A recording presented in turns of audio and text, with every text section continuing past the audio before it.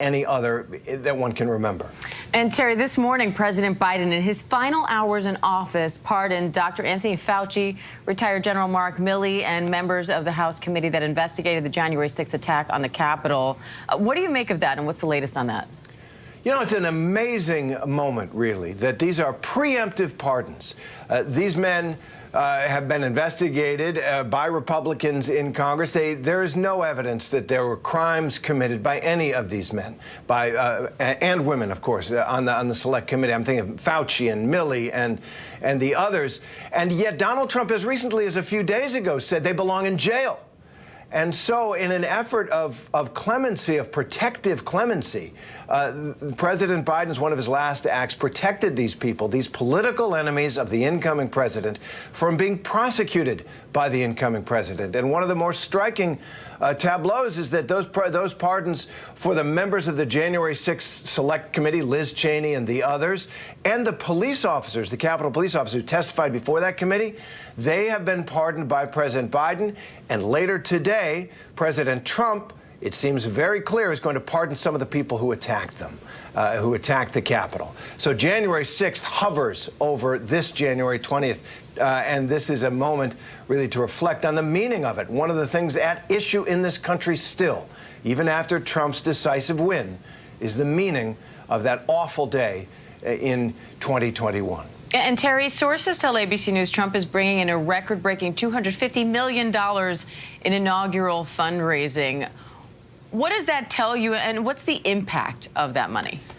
Well, some things never change, is what it tells me. Money and Washington have gone together since the beginning of the Republic. This is a way people purchase influence. Now, obviously, it's also a way for supporters to show their support and that they're happy and they want to help the president have a great party and a great inauguration. But don't kid yourselves, for goodness sake. You know, the checks that Mark Zuckerberg and others and Bill Gates are writing to this inaugural committee, yeah, they're writing them not because they supported Trump or because they're excited about the MAGA agenda. They wrote it for access.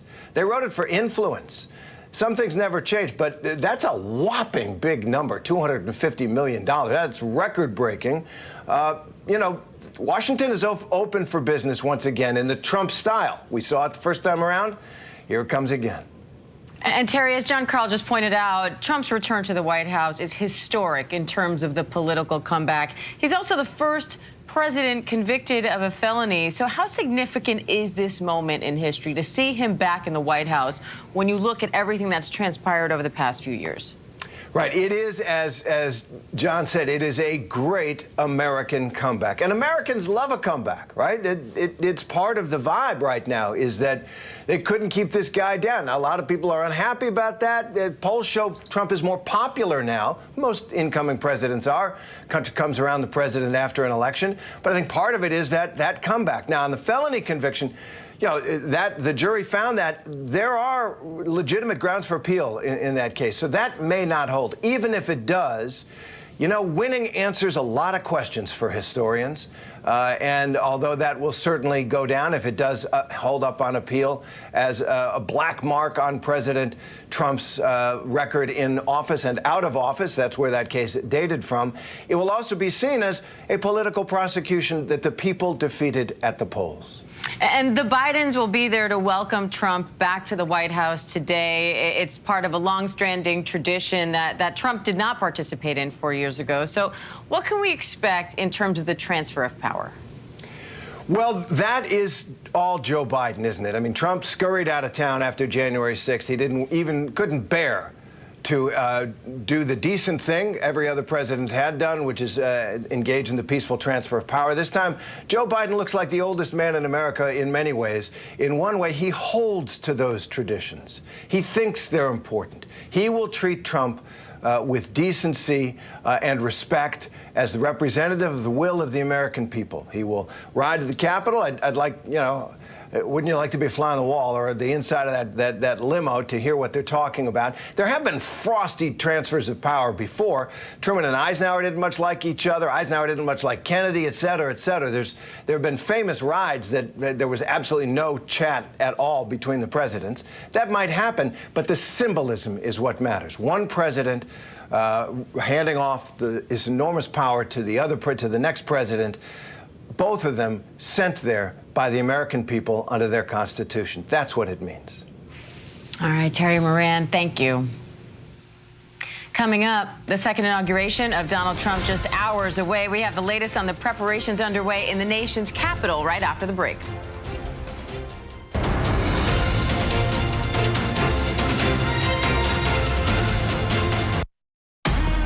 Your inner circle's been compromised.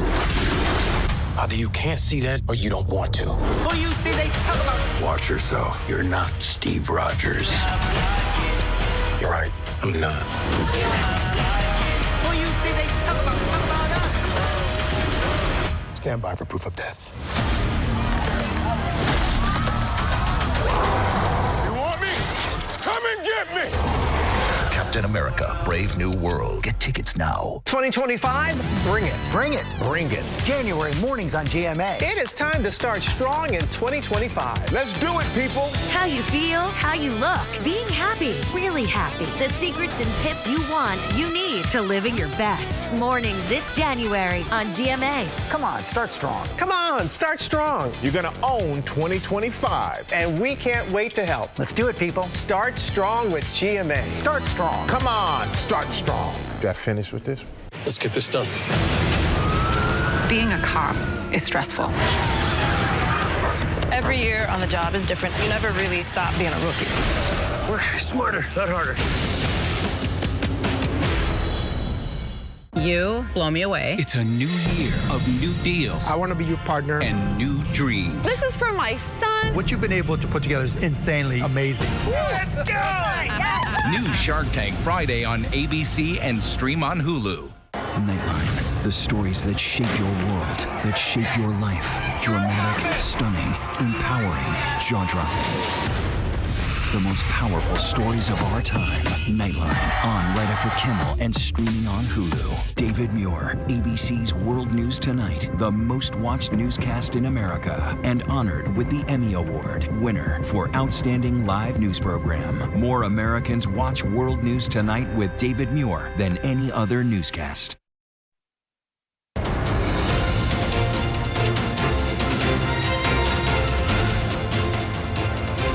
Welcome back to ABC News Live. First, we are taking a look at the nation's capital, where President-elect Trump is getting ready to be sworn in as our 47th president in just a few hours. And right now, more than half the country is under cold weather alerts. Wind chills could drop to 50 below zero in parts of the upper Midwest as the Northeast digs out from snow. And now parts of the South are bracing for the most snow in decades. While in Washington, D.C., those frigid temperatures are forcing President Trump's swearing-in ceremony inside. Chief Meteorologist Ginger Z has the latest on the forecast. Let's start with the chill and the historic storm coming to the Gulf Coast. So, of course, we got snow in the Northeast, which was helping to, dent the snow drought, because we've had quite a snow drought in New England. This is Waterbury, Connecticut. They had about a half foot. Baltimore, Maryland had 1 inch, which puts them at nearly 3 inches above average. We've had this whole flip-flop of season where southern states and southern locations have had more snow than the north. But this morning, plenty cold for almost every state to be making snow. And that's why we've got cold alerts from Arizona and New Mexico right across to Florida, back up to Washington State to Maine. So almost everybody has something alerting them, hey, this is below average by a lot. 30 below the feels like earlier this morning in Minneapolis, as 18 was the feels like in Austin. New Orleans only felt like 20. So when you take that cold air and you make a coastal storm, tonight into tomorrow, we're going to develop this thing in Houston starting at 6 a.m. They've already shut down schools, and rightfully so, because getting snow there, they haven't had 3 inches of snow in 65 years. So there's a potential we do that. And so it's going to be historic from there right through New Orleans and Baton Rouge, over to Mobile, and even in the Florida Panhandle. There will be some sleet mixing in that could cut down on totals. There's a bit that's going to go through coastal South Carolina, but something to keep an eye on for sure, because I-10, that's not going to be pretty.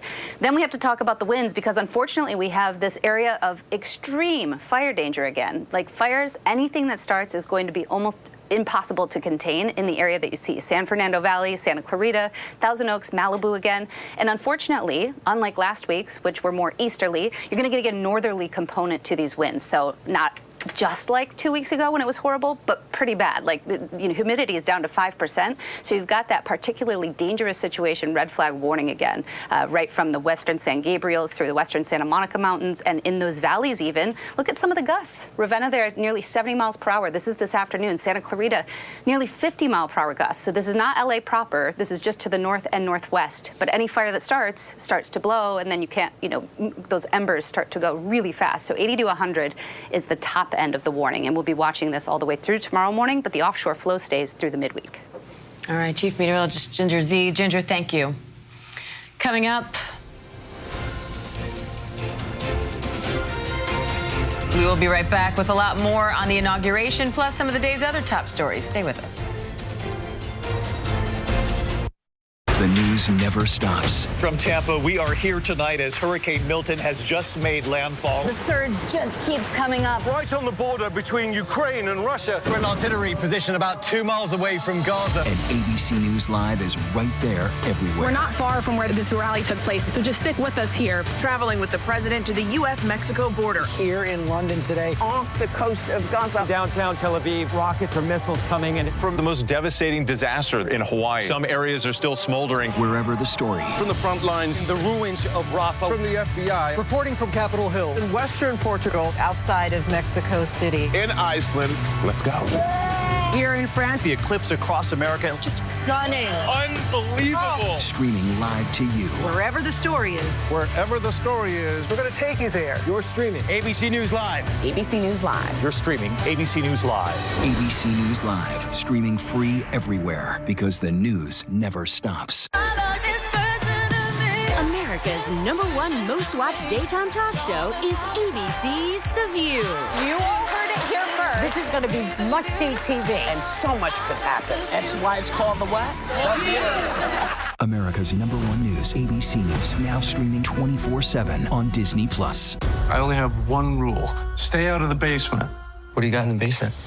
I can't talk about it quite yet. There's something down there that will destroy the world. We're talking about a monster, a real monster. You are in danger. Kids are disappearing.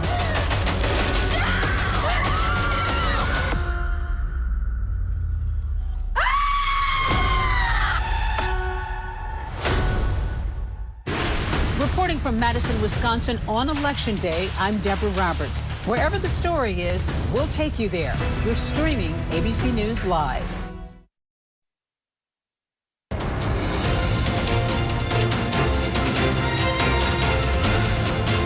Welcome back to ABC News Live. First, President-elect Trump is set to attend a service at St. John's Church in Lafayette Square as he prepares for his inauguration today. The president's services will be moving inside to the Capitol Rotunda due to that bitter cold.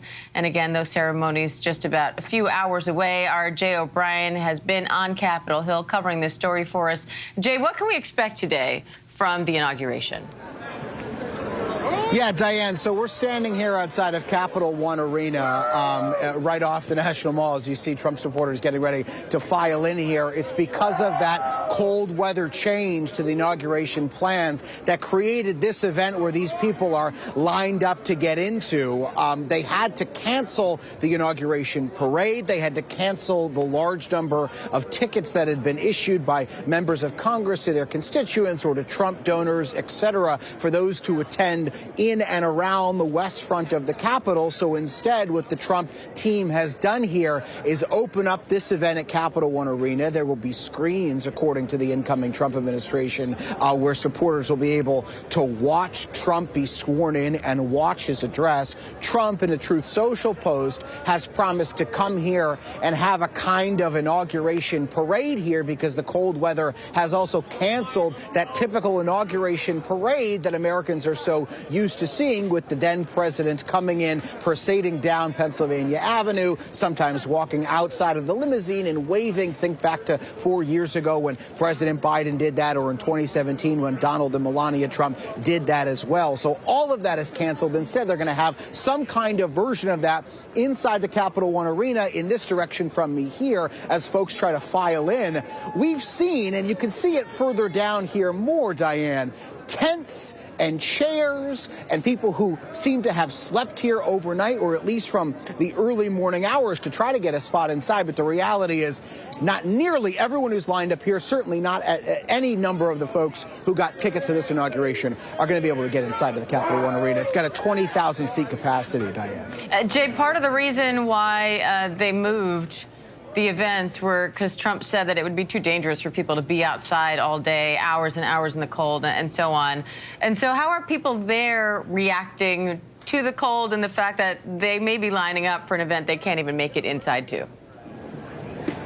Look, we've talked to folks here, and there is a disappointment that they couldn't be where they planned to be on the west front of the Capitol, et cetera, et cetera. Certainly, those who gave money to the campaign that I've talked to over the last few days or have been trying to get some kind of FaceTime at these inauguration events with Donald Trump certainly are feeling the bite of this cold weather rescheduling more and more and more. That, in addition to the supporters that I've talked to who came in from different parts of the country. I just talked to someone earlier today who came in all the way from Santa Monica, California to be here today. So obviously, this is an upheaval for them. It's a complete change of plans, but they're still here. They're still trying to get into the Capital One Arena. They're still trying to see what they can of this inauguration to witness this culmination of Donald Trump's comeback, Diane. And I want to bring in Washington Post associate editor and ABC News political contributor Mary Jordan. Mary, this is a day that is normally marked by tradition, but you say this inauguration is going to be very different. Why? Well, not only did it move indoors for the first time in decades, boy, the scramble going on in this town. I mean, people have been up for 24 hours because 200,000 people had tickets to watch this, and now moving it inside means only 20,000 people can see it. But really, what we saw this morning with Joe Biden issuing in the last seconds of his presidency these extraordinary pardons. I mean, this is going to go down in history. These aren't pardons for people that maybe a lot of Americans don't know. This is General Milley.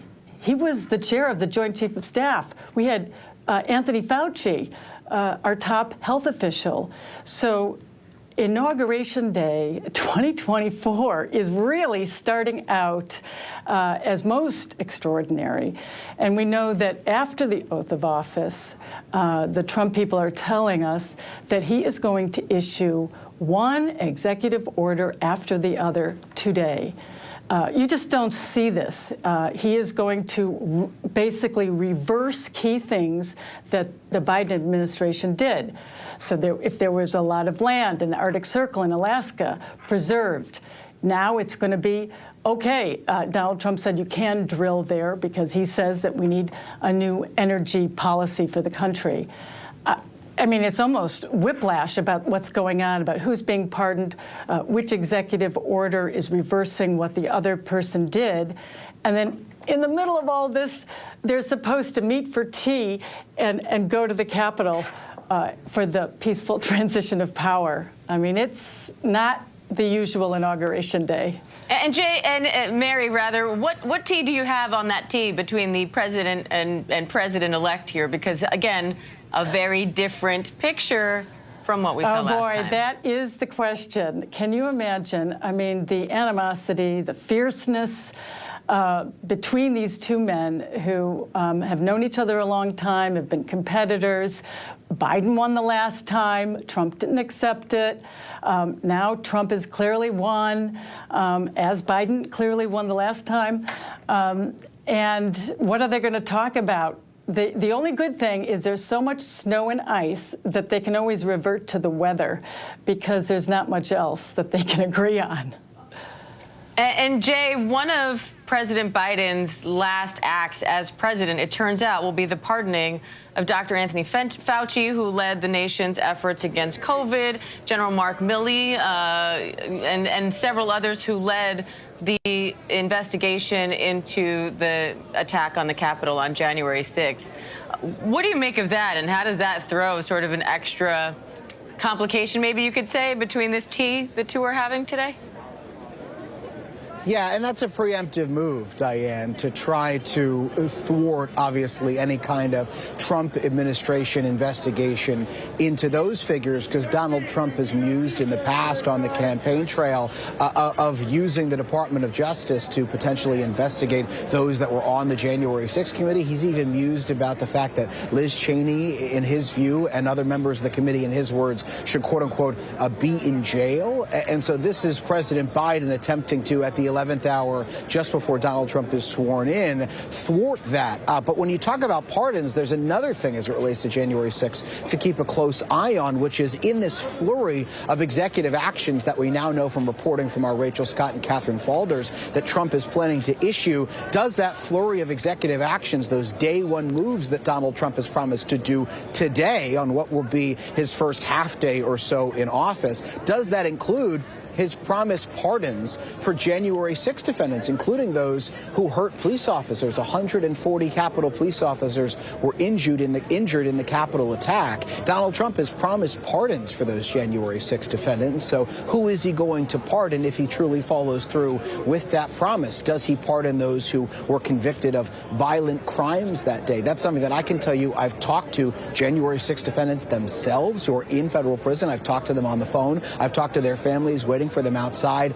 They are jubilant today. Some of them were even planning to go to the inauguration at the Capitol, some of those January 6 families, and even some ex-defendants who had gotten out of prison because they were so thrilled about these promised pardons of Donald Trump. So they're waiting for him to follow through with that long campaign promise, Diane. And just about 8:30 in the morning now on the East Coast, and we are covering these preparations underway for President Trump's inauguration set to take place in just a few hours. You can see the people lining up there behind Jay O'Brien trying to get in to the Capital One Arena, where some of the festivities will be moving indoors because of the cold weather. And I want to bring in Don Mihalik, ABC News contributor and former senior Secret Service agent, because, Don, this is also taking place amid a heightened threat level in general, plus after 2 assassination attempts against this very then presidential candidate and now soon to be president again. So how do you keep an event like this secure, and how much easier does that become now that the swearing in ceremony will be taking place inside the U.S. Capitol and not outside as originally planned? So, Diane, the Secret Service starts planning for the inauguration almost a year ahead of time because it's a designated national special security event. Under that planning process, they work with all their stakeholder partners, the FBI, Metropolitan Police, Capitol Police, to plan this event. Of course, we've had inaugurations before, so this isn't the first time that an inauguration has been planned and secured by the Secret Service. As they're looking at their plans for the inauguration, they look at threat intelligence.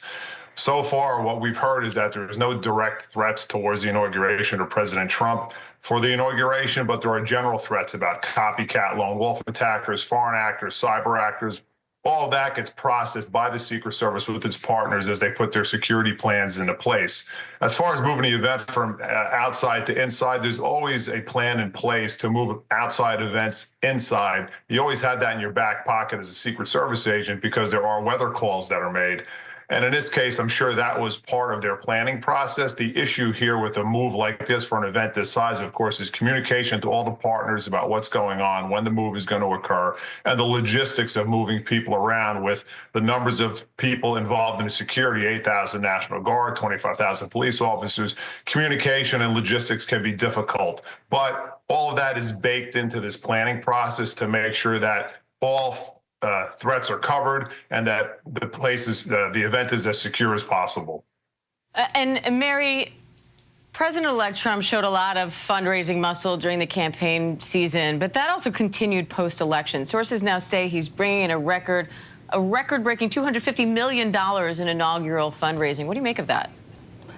Well, a lot of people are looking at that, and he has said that he's not going to spend all that money and that some of it might go to his future presidential library and museum. But the fact is that because so many very, very wealthy people and powerful people, the heads and the owners of some of the biggest companies in America have given money. People are kind of looking at that and saying, well, what do they want for that $1 million that they just gave Donald Trump? There's been a lot all weekend, the CEOs of corporations have been meeting one-on-one or two-on-one with Donald Trump. Of course, Elon Musk has given a massive amount of money to the campaign, and he's here in Washington now. You're going to see more wealthy, well-known, powerful people at an inauguration than certainly I've ever seen in decades here. There's a lot of money rolling around, and I think people just want to know, why are they giving all this money, and are they going to expect something in return? And Jay, as Mary points out, many of those CEOs are expected to be in attendance today. What are you hearing about the guest list? Hold on, Diane. So we're just getting a sense of where folks are from. And actually, forgive me for interrupting you, but you said you were from Michigan. Michigan. Right? Your family name? Anderson. This is the Anderson family from Michigan. Who's from California? There was a California person. California. And who said Chicago? There was a Chicago person. Chicago. So... Go, Donald Trump! Disappointed that you can't get in even despite the cold. Oh, we're getting it. Or disappointed that you can't be on the west front of the Capitol, rather, and see him outside. Yes. Yeah. But still, you'll get into Capitol One. We don't want to take you away from line. Thank you very much, guys. Thank you very much. Nice meeting you. So as you can tell, as we said, people coming in from across the country, the cold weather did not turn them away. I bungled the phraseology of that question, but there was a little bit of disappointment that they couldn't be on the west front of the Capitol or in the National Mall, as some had planned to watch Donald Trump in person in that swearing in that venue, as is typical. You haven't had this kind of a cold weather cancellation of certain ceremonies, if you will, save from 1985 when Ronald Reagan was sworn in for his second term.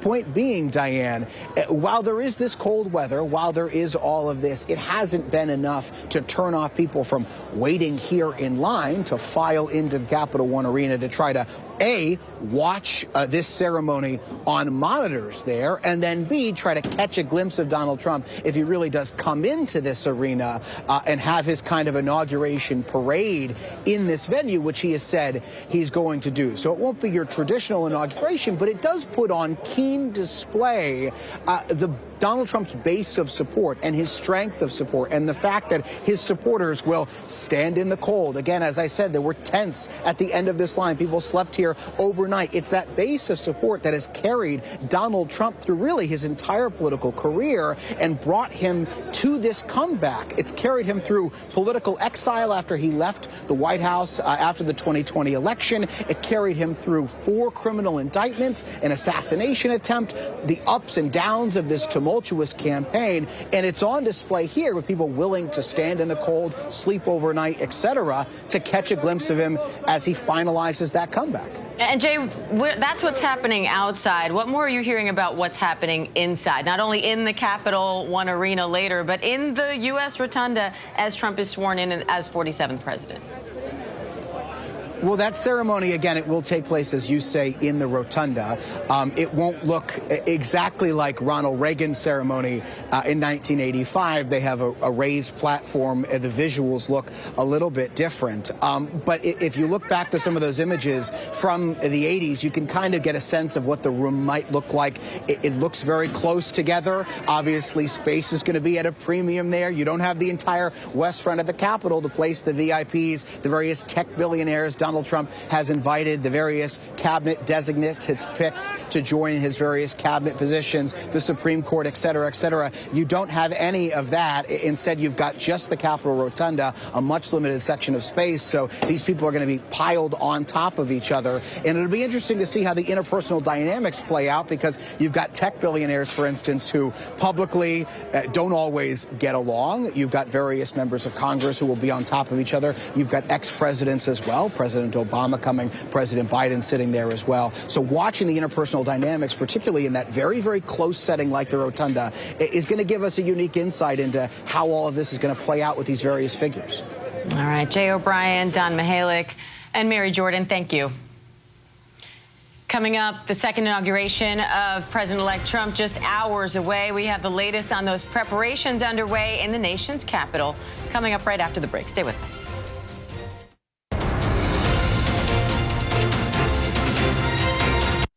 I'm under Riley was a mother, wife, speaker at her church. Everybody loved her. She got diagnosed with cancer. I heard the words, "You have stage 3 blood cancer." When Amanda told me she had cancer, I was so devastated. A beloved young Christian woman fighting a battle undeserved. We gave our hearts, our prayers. We thought she was God's gift, but she was a liar. Why would somebody fake cancer? Thousands of people threw money at her. The community raised $100,000. What surprised me is the lengths that she went to fake the cancer. There's all these pictures of her in the hospital with IVs, tubing. She was accused of faking cancer. She hurt tons of people. It was only a matter of time until Amanda's whole world came tumbling down. Oh my God! I was like, ha, you're lying and you're getting caught. This is over. But it wasn't, not even close.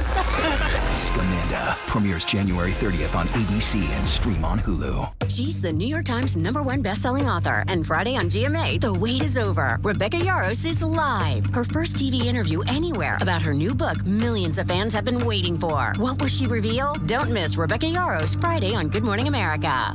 Tonight, the inauguration of the 47th President of the United States. Full coverage from the nation's capital. Plus, the LA winds and millions facing dangerous cold. World News Tonight with David Muir is America's most watched newscast. Attention teachers, no child is to be sent to the principal's office today. Kids, if you want to do prom, now's the time. Happy first day in school. Yes. Weren't there like 4 more of these? Yeah, we were robbed. Hey, buy 3, get 1 free. I'ma call your mother on you. Bring the rest back here, boy.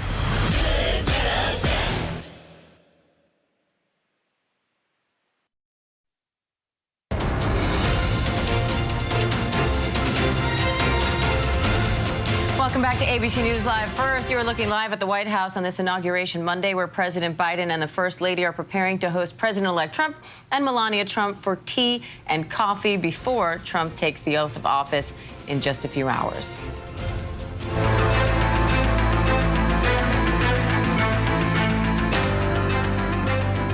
A ceasefire deal is holding this morning with the first Israeli hostages and Palestinian prisoners freed.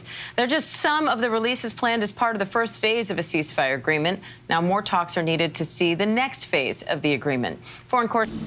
Hey, good morning, George. Yeah, Donald Trump and his family, they are leaving Blair House. They're on their way to St. John's for that traditional church service. They'll then be returning to Blair House, and Biden will be hosting Trump for that traditional tea ceremony. That is, of course, something that Biden himself was not afforded 4 years ago. But President Biden wants to make very clear that this is going to be a peaceful transfer of power. Now, we also saw several of Donald Trump's family members leave Blair House and motorcade over to that church service. Blair House, it is a tradition for the incoming president to stay at, was considered the president's guest house the night before inauguration. This is a tradition that Donald Trump also followed 8 years ago. So staying with him at Blair House, we saw several of his children, including Eric Trump, Don Jr., Ivanka, and Jared, as well as Tiffany Trump. Ivanka and Jared, they had played very key roles in the first administration as advisors to Donald Trump. But for this administration, they're not expected. Inauguration Day celebrations and ceremonies. We know he's been staying at Blair House overnight, the presidential guest house on Pennsylvania Avenue. Now he's preparing to go to St. John's Church for the traditional church service. I want to go to our senior White House correspondent, Selena Wang. Good morning, Selena. Hey, good morning, George. Yeah, Donald Trump and his family, they are leaving Blair House. They're on their way to St. John's for that traditional church service. They'll then be returning to Blair House, and Biden will be hosting Trump for that traditional tea ceremony. That is, of course, something that Biden himself was not afforded 4 years ago. But President Biden wants to make very clear that this is going to be a peaceful transfer of power. Now, we also saw several of Donald Trump's family members leave Blair House and motorcade over to that church service. Blair House, it is a tradition for the incoming president to stay at, was considered the president's guest house the night before inauguration. This is a tradition that Donald Trump also followed 8 years years ago. So staying with him at Blair House, we saw several of his children, including Eric Trump, Don Jr., Ivanka, and Jared, as well as Tiffany Trump. Ivanka and Jared, they had played very key roles in the first administration as advisors to Donald Trump. But for this administration, they're not expected to play official roles. They've said that they want to focus on their families and want to step away from politics, George. Selena Wang, thanks very much. The president now has pulled up. President-elect has pulled up to St. John's Church. Elizabeth Schulze is there. He's going to be greeting Reverend Robert Fisher. Elizabeth. He will, George, and this is a tradition to attend services here before inauguration. The Reverend Robert Fisher says the service is expected to be short, but a moment to pause and reflect, a time of quiet before the rest of the day goes on, before the ceremonies of the rest of the inauguration. We are told that the message today, George, will be explicitly, you can see now right behind me, George, the president exiting the motorcade with the First Lady just behind me here. That's at St. George's Church. He's going to be walking up and greeting the pastor. Some protest there in the background, Elizabeth? No protests. Some reporters trying to yell at the president. He's not responding to that. Walking forward, blocked a bit by our view here, but he's just greeted walking inside walk in with his family inside. Echoes of 2016 when the president also had his first ceremony there. We're going to be covering this all morning long, all day long here on ABC, these inaugural festivities, the ceremonies, and the executive actions expected from President-elect Trump. Stay with us. This has been a special report from ABC News. Marshall's buyers have a very particular set of skills. They can hunt down the latest trends. Double denim is back. So chic. And take quality very, very seriously. Ceramic. They're highly trained deal-making professionals who travel far and wide to hustle the best of the best for you. We get the deals. You get the good stuff. Marshall's. He's still not picking up. When's the last time this kid breaks curfew? Looking for my son. He's a teenager. Floppy hair, skinny kid. Nah, sorry. Excuse me. Hi. I'm looking for a teenage boy. Like underage? Yes. 15. Slim build. Out of the car, sicko! Isn't this your dad? Family proof your family. With Life 360. Y'all see this? Patrick Mahomes is saying goodbye. People was tripping. Where are you going? He was actually saying goodbye to his old phone. I'm switching to the amazing new iPhone 16 for T-Mobile. It's the first iPhone built for Apple Intelligence. That's like peanut butter on jelly on gold. At T-Mobile, get iPhone 16 on us. Plus, families can switch and save 20% on plans plus streaming versus the other big guys. What a deal. Y'all giving it away too fast. T-Mobile, slow down. Da-da-da-da-da. Welcome to the Credit Karmaverse, a place where financial progress can happen at the speed of delight.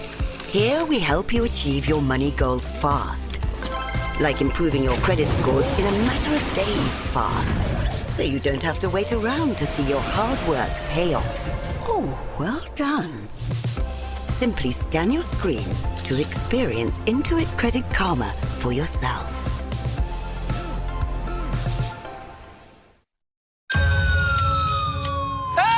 Mr. Campbell, I remembered I left something in the bathroom. Deuces. Parker out. There we go again. Swinging through the city so fast you can barely. Gotcha.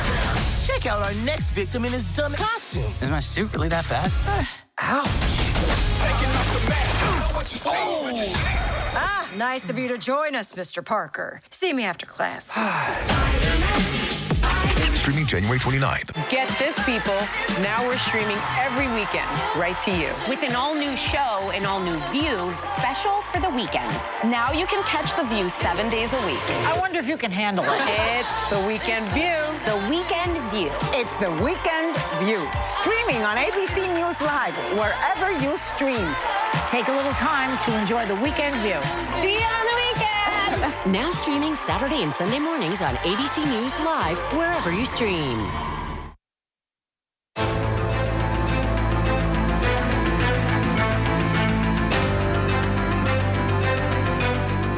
Welcome back to ABC News Live. First, a ceasefire deal is holding this morning with the first Israeli hostages and Palestinian prisoners freed. They are just some of the releases planned as part of the first phase of the ceasefire agreement. Now more talks are needed to set the next phase. Chief Foreign Correspondent Ian Pannell is in Israel with the latest. Overwhelming relief and emotional reunions in Israel as the first 3 hostages are released as part of the US-backed ceasefire deal. And emotional celebrations among Palestinians in the West Bank overnight as the first group of prisoners is released. Our Tom Sufi Burridge is there. Well, you can feel the sense of euphoria here as these first Palestinian detainees, women and young men, are welcomed back like heroes into the West Bank. And Israeli tanks pull back and the guns fall silent, this is what they leave behind. Shocking images this morning of a wasteland of dust and debris. Entire communities, lives gone. Over 46,000 died here, according to the Hamas Health Ministry. The reconstruction will take years. The 15-month war began after Hamas massacred 1,200 in Israel and kidnapped 250. It was from this devastation that the hostages emerged. After more than a year in captivity, Emily Damari, Romy Gunen and Doron Steinbrecher handed from Hamas militants to the Red Cross. Then this, the women safely back in Israeli hands. And within a few hours, 471 days since they were kidnapped, back in the arms of their loved ones. This, the start of a 3-part ceasefire and hostage release deal. The first phase expected to see the return of nearly 2,000 Palestinian prisoners and the gradual release of 33 hostages over the next 6 weeks. Not all of them are alive. A reminder that this is just the very beginning of a difficult and fragile peace process. There are many things that could still go wrong. One of the many striking things about the images we've seen is the mass men of Hamas back on the streets, still in charge of Gaza. And that's a huge problem for Israel and a huge problem for the incoming Trump administration. Chief Foreign Correspondent Ian Pannell, thank you. And President-elect Trump is promising to delay the federal ban on TikTok with an executive order. The app shut itself down in the U.S. this weekend, but hours later it flipped back on with a message crediting the president-elect. Now Trump says he will keep TikTok available, but his options to do that are limited. ABC's Elizabeth Schulze has those details. Y'all, are we back? Are we back? She's back! After giving its 170 million U.S. users a taste of life without TikTok, the app is back up and running for now. Now that TikTok is back, I'll be the first to admit we looked a little crazy crashing out like that, guys. The 14-hour shutdown ended midday Sunday. I am so thankful TikTok is saved. Users celebrating with the hashtag TikTok is back. We're back. TikTok turned itself back on after President-elect Trump promised he would sign an executive order delaying a nationwide ban. That ban is part of a federal law passed with bipartisan support by Congress and upheld by the Supreme Court. It forces TikTok to cut ties with its Chinese owner ByteDance because of national security concerns. And as of today, TikTok is back. The law is still in effect, but Trump says his administration won't immediately enforce it. Trump also suggesting the U.S. should own a 50% stake in TikTok, without offering details about how that would work. TikTok welcomed back users with the message, as a result of President Trump's efforts, TikTok is back in the U.S. Now, as of this morning, TikTok still isn't available on Apple or Google's app stores, which means you can't download it or do software updates. And other apps owned by ByteDance, like the popular video editing app CapCut, also are not available. Diane. All right, Elizabeth Schulze, thank you. Coming up, the second inauguration of Donald Trump is just hours away. We have the latest on the preparation underway in the nation's capital right after the break.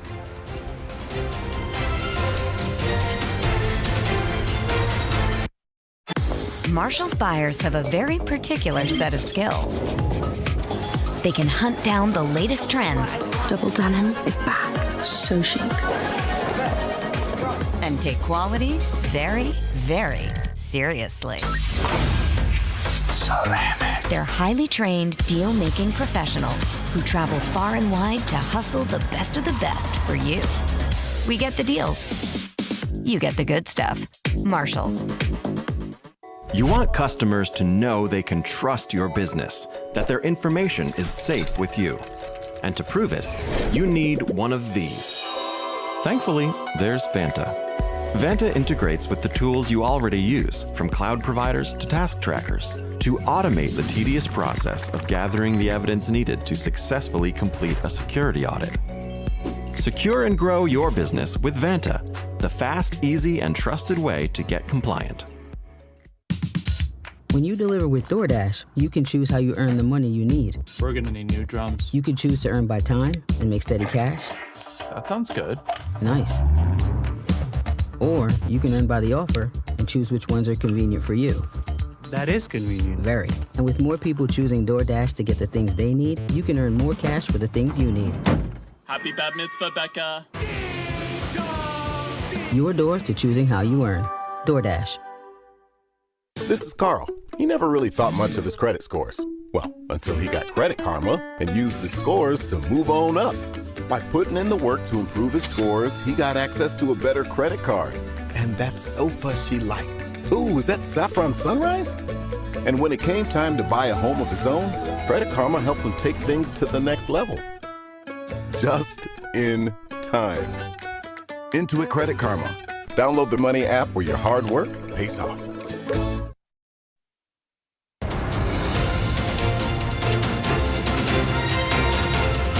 Welcome back to ABC News Live. First, President-elect Trump and Melania Trump have arrived for a church service at St. John's in Washington, a tradition for presidential inaugurations. Trump is set to take the oath of office in just a few hours, and his inauguration caps off the greatest political comeback in American history.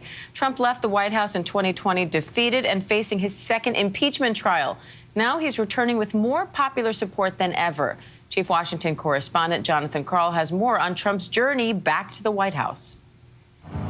Over the weekend, President-elect Donald Trump returned to Washington feeling vindicated and triumphant. We won! We won! 4 years after he left the White House, defeated and considered a pariah by many for his refusal to acknowledge that defeat, Trump has vanquished his political enemies. Celebrating his inauguration weekend with a fireworks celebration, a visit to Arlington National Cemetery, and a big rally with his supporters. It's fun to stay at the YMCA. He even appeared alongside the band The Village People for a performance of their hit YMCA, a staple at Trump campaign rallies.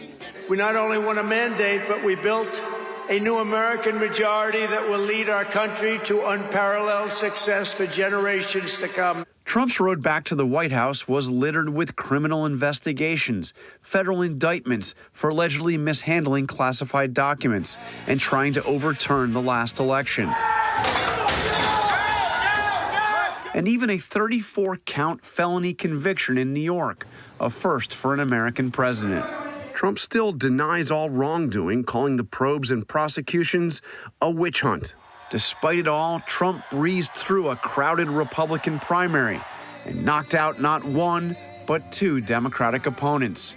First, Joe Biden, after a devastating debate, and then Kamala Harris. Along the way, Trump narrowly escaped an attempt on his life at a rally over the summer in Butler, Pennsylvania. Rising to his feet, bloodied, and shouting, "Fight, fight, fight," an image that came to define his campaign. Another would-be assassin just 9 weeks later, spotted and stopped by the Secret Service just hundreds of feet from Trump. One big question as Donald Trump moves back into the White House is how much time he will devote to settling old scores.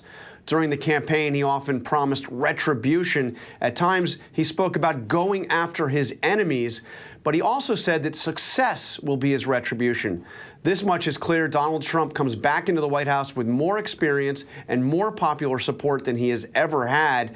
As far as the possibility of retribution in the form of political prosecutions, one of his final acts as president, and one of his final acts, President Biden has issued preemptive pardons for some of those who had been threatened by Trump during the campaign, including Dr. Anthony Fauci, General Mark Milley, who served as chairman of the Joint Chiefs of Staff under Trump, and also members of the January 6th committee. So those preemptive pardons, it would seem, would make it impossible for President Trump to initiate any kind of criminal prosecution, at least of those individuals. Diane? All right, Chief Washington correspondent Jonathan Karl. John, thank you. And thank you for watching. I'm Diane Macedo. The news never stops, and neither do we. You can find ABC News Live anywhere you stream live news, on the ABC News app or on abcnews.com. Special coverage of Donald Trump's second inauguration continues right after the break with David Muir. Stay with us.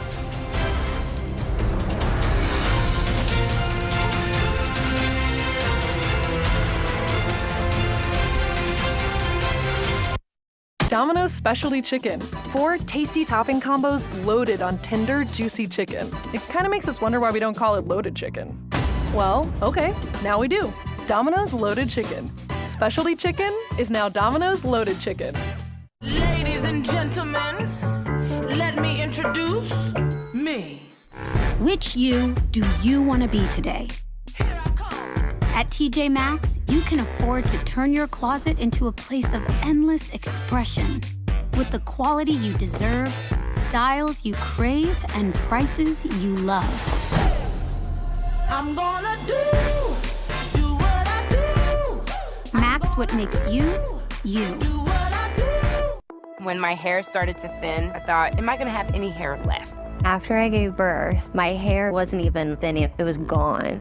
When I spoke to my dermatologist, he immediately pointed me in the direction of Nutrafol. It's 100% drug-free and clinically tested. Within 3 months, my hair was fuller. It's longer, it's so much thicker. I had more scalp coverage. It was so nice to be noticed for my hair after hiding it for so many years. Start your hair growth journey at Nutrafol.com. Did you know GoodRx can help you get a better price on your family's prescriptions? I just open the app, type in the name of our meds, that's it. Savings on my asthma medication. All right, round 2, baby, round 2. Oh, yeah! Savings on my husband's blood pressure refills. And savings on my daughter's allergy pills. Prescription savings for the whole family. Have a good one. Another good reason to check GoodRx. Amanda Riley was a mother, wife. She got diagnosed with cancer. There's all these pictures of her in the hospital with IVs, tubing. But she was a liar. Why would somebody fake cancer? Scamanda premieres January 30th on ABC. Inauguration of President-elect Donald Trump. America and the world about to witness the peaceful transfer of power as Donald Trump, the 45th and soon the 47th President of the United States, returns to the White House.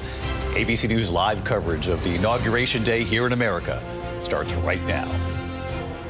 Today, history will be made. Together we're going to unlock America's glorious destiny. We're going to achieve the most incredible future. This is an ABC News special event.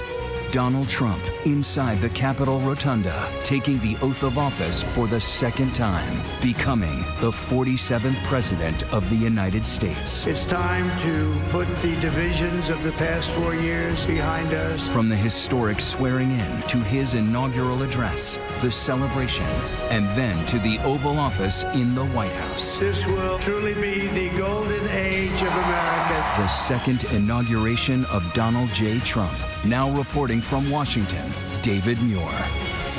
Good morning, everyone, from Washington, and thank you for joining us on this historic day here in America, the inauguration of President-elect Donald Trump, the 47th President of the United States. ABC News, of course, will have live coverage all day here. History in the making, the peaceful transfer of power, of course, a cornerstone of our democracy.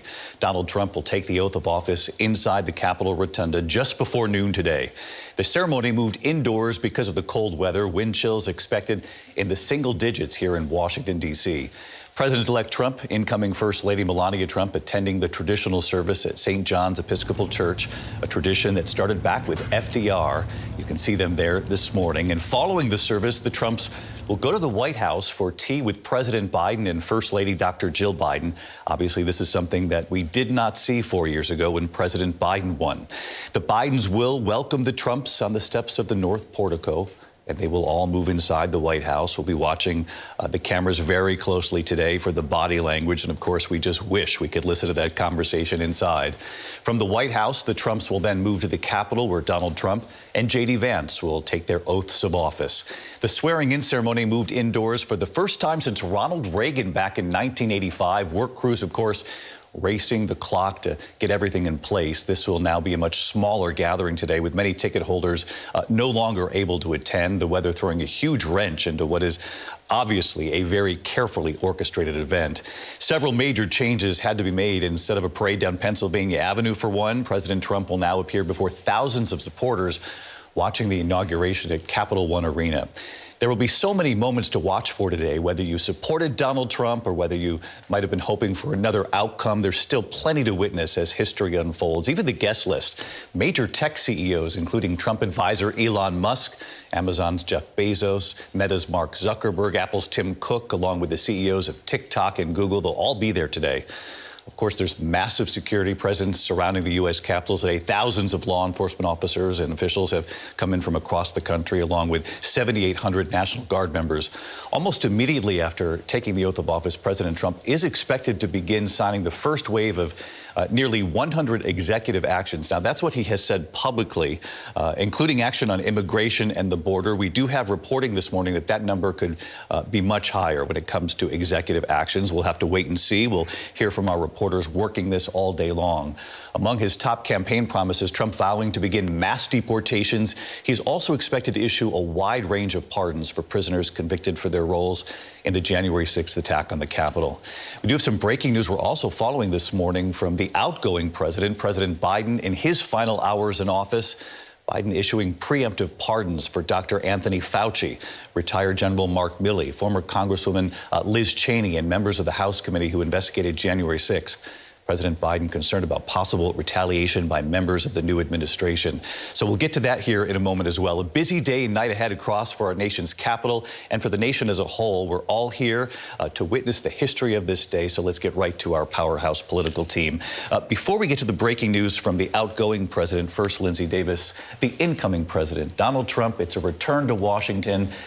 Trump 2.0, Yes. a bit of a do-over for Donald Trump. It is really the second act removed by a number of years. But what is really interesting is the rarity of how uncommon it is for this day to coincide with Martin Luther King Day, right? This is something that we've only seen. This is the third time we've seen it. We won't see it again until 2053. Many will remember that it was 2013 during Obama's second inauguration when it actually occurred the last time. And on that day, he actually used the Bible that was provided to him by the King family to actually put his hand on while he was sworn in. And what's interesting, David, is I had a chance to talk with Harry Dunn. You were talking about some of those who received the presumptive pardons today. And he said, it's not lost on me that this is taking place on MLK Day. The rotunda built by the enslaved, and this time 4 years ago in the rotunda where Trump supporters attempted to overthrow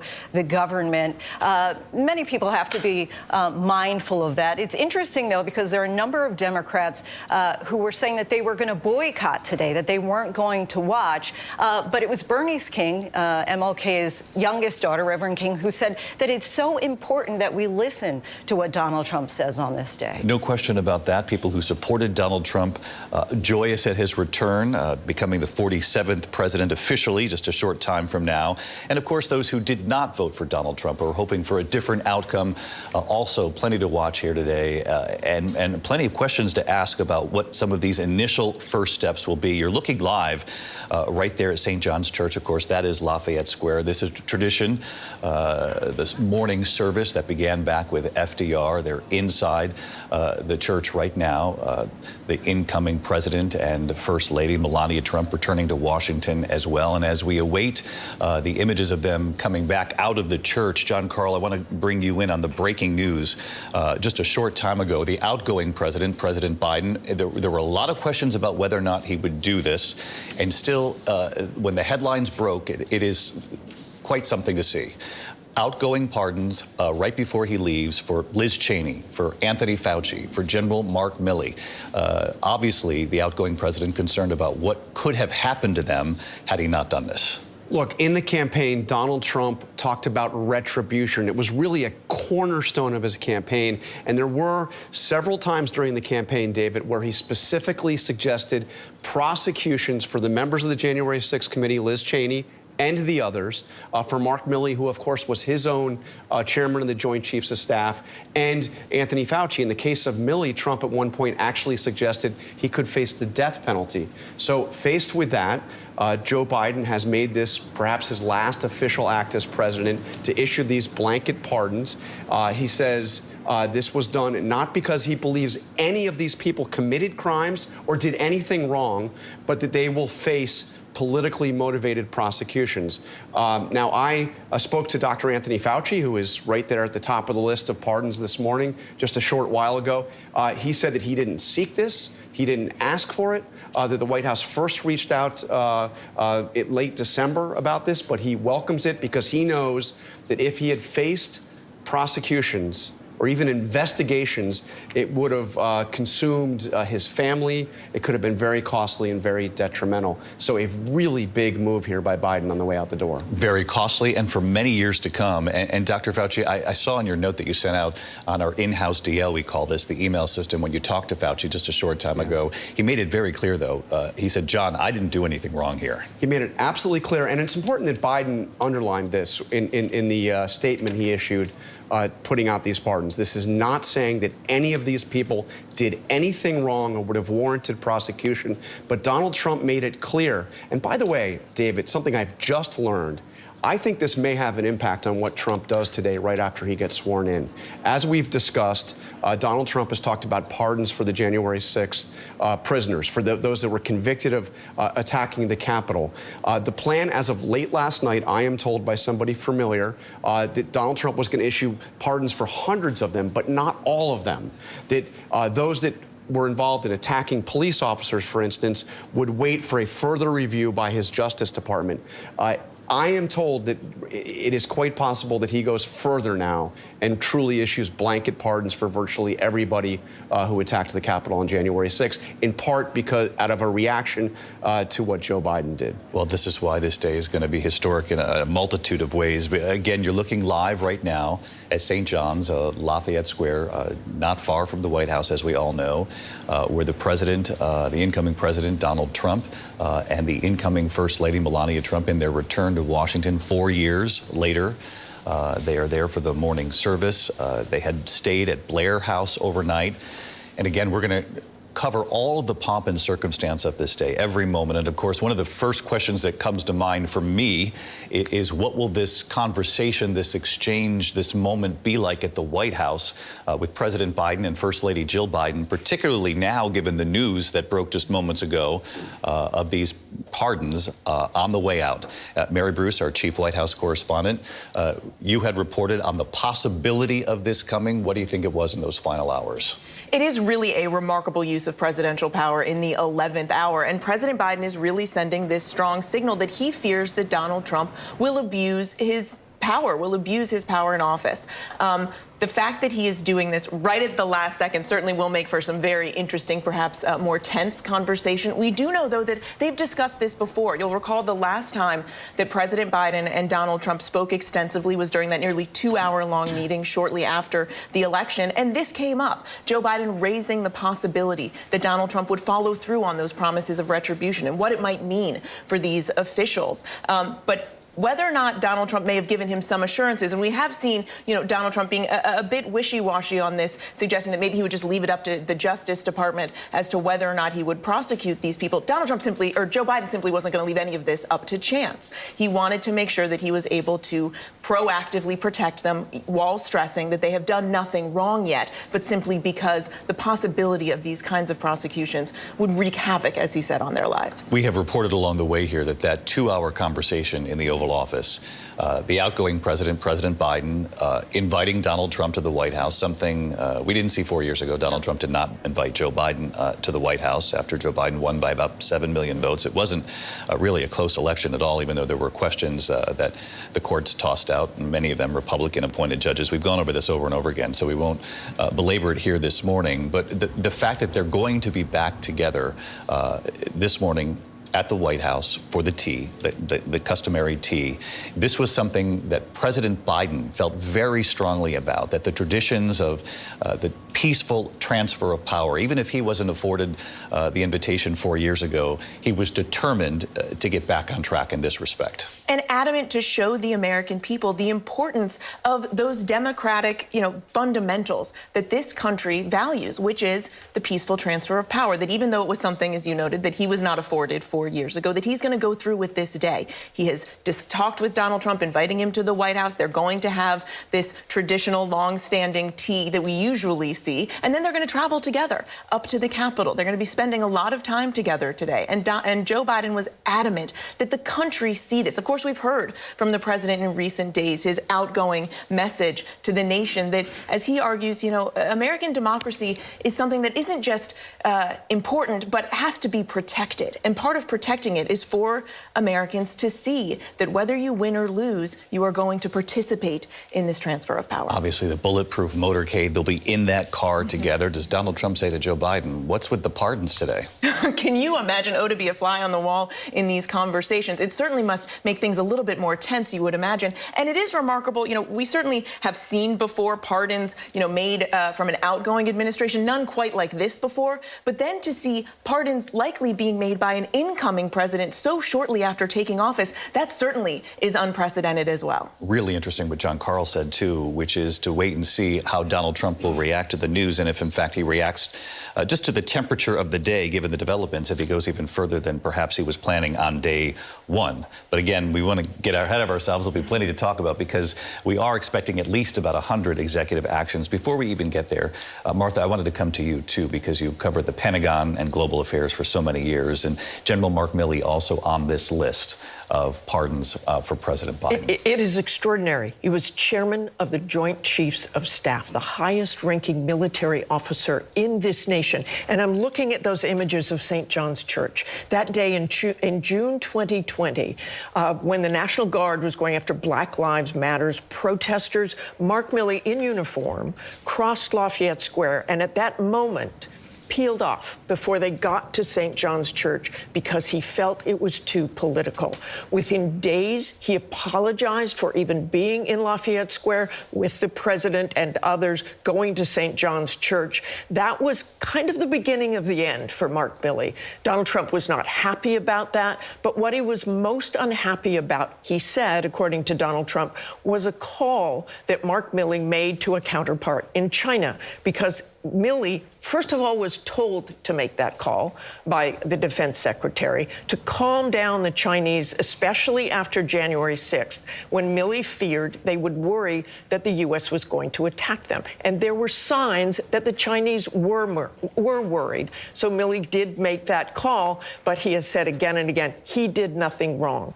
I have spoken to Milley over the last few months about the possibility of a pardon, given, as John pointed out, what Donald Trump has said about Mark Milley. He's called him a moron. He's called him every name in the book. And I asked Milley then, would you accept a pardon? And he paused, and he said, I would really have to think about it. I have done absolutely nothing wrong. He feared he might be arrested today. But he said, I have done absolutely nothing wrong, but my concern is for my family. I've spent 43 years in uniform serving this country. I don't want to spend the rest of my years or have my family spend the rest of their years trying to fight something I absolutely didn't do. And Donald Trump could indeed have pulled him back to active duty to face court-martial on who knows what kind of charges, but they can actually legally do that in the Pentagon, pull someone back to face trial. I also know, David, there are military officers, retired military officers, whose lawyers have told them to go on vacation for a few days to see what happens with the Trump administration. I see Dan Abrams up live with us. And Dan, I did want to ask you, you heard Martha there say that General Milley, when she talked to him, that he said to her, I'm not sure I would accept one. But help us along here. There's not much really when it comes to accepting here. Once the pardon is given by the president, it simply exists now, does it not? There was a 1915 Supreme Court case about someone who didn't want a pardon. They were trying to force him basically to testify by giving him a pardon. He rejected it. and the U.S. Supreme Court determined that you can reject a pardon. Now, why would any of these people potentially reject a pardon? Well, the reason would be that there is this implication that you're accepting responsibility, that you're guilty. And there is a suggestion of that in this same Supreme Court case from 1915. But when it comes to people who are innocent, there is a lot of ambiguity about whether accepting a pardon means you're also accepting guilt. I think there's been this false understanding out there in the public that the minute you accept a pardon, no matter what it's for, you're accepting responsibility and admitting that you're guilty. That is not necessarily the case when it comes to people who are claiming they were innocent or who are determined to have actually been innocent. It's an open question in the courts. Dan Abrams with us all day long here. We just saw an extraordinary scene there at the White House. This is that moment every 4 years, with the exception of 4 years ago, when the current president and first lady and current vice president, and in this case, second gentleman, gather at the White House to then prepare to welcome the incoming administration. You see Vice President Kamala Harris arriving here just moments ago, second gentleman Doug Emhoff, and of course, we heard President Biden say in his farewell address to the nation just a couple of days ago that Vice President Kamala Harris and her husband have become like family to us. She had that 107-day campaign amid significant pressure from within the Democratic Party for President Joe Biden to step aside in the race after that first performance in that debate. Many Democratic leaders inside the party simply believed that he would not be able to recover from that, given where the polling numbers were. Many in the party believe that the election perhaps could have been far worse than how close it was in the end. 48 to 49% in the popular vote. Ended up being quite a close election, at least when it comes to the popular vote. Certainly a significant electoral college win for Donald Trump. But that is an extraordinary moment to see them come together. They were also together at the Carter funeral, Jimmy Carter's funeral last week, and everyone watching the body language as not only the Bidens and Vice President Kamala Harris and Doug Emhoff arrive there in the church, but as all of the former presidents and first ladies gather in the church. There you see stills from this morning inside the church there. That is St. John's, of course, not far from Blair House, where the Trump family stayed again this time. They stayed there 8 years ago. There's the incoming Vice President J.D. Vance and his wife. He'll be taking the oath of office here later this morning.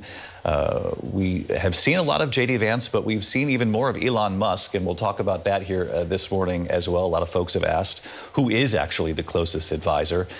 Is it J.D. Vance or is it Mr. Musk? In fact, we've seen often Musk with his son, though he has several children, but with his son with the Trumps in recent weeks at Mar-a-Lago, and of course here in Washington as well. Terry Moran, that is really extraordinary to see. The President Biden and Vice President Kamala Harris. And you have to imagine there might have been some tense weeks there when she was the top of the ticket. But remember that phone call he made within hours of her going public with this, in the middle of her first sort of talk to the voters. He was on speakerphone saying, "I've got your back.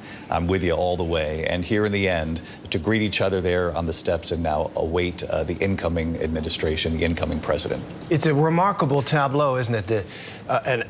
Two president, vice president, both of them had run for office, and there was tension in those days, those weeks, apparently. Kamala Harris really, in many ways, turned her back on Joe Biden. She didn't run on the Biden record as much. It was hard to say in sometimes what she ran on, but in that picture there, the president and the vice president together again, doing the right thing, engaging in the peaceful transfer of power there, ready to greet President Trump, President-elect Trump, in a way that obviously, as you said, hadn't been done 4 years ago. You know, they tried to keep it together and fell just short, the Democratic ticket there. I don't think we've ever seen a tableau like that on an inauguration day. And looks like bygones are bygones now. Our live cameras trained on St. John's. You're not going to miss a moment here. The moment that the Trumps emerge from the church, we'll bring that to you. In fact, here it is right here. The incoming president, he will be the 47th president, as you know, after having been the 45th. There is the First Lady, Melania Trump, soon to be First Lady again, emerging from that church. They stayed at Blair House, I mentioned a moment ago, and that's where they stayed 8 years ago, though there were questions right up until the 11th hour about whether or not they would stay there. Donald Trump's body man went and saw it ahead of time and said, you know, Mr. Trump, it's small. It's small. He knows what Donald Trump looks for wherever he stays, and Donald Trump most comfortable staying in his own bedrooms, if you will, at his own properties. And I believe in the end it was Ivanka Trump who brought sheets from the Trump International Hotel here in Washington over to Blair House. Mary Jordan with us from the Washington Post executive editor, also an ABC News contributor. Mary, you remember when he wasn't quite sure if Blair House was going to do it for him, but he ended up doing it anyway. The Secret Service had to convince him to stay at Blair House. You know, where you know, I mean, Churchill, the Queen of England, it was good enough for so many leaders. And he's like, well, I have the Trump Hotel. I like my own bed. And so, you know, Ivanka got some things from the other hotel, including the sheets, brought them over. But he didn't sleep that night, I was told. He was up all night. He was walking around. He was like, there's so many grandkids here. And, you know, I have so many houses, you know, but under one roof, right? I mean, he has Mar-a-Lago, Bedminster, the Trump Tower, and now the White House. So normally the Trump family doesn't bed in overnight. They were all last night in Blair House, as they were in 2017, and Donald said there was too much commotion, too much going on. So we'll see if he looks a bit more rested this time. If he got any sleep at Blair House this time, if he let the grandchildren, as many of the grandchildren maybe come to Blair House. But again, he did decide to return, as is tradition. Blair House, of course, is kept up by the Department of State that for, as Mary mentioned, visitors to this country, other heads of state, members of other governments. We did just see moments ago the incoming president and the incoming First Lady, Donald Trump, Melania Trump, leaving St. John's there after the morning service. We also know over at the White House moments ago, President Biden and the First Lady greeting Kamala Harris and Doug Emhoff. Here's the moment again, a short time ago, the Trump family emerging from the church. And what this must be like for them, John Carl, to be back 8 years later, returning to that church, having spent the night at Blair House, and having left amid so many questions and amid those poll numbers that were so low after January 6th, the country truly divided. It still is, but divided, and the world had watched that play out. And now to return 8 years later, and he's calling the shots. He's doing the inviting. It's quite a remarkable course of events over the last 4 years. You know, Donald Trump has never been in a stronger position than he is right now. His approval rating among the American people is higher than it ever was during his presidency, higher than when he took the oath of office 8 years ago. And we've talked about it as this greatest comeback in the history of American politics. I mean, you have to consider not just because he lost 4 years ago, but because he didn't accept that loss. He faced an impeachment for how he tried to stop that loss from being certified by the Congress. He then faced federal prosecutions, local prosecutions in Georgia and New York. And through it all, he comes and he wins a victory bigger than his victory 8 years ago. He wins a victory where he won every single battleground state. And the popular vote, John. And he won the popular vote, which is something no Republican presidential candidate has done in a generation. It's not since George W. Bush's reelection in 2004. And there he is at Blair House. And one other point about Blair House, David. He stayed there last time, as you mentioned, the day before the inauguration. There was an incident. It was never reported on at the time because it's highly shrouded in secrecy. But while he was at Blair House, before he was sworn in, he was taken out the back door. There's a courtyard back there. And he was taken to meet what they call the Mill Aid. And there are actually a half dozen of them. But these are the military aides that carry the nuclear football wherever a president goes.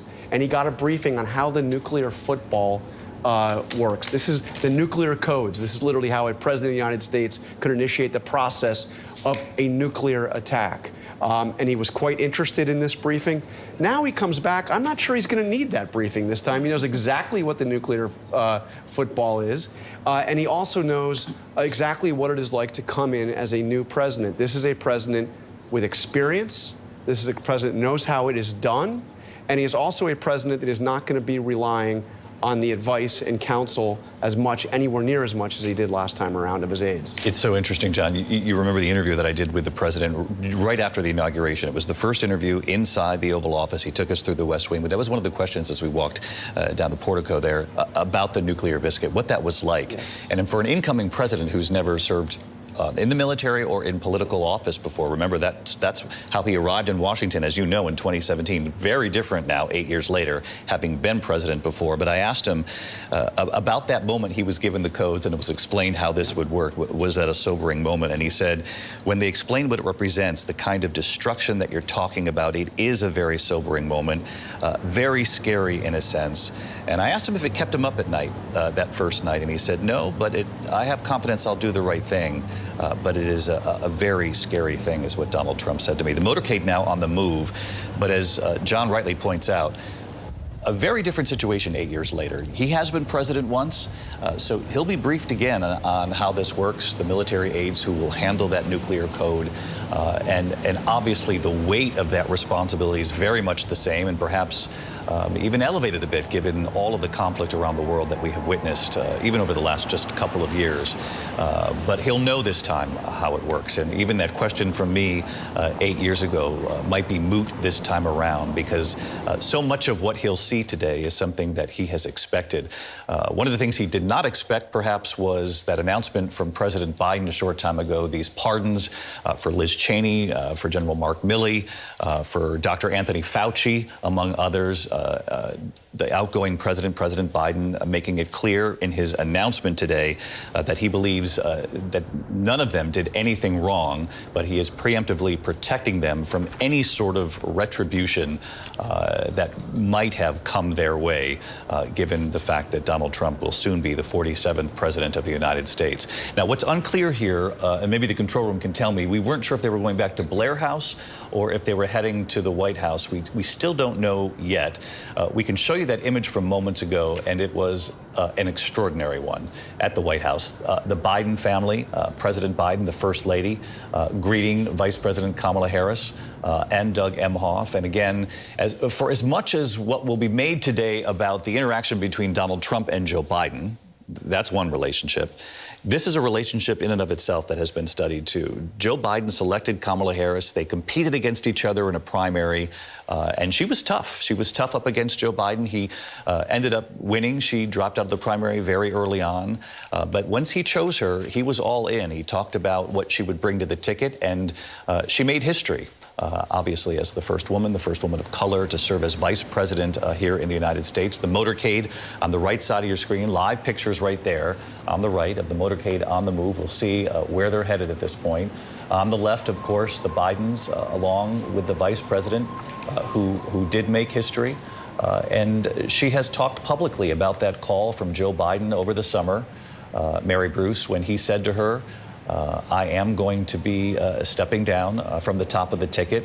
And it was not long after, I think it was 20 minutes or so, online, and he chose to do it on social media, I believe on X, formerly Twitter, where President Biden said, I stand behind my vice president 100% as top of this ticket. And then it kicked off that 107-day sprint. And what a bittersweet day this has got to be for Kamala Harris and for Joe Biden. But certainly, it is not the day that Kamala Harris had envisioned. I mean, not since Al Gore have we seen a vice president have to be there for this inauguration to pass the baton to the man who just defeated her. And yes, Joe Biden was, once he made that decision that he was going to bow out of his bid for re-election, he was 100% behind Kamala Harris. And yet, even in recent days, David, Joe Biden has said he still thinks he could have defeated Donald Trump. You can imagine how that must have not sat pretty well with Kamala Harris. But Joe Biden still insists that he could have done this. He could have beaten Donald Trump. It is remarkable given the way in which he was pressured by his own party to drop out. Of course, a move that he thought at the time would really help cement his legacy, that he was going to be remembered for putting country ahead of party, ahead of his own personal interests. Instead, today, I think you are seeing a lot in the Democratic Party and perhaps many of the president's supporters questioning the role that Joe Biden played in the return of Donald Trump, in this remarkable resurrection of Donald Trump, and the mark that will have on Joe Biden's legacy. The main question is, if he was going to drop out, why wait that long? Exactly. And to hand her a monumental task task, 107 days to try to pull this off. If you talk to members of her team, including David Plouffe from the Obama years, he'll say, we pulled the Democrats out of a deep hole. We just couldn't get the Democrats across the finish line. Live pictures here, the Trump family returning to Blair House. This is their day. 8 years after first coming to Washington, they are back, and you will not miss a moment here. The moment they go to the White House and interact with the Bidens, we'll have it live. We're going to take a quick break, and we'll be right back with ABC News live coverage, the second inauguration of Donald Trump, the 47th president of the United States. We'll be right back.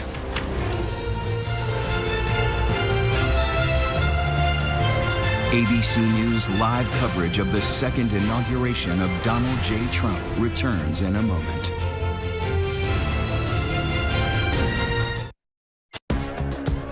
Travel easier.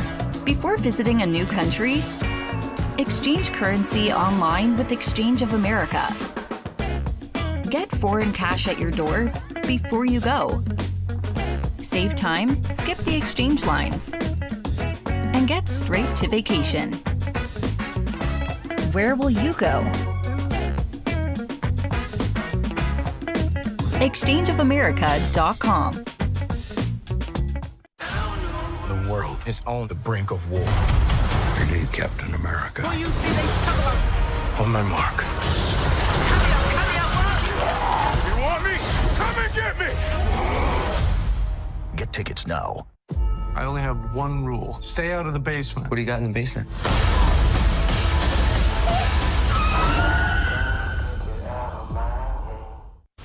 The Pro Bowl games are back. And this year's stars show off their best moves as they compete in the skill show. Oh, my goodness. Plus, the AFC and NFC meet again in flag football. Touchdown. Can Peyton and Eli Manning coach the league's best to glory? In the 10. That's 6 for Chase. The 2025 Pro Bowl games. Skill Show Thursday, January 30th at 7 on ESPN. And don't miss flag football and more skills Sunday, February 2nd at 3 on ESPN and ABC. Here you leave today and enter a world of galaxies. A world of speed.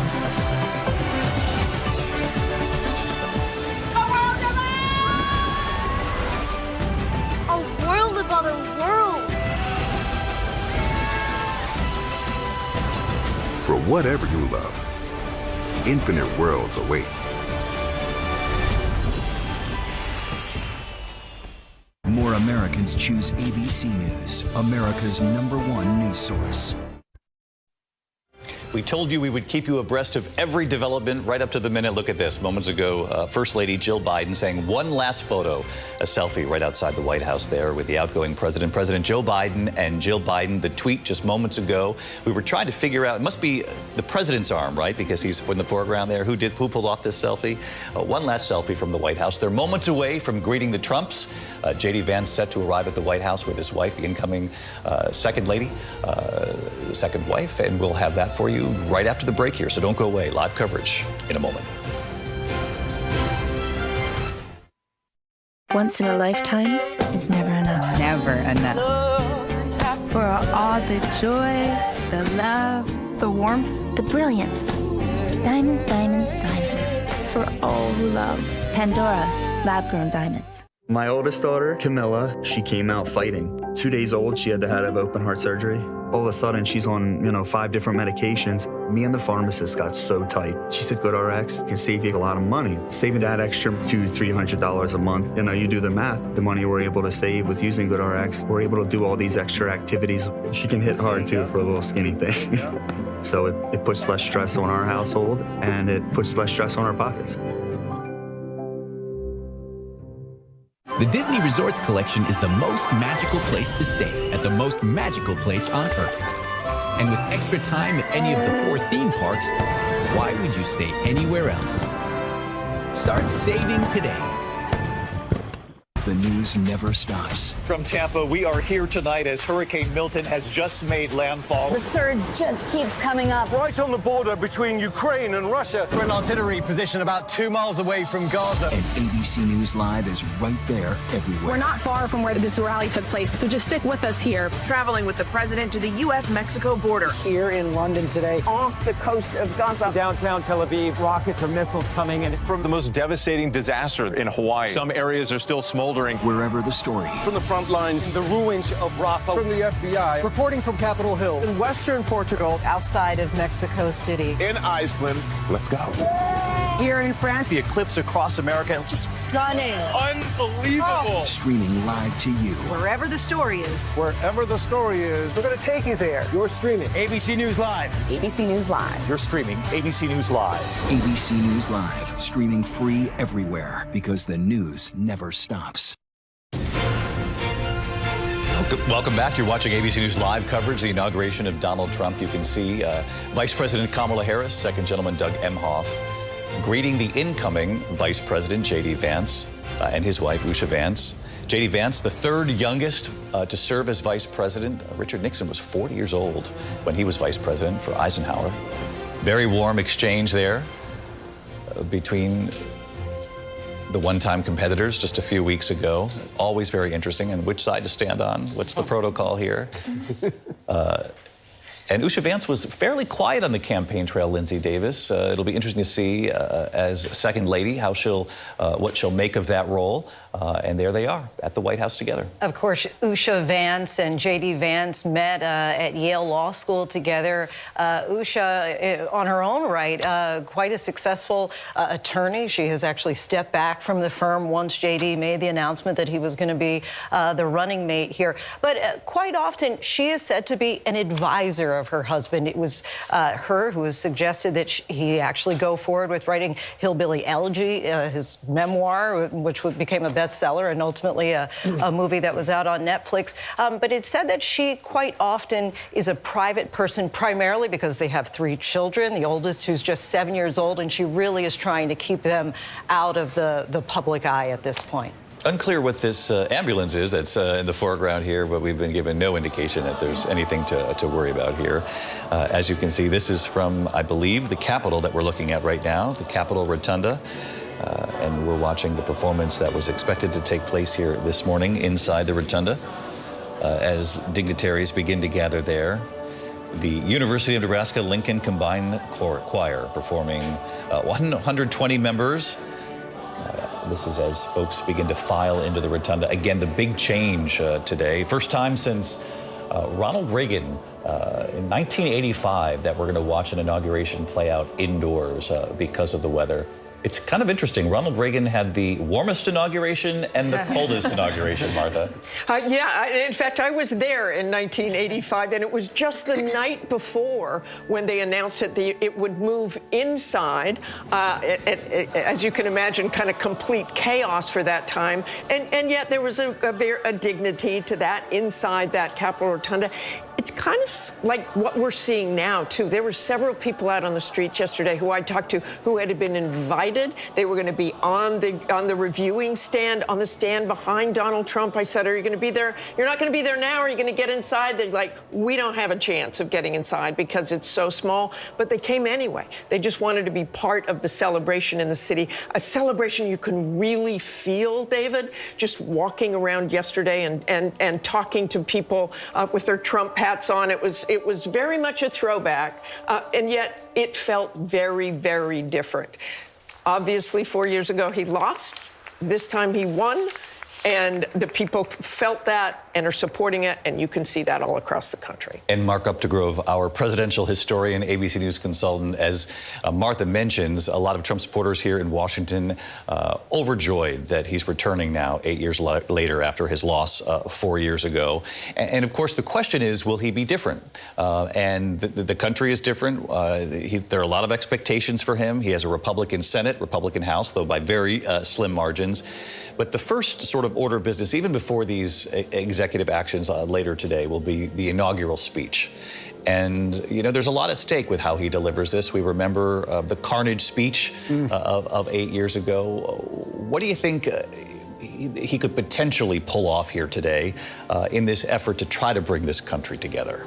Well, he talked about that when he won the election. He talked about the fact that we need to unify as a country. We are a deeply divided nation right now, partly because of Donald Trump, partly because what we saw play out 4 years ago, the insurrection on the Capitol on January 6th, the very divided nature with which he governed in his first term in office. But he has talked about unity. What I'll be listening for, David, is will this speech be about unity or division? Will it be about grace or grievance? Will it be about civility or discord? When we've seen messages, both. We've seen, when he accepted the nomination of his party in last summer, it was both about, as Lindsey Davis said so eloquently that night, he went from grace to grievance pretty quickly. So I'll be very interested in hearing what the overture of this next administration sounds like. These are the opening notes and the speech that Donald Trump will provide them. You're seeing right there, thank you, Mark, and Mark will be with us all day here. Marine One sitting there, though it won't be called Marine One at that point. That will carry President Biden and First Lady Jill Biden away from the Capitol. Really a short time from now, this all begins to move fairly quickly. President Biden enjoying his final hours in the Oval Office, that sort of last desk time, if you will. And that Marine One, Ronald Reagan used that to leave when he passed the reins, if you will, to his vice president, George Herbert Walker Bush. And Nancy Reagan famously shared with the American people years later that when they took off, first of that moment when Ronald Reagan turned around and saluted, and she said, you could feel it in your throat when you watched that. People were quite emotional, Nancy Reagan said. But then she said they flew up, and he said, Nancy, look, there's our little bungalow, as they were flying around the White House and did a loop around. And so began the tradition of sort of flying one last time around the White House. It's regardless of how you feel about an outgoing president, whether you supported them or not, it's always a deeply moving moment to watch them actually leaving the Capitol. You're seeing the motorcade with dignitaries beginning to arrive here at the Capitol. And you give up a lot by going inside, but it also becomes a very intimate passing of the torch, if you will, John. Yeah, and can you imagine being the person that had to cull down the invite list? There's about 800 people that can fit inside that rotunda. About half of what could have fit on the west front of the Capitol. But it's going to be an astounding collection of people. Obviously, you have the past presidents, Clinton and Obama and Bush. Obviously, Joe Biden and the First Lady will be there. But also, you got several foreign leaders, including the Vice President of China on hand. And I think most remarkably are the big tech leaders in this country. Elon Musk, of course, there, but also Tim Cook of Apple, also Jeff Bezos, Mark Zuckerberg. The three richest Americans are there honoring Donald Trump. This is the east front of the Capitol. You're seeing Ivanka Trump, Jared Kushner. They were advisors 8 years ago. They went to the White House with Ivanka's father. They will not do that this time, but perhaps they will advise, but from afar and outside the White House. Ivanka Trump has said she loves her father, she loved the time in the White House, but that she hates politics was the quote, I believe, or something very close to that. Watching them enter there, the rotunda, we saw Eric Trump and his family moments ago. Wick Johnson, you're right outside there. What do you see? Yeah, David, those images you're seeing just about 20 feet to my right here. We've seen the Trump family walk by. We saw Eric Trump, Lara Trump, their children walk by. You mentioned Ivanka.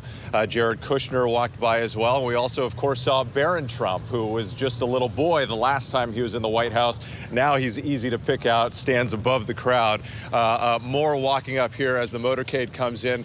We also saw, pretty interesting, a short time ago, former Vice President Mike Pence arrived here at the Capitol. As we should point out, 4 years ago, it was not Trump who was here for Joe Biden's inauguration. Instead, it was Mike Pence who attended with his wife, Karen, and took part in those ceremonies. This will be the location of a number of remarkable and historic moments today on the east front. Right over my left shoulder, that's the Senate carriage entrance. So we saw this motorcade come through, a bunch of arrivals here, but that presidential motorcade will arrive right here as well. That will have the incoming president and outgoing president in the same limousine. You'll also have the vice presidents and first ladies. They will go inside for the ceremonies. And then, David, you were talking about that moment, that exit, that departure at the end. Joe Biden and Donald Trump will come out here on the east front of the Capitol. We've been looking at Marine One, which landed just a short time ago. That is where Trump will say goodbye to Joe Biden, and that will be quite a sight when the Bidens leave in that helicopter after more than half a century of public service here in Washington. The final chapter politically for Joe Biden and for Jill Biden leaving Washington. Whit Johnson, just shout if you see something interesting. We'll come right back to you. Thank you for that. You know, we had a bit of a test run, if you will, last week with Jimmy Carter's funeral and that beautiful service at the National Cathedral where we saw Mike Pence interact with Donald Trump really for the first time publicly. They shook hands. It was a brief moment, but appeared to be somewhat warm, somewhat cordial. But what a difference from 4 years ago when it was only Mike Pence who showed up for the inauguration of Joe Biden after what the nation and the world saw transpire on January 6th. I want to bring in Governor Chris Christie, who's with us here this morning as well. Governor Christie, famously a part of that transition planning 8 years ago. Not this time, but Governor Christie, you know, we were talking about how different it is this time around. And one of the things that you said that really struck a chord, for me anyway, was that Donald Trump certainly does not seem afraid to be president this time around. He knows the role, he knows the job. No doubt about that. You know, 8 years ago, David, Donald Trump was nervous about being president of the United States. And it was a very tumultuous transition, kind of a back-of-the-envelope attempt in the last month and a half or so by folks like Steve Bannon and Jared Kushner to throw something together and throw away the work that the transition team had done over the 7 or 8 months before he was entering office. And I think it showed in the first couple of weeks of the administration in 2017 and how things were kind of disjointed and did not go as Donald Trump would have wanted them to go. Today, this is much, much different. This is, first of all, a man who's been president, prepared to be president, and knows what he wants to do. He's also surrounded by a group of people that he knows much better than the group of people he knew 8 years ago. And these are people who only had to pass one test to get the job. And that was loyalty to Donald Trump as he defines loyalty, which is to do what he asks you to do, when he asks you to do it, and how he asks you to do it. He is now surrounded by that group of people. That probably makes him more comfortable today as well. And how that will then lead to execution, I think you're going to see very potentially a successful out-of-the-gate move by Donald Trump. The executive actions that they're taking, I think, will be consistent with what he talked about during the campaign. Some will be controversial, but that's part of his style. But in the end, I think you could see some real success in the early weeks of this administration because the planning was taken seriously this time by Donald Trump. You know, he famously used to give me a hard time, David, when I was planning the transition for him during the campaign. He hated it. He hated that there was planning going on for the transition. He was superstitious. And one time he said to me, you know, Chris, you and I are so smart that if we left the victory party 2 hours early, we could do the entire transition. It was a misunderstanding by him back then about what he was coming into. He has no such misunderstanding now, David. And I think that augurs well for the country in these first few weeks of the administration, that he is both personally better prepared and that his team is better prepared than it was 8 years ago because he's permitted them to be better prepared. Yeah, really fascinating insight there. Governor Christie hasn't always seen eye to eye with Donald Trump. Donald Trump hasn't seen eye to eye with Governor Christie as well. They've been public about that. But the governor saying this time around could be, in fact, very different because Donald Trump knows the job. He has a team around him that he trusts. It is about loyalty. And Governor Christie predicting that this could be a successful start in many ways to the second Trump administration. And Governor Christie has said that it's not on policy that he disagrees with Trump. He's with him 75% of the time, I believe Christie has said. Governor Christie will be with us throughout the day here as well. Thank you, Chris. As we go back to the images of the arrivals here, I want to bring in John Santucci, who has covered the Trump family for ABC for quite some time. John, we saw Eric Trump and his family arrive, Ivanka and Jared arrive.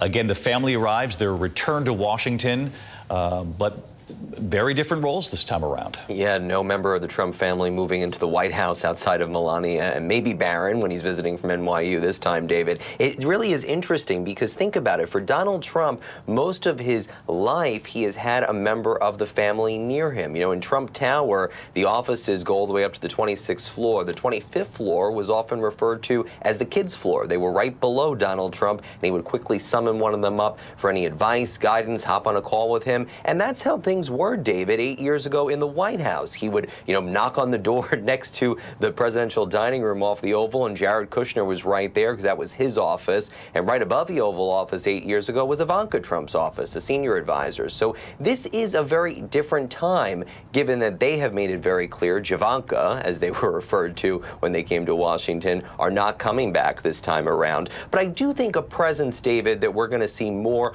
around the White House, around the administration, but certainly not taking a formal role, will be Donald Trump Jr. We saw him earlier today. We know that he has quickly become one of the most trusted advisors for his father. J.D. Vance, the vice president-elect, wouldn't have that job for not Donald Trump Jr. He was the one telling his dad, listen, this is the guy, this is the person you want. And obviously that victory cementing it. I do think, David, what's going to be interesting to watch of the family is what other roles they all take. For Eric Trump, he almost gets his own presidency. He's the only one that'll be running the Trump Organization, obviously the company that his father founded. Ivanka, we'll see how often she is around D.C., but has certainly said she supports her father. But I also am keeping my eye on Barron. We know that Donald Trump has said that it was Barron that opened his eyes to a new media this time around, being podcasters. We know the president-elect did many interviews speaking to different podcasters around the nation leading up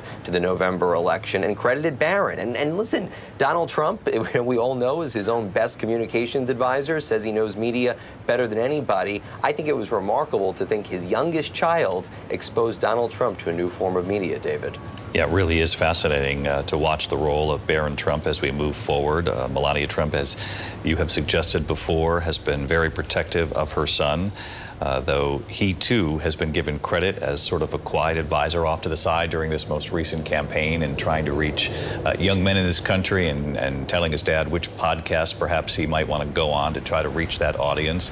You bring up Don Jr., also a very significant power player within Republican politics now, almost his endorsement nearly as important as Donald Trump, not as important as his father, but very important behind the scenes to get the support of Don Jr. They're now arriving at the White House, and this is the moment every 4 years. And again, I mentioned it didn't happen 4 years ago. Donald Trump did not invite the Bidens to the White House. He left at about 8 a.m., actually, left Washington. But here they arrived. Donald Trump had said after that meeting in the Oval Office, 2 hours with President Biden a couple weeks back, that he thought this was important too, that the returning president thought that this exchange, this moment with the outgoing president is an important one. Let's watch.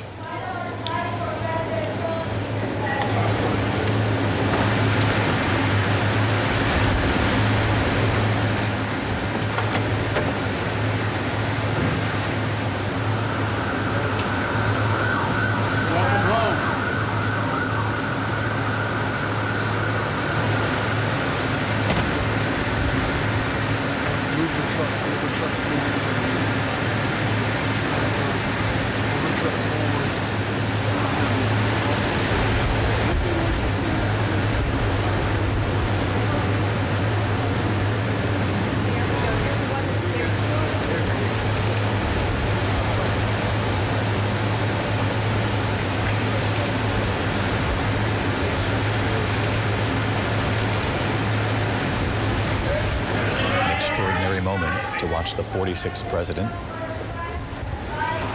Joe Biden, greet The 45th and now the 47th president. We haven't seen this since Grover Cleveland, a president returning to the White House, separated by one term. The First Lady's behind them.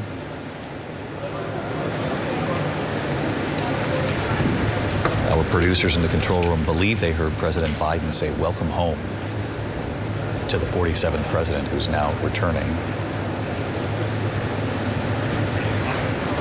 And this is really the cornerstone of democracy in this country. This moment right here that you just witnessed, this peaceful transfer of power, was something so many people were so upset about, and rightly so, 4 years ago, watching what played out at the Capitol.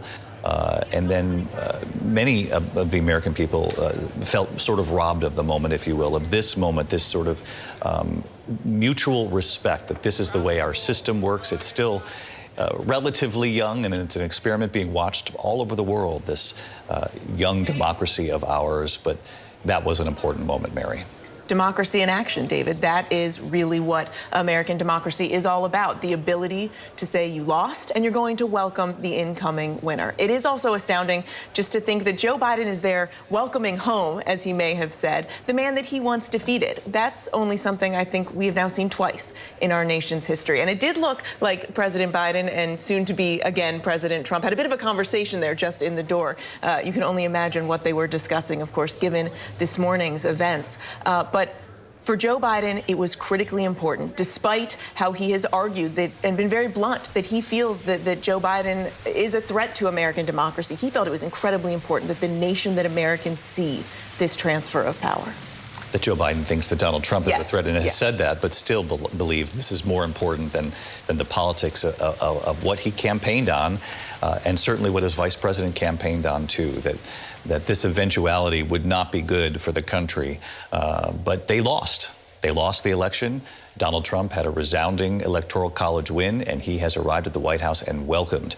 I did, for folks at home who want to listen in just like our producers do, and quite frankly, we want to listen one more time too. So let's listen to the interaction between President Biden and incoming President Donald Trump just moments ago, and we'll talk here on the backside.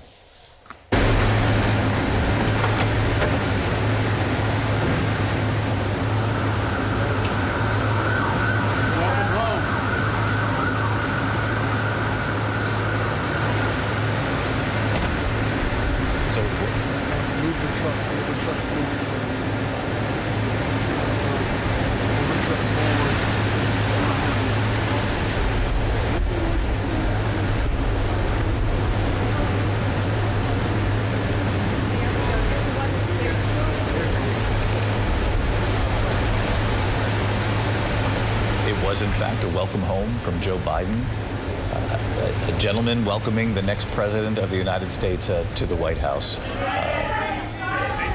All of them standing there together. And Mary Jordan, 8 years ago, so much was made of Melania Trump sort of left in the car. Donald Trump walked right up to the Obamas, and she was sort of trailing behind. This go around, he waited there, obviously, for the First Lady to join him. They walked up the stairs together, and this was quite a warm reception from the Bidens. Social media blew up the last time because he just left her in the dust and kind of ran up and spoke to Barack Obama. She was holding a Tiffany box with a silver-plated picture frame to give to Michelle Obama, and it was super awkward because everything is choreographed and who was going to hold it for the picture, and there was only one gift. So the awkwardness this time is not there, right? This is the second time around.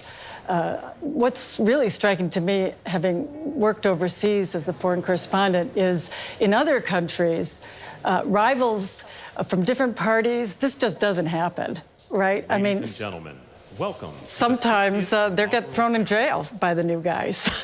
Sometimes they're just erased. The idea that they're sharing those steps in the White House is being watched literally all around the world. It is very uniquely American what's happening here. I know everyone wants in on this particular moment that, again, we didn't see 4 years ago, that has now returned to American politics and to this democracy here in the U.S. So we'll revisit that image right after the break, and also any reporting from what's playing out inside the White House, of course. to be the fly on the wall there with the Bidens and the Trumps today. We'll be right back after this short break with what we learn about the conversation playing out inside the White House. Of course, Kamala Harris there as well with incoming Vice President J.D. Vance. We're back in a moment.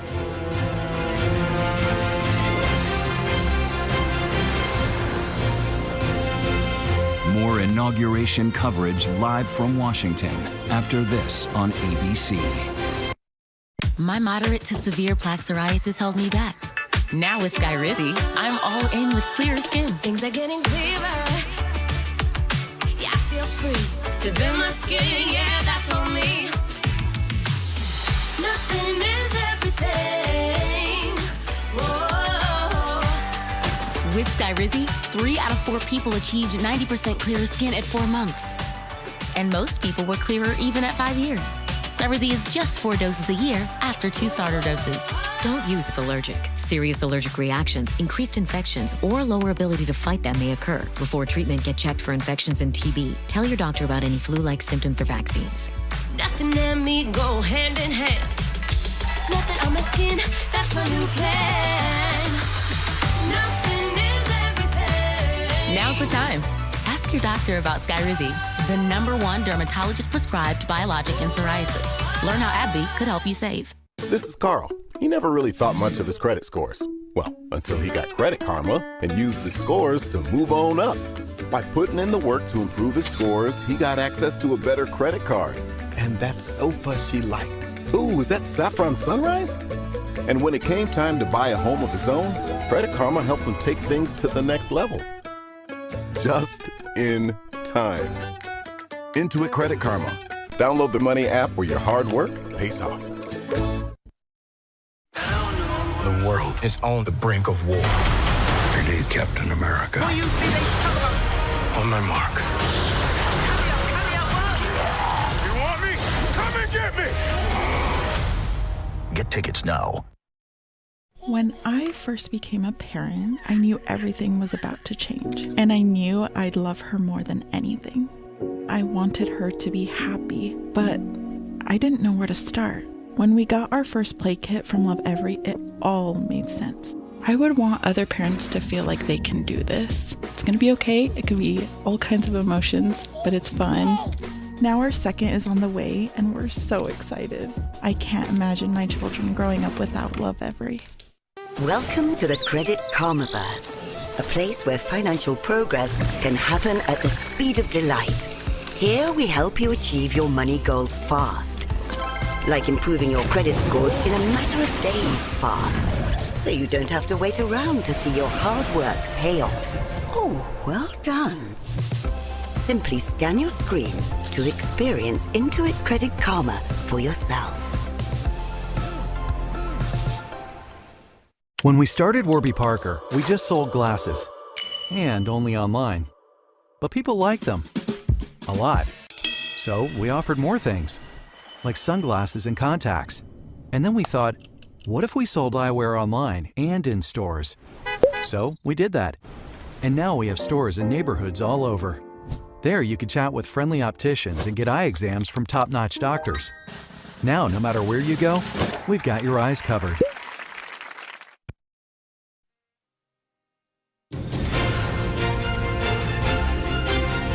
Live from Washington, D.C., the second inauguration of Donald J. Trump.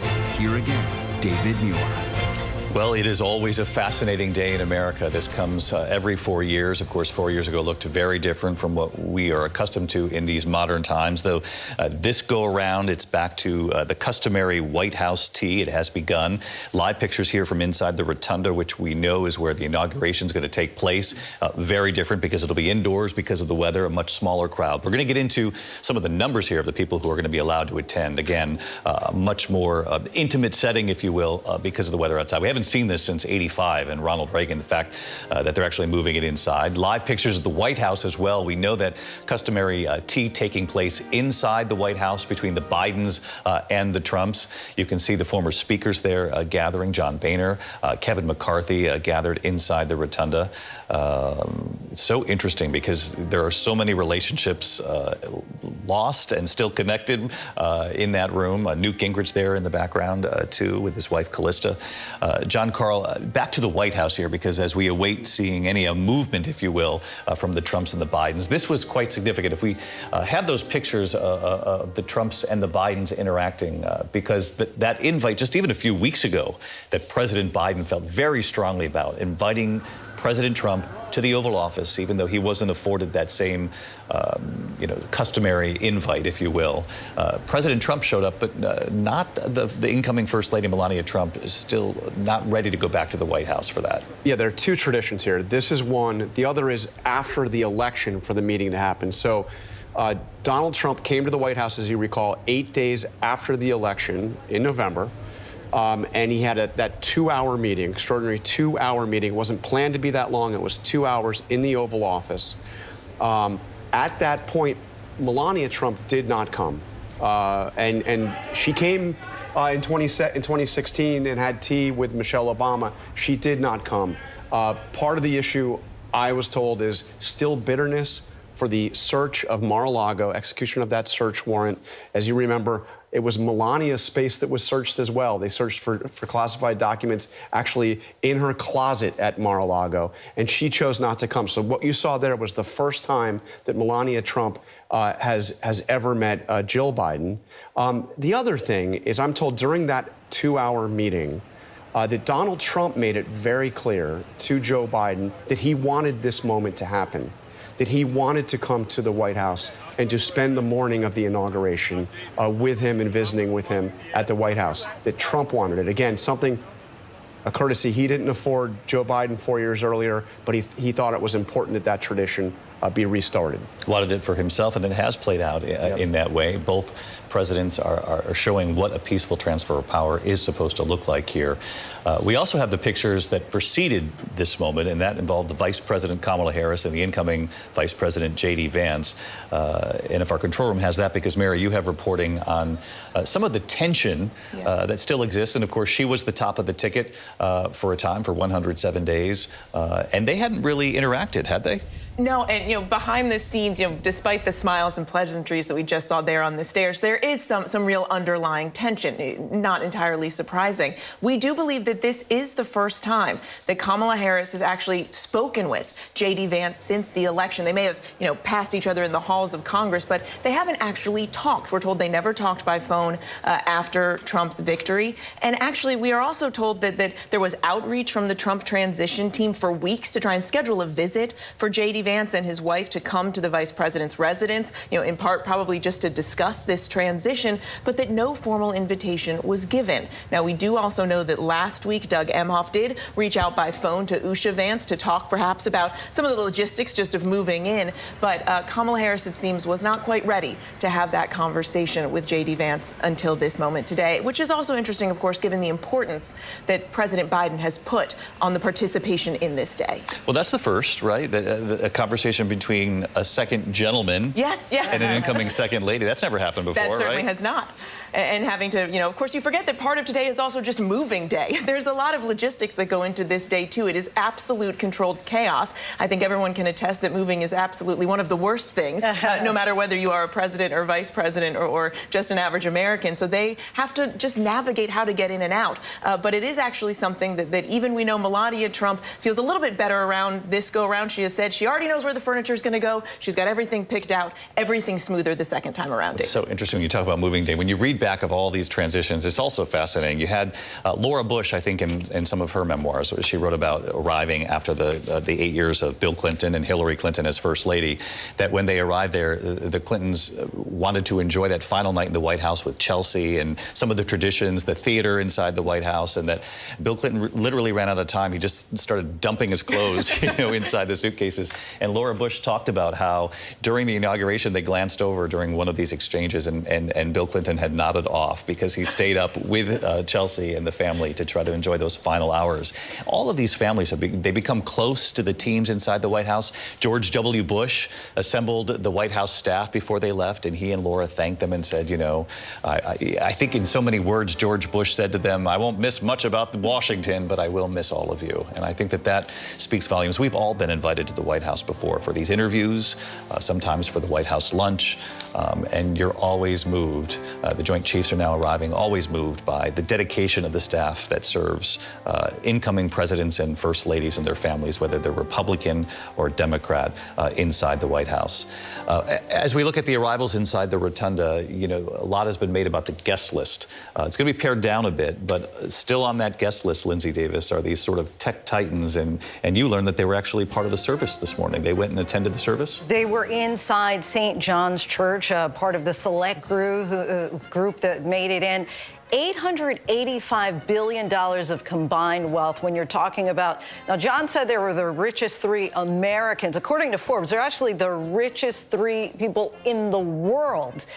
And when you talk about that combined $885 billion worth of wealth, that's more wealth than all but 19 countries' GDP. And what's really stunning about it is the about face that if you talk about in particular Elon Musk, Jeff Bezos, Mark Zuckerberg, there are 3 people who initially, in 2016, all rebuffed Donald Trump. You'll remember Jeff Bezos said that he felt that Donald Trump would erode American democracy. This time around, he actually donated $1 million to Trump's inauguration fund. Mark Zuckerberg, Facebook founder, of course, many people are going to remember in the days after January 6th, he actually removed Donald Trump's Facebook account from Facebook. He's said to be co-hosting a black tie reception tonight.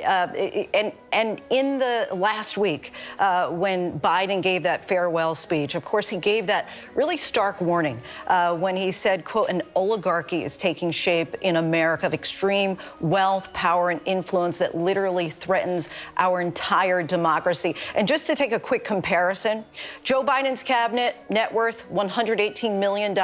Trump's cabinet, it's expected to be the wealthiest in history, worth at least $7 billion.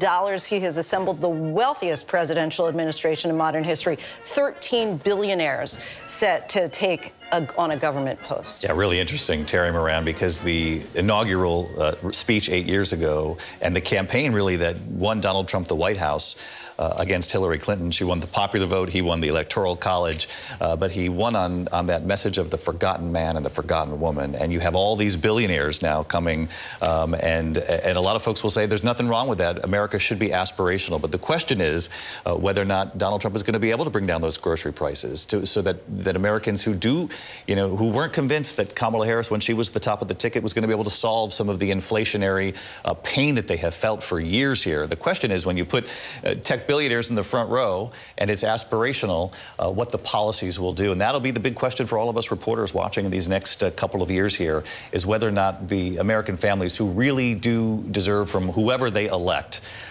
answers to the sort of inflationary pain that they have felt, whether or not they will reap the rewards, if you will, of any of these policies now coming. That is the question. Will the American people, the forgotten men and women, will they be the beneficiary of this administration? Will this administration walk the walk? And look who gets the seats inside in the warm rotunda. I think one of the things that we miss with it not being outside is that this election in particular strikes me as not just the triumph of a man, although Donald Trump is the dominant political figure of our time, but of a political movement that actually predates him. Accompanied by the Honorable Elaine Chao. Yeah. Former Republican leader Mitch McConnell entering. Obviously, John Thune now heads the Republicans in the Senate. And Terry, we'll get back to that thought in a moment, but John Carl, no love lost between Mitch McConnell and the 47th president, Donald Trump, and his return. Look, Donald Trump relied on Mitch McConnell to get through much of his agenda for the first Trump presidency, including those 3 Supreme Court justices confirmed in large part because of the work that Mitch McConnell did. But yes, no love lost. Donald Trump, frankly, despised Mitch McConnell, and Mitch McConnell worked very hard against Donald Trump. He suggested he should face criminal prosecution after January 6th. He talked about responsibility being Donald Trump's after January 6th, then defended him against impeachment. And Martha Raddatz, we're also seeing military leaders gather there, the chairman of the Joint Chiefs. The chairman of the Joint Chiefs now, C.Q. Brown. And C.Q. Brown has to be a little nervous sitting there because Pete Hegseth, who is the nominee for the defense secretary, has said some rather disparaging things about him, that they want to review all of the generals, all of the general officers, to see whether they are the best for the job. And of course, again, a pardon today for Mark Milley, the former chairman of the Joint Chiefs. C.Q. Brown was sitting there alone when we took the shot of him moments ago, but I'm sure the rest of sort of the group of military leaders who will be assembled in that room will be gathered there with him. Again, you mentioned Pete Hegseth, the confirmation hearing. Many tough questions asked by Democrats. Joni Ernst, a Republican senator from Iowa, obviously all eyes on her, but she signaled afterward, Martha, that she will support him. It looks like Pete Hegseth has a very good chance at becoming the head of the Pentagon. It certainly does, and that would be a huge change. He is very young. He does not have a great deal of management experience. He is, of course, a combat veteran, but they brought up his past. They brought up charges and accusations that he drank too much, which he basically said was anonymous smearing. He has also supported people who have been accused and convicted of war crimes. He was questioned about that, but it looks at this point that Pete Hegseth will be confirmed as defense secretary. Another thing I'm thinking about, David, as we watch all of these things in this welcome to the White House, is that if you ask Donald Trump today, whether he won the 2020 race, he would still say he did. He still believes that there was a problem with the election and that he is indeed the winner. And still, you have Joe Biden, Jill Biden welcoming back to the White House. Jeff Bezos and his wife arriving there at the Rotunda, Martha. We were talking with Lindsay a moment ago about Mark Zuckerberg, Elon Musk, Jeff Bezos. Apple's Tim Cook will be there as well. You can see Mark Zuckerberg up there as well entering. And the combined wealth that many of these tech titans had strong words against Donald Trump 8 years ago and now have not only embraced him, but have donated money to the inauguration and are now front and center at the inauguration. And Rebecca Jarvis, our chief economics and business correspondent, again, you know, Americans are smart. You know, we've got a lot of cynical viewers too watching today, a lot of supporters who say it's time to really embrace technology, obviously, and America needs to be the leader in technology. But on the other hand, also asking, do they really believe in all the policies of Trump, or do they recognize he's the guy in power now? And if we want to steamroll ahead with fewer guardrails, perhaps, than what we were facing under a Democratic administration, is that driving sort of why they've been so supportive too? Real quick, Rebecca, let me just mention here that former President Bill Clinton, former First Lady Hillary Clinton, former Secretary of State, obviously she made history as the first woman nominee of a major party for president. She lost to Donald Trump, and you talk about these difficult moments, Kamala Harris facing Donald Trump after losing to him, but it was Hillary Clinton who the nation watched in 2017, having won the popular vote by nearly 3 million votes, but having lost the Electoral College by 76,000 votes or so across 3 states. She talked about the pain of that day, but felt she was duty-bound to show up as a former First Lady, and she is back there today with Bill Clinton. But Rebecca, back to that question about Mark Zuckerberg, Elon Musk, Jeff Bezos. What's driving this? Why have they been so supportive? And now they have a front row seat. Well, David, you raised the point. It is an interesting fact to see a number of these individuals who in the past had said things about Donald Trump that were not flattering, that were not pro-Donald Trump, and now they're making large donations. They're present at the inauguration. Some of them were present even at the very intimate church service. Not only are these individuals who have said things in the past about Donald Trump, but they've said things about each other in the past. You've had Bezos and Musk, not necessarily sworn enemies, but going head-to-head in the space race. You've had Musk and Mark Zuckerberg, Elon Musk and Mark Zuckerberg, head-to-head in social media. And now this group of individuals in the last handful of weeks leading up to this inauguration has been doing things like patting each other on the back, whether it's on social media or in major addresses for their companies. You're seeing a lot of that. It is is potentially going to be a challenge going forward to both hold those interests as well as hold interests for the American people that the voters who put Donald Trump into office are particularly conscientious of: their wallet, their paycheck, seeing less of that going towards goods and services, seeing prices coming down. Donald Trump has a giant agenda, the 200 executive actions that we're expecting to hear from him today. Many of those things are economic actions, things like tariffs, immigration, the energy policy in this country.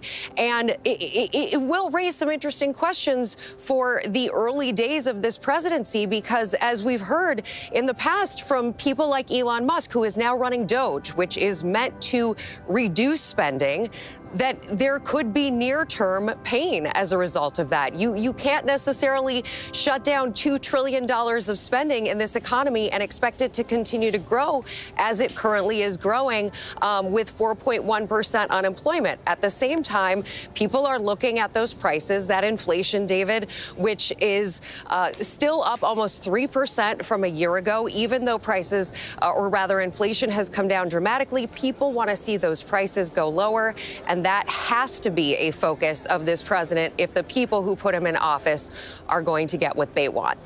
Well said, Rebecca. Really a smart point there. And it's not something that you're alone in saying. Donald Trump has said it himself. In interviews after the election, he has acknowledged one of the main reasons he believes he won against Kamala Harris are grocery prices. He recognizes that. I'm sure his campaign saw that in the polling leading up to the election. Certainly, Vice President Kamala Harris's campaign saw that in the polling, which is why you saw her talk repeatedly about grocery prices, some of her plans.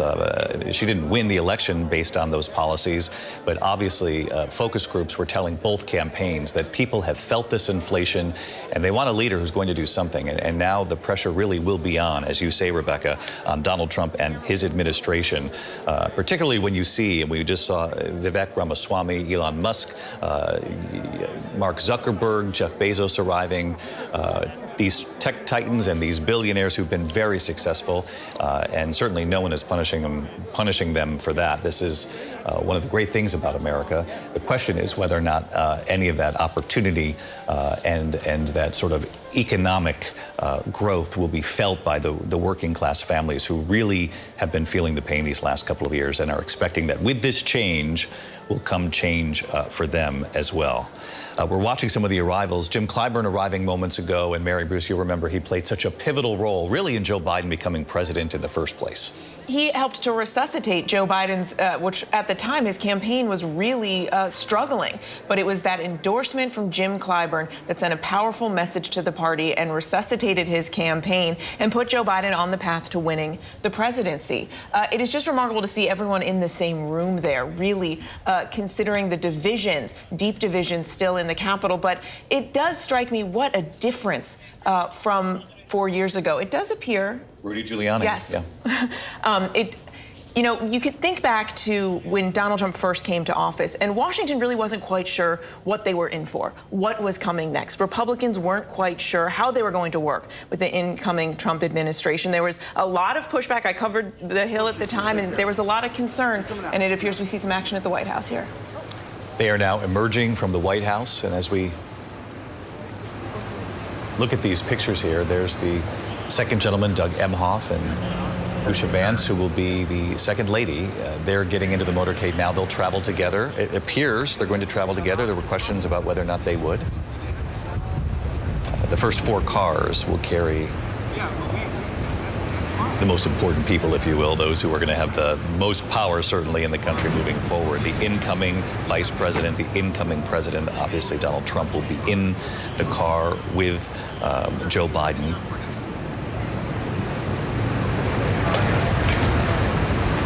The Principal 8, they call them. And this right here is the symbol of a peaceful transfer of power. This trip up to the Capitol now from the White House after the tea. So again, we watched Doug Emhoff and Usha Vance emerge, but none of the other principals as of yet, and we will go right back to that the moment we do, because these images are really sort of fascinating. And as we stay on these images here inside the Capitol Rotunda, let's stay in this live moment here, but I want to bring Rachel Scott into the conversation our senior political correspondent, Rachel. And when you look in this room, you've seen Republican leaders gathering in this room as well. And certainly this Republican Party knows it is also very different from 2017. It is now 2024. Many Republicans have been elected in this Donald Trump era, and he arrives now with a lot more power than what he arrived with in 2017. They recognize this. They recognize he was the leader of their party in 2017 as well, but they tested him in a way that they won't be able to this time because the voters sent him with both the popular vote and the Electoral College, and he helped a lot of these people get elected in the House and the Senate. And David, this is a Republican Party that is strengthened and now emboldened by President-elect Donald Trump being at the White House. President-elect Trump is going to take the oath of office, and he's going to go to the White House with majority in both chambers of Congress. And Republicans really do feel a sense of responsibility. Even the president-elect told me over the weekend to deliver on the promises that he made during the campaign trail. There have already been intense discussions underway on that big piece of legislation, or possibly two big pieces of legislation that could range from everything from the border to energy that the president-elect wants his party to get done by April. Speaker Mike Johnson says that he hopes that the House can pass that bill by April. And in many ways, again, also you have Senate Republicans right now who are inside of the Capitol, and they are also considering Trump's cabinet picks. The president-elect told me that he wants them to get across the finish line as quickly as possible, and even some of the most controversial picks. We talked about Pete Hegseth a little bit earlier as well. It appears Republicans are falling in line, and it seems like there is broad consensus around Donald Trump, the president-elect's cabinet picks this time around. Rachel Scott with us. Rachel's at Capital One Arena, which will become a significant part of this day a short time from now. It will replace the parade route that has become so customary every 4 years because of the weather, but there will be sort of an extraordinary array of events that play out there, and she'll be our eyes and ears right there inside the arena. We're watching the dignitaries now arrive. Donald Trump was asked earlier how he was feeling. In fact, this was the beginning of the day. St. John's Church, he said, "I'm feeling very good about this day," on his return to Washington now as the 47th President of the United States. My 2020 co-anchor Deborah Roberts also here in Washington covering this day. And Deborah, it's not often that this day, Inauguration Day, falls on the same day as Martin Luther King Day here in America. It did for Bill Clinton in his second term, and for Barack Obama, only because he was sworn in on a Sunday, which was the actual date, but then America witnessed it on the Monday, which was the day that they marked Martin Luther King Day. But here we have it again. And Donald Trump surely knows the importance, the magnitude of this day, and it comes after a campaign when he tried to reach out in greater ways to black voters across this country, once again making the case that my policies will benefit you in ways that the case he made was that the Democrats did not. David, you're right, and it's interesting because to some degree, you sort of see a little bit of what happened in that campaign reflected here outside the Capitol Arena, where so many people have gathered outside the Capital One Arena hoping to get in. But I have seen such a swath of diversity out here, a big look at this country. And you can probably hear right now there are vigorous forces out here, kind of a town square look, if you would. People kind of coming at this from different angles. And to your point, yes, this is falling on Martin Luther King Day. And I happened to speak to his daughter, Dr. Bernice King, a couple of days ago about this. And she said that she was quite excited in a way that this is falling on her Father's Day, this inauguration, because it will encourage people to lean into looking at Martin Luther King, thinking about him, thinking about his teachings. And of course, when you hear the difference of opinions out here, that's exactly what she is talking about. But she cautions us, particularly those who may not be as excited about this day, and there are plenty out here who are, but for those who may be feeling despair and disappointment, she says that this is a reminder that her father was all about change and working toward change. And that, interestingly, is what happened when her mother was so bitterly disappointed when Jimmy Carter lost his election to Ronald Reagan. But then she continued to work and continued to push, and then it was Ronald Reagan who actually signed this holiday into law. So when you hear the competing factions out here like you do today, people coming at this from all angles, you are reminded that that's kind of what Martin Luther King was actually talking about people sort of airing their differences but coming together. And Bernice King says that this is a time to do this on this day, Martin Luther King Day. David. Deborah Roberts and our conversation with Bernice King. Thank you, Deb. We're watching First Lady Jill Biden now leave to get into the motorcade. The incoming First Lady, Melania Trump, will join Jill Biden on that ride to the Capitol. 8 years ago, Melania Trump joining Michelle Obama in a motorcade to the Capitol. They talked about their children, among other things, on the route to the Capitol. Michelle Obama will not be there this year, Lindsay.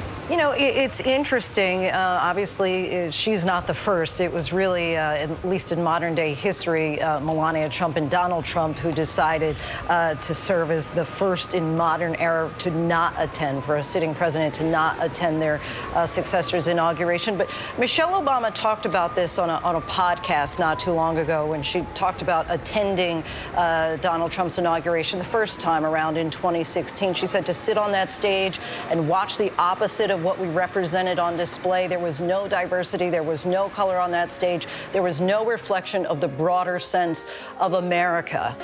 It will be interesting to see if Karen Pence is in attendance. Of course, we saw how there was kind of some chilly air. And she did not acknowledge Donald Trump when he and Melania entered the church for Jimmy Carter's funeral. So a few no-shows of import potentially today. And we took note that Michelle Obama didn't attend Jimmy Carter's. There's Susie Wiles, the incoming chief of staff in the White House, the first woman to hold that role. Much has been made about her relationship with Donald Trump. They're considered sort of a brother-sister type relationship. They defend one another. They work in private. And, you know, for all that Donald Trump has said in the past about chiefs of staff and others who have held similarly important roles in the West Wing, he's been deeply critical of them. You don't hear him say a critical word about Susie Wiles. So, John Santucci, what is it? What is the secret sauce here? What is it about Susie Wiles that has made her so darn effective at working with Donald Trump and for the most part, keeping him, you know, focused on the issue at hand as we now watch? Let me just take a moment here.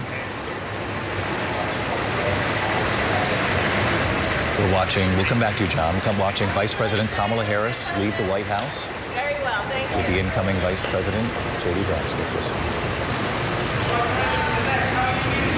Great, thank you.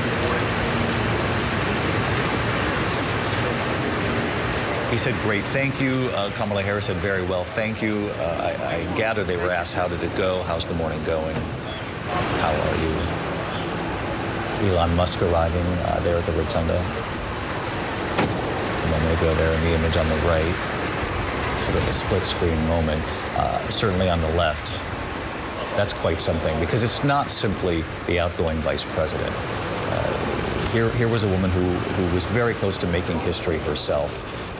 You know, it was a mandate in the Electoral College, but when you look at the numbers, John Carl, you know, we're no strangers to very close elections. This ended up being a 48-49 election, very close race.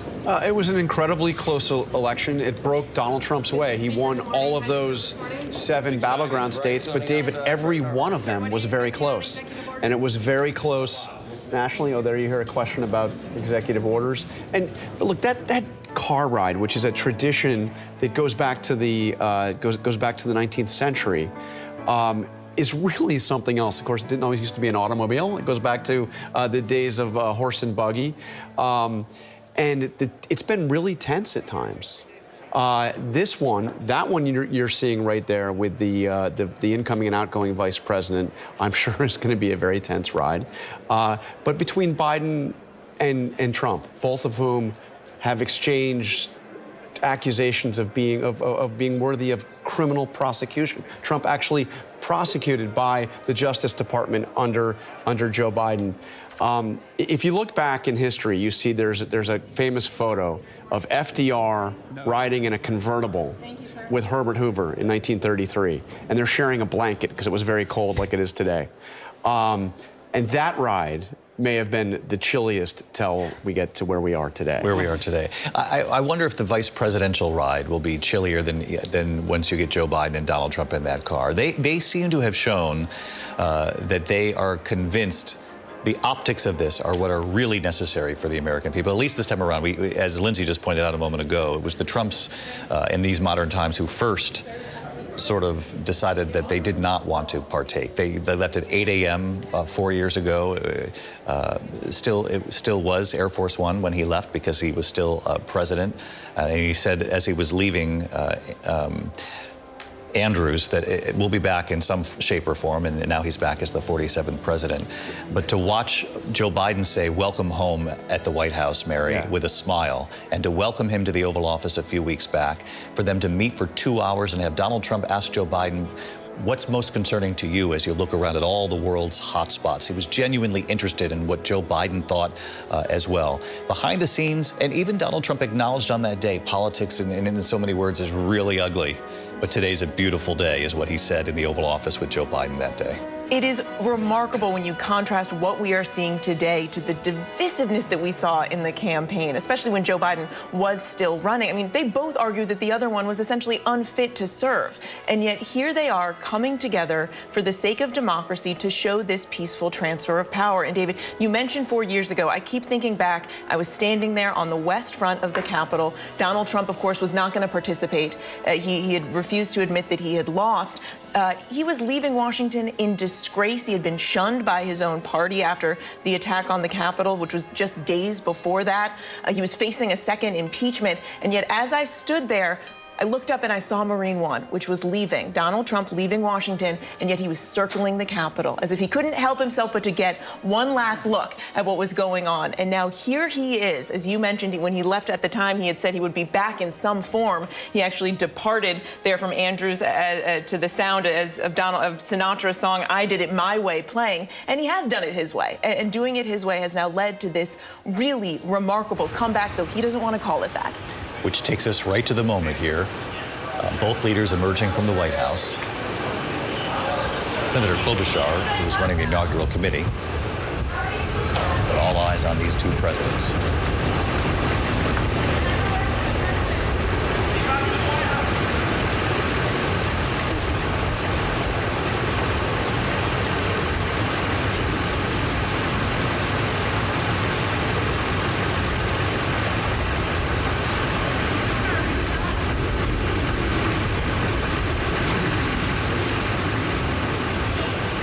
So, guys, I think we figured it out. It'll be Amy Klobuchar who can give us the inside scoop from inside that car, the readout. But there you have it, Donald Trump, Joe Biden in the motorcade as they make that trip up Pennsylvania Avenue to the Capitol.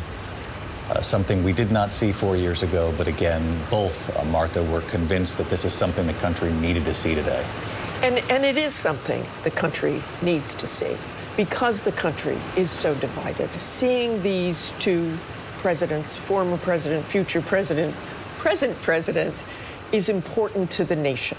Look, there are people out there who voted for Donald Trump who don't particularly like Donald Trump, but they like his policies. They like what he promised. They like the changes he wanted to make. So he had their support. So going into this day, despite the history, despite what Donald Trump still believes, that he lost that election in 2020, they were able to come together and make this historic ride back in the beast, as that limousine is called, the historic beast. Donald Trump looked very happy getting inside that. Joe Biden, of course, I noticed he touched the hand of the agent before. It was probably, as we said before, saying goodbye to staff. It's the same staff over and over. They serve presidents, but they make a very, very strong bond. Mary Jordan, to be in that car. You know, not always do they have a third person. It's very interesting that Amy Klobuchar is there. The last time in 2017, Roy Blunt, senator from Missouri, was in the car, but that was because of the strain between then it was Obama and Trump. Now it is clearly a strained relationship. So it's very interesting that Amy is there. But Donald Trump has a high a threshold for awkwardness, right? I mean, Marco Rubio, you know, called him a con artist, and he called Rubio a lowlife, and now he's his nominee to be the Secretary of State. So we have seen over and over again that Donald Trump doesn't seem to mind the most awkward situations. Melania Trump is his third wife. His second wife is here in Washington. She's been posting pictures. Marla Maples, the mother of Tiffany. You know, I mean, people don't even like to go to Thanksgiving dinner with kind of awkward family members. This guy can do it in front of a couple billion people that are watching around the world today. Mary, I think that's such a great point. I mean, that is why we are seeing today so many families in this country, and perhaps you have it in yours, where a Thanksgiving dinner or a family reunion or a gathering where you have a politically divided belief system, you know, even within your own family or your own friends, that if Donald Trump and Joe Biden can get in the car and ride to the Capitol. I will say about Donald Trump, he does seem to be very well equipped at understanding political theater, understanding the game that's involved in politics and how cutthroat it can be. He alluded to that, Mary, in that Oval Office meeting when he said, boy, this can be really rough stuff. Yeah. But today, it's a beautiful thing. And this moment right here is also something that, quite frankly, the people who show up, who vote, who take part in democracy, even if they think differently from their neighbors, but and put out their signs, and yet they still go, they vote. They believe in the system, and they deserve to see this today. And to your point, if they can sit together in the car, albeit with Amy Klobuchar as a bit of a buffer, perhaps there's hope for everyone's divided families at the Thanksgiving table. It is remarkable. And yes, Donald Trump, no one does political stagecraft better. And even though, of course, you aren't seeing perhaps as large of crowds outside as he would have hoped, given the bitter cold out there, you certainly are still hearing many out there cheering. And he is going to find ways throughout the day to continue to have those indelible images, even though we won't see that traditional parade down Pennsylvania Avenue. I do have to mention, you know, we did discuss earlier those pardons, those preemptive pardons that Joe Biden left a bit of a parting gift there as he was making his way out of office this morning, pardoning so many who he's concerned that will be targeted by Donald Trump, Anthony Fauci, General Milley, Liz Cheney. And you did see a bit of a grimace, I thought, on Donald Trump's face as he walked out of the White House just then. And we have seen reports that Donald Trump has now responded to another outlet about those pardons, calling them disgraceful, saying that many are guilty of major crimes. So it's clear that Donald Trump perhaps didn't particularly appreciate that last-minute move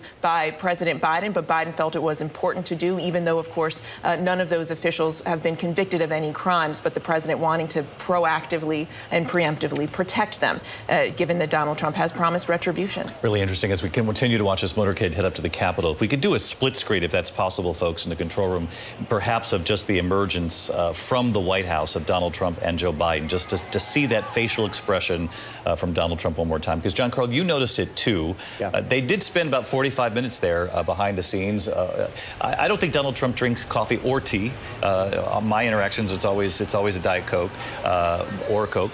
But here they are emerging. Well, I can report to you that when they spent 2 hours together in November, yeah, look at that. That does not look like a particularly warm walk out into the car. When they did spend their by the way, I think as you see as Donald Trump gets into the car, you look through the window, it looks like he breaks out his cell phone, maybe to check his text messages, which is also something that's quite unusual. I see him looking, it seemed to me like he reached and he is, you know, looking at his phone. When they got together in November, they didn't drink coffee or tea, because as you said, Donald Trump doesn't drink coffee or tea. They didn't drink Diet Coke. There was no food served. I was told there was nothing but water for 2 hours. Yeah. But it was a warm meeting, according to my reporting on that. This, I don't think, will be as warm a ride. And I do believe that it's notable that Biden's pardons that are issued at this moment came just as we've learned that Trump is issuing an executive order essentially calling for an investigation into the investigators, including some of those who were pardoned. That's right. So soon after this inauguration, we'll begin to see some of that executive action. Those orders take place. We'll dive into it all. You're not going to miss a thing here as they arrive here at the Capitol. We'll fit in a quick break, and we'll be right back with our live coverage of Donald Trump's inauguration in the Capitol. Joe Biden and Donald Trump in the motorcade now, on the way together, and we'll be right back.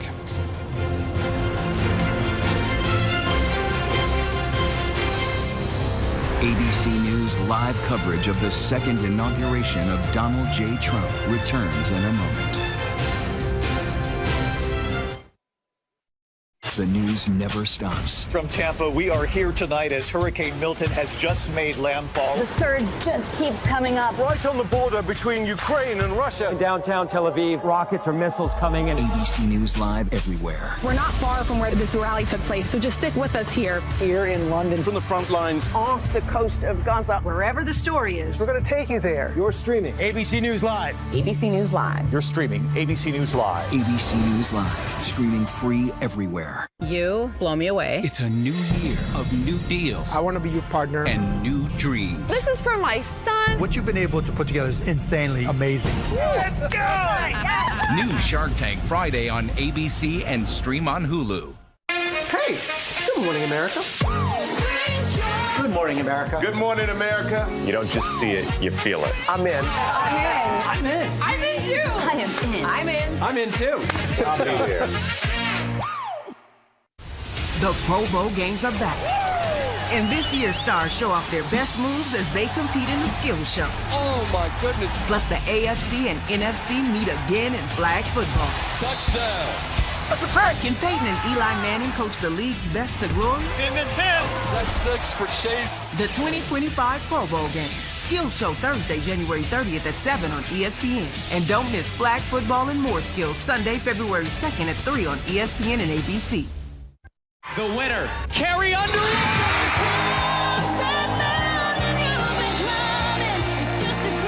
You're amazing. You slayed it. I love everything about you. Oh my gosh. Hey, I think I have a fever. I don't feel so good either.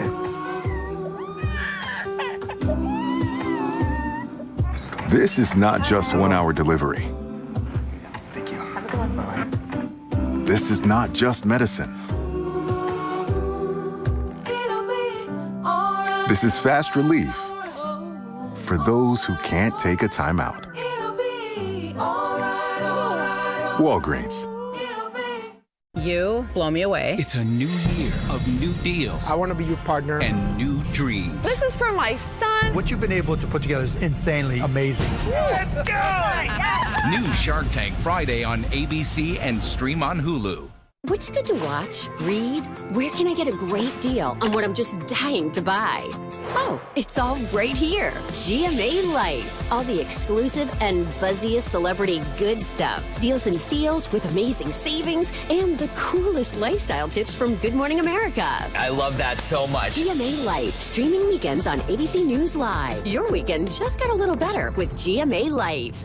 ABC's David Muir. The most watched newscast in America. Welcome back to live coverage here on ABC News. The motorcade arriving at the Capitol. Again, we've been talking about the motorcade carrying both presidents, Donald Trump and Joe Biden. That was Joe Biden right there, I believe, just disappearing behind the wall for a split second. Hard to actually see from this angle. And we were talking about their age, Martha. It's interesting, you know, Donald Trump is actually older than Joe Biden was when Joe Biden was elected to office 4 years ago. I think Joe Biden was 78 years old, 61 days. Donald Trump is 78 years old, 7 months, nearly 79 years old. The oldest ever to be elected to the office. There you see Joe Biden right there. We're about to see Donald Trump as well. But that says something. That's a lot of age in the back of that beast. About 160 years combined with Joe Biden, now 82 years old. And when you think about the next 4 years, of course, Donald Trump would be 82 when he leaves office. We see him there. Age, of course, was an issue during this campaign, but much more with Joe Biden. And Senator Amy Klobuchar, who, as I mentioned, is the chair of the Inaugural Committee, sort of leading the way. She actually rode in the motorcade. The two of them. You know, Donald Trump always looks serious at these moments, though, so I'm not sure it's necessarily reflective of their conversation, but look at the two of them. This is extraordinary. And you think about that first debate where Joe Biden had that performance and then had to bow out amid so much pressure. The two men who felt so strongly about the other in making the case to America that you can't go in that direction. Both of them said that about each other. Now to be walking into the Capitol together, Martha. Walking into the Capitol after a tea that we hope was civil, and probably was civil because they both showed up. Of course, you have Elon Musk there, who has been such a huge, huge player in this transition. I've talked to people at the State Department. They said they're talking to people from Elon Musk's world as much as they are talking to those from Marco Rubio's world. John Carl, do we have a real handle on the role Elon Musk is going to play? I mean, he really has been everywhere. He's basically lived at Mar-a-Lago. In fact, he's had a space to stay overnight at Mar-a-Lago since right after the election. I am told there will be office space for this Department of Government Efficiency, which has no actual description in American law. It'll essentially be advising Donald Trump's Office of Management and Budget, but they will have office space, presumably including for Elon Musk, as he decides to use it, in the Eisenhower Executive Office Building. We saw J.D. Vance entering there as well with his wife, Usha Vance. And John, many have said that J.D. Vance's performance, particularly in his debate, might have been underestimated how much he helped Donald Trump also in making the case in those final weeks. Look, it was a lopsided debate. He really performed very strongly. Wald's, Kamala Harris's running mate, had by comparison, a very weak debate. Hard to say whether a VP debate ever moves the needle. Then we have Dana White, of course, a UFC head, somebody who is now on the board of Meta, very recently post-election, and a strong, longtime ally and friend of Donald Trump. He actually said after Donald Trump won that night that nobody deserves this more than Donald Trump, is what he said on that stage. And what he was talking about was how much he believed that Donald Trump had been targeted. There you see Pete Hegseth entering, Pam Bondi. These are the picks for Donald Trump's cabinet. And so far, Donald Trump telling Rachel Scott, I'll bring you into the conversation here, Rachel. You talked with the incoming president over the weekend, and he said so far he likes what he's seeing with the confirmation process. Exactly, David. I spoke to President-elect Donald Trump over the weekend. I asked him about his confirmation picks and his cabinet picks and how quickly he wants Republicans to move on them. He said that he was impressed by the confirmation hearings so far. He believed that all of them did a great job. All of those picks that you just saw walk in that room, we're seeing Kristi Noem there as well. They've been making the rounds here on Capitol Hill, meeting with Republicans, really, Kash Patel entering as well, really trying to get all Republicans on board ahead of their confirmation votes in the Senate. But President-elect Donald Trump says he wants them to move quickly and get this done and fill his cabinet. Rachel, you see Tulsi Gabbard there at the end of the row. RFK Jr. obviously also we have awaited to see in sort of in that confirmation moment. But Tulsi Gabbard could face some tough questioning. Tulsi Gabbard, absolutely, and she already has. I know from Republicans behind closed doors. You see Tulsi Gabbard standing right there. She's standing next to Chief of Staff Susie Wiles as well. Her confirmation hearing has yet to be scheduled, but we know that Democrats and some Republicans have had some tough questions to her about some of the past comments that she has made and whether or not she has promoted any Russia propaganda in the past as well. She could face a tough confirmation fight ahead. You see RFK Jr., as you mentioned, David, lining up there along with North Dakota Governor Doug Burgum. You see him there as well. Pam Bondi standing there as well. She just had her confirmation hearing on the Hill just last week. And then you see Kristi Noem. She was on Friday. Elise Stefanik. We're expecting her confirmation hearing to unfold in the next couple of days. You also saw Walz there as well. He just actually stepped down from his role as a member of Congress. And that's what's interesting, too, here, David, as all this is playing out. Donald Trump, the president president-elect, he has plucked some members of the House straight out of the House and right into his cabinet, should they be confirmed, or just in his administration in general. And that does leave House Republicans with a slimmer and slimmer majority. Speaker Mike Johnson even joked, please, please, please do not take anybody else. Fully aware of the math, Speaker Johnson knows the margin will be very, very close, particularly given Donald Trump's choices. I want to bring Rachel Bade into the conversation as well. Rachel covers Congress for us. And Rachel, when you look at that array of cabinet picks, among them RFK Jr., Tulsi Gabbard, where do you see any potential bumps ahead in the confirmation process? And are the rest expected to get through?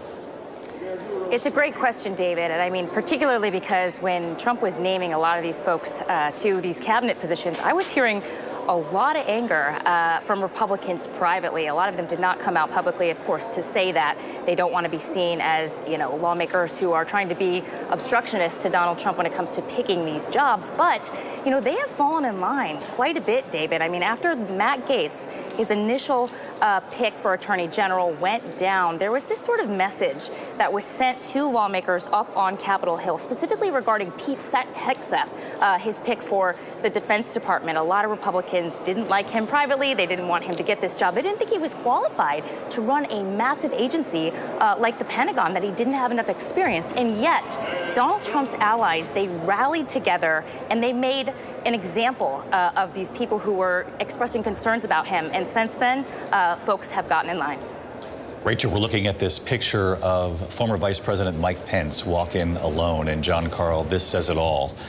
By himself. His wife is not with him, but showing up, just as he did 4 years ago. He said because of his duty, and I would gather that's his explanation as to why he's showing up today.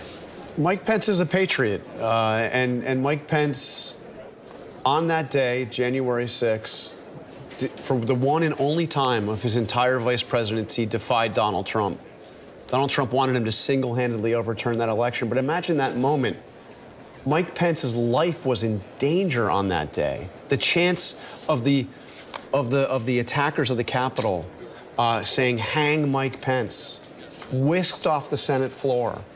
And David, you and I have gone back and looked at the video of just how close the rioters came to Mike Pence before he was taken in down into the tunnels and to where he held up for several hours beneath the Capitol building, guarded by the Secret Service.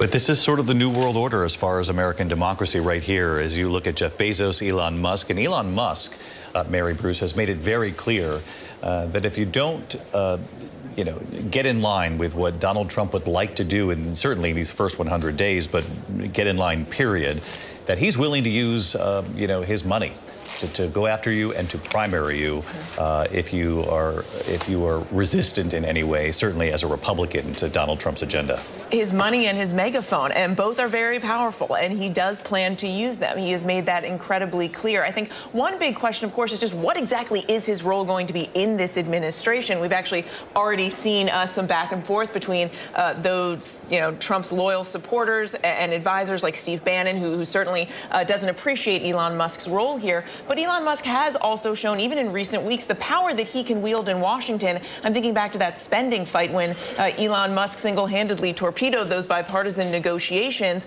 and created a real headache for Speaker Mike Johnson. So I think anyone who thinks that these tech leaders are going to sort of be on the sidelines and be, casual advisors may have another thing coming. It remains to be seen, and also, how they will be welcomed by the Hill and lawmakers if and when Elon Musk and others may try to insert themselves going forward.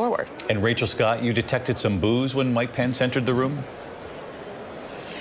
Exactly, David. So here in Capital One Arena, you have thousands of Trump supporters that have shown up. They are playing what we are watching here live on our screens here on the Jumbotrons. And as soon as Vice President Mike Pence, Trump's former vice president, showed up inside of the Capitol, we heard a very loud set of boos, which is pretty remarkable to hear for someone who served 4 years with President-elect Donald Trump in office. Mike Pence did put out a statement ahead of walking into the Capitol, and he said this is a day when Americans does what we do to celebrate our democracy and the peaceful transfer of power. We just have to remember exactly what Mike Pence did on January 6th. It is those core beliefs that he upheld that day, and it's a reason that brought him back to the Capitol again today.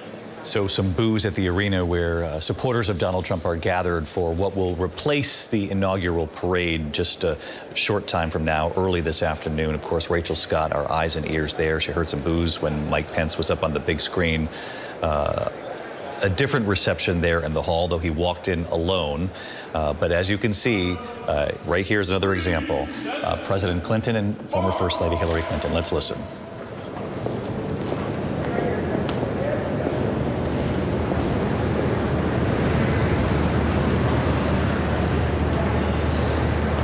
We watched this entrance in 2017. The former First Lady, former Secretary of State, who had hoped to make history as the first woman president, came so close. She won nearly 3 million in the popular vote. That was the margin, but did not win in the Electoral College. Even that was very close across 3 states. And these are the moments, Lindsay Davis, that are the test of democracy. Former President George W. Bush, former First Lady Laura Bush arriving too. And it was in 2017, Hillary Clinton sat next to George W. Bush, and the two of them made their own observations about what they saw play out that day, their initial reactions to the carnage speech, though they're back 8 years later because of their duty. And there you see Lara Trump, Eric's wife, arriving with their family. She's a rising star in the Republican Party, was considered for a short period of time to be a potential replacement for Marco Rubio in Florida, though that's no longer the case. And there you see former President Obama and arriving alone, Lindsay. One thing that I'm mindful of is the American tradition.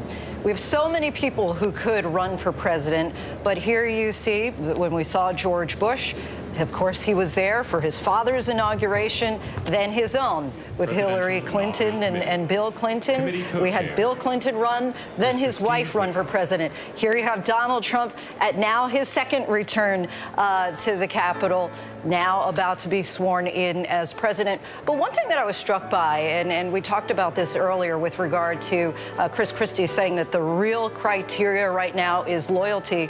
When we saw Mike Pence coming in, J.D. Vance has already said that if he had been in Mike Pence's shoes then in 2021, he would not have certified the results of the 2020 election. And I think that that is so significant, right, in that when he was chosen, Donald Trump said loyalty really is paramount. And one thing that we're seeing also in a difference as we're looking at some of the cabinet members this time around, the last time many of his appointees were standard bearers. They were well known inside the Beltway, a lot of experience, and now we're seeing these outsiders, the Kash Patels, the Tulsi Gabbards, Pete Hegseth, RFK Jr., tapped for key roles in this administration.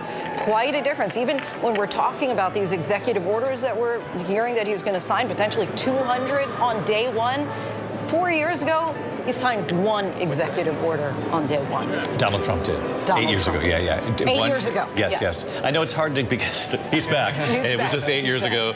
There's Marco Rubio center screen. One notable thing about Marco Rubio in his confirmation process is in this deeply divided climate, he was welcomed by both sides of the party for his hearing just a few days ago. There you see RFK Jr. there in the center, Jeff Bezos, Elon Musk, of course, Pete Hegseth right there behind him, who also looks like he could very well at this time, land the role as head of the Pentagon.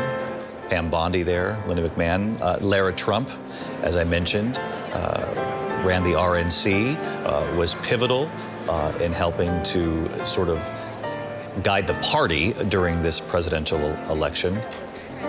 You saw there for a time Susie Wiles at sort of the center screen for a bit. She is in white, and she is going to be the first woman to run the West Wing as chief of staff. And she has indicated to the president-elect, that she very much intends to keep that job for 4 years. She's going to work very hard. We know that did not happen his first go-around. They did not last that long. There's Mark Zuckerberg right at the left of your screen as the camera pans. And Pete Hegseth on the phone in the back row there, Martha. On the phone making last-minute calls for, I cannot imagine what that is about. You know, one of the big differences, and Lindsay's right, they are all outsiders, but what they also are absolute loyalists to Donald Trump. Pete Hegseth's confirmation hearing, I've never heard anything so political. Many questions were just, Donald Trump's going to be a great president, and he's the person who can do it, and Joe Biden didn't do a good job. So it was incredibly political. So when I think about the chaos of the first Trump presidency, and the Mattises, and the Spicers, and the Reints to a degree, that they were all let go or left, this time it could be, you could have far less chaos because you have those loyalists. And as we train our eyes up, they just changed the shots there. This is what we call the live pool feed that all the networks are sort of sharing. But a moment ago, you could see Susie Wiles had taken a seat, grabbing a quick drink of water before this continues to play out. And John Santucci, I told you I would come back to you. I was hoping to do so as we could see Susie Wiles, but we'll see her again. But again, you heard me mention there a moment ago, she's made it very clear to the incoming president she intends to hold on to this job. For 4 years, David, she said she would be by Donald Trump's side. And David, I'm going to play fashion police for 5 seconds to see her wearing white. She's often referred to as the ice maiden around Donald Trump for her loyalty to the president-elect. Cool-headed, he says, which is where he came up with that nickname. And here we see the Supreme Court entering Terry Moran, Chief Justice John Roberts, followed by the other justices, many of whom were appointed by Donald Trump, appointing more than the typical president gets the chance to do. The court now significantly conservative-leaning, given Donald Trump's moves during his first administration. And John Roberts, the Chief Justice, Donald Trump hasn't always seen eye to eye with. You heard more from Donald Trump about members of the court than you typically do from a president. He's even talked about Samuel Alito in recent days and talked with him as well. That's right. There was a phone call recommendation for a clerk to Samuel Alito. A little bit out of the ordinary. But this is a court that is not just conservative, but it's pro-executive. And yes, Donald Trump has had his problems with Chief Justice John Roberts, but that immunity ruling that Roberts wrote changed the game for presidential power. This is a president who comes in, you know, at the head of a movement that has finally taken power after 8 years of struggling for it, in the Congress, with majorities in both houses, and with the Supreme Court that has supercharged the authority of the federal executive power. And that is a combination we haven't seen. And the reason is none of those justices were ever practicing politicians. We used to have practicing politicians, Senator Day O'Connor. None of those justices ever worked in state courts. These are federal government lawyers, most of them, and they have juiced the presidency, the majority, in a way that will certainly help Donald Trump accomplish his very ambitious objectives. I know it's a point, Mark Updegrove, that's not lost on you either. You know, so much is made about Donald Trump and the mandate, even though from a popular vote standpoint, it was a relatively close election. He won the Electoral College, no question, mandate there, if you will. Does have the Congress, though very slim margins in the House and Senate. It'll still be quite a feat to get things passed, particularly when you're plucking members of the House to serve in your cabinet. Very slim margins there for the Speaker of the House. But as Terry points out, it's not just that the Republicans control the House, the Senate, and the White House, or are about to. It's the fact that this Supreme Court has given Donald Trump, whoever the next incoming president was, but now it's Donald Trump, significant power and protection now to do what they want. There's so many things that make Trump 47 different from Trump 45, David, and that's one of them. The broader powers of immunity that he has based on the verdict in the Supreme Court. Plus, as you said earlier, he has the fealty of his party. The party had resisted Donald Trump in 2016. He had people in the House and the Senate who resisted him during the course of his term. The Liz Cheneys and Adam Kinzingers in the House, the Mitt Romneys and John McCain's in the Senate. They're gone now. And there are so many Republicans who owe their tenure in the House and Senate to Donald Trump, David. Thank you, Mark. We're watching Don Jr., Eric Trump now arrive, Barron Trump in the back. He stands about a foot taller than his brothers. They're tall themselves, but he's taller. There you see Tiffany Trump as well. Barron Trump attending NYU in New York. Melania Trump has been asked, does she feel like an empty nester? And she said, not really. I raised him to be his own person. And she has said, I will go to the White House. I'll live there. I'll serve as First Lady. but I'll go to Mar-a-Lago when I'm needed, and I will go to New York when needed as well. And she will be and continue to be very connected to her son, Barron. They have been close really through his childhood. We've watched him grow up. He was away from the public eye for some time and then reemerged as someone who's quite literally taller than the rest of us and who has helped his father with this victory. Barron Trump quietly advised his dad on areas where he could reach young men voters, podcasts that Barron was interested in, and Donald Trump listened. Somebody else, though, in that grouping of children arriving is also deeply influential now. And Rachel Scott, that's Don Jr. It was Don Jr. Who suggested RFK Jr. I know there were others who suggested him as well. And it was Don Jr. who said J.D. Vance should be the pick. And his father not only listened to him and benefited from that advice, he now truly trusts Don Jr. as a political force. Yeah, Donald Trump Jr. has had a massive influence on President-elect Donald Trump's campaign. You mentioned it there, David. He was the one that suggested Senator J.D. Vance at the time to be Donald Trump's running mate. The president-elect listening to his own son. And President-elect Donald Trump even admitted later in some interviews that he didn't quite know exactly how it was going to work out there, as some of Vance's own controversial statements came to light, which he was pressed on repeatedly. But then he said it ultimately did work out. Of course, he said that after the election, and even down to his cabinet picks, right, as well. You mentioned Robert F. Kennedy Jr. This is a president-elect that looks to those who are close around him for advice and counsel. But you saw it there. He really did follow the advice of Donald Trump Jr. and also Barron. We saw Barron walk in as well, and it was Barron that encouraged his own father to really go outside and use different types of media to try to reach younger voters, younger male voters. And this is why we have seen the president-elect even talk about TikTok, saying it has a special place in his heart, because he does believe ultimately it did help him in this election and get things across the finish line. The president-elect listening to both of his sons on that front. I want to listen into them. We're going to keep our eyes trained. Thank you, Rachel Scott. Rachel, incredible reporting as always. We are expecting now at any moment to hear the First Lady Jill Biden and the Second Gentleman Doug Emhoff introduced for the first time to this room for the final time, too, as part of the administration. Jared Kushner arriving there moments ago. He was an advisor, as you remember, the first term, and so was his wife, Ivanka, certainly Donald Trump's daughter. Both of them they might help from afar, but not inside the White House this go-around. And Jared Kushner's business has been quite successful, John Carl, in the interim. In fact, it's been reported in recent weeks that a major deal in Albania, for example, for a new hotel. He's got a $2+ billion fund, Middle East money driving it. Incredibly successful. One big factor behind his decision to sit this one out. Although, David, Donald Trump still will reach out to Jared Kushner, and I wouldn't be entirely surprised to see him eventually return to the West Wing. Ivanka, not so much, right? Given the fact that she has explicitly said, I hate politics. Yes. Which is interesting because, Ivanka had an influence on her father the first time around. And a lot in the MAGA movement, the hard-right movement, didn't really trust either one of them, thought they weren't true conservatives. And gentlemen, former vice presidents, the Honorable Dan Quayle, accompanied by Mrs. Marilyn Quayle, and the Honorable Michael Pence. Haven't talked about Dan Quayle lately. Here on the broadcast, Dan Quayle returning with his wife. And there's Mike Pence. So much discussion about Mike Pence arriving. Lindsay, you had asked the question about whether or not Karen Pence would arrive. It seems she's going to sit this out.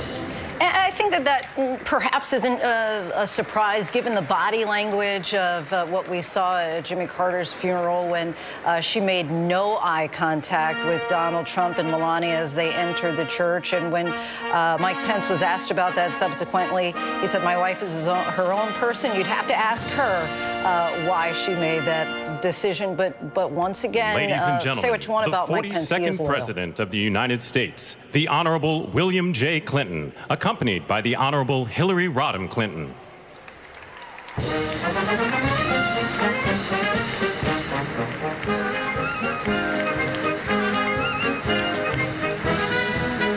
president having campaigned for both Joe Biden and then for Kamala Harris when she was the top of the ticket.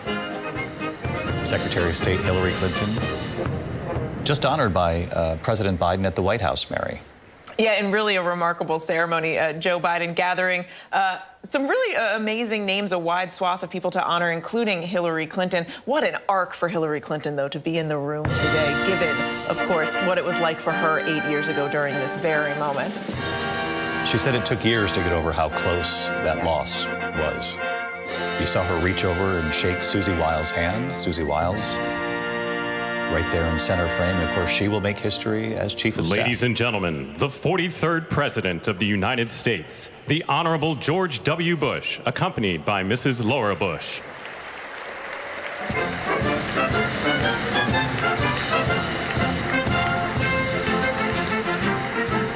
John Carl, many had asked if George W. Bush would make any kind of political statement given these politically polarized times. And for those of us who have covered him for years, we would often say that is very unlikely. He sat it out. Look, no love lost between him and Donald Trump, but George W. Bush... Not interested. Not interested in getting involved.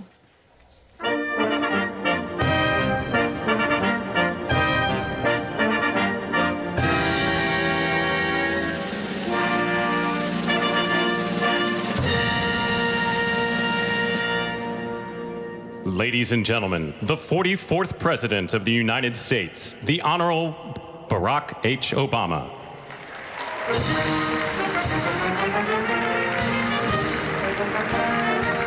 Mary Jordan, Barack Obama being applauded by that room as he walks by. And all these different relationships, actually, we were talking about this earlier. Lindsay was alluding to it as well. You know, the Bush political dynasty, the Clintons, Hillary Clinton trying it, Barack Obama obviously serving, and then his vice president, Joe Biden, running years later and becoming president.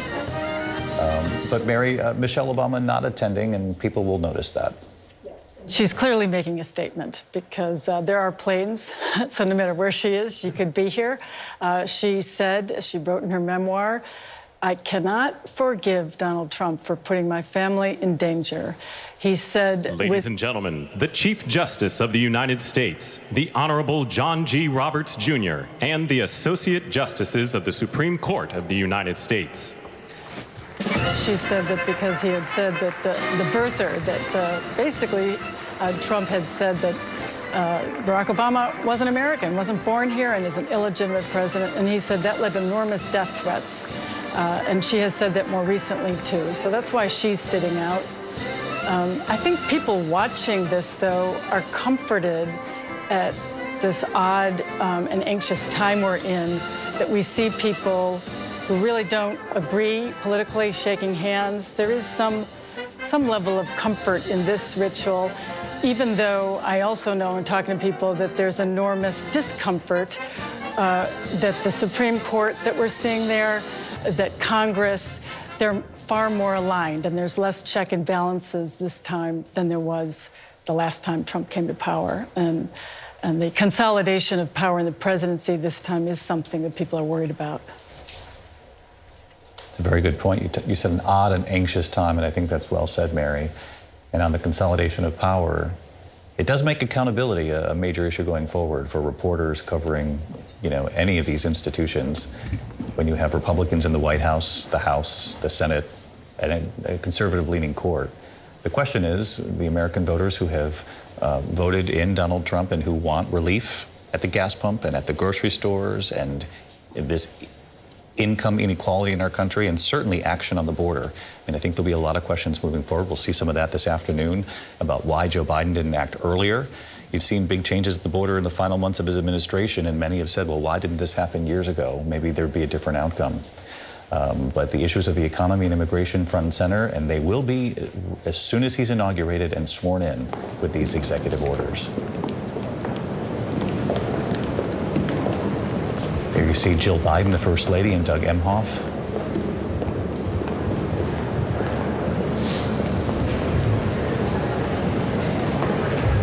And Jill Biden, Mary, who is the fierce Tiffany Trump defender. And Barron Trump. They're the Trump children entering, Don Jr., Eric, Barron, Tiffany. enormously proud of their father and partly responsible for this victory. Those children worked very, very hard, and I say children, but they are adult children, and they were there for their father in 2016, and they were certainly there 8 years later to try to win back the White House. And what they believe were injustices that their father faced along the way. We are about to see Jill Biden, the First Lady, and as I was mentioning, Mary, a fierce defender of her husband till the end. No one is more protective of their spouse than Jill Biden. And it is interesting to see her walking with Doug Emhoff. The friendship between the Bidens and the Harrises, the Harris-Emhoffs, is a real genuine one. I think you felt that and saw that, you know, in the process, as we've mentioned, when Joe Biden announced he was leaving the race and quickly coming out and backing and endorsing Kamala Harris. And she was fiercely loyal to Joe Biden till the very end, something that history books will certainly question. We all remember that moment when she struggled in that question here on ABC's The View to explain how she would distinguish herself from the president, and it may have cost her dearly in this race. But that relationship, politically strong, but also personally, between these two families. Personally strong, and it might have gotten in the way politically. Exactly. Because people have looked back at that moment and thought, on a personal level, she had a hard time publicly taking aim at her boss, even though she wanted to win that election. And that was, many believe, an obvious question that would have come her way. But she had a hard time speaking out against the man who had picked her to make history as vice president. She simply was not going to put any daylight between her and the administration that she served. And it was a difficult, situation she was put in, certainly. 107 days is not a long time to launch a campaign. Barron Trump there at the right of your screen, and there have been a couple of images of him. Quite striking to watch him grow up over these last 8 years, and I think just out of frame is his mother. We'll wait for the other camera angle to pick this up. But John Carl, what a day for the Trump family. I mean, what a journey for the Trump family, going through not just the criminal trials, but the Trump organization itself was on trial in New York, lost a major judgment. Each one of them, the adult children, I mean, particularly Eric Trump and Donald Trump Jr., found themselves in courtrooms, testifying under investigation. And now they're here about to see their father being sworn in as President of the United States for a second time. And mind-bending journey from leaving the White House the way he left, going through all he went, ladies and gentlemen, to vindication. Escorting Dr. Biden and Mr. Emhoff, the Republican staff director of the Joint Congressional Committee on Inaugural Ceremonies, Ms. Emily Leviner, the Senate Secretary for the Minority, the Honorable Gary Myrick, the House of Representatives Chief Administrative Officer, the Honorable Catherine Spindor, and Mr. Bruce Fisher.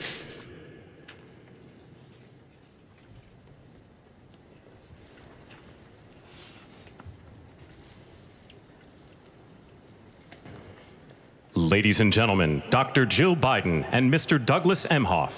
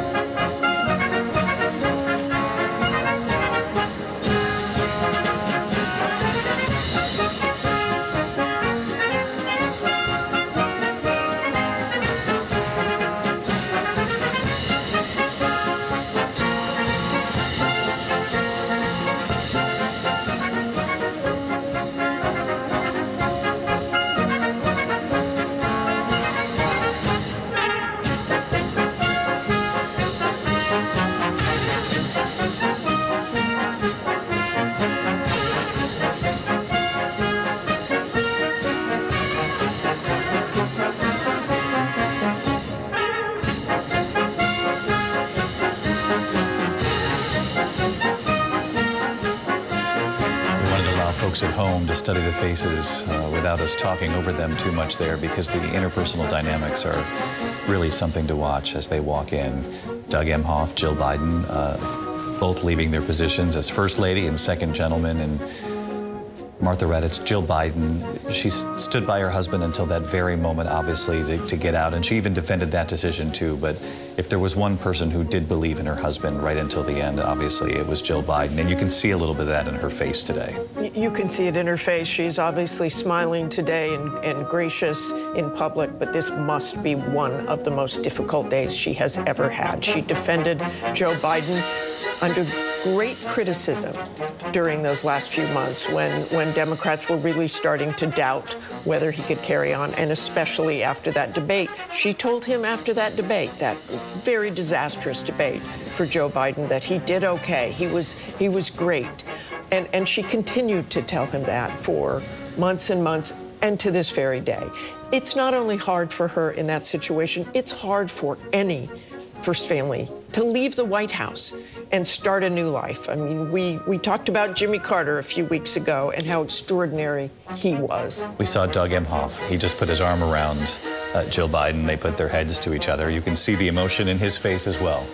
Yeah, very, very difficult for both of them, obviously for different reasons as well. And Doug Emhoff has been an astonishingly proud husband of Kamala Harris and what he has said about her and his support. His speech at the DNC was a lively one, a supportive one, a funny one. They never thought it would end this way, but both putting on that face, putting on that smiling face. I also have to wonder, as I sit here, David, thinking about Barack Obama and Mike Pence, what that conversation between they and their spouses was like. What did Karen Pence and Mike Pence decide in the end? How did they come to that decision? What was Mike Pence saying? Was he trying to talk her into it or not? And same with Barack Obama. But those women are not going to be told what to do by those men. Well, and another notable absence today is Nancy Pelosi, who played such a critical role in what we saw play out with Joe Biden and the decision for him to back out of the race. Now, of course, there certainly has been plenty of friction and public battles between Nancy Pelosi and Donald Trump. I mean, who can forget her ripping up his State of the Union speech as she sat there over his shoulder?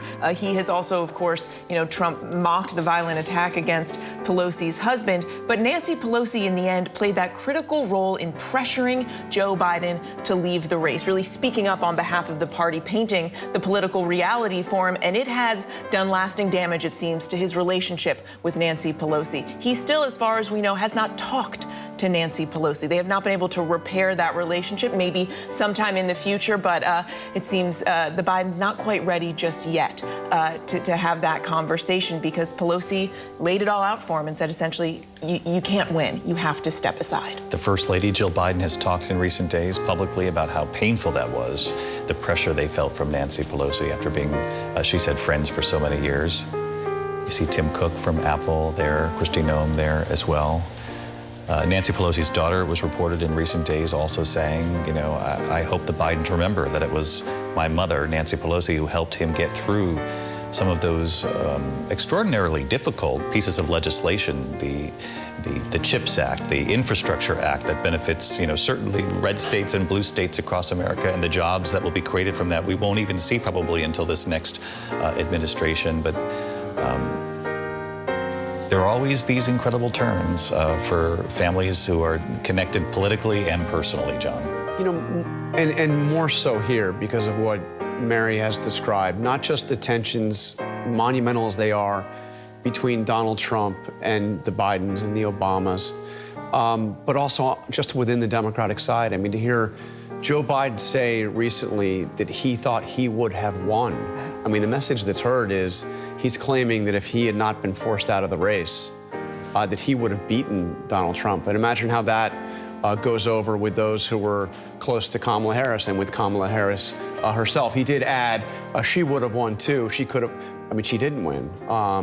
The bitterness and the anger and the fact that their legacies are all so intertwined. And now that Trump has won, Trump's victory is a big part of Joe Biden's legacy, Trump's return to the White House. His legacy was that he was the one who stepped in and kept Donald Trump from serving a second term, Mark Updegrove, but he'll also be known as the one who essentially, politically, allowed it to happen again. That's the reason that Joe Biden got back into the race, got back into politics after stepping down from the vice presidency in 2017. He got back into politics to contest Donald Trump and stave off what he saw as an existential threat to democracy. He called the preservation of democracy the central cause of his administration, David, and not being able to fend off a resurgent Donald Trump. That's a big failure of the Biden administration, despite the many triumphs of the Biden administration, including, as you mentioned, that the many laws that he stewarded through Congress, perhaps the most important legislative president since LBJ.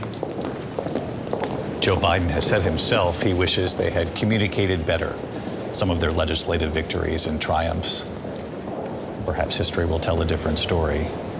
But here you see the First Lady, the incoming First Lady, Melania Trump, arriving.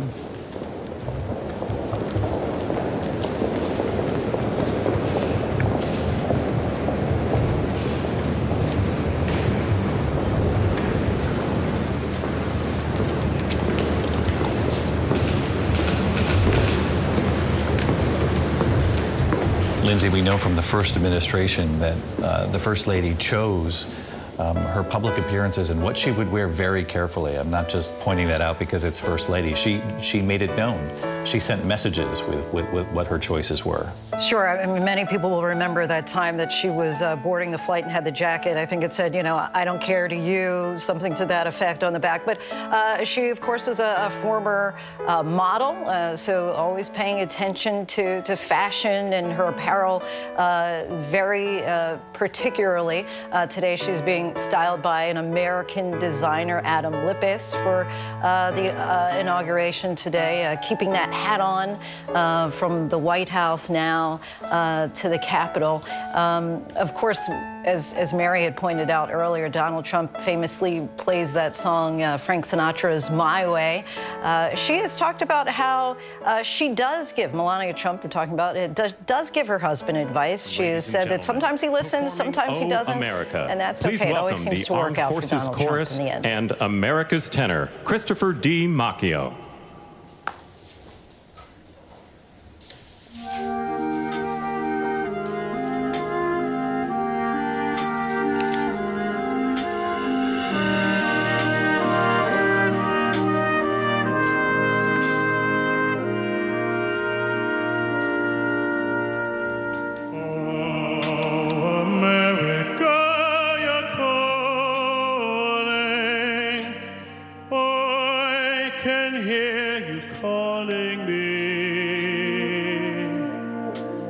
Calling me to be true to thee, true to thee, I will be. Oh, America, no weeping, let there be no wounded heart. I will keep you in my keeping till there be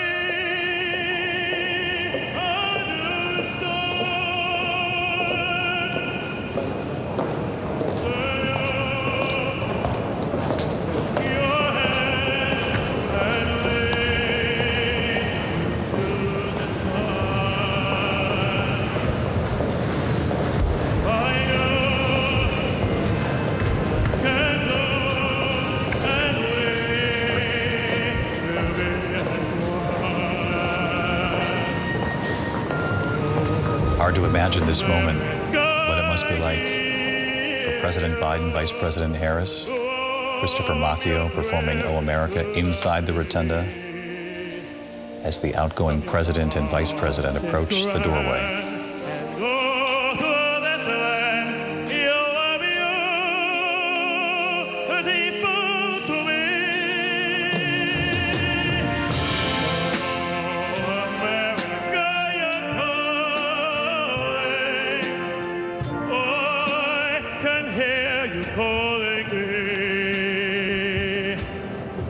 Calling me to pay true to thee,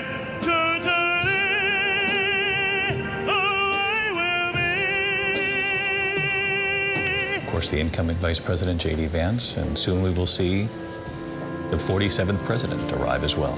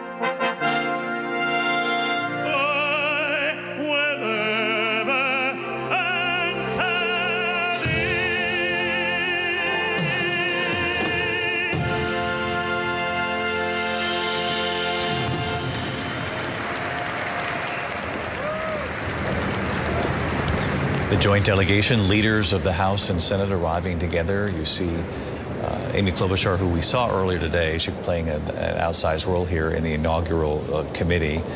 The outgoing Majority Leader Chuck Schumer, right there. Steve Scalise, obviously Majority Leader of the House.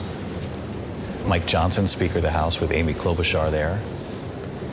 The Honorable Jackie Barber, the Clerk of the House of Representatives, the Honorable Kevin F. McCumber, Mr. John Bessler, Mrs. Kelly Johnson, Mrs. Iris Weinschall Schumer, and Mrs. Jennifer Scalise.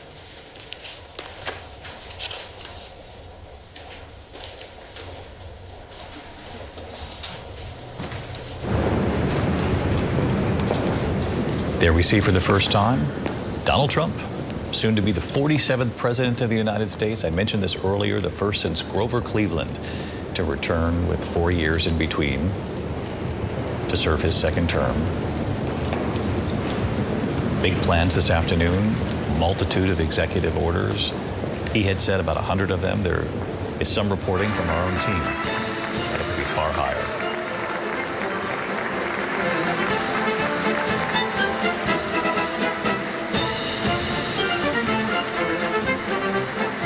The incoming First Lady, Melania Trump, arrives at the Rotunda.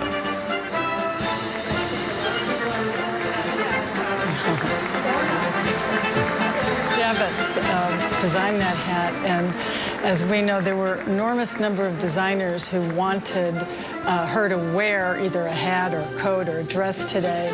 So it's a big deal for Adam Lippis, who made the coat, and Eric Javits, who made that hat.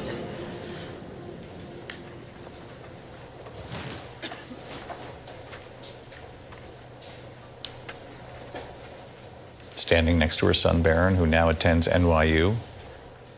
Instrumental in his father's campaign. Many say he would like a larger political role. Not entirely sure if Mom wants that to happen. But she did say, I raised Barron to be his own man. Ladies and gentlemen, escorting the President of the United States and the Vice President of the United States, Ranking Member of the Joint Congressional Committee on Inaugural Ceremonies, the Honorable Deb Fischer, House Democratic Leader, the Honorable Hakeem Jeffries, and Senate Majority Secretary, the Honorable Robert Duncan.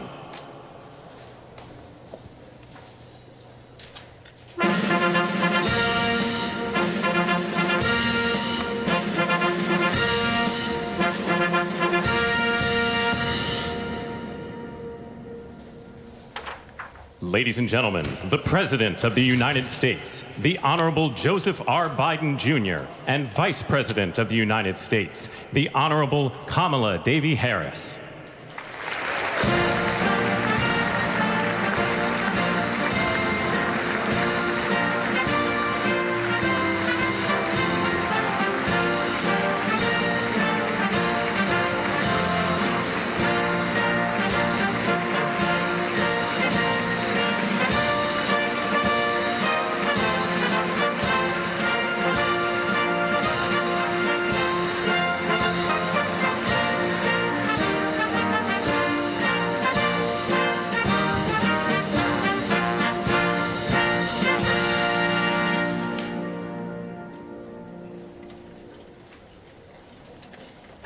Ladies and gentlemen, escorting the Vice President-elect, the Executive Director for the Joint Congressional Committee on Inaugural Ceremonies, Mr. Michael Wagner, Senate Deputy Sergeant-at-Arms and Doorkeeper, Jason Bell, and House Deputy Sergeant-at-Arms, Mr. Sean Keating.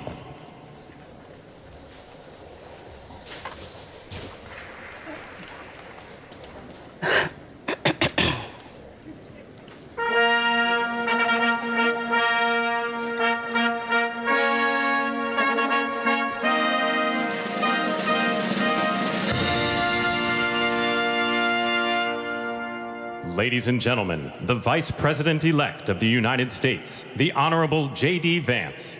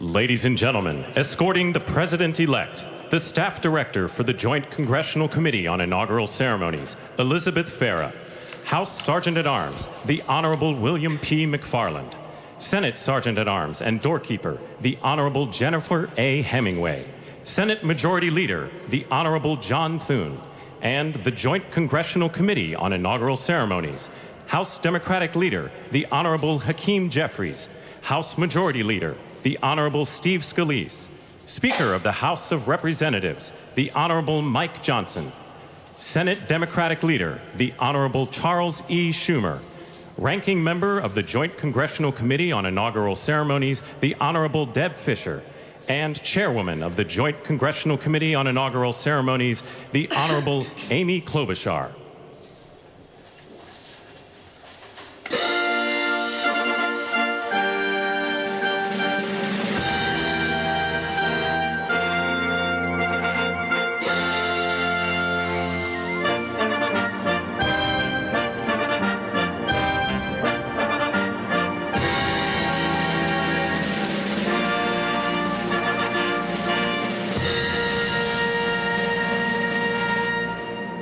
Ladies and gentlemen, the President-elect of the United States, the Honorable Donald John Trump.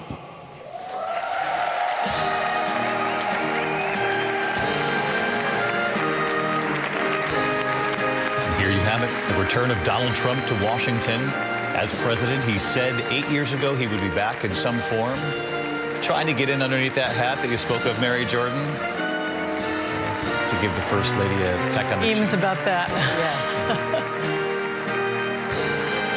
A word there with Joe Biden.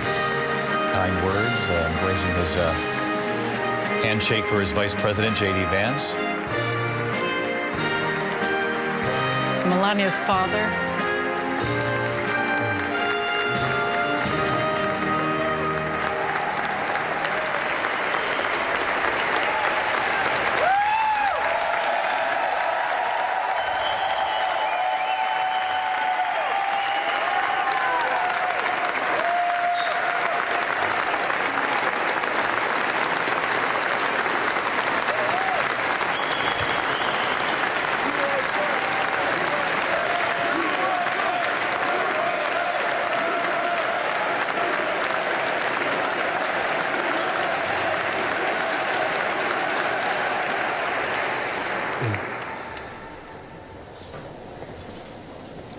Ladies and gentlemen, please be seated.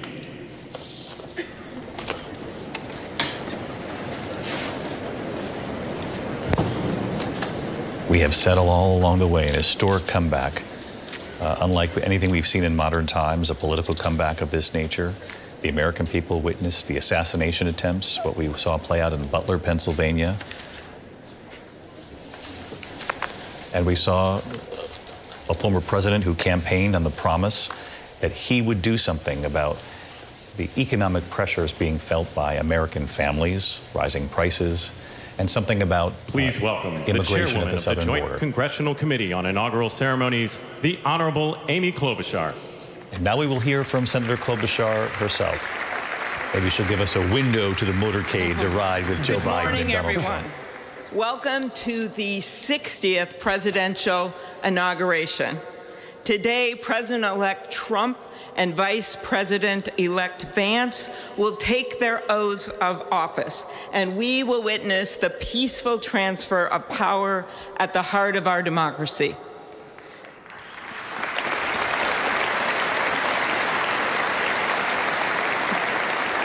For the past year, I've chaired the Inaugural Ceremony Committee, which includes the leadership of Congress from both parties. We thank the committee and Capitol staff and law enforcement who worked so hard over the last year, and especially the last 3 days. You've done a beautiful job, and you have shown grace under pressure.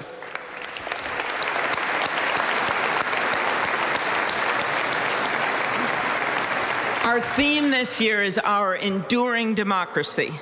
The presence of so many presidents and vice presidents here today is truly a testament to that endurance. We welcome President Biden and Dr. Biden. We welcome Vice President Harris and Doug Emhoff, President Obama, President Clinton and Secretary Clinton, President Bush and Laura Bush, Vice President Pence, Vice President Quayle and Marilyn Quayle. The justices of the United States Supreme Court are with us, all 9 of them I counted, and of course the Trump and Vance families. This ceremony marks what will soon be 250 years of our democracy. It is the moment when leaders elevated by the will of the people promise to be faithful to our Constitution, to cherish and defend it. It is the moment when they become, as we all should be, the guardians of our country. Through war and peace, through adversity and prosperity, we hold this inauguration every 4 years, and today it falls on Martin Luther King Day, a further reminder that we must strive to uphold the values enshrined in our Constitution, the freedoms, the liberties, and, as is inscribed on the entrance of the United States Supreme Court, equal justice under law.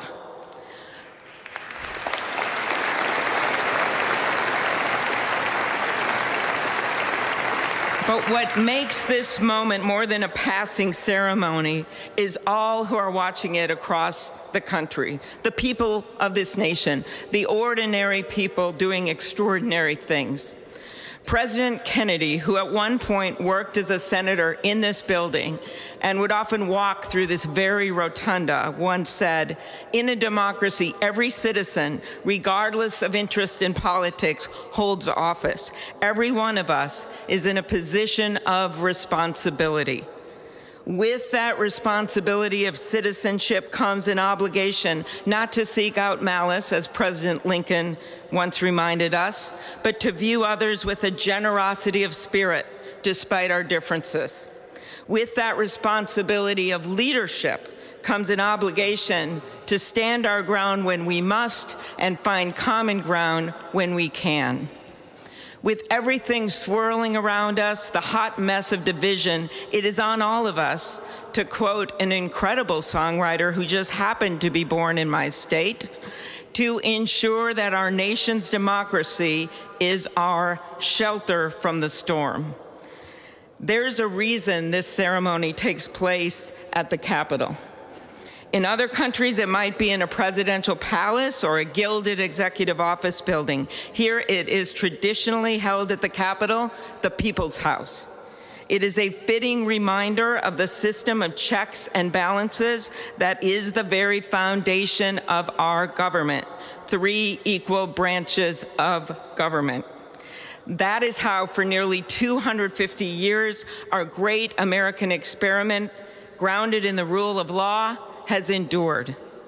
So, as we inaugurate a new president and vice president, let us remember that the power of those in this room comes from the people. The construction workers who build our country, the teachers and healthcare workers who nurture us, the troops defending our freedoms, and yes, the firefighters in Los Angeles putting themselves on the line for us.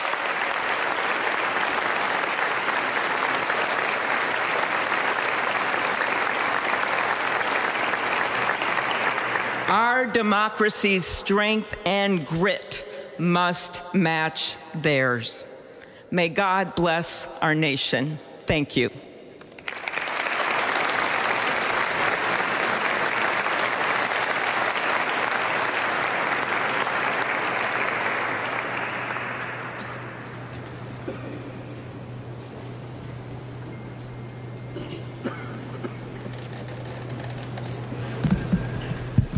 Good afternoon.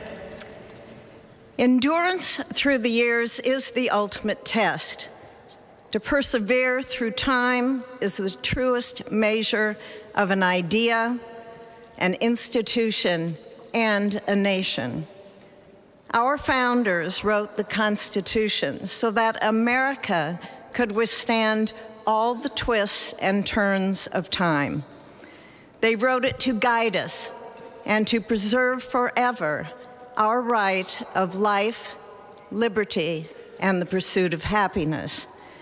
But as much as the truths and principles enshrined in our Constitution remain the same, our democracy promises the American people the power to change, to chart their own destiny. That's the beauty. That is the importance of democracy. It allows the endurance, the permanence of a nation through change. It allows nations like our United States both to avoid the obstacles and to seize the opportunities God has placed before us, all while staying true to our founding principles. Today is our country's 60th inauguration ceremony. Like all the others before it, it is a celebration of our right to set our uniquely American course. The past several years have been trying at times for many, many Americans, and also for the nations of the free world that we humbly strive to lead. In November, Americans chose again to steer this nation towards greatness, the secure, safe, and prosperous future that our founders envisioned for all of us. And today, we celebrate not only their decision to do so, but also the simple right and wisdom of a free people to make their own choice so that their nation might endure. And now, allow me to welcome Archbishop Timothy Dolan and Reverend Franklin Graham, who will deliver our invocation. Please rise.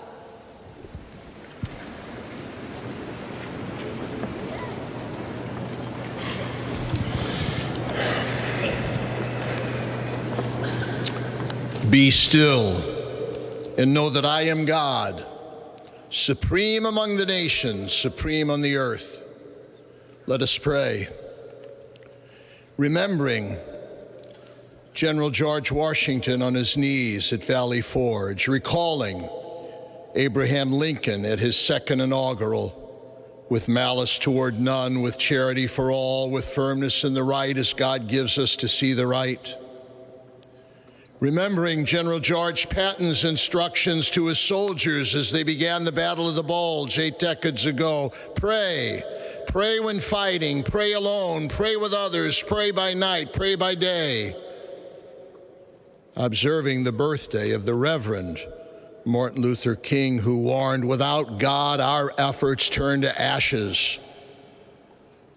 We, blessed citizens of this one nation under God, humbled by our claim that in God we trust, gather indeed this Inauguration Day to pray for our President Donald J. Trump, his family, his advisors, his cabinet, his aspirations, his vice president, for the Lord's blessings upon Joseph Biden, for our men and women in uniform, for each other whose hopes are stoked this new year, this Inauguration Day. We cannot err in relying upon that prayer from the Bible, upon which our president will soon place his hand in oath, as we make our own the supplications of King Solomon for wisdom as he began his governance.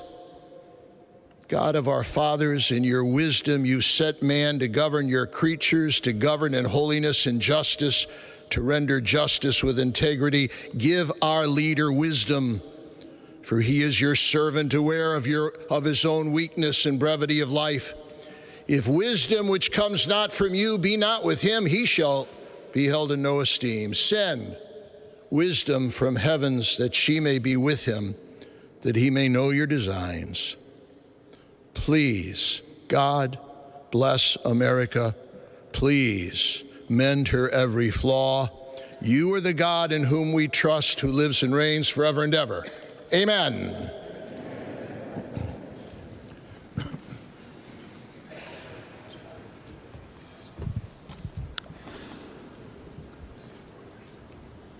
Mr. President, the last 4 years, there are times I'm sure you thought it was pretty dark. But look what God has done. We praise him and give him glory.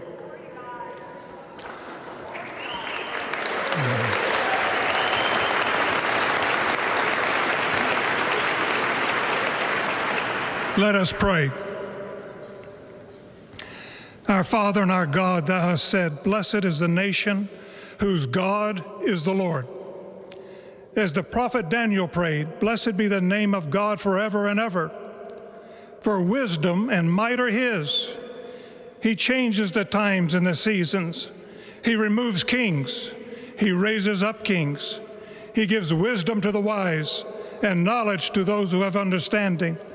Our Father, today, as President Donald J. Trump takes the oath of office once again, we come to say thank you, O Lord our God. Father, when Donald Trump's enemies thought he was down and out, you and you alone saved his life and raised him up with strength and power by your mighty hand. We pray for President Trump that you'll watch over, protect, guide, direct him. Give him your wisdom from your throne on high. We ask that you would bless him and that our nation would be blessed through him. We also ask that you would bless and protect Melania as First Lady.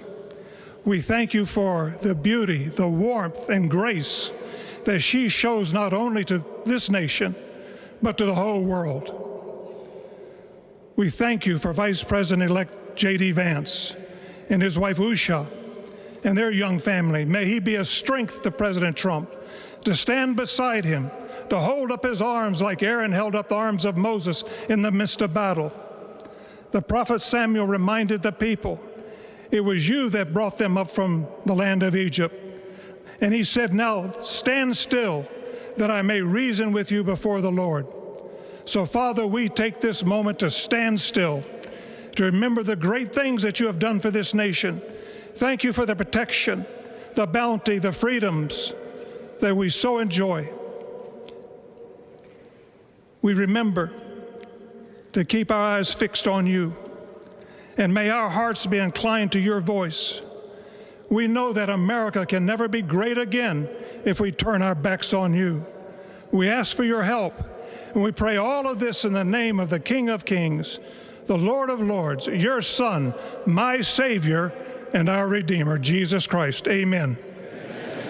Ladies and gentlemen, please welcome Associate Justice Kavanaugh to administer the Vice Presidential Oath of Office.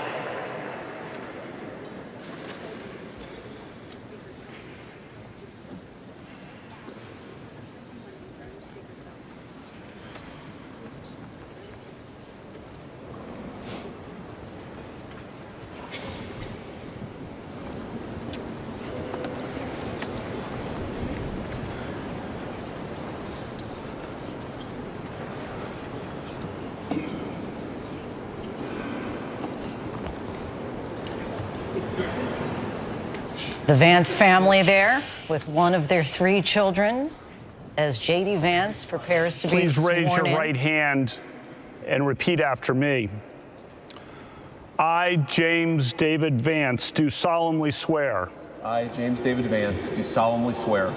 That I will support and defend the Constitution of the United States. That I will support and defend the Constitution of the United States. Against all enemies, foreign and domestic. Against all enemies, foreign and domestic. That I will bear true faith. That I will bear true faith. And allegiance to the same. And allegiance to the same. That I take this obligation freely. That I take this obligation freely. Without any mental reservation. Without any mental reservation. Or purpose of evasion. Or purpose of evasion. And that I will well and faithfully discharge. And that I will well and faithfully discharge. The duties of the office. The duties of the office. On which I am about to enter. On which I am about to enter. So help me God. So help me God. Congratulations, Mr. Vice President.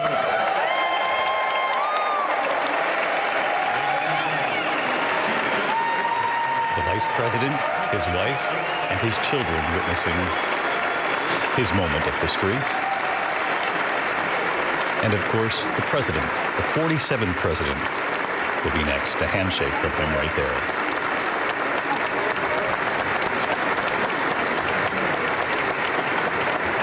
Ladies and gentlemen, please welcome Chief Justice Roberts to administer the Presidential Oath of Office.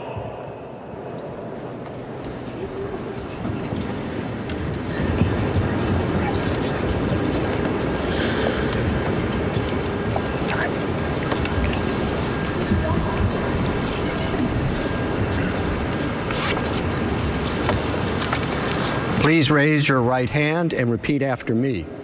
I, Donald John Trump, do solemnly swear. I, Donald John Trump, do solemnly swear. That I will faithfully execute. That I will faithfully execute. The office of President of the United States. The office of President of the United States. And will, to the best of my ability. And will, to the best of my ability. Preserve, protect, and defend. Preserve, protect, and defend. The Constitution of the United States. The Constitution of the United States. So help me God. So help me God. Congratulations, Mr. President.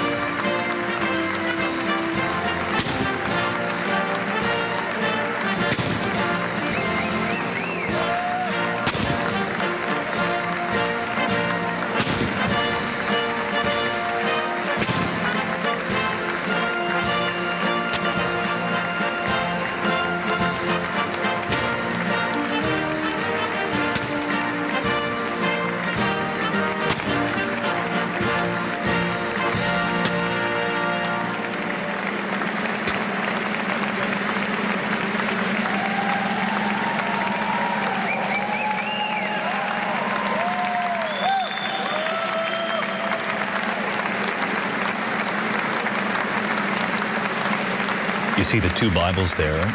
Trump's personal Bible was presented to him by his mother, who graduated from Sunday school at First Presbyterian Church in New York back in 1955. The second was used for the inauguration of President Abraham Lincoln. He used that Bible as well 8 years ago.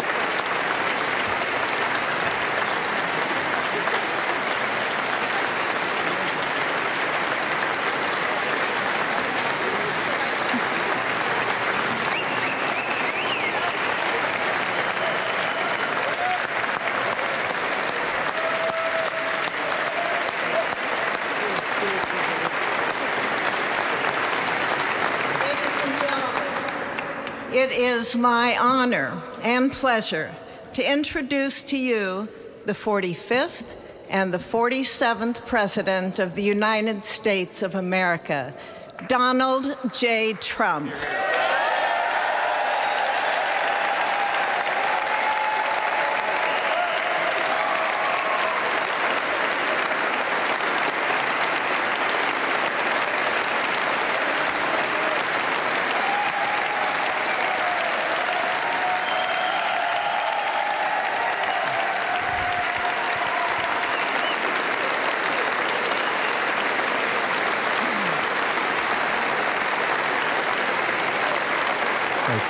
Thank you very much, everybody. Well, thank you very, very much.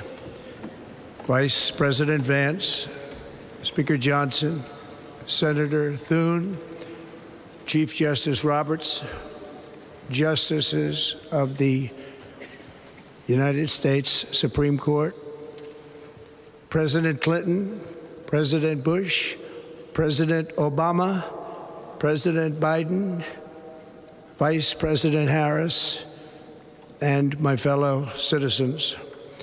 The golden age of America begins right now.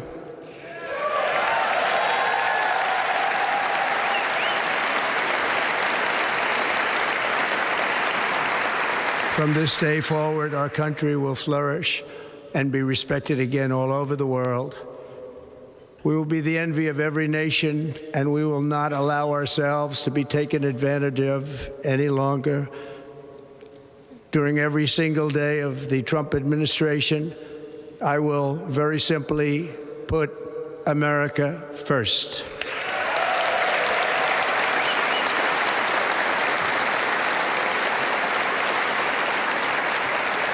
Our sovereignty will be reclaimed.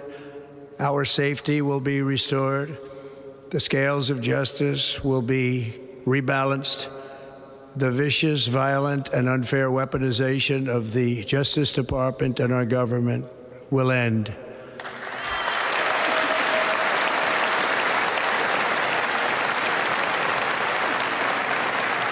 And our top priority will be to create a nation that is proud, prosperous, and free.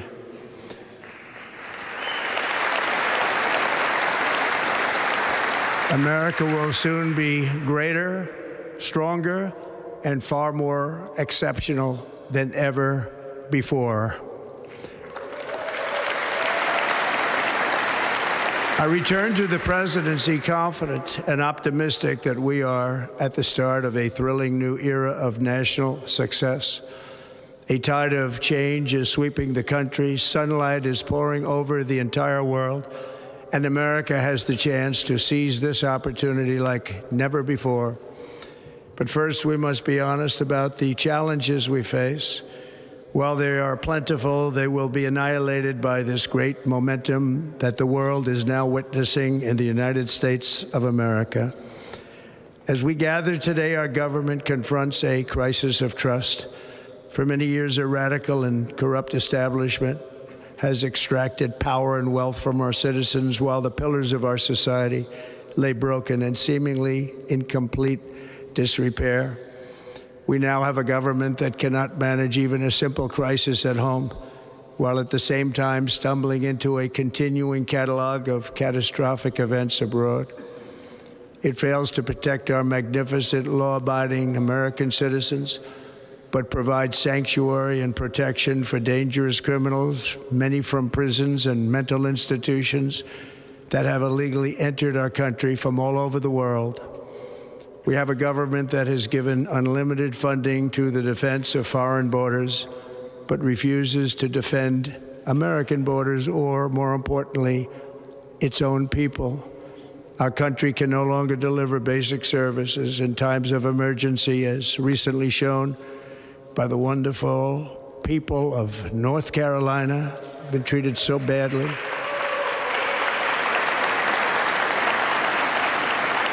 And other states who are still suffering from a hurricane that took place many months ago. Or more recently, Los Angeles, where we are watching fires still tragically burn. From weeks ago, without even a token of defense, They're raging through the houses and communities, even affecting some of the wealthiest and most powerful individuals in our country, some of whom are sitting here right now. They don't have a home any longer. That's interesting. But we can't let this happen. Everyone is unable to do anything about it. That's going to change. We have a public health system that does not deliver in times of disaster, yet more money is spent on it than any country anywhere in the world. And we have an education system that teaches our children to be ashamed of themselves in many cases, to hate our country despite the love that we try so desperately to provide to them. All of this will change starting today, and it will change very quickly.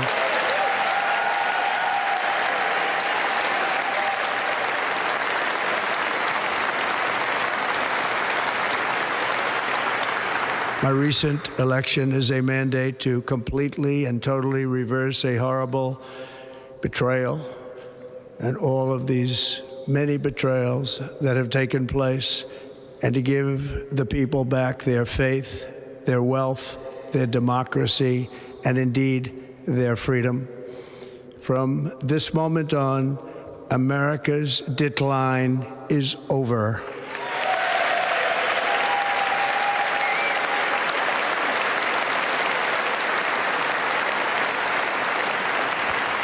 Our liberties and our nation's glorious destiny will no longer be denied, and we will immediately restore the integrity, competency, and loyalty of America's government. Over the past 8 years, I have been tested and challenged more than any president in our 250-year history, and I've learned a lot along the way. The journey to reclaim our republic has not been an easy one, that I can tell you. Those who wish to stop our cause have tried to take my freedom and indeed to take my life.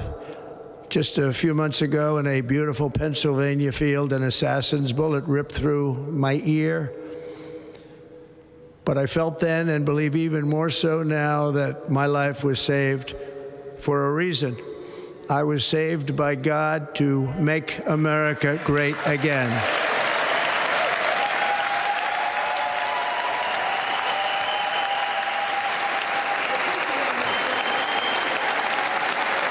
Thank you. Thank you.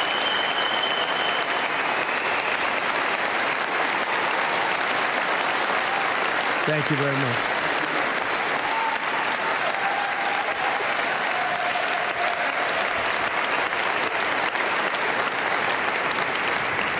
That is why each day under our administration of American patriots, we will be working to meet every crisis with dignity and power and strength. We will move with purpose and speed to bring back hope, prosperity, safety, and peace for citizens of every race, religion, color, and creed. For American citizens, January 20th, 2025 is Liberation Day.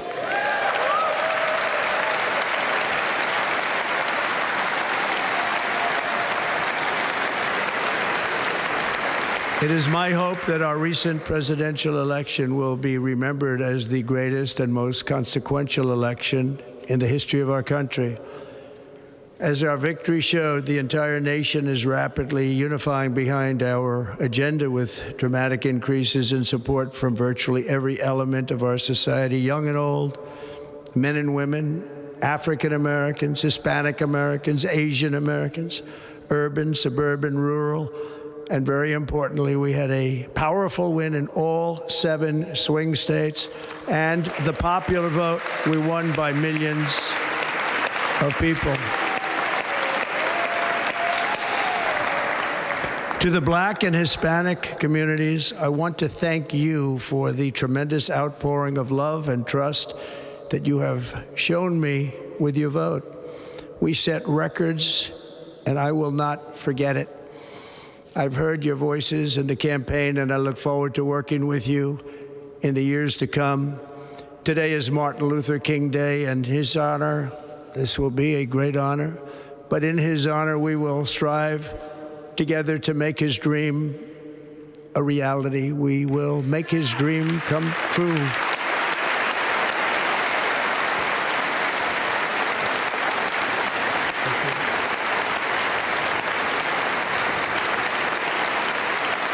Thank you. Thank you. National unity is now returning to America, and confidence and pride is soaring like never before. In everything we do, my administration will be inspired by a strong pursuit of excellence and unrelenting success. We will not forget our country. We will not forget our Constitution, and we will not forget our God. Can't do that.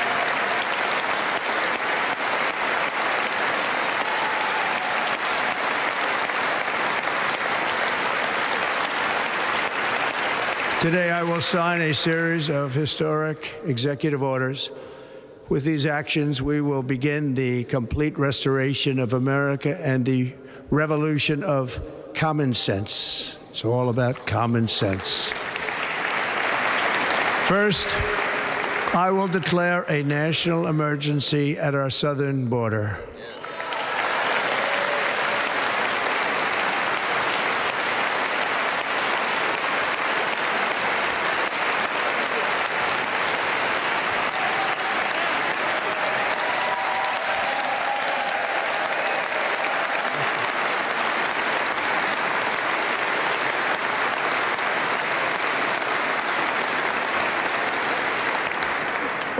Illegal entry will immediately be halted, and we will begin the process of returning millions and millions of criminal aliens back to the places from which they came. We will reinstate my Remain in Mexico policy.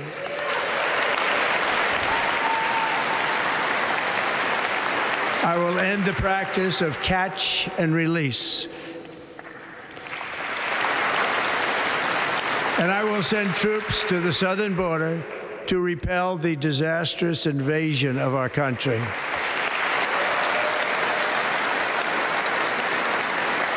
Under the orders I signed today, we will also be designating the cartels as foreign terrorist organizations.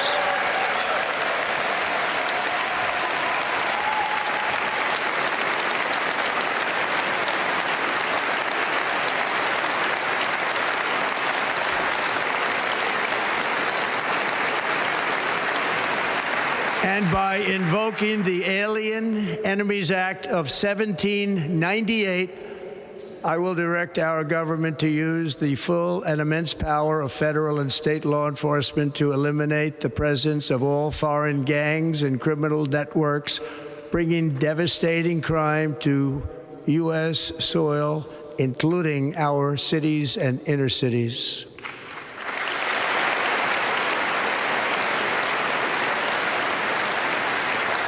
As Commander-in-Chief, I have no higher responsibility than to defend our country from threats and invasions, and that is exactly what I am going to do. We will do it at a level that nobody's ever seen before.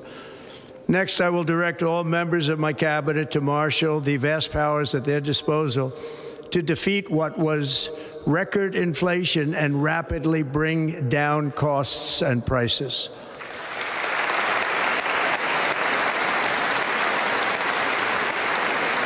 The inflation crisis was caused by massive overspending and escalating energy prices, and that is why today I will also declare a national energy emergency. We will drill, baby, drill.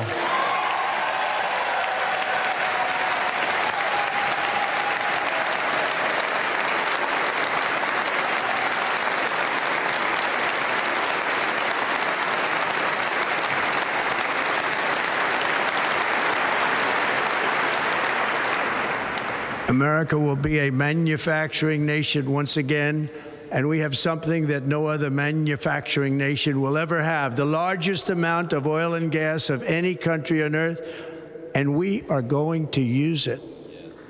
We're going to use it. We will bring prices down, fill our strategic reserves up again right to the top, and export American energy all over the world. We will be a rich nation again, and it is that liquid gold under our feet that will help to do it. With my actions today, we will end the Green New Deal and we will revoke the electric vehicle mandate, saving our auto industry and keeping my sacred pledge to our great American auto workers.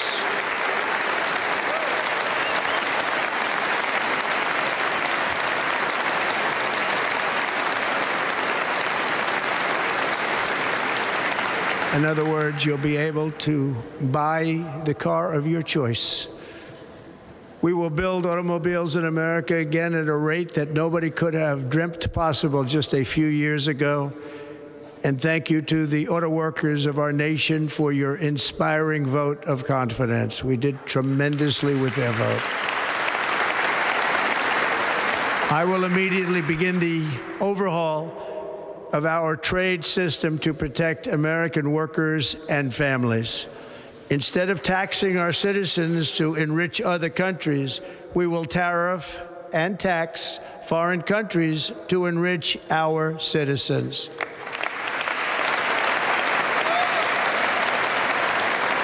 For this purpose, we are establishing the External Revenue Service to collect all tariffs, duties, and revenues. It will be massive amounts of money pouring into our treasury, coming from foreign sources. The American dream will soon be back and thriving like never before to restore competence and effectiveness to our federal government. My administration will establish the brand new Department of Government Efficiency.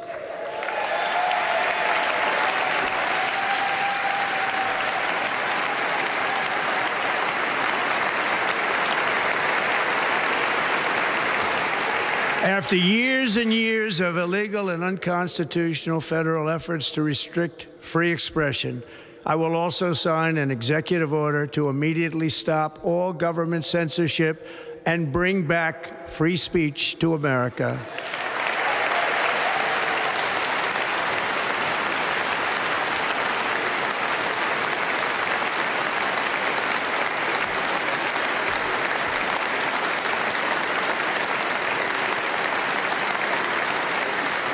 Never again will the immense power of the state be weaponized to persecute political opponents, something I know something about. We will not allow that to happen. It will not happen again. Under my leadership, we will restore fair, equal, and impartial justice under the constitutional rule of law.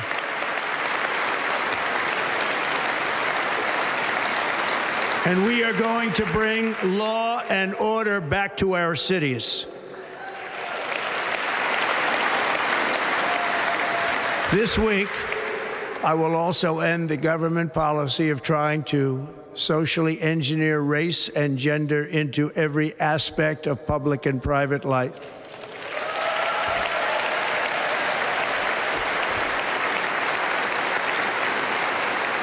We will forge a society that is colorblind and merit-based.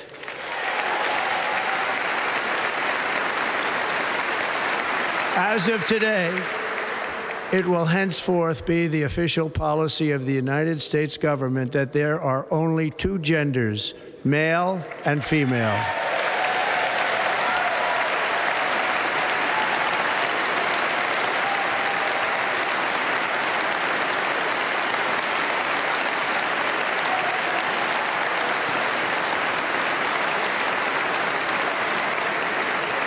This week, I will reinstate any service members who were unjustly expelled from our military for objecting to the COVID vaccine mandate with full back pay.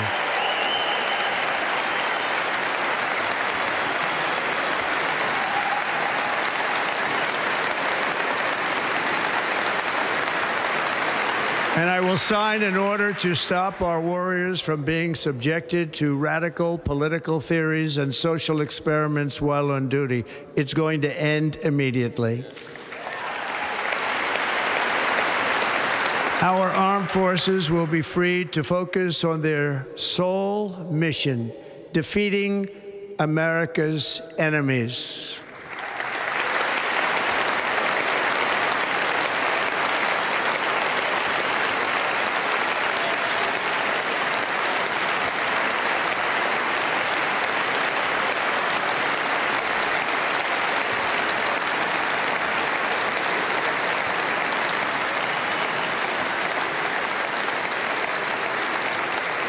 Like in 2017, we will again build the strongest military the world has ever seen. We will measure our success not only by the battles we win, but also by the wars that we end, and perhaps most importantly, the wars we never get into.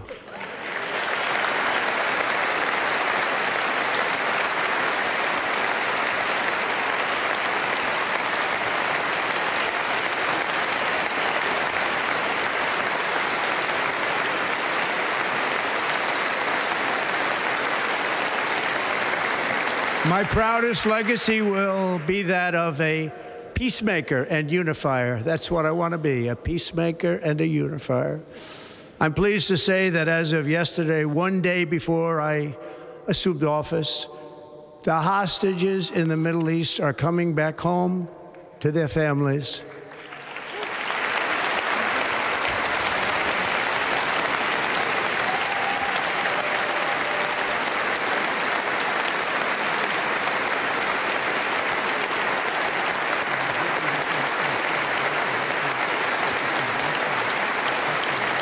Thank you. America will reclaim its rightful place as the greatest, most powerful, most respected nation on earth, inspiring the awe and admiration of the entire world. A short time from now, we are going to be changing the name of the Gulf of Mexico to the Gulf of America, and we will restore the name of a great president, William McKinley, to Mount McKinley, where it should be and where it belongs.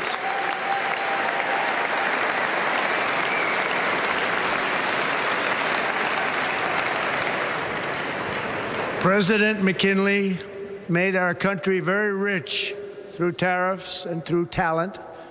He was a natural businessman and gave Teddy Roosevelt the money for many of the great things he did, including the Panama Canal, which has foolishly been given to the country of Panama after the United States. The United States, I mean, think of this, spent more money than ever spent on a project before and lost 38,000 lives in the building of the Panama Canal. We have been treated very badly from this foolish gift that should have never been made, and Panama's promise to us has been broken. The purpose of our deal and the spirit of our treaty has been totally violated. American ships are being severely overcharged and not treated fairly in any way, shape, or form, and that includes the United States Navy. And above all, China is operating the Panama Canal, and we didn't give it to China, we gave it to Panama, and we're taking it back.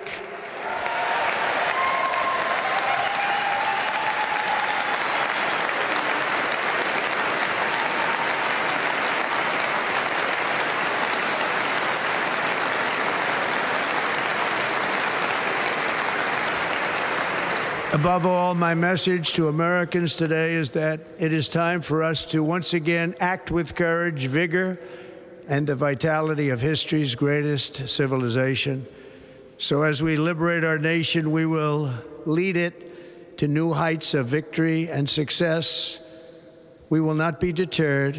Together we will end the chronic disease epidemic and keep our children safe, healthy, and disease-free.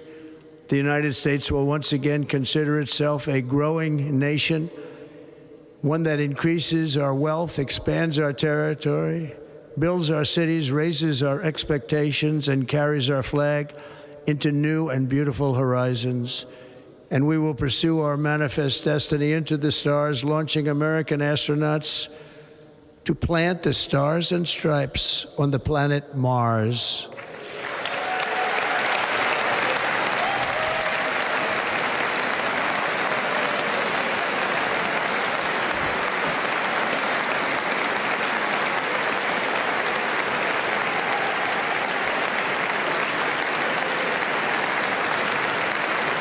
Ambition is the lifeblood of a great nation, and right now our nation is more ambitious than any other. There's no nation like our nation. Americans are explorers, builders, innovators, entrepreneurs, and pioneers. The spirit of the frontier is written into our hearts. The call of the next great adventure resounds from within our souls. Our American ancestors turned a small group of colonies on the edge of a vast continent into a mighty republic of the most extraordinary citizens on earth. No one comes close. Americans pushed thousands of miles through a rugged land of untamed wilderness. They crossed deserts, scaled mountains, braved untold dangers, won the Wild West, ended slavery, rescued millions from tyranny, lifted billions from poverty, harnessed electricity, split the atom, launched mankind into the heavens, and put the universe of human knowledge into the palm of the human hand. If we work together, there is nothing we cannot do and no dream we cannot achieve. Many people thought it was impossible for me to stage such a historic political comeback. But as you see today, here I am. The American people have spoken.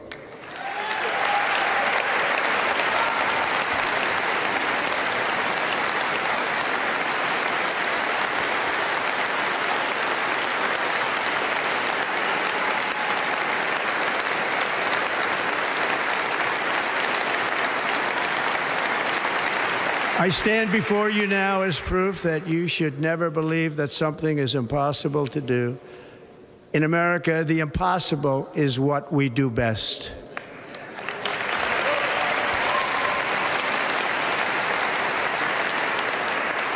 From New York to Los Angeles, from Philadelphia to Phoenix, from Chicago to Miami, from Houston to right here in Washington, D.C., our country was forged and built by the generations of patriots who gave everything they had for our rights and for our freedom.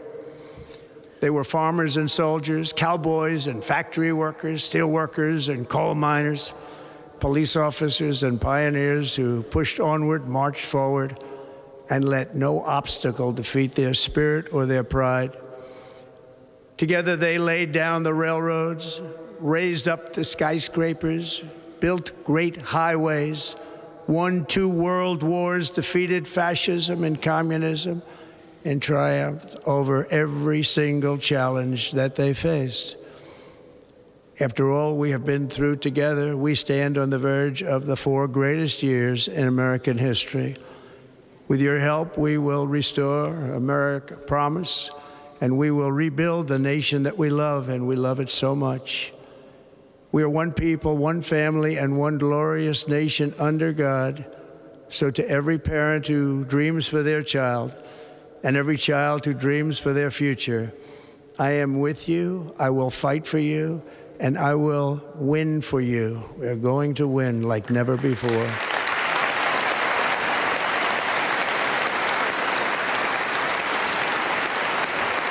Thank you. Thank you.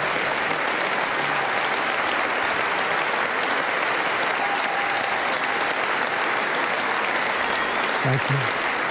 Thank you. In recent years, our nation has suffered greatly, but we are going to bring it back and make it great again, greater than ever before. We will be a nation like no other, full of compassion, courage, and exceptionalism. Our power will stop all wars and bring a new spirit of unity to a world that has been angry, violent, and totally unpredictable. America will be respected again and admired again, including by people of religion, faith, and goodwill, we will be prosperous, we will be proud, we will be strong, and we will win like never before. We will not be conquered, we will not be intimidated, we will not be broken, and we will not fail. From this day on, the United States of America will be a free, sovereign, and independent nation. We will stand bravely, we will live proudly, we will dream boldly, and nothing will stand in our way because we are Americans. The future is ours, and our golden age has just begun. Thank you. God bless America. Thank you all. Thank you. Thank you very much. Thank you very much. There you have it, the inauguration address from the 47th President of the United States, Donald Trump. 30 minutes long. His first inauguration some 8 years ago was about 16 minutes, 14 seconds to be exact.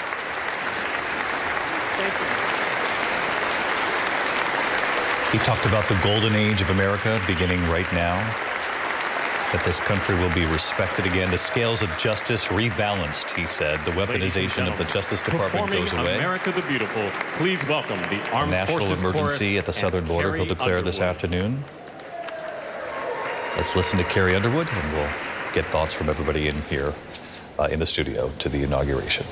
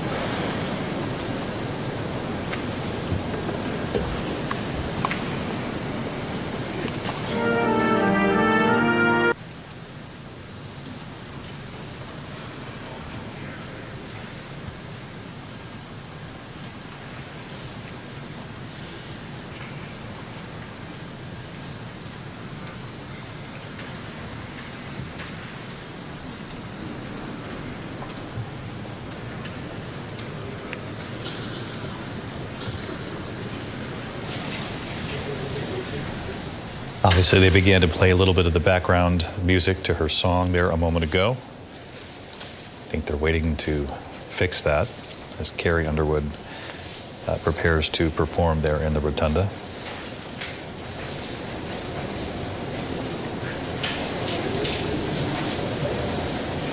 Obviously, this is inside because of the weather today, but it does take on a distinctly different flavor instead of being on the west front of the Capitol and the platform where everybody is sort of spread out. It was quite something to watch the president-elect, now the president as 47th president of the United States, deliver his inaugural address with the outgoing president and vice president sitting right there beside him in just about every shot on all of the major points.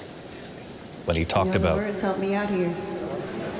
Oh, beautiful for spacious skies, for amber waves of grain, for purple mountain majesties above the fruited plain. America, America, God shed his grace on thee and crown thy good with brotherhood from sea to shining sea.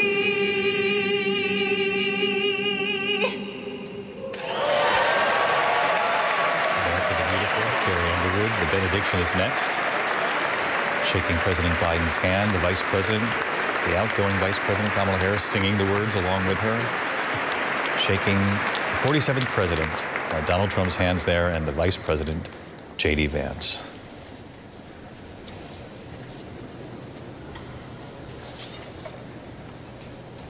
Ladies and gentlemen, Senator Fisher will now introduce the benediction clergy.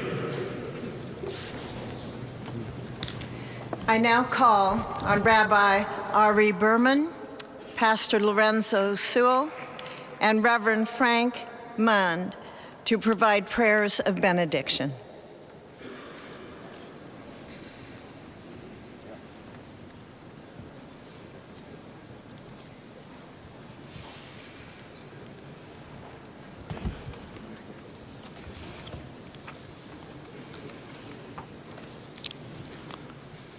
Let us pray. Almighty God, your prophet Jeremiah walked the streets of Jerusalem and blessed its inhabitants with the Hebrew words, Baruch HaGever Asher Yiftach BaHashem. Blessed is the one who trusts in God. Thousands of years later, this great nation, which adopted these words as its motto, "In God we trust," stands at a moment of historic opportunity. Americans are searching for meaning. Our merciful Father, help us rise to meet this moment. Bless President Donald J. Trump and Vice President J.D. Vance with the strength and courage to choose the right and the good. Unite us around our foundational biblical values of life and liberty, of service and sacrifice, and especially of faith and morality, which George Washington called the indispensable supports of American prosperity. Guide our schools and college campuses, which have been experiencing such unrest, to inspire the next generation to pair progress with purpose, knowledge with wisdom, and truth with virtue. Hear the cry of the hostages, both American and Israeli, whose pain our president so acutely feels. We are so thankful for the 3 young women who yesterday returned home, and pray that the next 4 years brings peace to Israel and throughout the Middle East. Almighty God, grant all Americans the opportunity to realize our shared dream of a life filled with peace and plenty, health and happiness, compassion and contribution. Stir within us the confidence to rise to this moment. For while we trust in God, God's trust is in us, the American people. America is called to greatness, to be a beacon of light and a mover of history. May our nation merit the fulfillment of Jeremiah's blessing, that like a tree planted by water, we shall not cease to bear fruit. May all of humanity experience your love and your blessing. May it be thy will, and let us say, Amen. Let us pray for our 47th president. Heavenly Father, we're so grateful that you gave our 45th and now our 47th president a millimeter miracle. We are grateful that you are the one that have called him for such a time as this, that America would begin to dream again. We pray that we would fulfill the true meaning of our creed, that we hold these truths to be self-evident, that all men are created equal. We pray that you use our president, that we will live in a nation where we will not be judged by the color of our skin, but by the content of our character. Heavenly Father, in the name of Jesus, we are so grateful today that you will use our 47th president so we would sing with new meaning, my country, 'tis of thee. Sweet land of liberty, of thee I sing. Land where my fathers died, land of the pilgrim's pride, from every mountainside. Let freedom ring, and because America is called to be a great nation, we believe that you will make this come true. So let freedom ring from the prodigious hilltops of New Hampshire. Let freedom ring from the mighty mountains of New York. Let freedom ring from the heightening Alleghenies of Pennsylvania. Let freedom ring from the snow-capped Rockies of Colorado. Let freedom ring from the curvaceous hilltops of California. But God, we're asking you not only that, let freedom ring from Stone Mountain, Georgia. Let freedom ring from Lookout Mountain of Tennessee. Let freedom ring from every hill and every molehill in Mississippi, from every state, every city, every village, and every hamlet. And when we let freedom ring, we will be able to speed up that day where all of your children, black men and white men, Protestant and Catholic, Jew and Gentile, will be able to sing in the meaning of that old Negro spiritual, free at last. Free at last. Thank you, God Almighty. We are free at last. If you believe where the Spirit of the Lord is, there is liberty. Come on, put your hands together and give your great God great glory.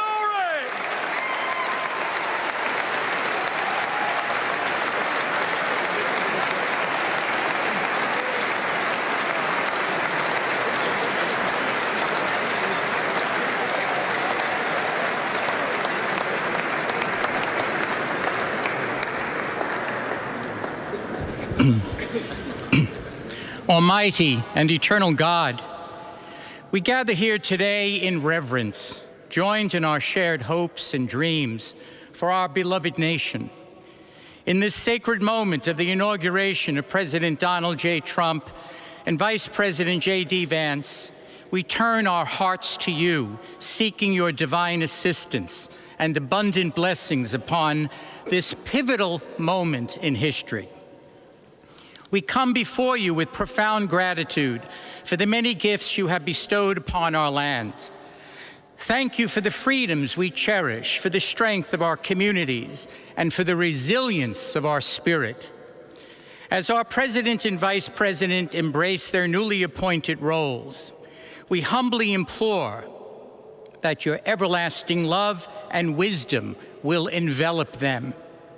Grant them the clarity of mind to navigate the challenges that lie ahead and the compassion to serve all citizens with fairness and integrity. May their hearts be filled with a giving spirit and sincere understanding for those whom they represent. May they be beacons of hope in times of uncertainty and prophetic voices in defending the dignity of all created life. We pray for a spirit of collaboration to flourish in our government and across our nation, fostering an environment where dialogue and heartfelt listening will prevail over division or discord. May each decision made by our President and Vice President reflect the values of justice and peace. As we embark on this new chapter, we also seek your comfort, O God, for those who feel lost or disheartened. In this time of transition, may your light shine upon them, reaffirming their belief in a brighter tomorrow. May we all strive to lift one another, supporting our fellow citizens with kindness and empathy, recognizing that together we can overcome any adversity. Grant us the strength to endure, the courage to face our fears, and the clarity to see the light that remains, even when clouds of uncertainty may gather. Inspire our new leaders to be champions for the vulnerable and advocates for those whose voices are often silenced. May they pursue policies that promote the well-being of all, seeking to build bridges that will foster unity and belonging. As we stand witness to this inauguration, we hold fast to our faith in the goodness of each of us and the possibility of change. We trust that with your guidance, O God, our nation can move forward to a future filled with promise, prosperity, and understanding. And finally, we lift our hearts in gratitude for the beloved parents of President Trump. Without Mary and Fred Trump, this day would never be the miracle that has just begun. From their place in heaven, may they shield their son from all harm by their loving protection, and give him the strength to guide our nation along the path that will make America great again. Let us go forth now with these words of President Trump's emblazoned on our hearts.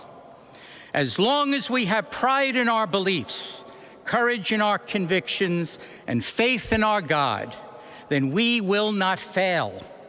We stand tall, we stand proud, because we are Americans, and Americans kneel to God, and to God alone. Amen. Ladies and gentlemen, please remain standing for our national anthem.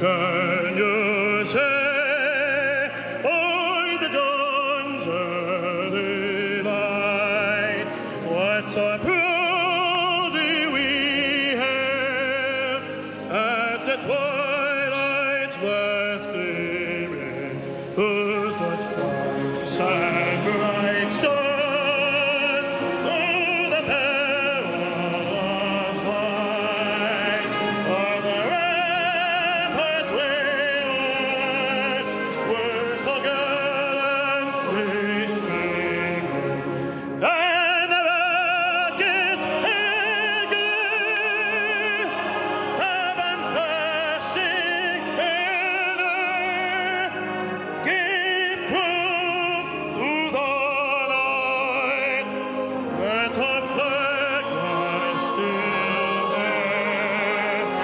Oh, say does that star-spangled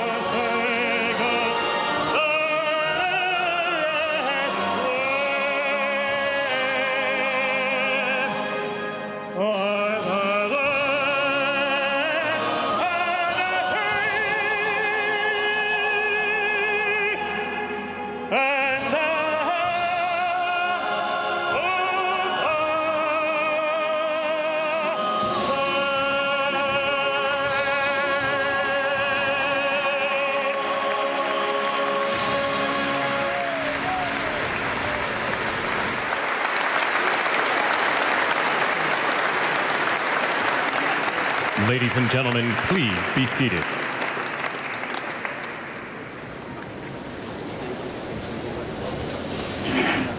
Christopher Macchio, of course, performing the national anthem. He had Ladies performed and a little gentlemen, earlier. please remain at your seats while the President and official party depart the platform. This is always an extraordinary moment here.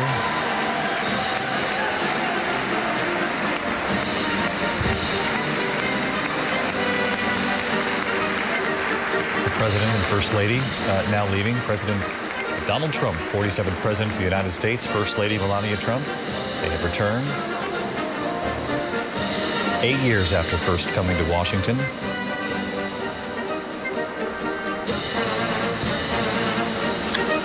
Again, the inaugural address moved indoors, and it created some slightly different dynamics in just about every shot of the president during those key moments, particularly when he was critical of the outgoing administration. The outgoing administration would almost always be in the camera shot in some form or fashion, which made this slightly different from usual. There we see the president and First Lady leaving. Lindsay Davis, what did you make of the address? You know, I think I've got to steal from Senator Klobuchar when she talked earlier today about a hot mess of division. I think that those words were still on display there in not only what we heard from Donald Trump, but even in the body language that we saw from Biden and Harris, who really had a front row seat to listen to their successor outline his plans to eviscerate what they have tried to accomplish for their entire agenda, really. But here I am. The American people have spoken. Those words spoken by Donald Trump just a few moments ago in the same building where 1,475 days ago, of course, the January 6 attacks took place. 34 convictions, 2 assassination attempts later. Trump saying that his proudest legacy will be as peacemaker and that of a unifier.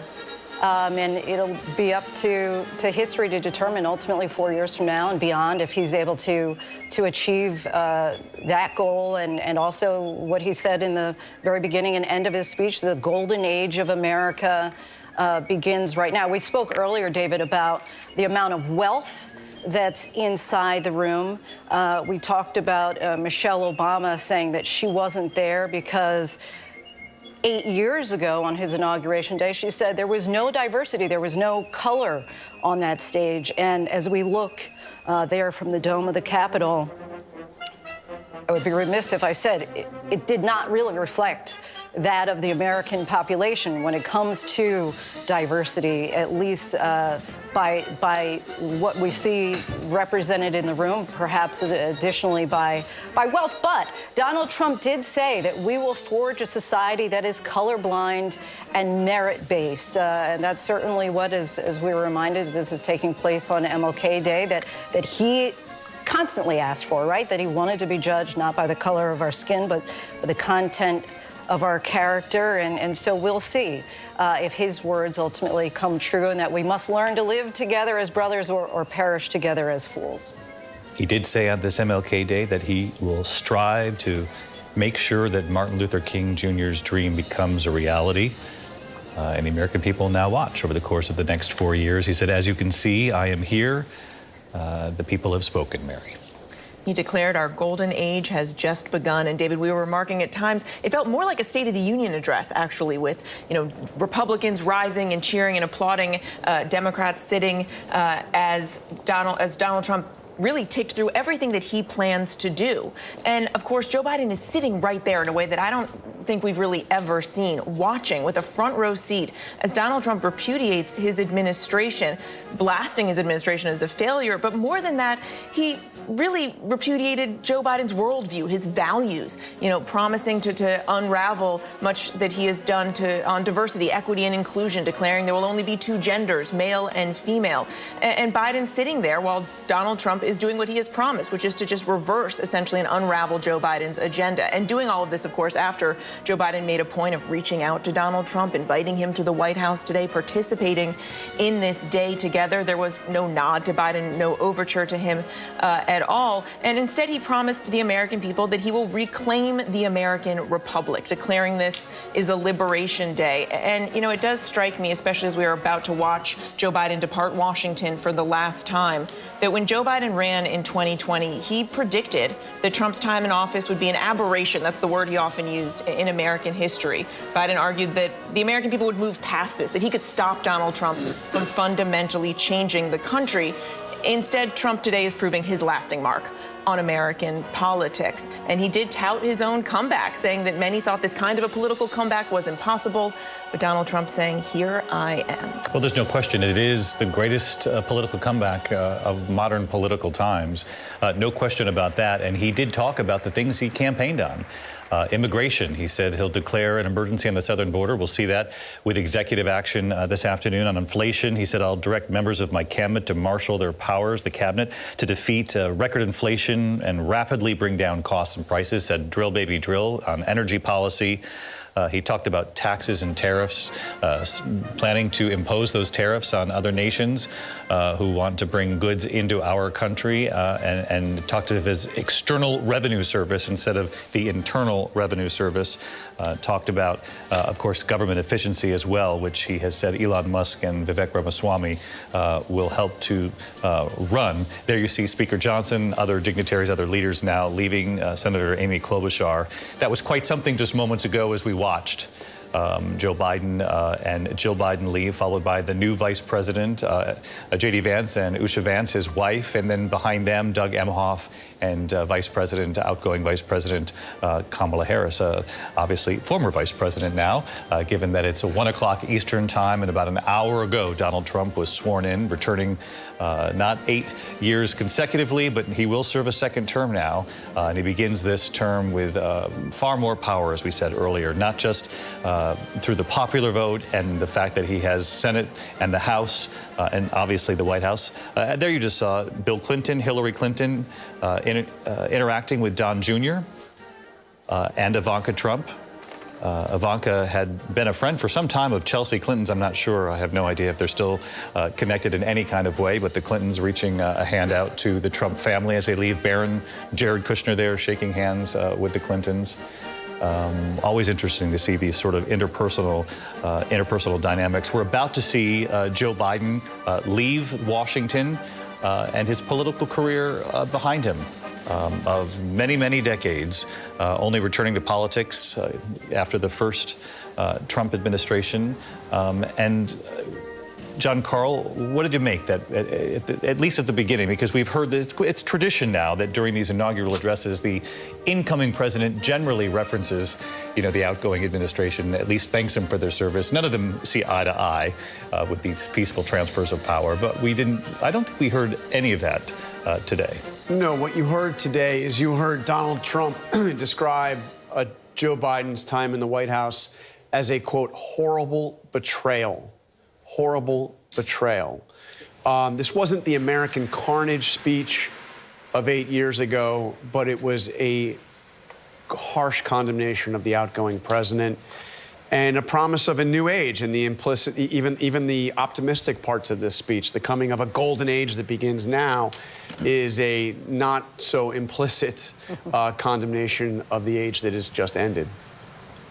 Mark Updegrove, you study this. You're a presidential historian, obviously a consultant here with ABC News. As we watch the Trump family leave, Don Jr., and Don Jr., who helped his father navigate this campaign, orchestrated the campaign in many respects, helped make some key decisions, or at least push his father in that direction. Obviously, J.D. Vance is the biggest decision that Don Jr. had suggested. RFK Jr. was something he pushed as well. Ivanka and Jared leaving there. Eric and Lara, who is obviously a rising star of the Republican Party. She had been considered, as I mentioned earlier, for Marco Rubio's Senate seat for a time. We'll be watching her because her next step will be, if it's in the political world, and many believe it will be, given her clout now, having run the RNC and what was a very successful effort to get her father-in-law back to the White House. But Mark, I think about the setting, as we've been talking about, for this address, not on the western side of the Capitol, on that large stage, if you will, that allows actually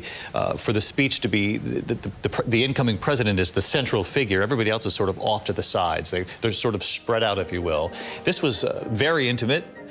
Which forces actually this sort of visual where you're seeing the outgoing president and vice president intimately listen to what the incoming president has to say, which actually sort of elevated what he was trying to accomplish there today. You're absolutely right. It was such a harsh repudiation of Joe Biden and Kamala Harris's administration. It was almost hard to watch at a certain point. And it's ironic because he talked about, as Lindsay mentioned, wanting his legacy to be at the end of this term that of a peacemaker and a unifier. He said national unity, rather, is coming back to America. But this is somebody whose first term was marked by division. And he didn't talk in this speech, David, in any way about how he would unite America. That surprised me a little bit. There was only one moment that we could take note of, at least that I saw, where President Biden, Vice President Harris, the outgoing president and vice president, applauded with President Trump, and that was on the ceasefire between Israel and Gaza. Whit Johnson, you're outside witnessing this moment. It is always a powerful moment for the American people. Absolutely, David, and we can see the now President Donald Trump walk out here with the former President Joe Biden, also there with the Vice President and former Vice President, their spouses as well. And you see the Congressional committee lined up behind them. This is Joe Biden's 5th consecutive inaugural ceremony in an executive capacity. twice coming in as vice president, once leaving as vice president, then going in as president, and today leaving as president. And you can only imagine the tornado of thoughts and what ifs swirling through his mind right now. Just 6 months ago, he never could have imagined this moment, handing the keys to the White House back to the man he took them from 4 years ago. He was still in this race. Tomorrow will be 6 months to the day that he dropped out of the presidential race. And I talked to some White House staffers who tell me that it's complicated. This is a bizarre feeling. He didn't technically lose himself. He was pushed out by members of his own party. So here he is standing in front of what was formerly Marine One, now called Executive One because Biden's no longer the president, getting ready to say goodbye to a city he's worked out of for half a century. And for Joe Biden, forgive me as I'm just sort of taking in this moment, it is remarkable to see all of this, but he called himself a bridge president to a new generation, and now here he is. I don't think he imagined that next president being Donald Trump. David? Wade Johnson, thank you. You're right, he did say he would be a bridge to the next generation, and what's happened instead is a bridge back to the previous administration. Donald Trump returning to the White House as 47th president. Watching the Vice President, Kamala Harris, leave as J.D. Vance and his wife watch.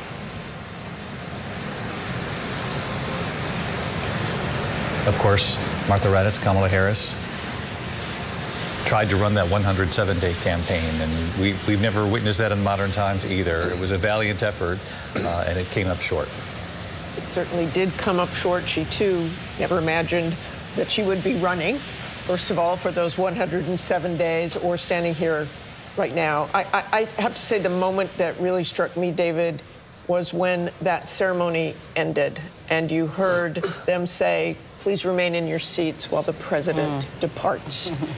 Joe Biden, very clear, he was no longer president. And having to listen to that speech, that repudiation, that long list of grievances, really, it not only sounded like a State of the Union speech to me, it sounded like a Trump rally. He was talking to his voters, those support him. And there are millions and millions and millions of those voters. But they're walking together there, both spouses holding hands. And there was that moment of unity afterwards when you saw them speak together. And there was an exchange of smiles here a moment ago. And you have to wonder if there is any ounce of relief for Joe Biden, too, that at least this chapter of being in the middle of it all is over. I was just going to say there's certainly relief that the speech is over.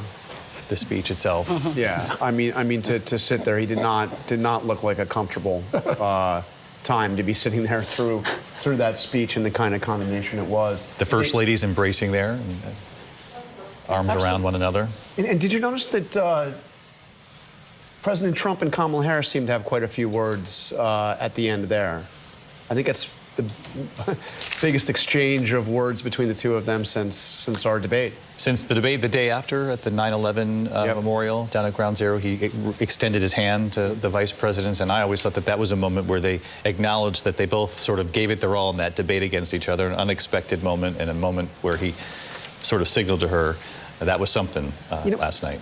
It's something about Donald Trump. He can attack you viciously and then 60 seconds later treat you like you're his best friend in the world. And I'm sensing a little bit of that watching him go out with Joe Biden after giving that speech, and then, hey, we're here together.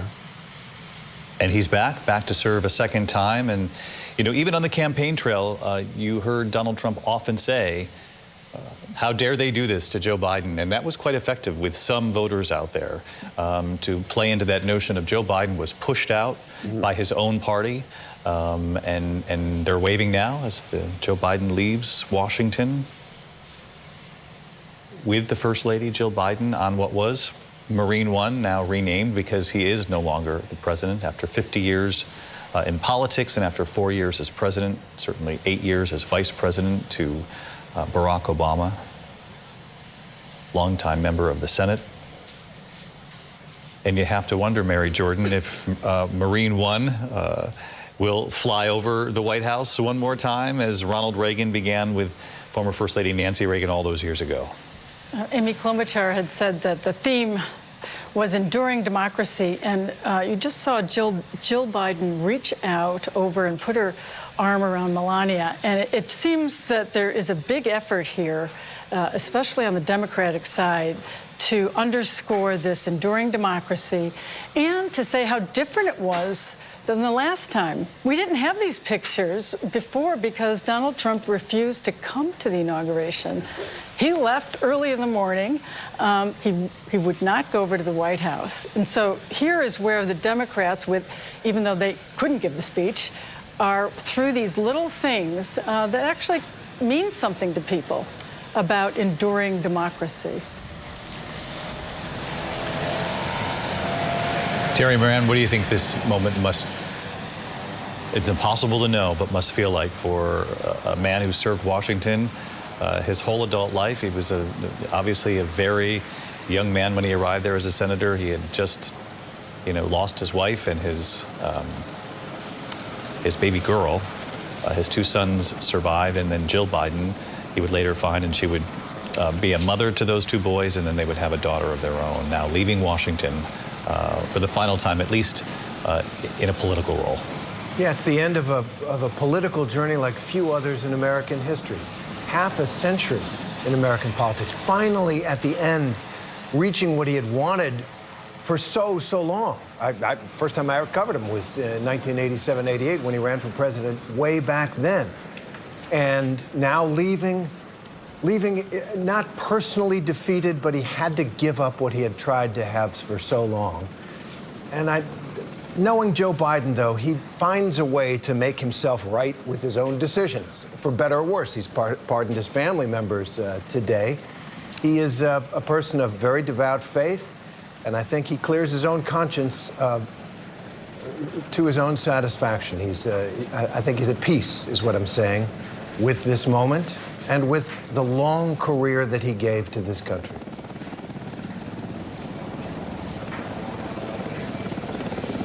Byron Pitts, I know you're watching along with us, Nightline anchor Byron Pitts.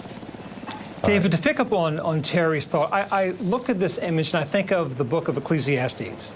There's a time for all seasons. This image reminds us the political season for Joe Biden is over, and it is a new season for Donald Trump. We're also reminded today, David, that elections have consequences. President Trump's speech, for many, was filled with hope. For others, it was filled with hammers. For Americans who believe that we should be colorblind, this was a good day. For Americans who believe America should be color brave, a difficult day. And David, during his speech, President Trump acknowledged Martin Luther King, who would be 96 years old today. And I think Dr. King is speaking to us on this day. In his final book, Where Do We Go From Here?, Dr. King wrote, "Not bad, huh? We will err and falter as we climb the mountain's familiar slopes and steep peaks, but there is no alternative. There will be agonizing setbacks along the way with creative advances. Our consolation is no one can know true taste of victory if he has never swallowed defeat." I think what Dr. King was telling us then is that in America, there are days in which you win, there are days in which you lose. But the arc of America, which embraces all of us, is always moving forward, is always moving higher. Byron Pitts with us as well as we watched what was Marine One, renamed now since Joe Biden is no longer the president, former President Joe Biden and Jill Biden leave the Capitol. That was the pool shot that they provide, and I gather they've now moved on from that pool shot, Mark? And now I would, as tradition has it now, Ronald Reagan had famously asked for one last loop around for the White House. Nancy Reagan famously wrote in her memoir that he leaned over and said, "There's our little bungalow." So you just have to wonder, Lindsay, if they're going to take one last trip. And now we have the shot again. And to your point, David, wondering, and we may never know, the potential relief that he feels on this day. This is a guy who in recent years has had to be so careful of every step, literally and figuratively, as people wondered if he'd trip up the steps, you know, going aboard Air Force One. This is somebody who's been dogged now, at least for the last year, about his mental fitness and his capacity to be able to run this nation. And so you'd imagine there's a bittersweet sense, perhaps more bitter than sweet, though, for Joe Biden today. Yeah, difficult to leave Washington knowing that he was not able to get the Democrats over the finish line for a second term, whether he could serve the entire 4 years of that term or not. He has said in recent days that he wished that he had communicated his achievements in a way that the American people would have received, and he took the blame for that, for not communicating that better. He does hand over to the incoming President Trump, an economy that is rebounding. You know, inflation has come down, though the American people still feel higher prices, and that is a very real thing. The stock market having a very good year, and it'll be on Donald Trump now to keep that going. He stepped in 6 months before the election on the border, and many, even within the Democratic Party, say, had we just done that sooner, you know, perhaps part of the equation would have been different heading into that campaign season. And of course, the very big question here is just the age itself. Sometimes you can't outrun age, and that was on full display, Mary Bruce, in that first debate. You know, President Biden, the outgoing former President Biden, I guess we have to get used to saying, talked about how he wasn't feeling well that night. He had a cold, but we also know that, you know, age catches up to you in what is a very stressful job in the White House. We also know that Donald Trump now enters the White House slightly older than what Joe Biden was when he arrived at the White House. Yeah, and that inevitable march of time is something that none of us can beat, despite Joe Biden and his campaign's best efforts. It does appear, I think, based on my knowledge of Washington geography, that he is making that flyover there of the White House. You know, and the Capitol. And the Capitol, where yes. he spent so much of his career. And I was going to say, it is remarkable when you think about, you know, his more than 50 years in public service, more than 3 decades in his beloved Senate. You could argue that he always considered himself a senator first. He also spent over 3 decades trying to get to the White House. To only spend 1 term there has got to be something he grapples with. He has argued in recent days, as you noted, that, you know, so many of his accomplishments may not be felt by the American people just yet, but he said he's planted the seeds, you know, mentioning the Inflation Reduction Act, the infrastructure, the bipartisan infrastructure bill. And he really did leave with that parting message about the need for Americans to protect American democracy, arguing that it's now in Americans' hands, that his legacy and his work, that it is up to Americans to carry that forward, because he, of course, is not getting the opportunity to finish the job. That was his campaign slogan. And of course, neither is Kamala Harris. But as he makes that flyover, you have to wonder if the Washington that he devoted his life to, if he feels like he no longer recognizes. Let's go to Kira Phillips. Mary Bruce, thank you. Kira, you're in the overflow room. I know where the incoming President Trump, has now arrived. What do you see? What do you hear? That is right. Well, people are starting to cheer right now. You can see there the Speaker of the House as the President of the United States is working his way down the steps right now. The First Lady by his side. You know, you think of this presidential inauguration, David, it's here come the cheers. It's a rite of passage. It's about a peaceful transfer of power. And what a stark difference compared to 4 years ago here in this building. It's very quiet right now as they're working their way down the steps, but I can tell you 4 years ago, he was denying the election results. There was an insurrection. And now you have a peaceful transfer of power where his fans and supporters are here shouting USA. It's gone quiet once again as he approaches the stage. You know, I had a chance to meet with him recently. We spent more than an hour together. Much of what we heard in that inauguration speech is what he told me, that he was going to move at lightning speed. And lightning speed is what we are seeing. You know, Biden set a record on his first day, David, 15 executive orders. The president saying He's talking about 200 executive orders, closing the border, mass deportations, reinstating travel bans, reversing Biden's climate policies. The Vice President now of the United States speaking. Let's listen in. That was a good way to start it off. You know, I didn't know exactly what the president would put in that speech, and I hoped to myself that he wasn't going to hold back, and sir, you didn't hold back. That was a hell of a way to start the next 4 years, but I just want to say from the bottom of my heart, and I know I speak for the president and for all of us, thank you, thank you, thank you for making this possible. We love you. We wouldn't be here without you, and we're going to make America great again together for the next 4 years.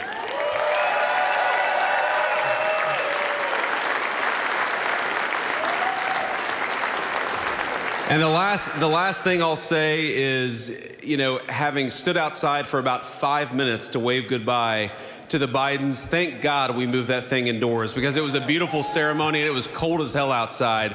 So, sir, the 45th and 47th President of the United States, Donald J. Trump.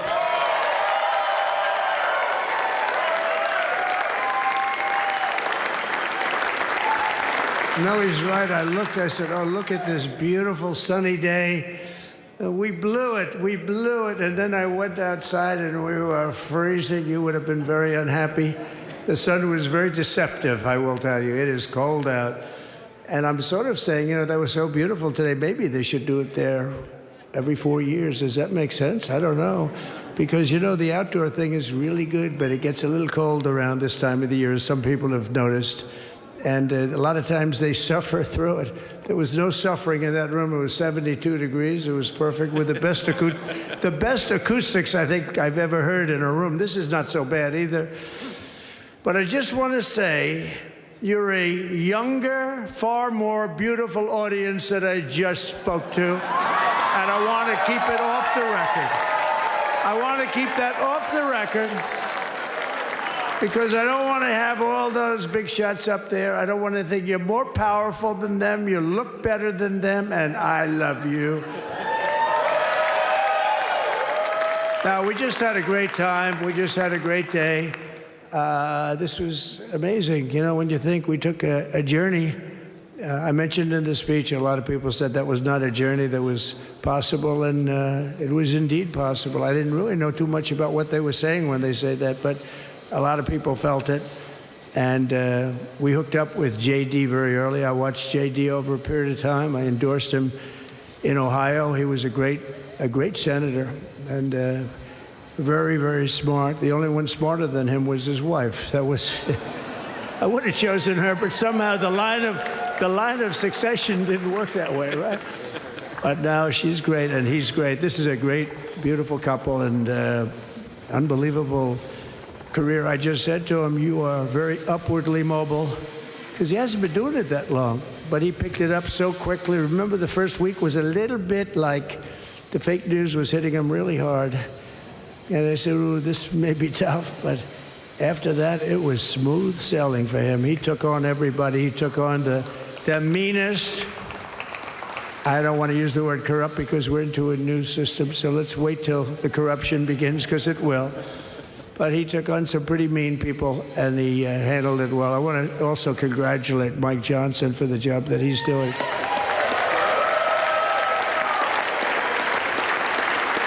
Steve, we gave him a majority of almost nothing, and then I said, to make it tougher on him, let me take 2 or 3 of the people, right? I said, he'll only have to suffer with that for about 3 months. How are they doing, by the way? Are they? Is that moving along? Totally uniform. I said, do you mind if I take this one, that one, and a couple of others? He didn't mind. He can handle it. No, he's a man that's liked by everybody. I've never met a man like this. You've got how many is it, 219 or 220 or something? 220. And of the 220, 219 really like him. I noticed he got 1 negative vote once about 2 weeks ago. But I think even 220 like him, if you want to know the truth. And that's very unusual. I know a lot of nice guys in Congress, and they have 35 people that hate him. So if you have 35 people that hate you and you only have 1 or 2 or 3 votes, you'll have 5, I think. But that's going to be like, you know, the good news is when we get to that 5 number, it's going to feel like a massive majority. You can be really nasty to a couple of them at least, you know? So it's going to feel like hitting your head on the wall and stopping. It feels so good to stop, but he's done a fantastic job. And Steve Scalise is, he's our hero because, you know, I was with him. You talk about being shot. I was with him. He got some bad ones, and his incredible wife, and she really loves him. You know, you never know about that. I've been with other people that were doing poorly, and the wife is like looking at her watch. She can't get out of the hospital fast enough. How's he doing? Oh, I don't know. He's all right. That woman was a mess. She was crying and crying. No, they're going to take him. They're going to take him. I told Steve when he finally woke up, it was a while, too. The doctor told me it was the most blood they've ever transfused in any patient. They've never done anything like it. And here he is, the picture of strength, right? And he's been a great friend of mine, right? With a family, because of a family. And what a job you did. It worked out pretty much better than we even thought, right? And I did have a couple of things, you know, to say that were extremely controversial. And between JD and Melania and anybody else that heard, please, sir, it's such a beautiful, unifying speech. Please, sir, don't say these things. I said, I'm telling you, it's going to play great. They say, you're right. For this group of people, it's going to play great. You're the only ones I hurt by not, but we had some beauties, didn't we, Melania? She said, sir, calls me sir when she's angry. No, I'm only kidding. I better say I'm only kidding, or the press is going to pick that one up loud and clear. No, but she said, no, I think it would be terrible. It's such a nice speech. I think it's, you know, it all depends on your delivery. How was the delivery? Was it good? But she said it's such a beautiful speech. You can't put things in there that you were going to put in. And I was going to talk about the J6 hostages, but you'll be happy because, you know, it's action, not words that count. And you're going to see a lot of action on the J6 hostages. See a lot of action. And I was going to talk about the things that Joe did today with the pardons of people that were very, very guilty of very bad crimes, like the Unselect Committee of Political Thugs, where they literally, I mean, what they did is they destroyed and deleted all of the information, all of the hearings, practically not a thing left. They deleted all the information on Nancy Pelosi having turned down the offer of 10,000 soldiers. You wouldn't have needed 10,000. You could have had 500, and it would have stopped. Because we may have had 1 million people that day, the people that were there. You don't see any photographs, but we have a lot of great photos. But you don't see those photographs. They don't put them in. They show the people at the Capitol. But I was talking about that. I was going to talk about that. They said, please don't bring that up right now. You can bring it up tomorrow. I said, how about now in front of the I'll bring it up right now. You know, this little time delay is good because we're getting great reviews on the speech. Now watch. They'll take the speech and say, I didn't like it because he left there and he talked to people. But we're giving you a little more information than we gave upstairs. But no, they pardoned a lot of people. They pardoned, before we even get to today, they pardoned, 33 murderers, absolute murderers, the worst murderers. You know, when you get the death sentence in the United States, you have to be bad, because they don't give it much. And he pardoned almost everybody having a death sentence. And if you went through the crimes that were committed, you wouldn't even believe them. The level of violence, the people that were killed, the innocence of people that were killed, and children killed by these people. And he pardoned them for whatever reason. He spared them, but they didn't spare the people that they killed. And you know, who knows what happens in the future. It's one of the worst, because a lot of times they let them out early after that. You know, they say you're going to be in for life, but then all of a sudden they get let out for good behavior, and then they go on a rampage. You know, it's one of those little things, right? But I was going to talk about that. But I was really going to talk about the level of, you know, what's going on. Why are we doing this? Why are we trying to help a guy like Milley? Why are we doing Milley? He was pardoned. What he said. terrible what he said. Why are we helping some of the people?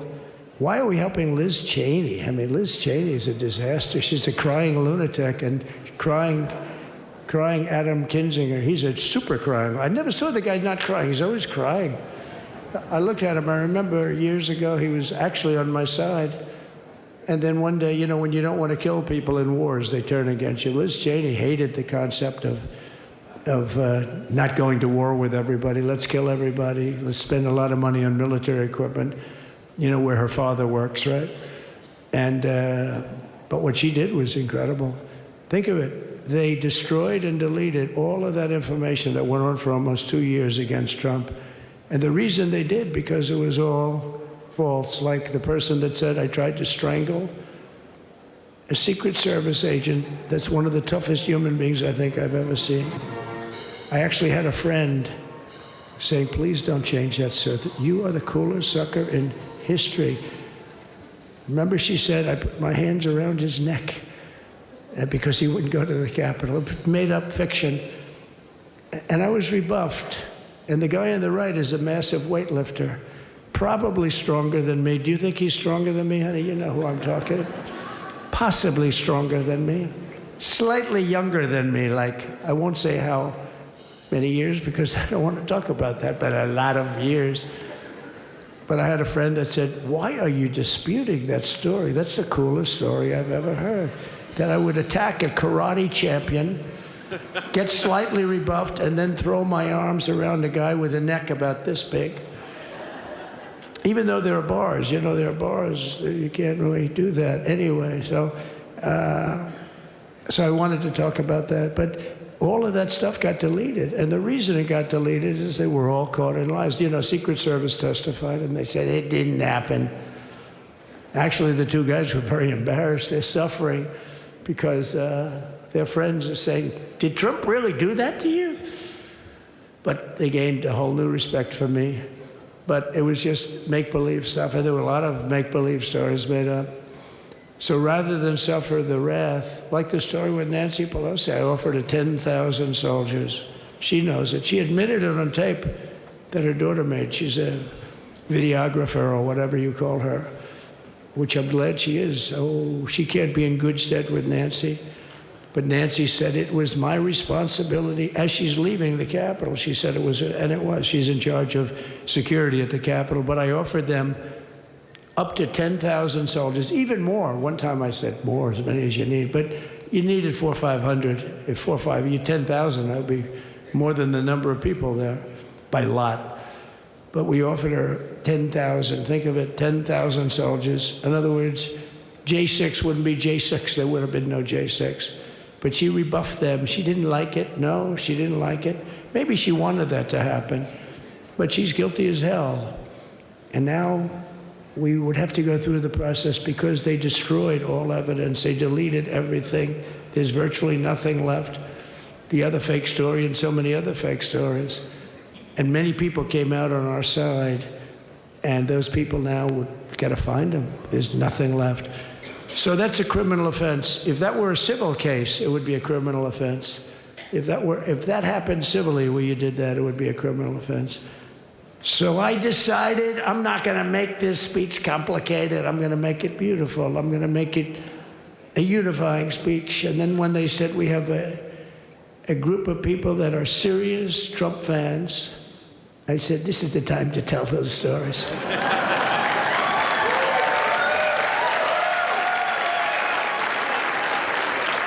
He knows. So anyway, but seriously, I'd like to, I think it was a tremendous success. I think we're very lucky we put it inside because it is really cold. We just went to the helicopter out of respect. It's something that's taken place for a long time. I guess it's as old as helicopters. You used to get into a stagecoach, now you get into a helicopter. Times change. But it's pretty old custom. And it's a beautiful custom, actually. It's a beautiful custom. I wish we could have had a better relationship. I wish we could have had a better relationship between Republicans and Democrats. I was with Senator Schumer. I said, Chuck, I think it's time we all start getting along a little bit because it doesn't make sense. I mean, we literally never get a Democrat vote. They never get a Republican vote, almost. And although there is a bill coming up very shortly that we have a lot of Democrat votes, right? It's going to be a very beautiful bill. We're going to have a deciding, I would say, within a week or so, I think. And it's going to be a very good bill. You all know what I'm talking about. So I just want to thank you all for being here. You have been our fans from day one. All these people all over. You've been our fans. This has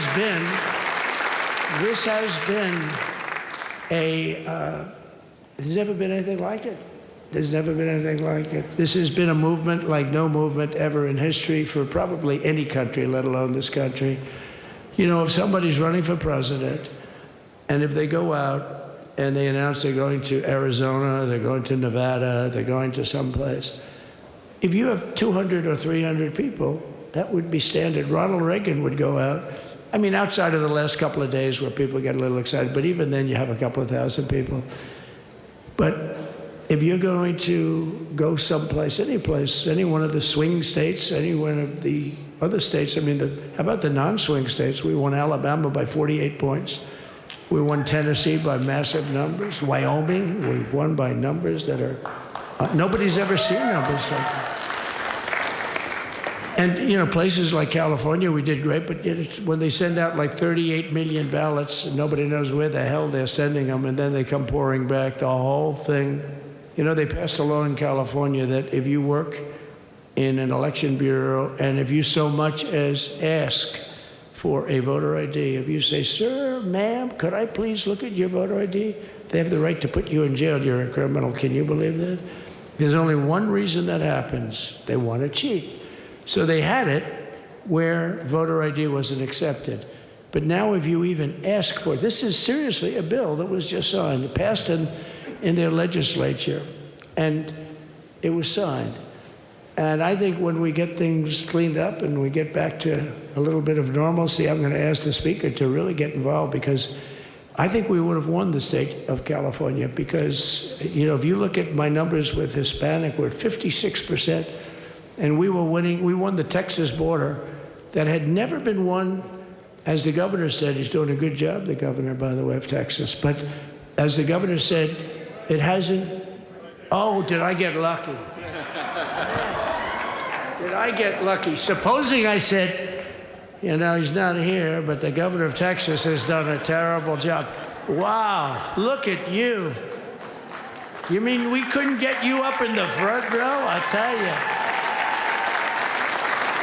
Supposing I said, J.D., the governor of Texas, he's not doing his job.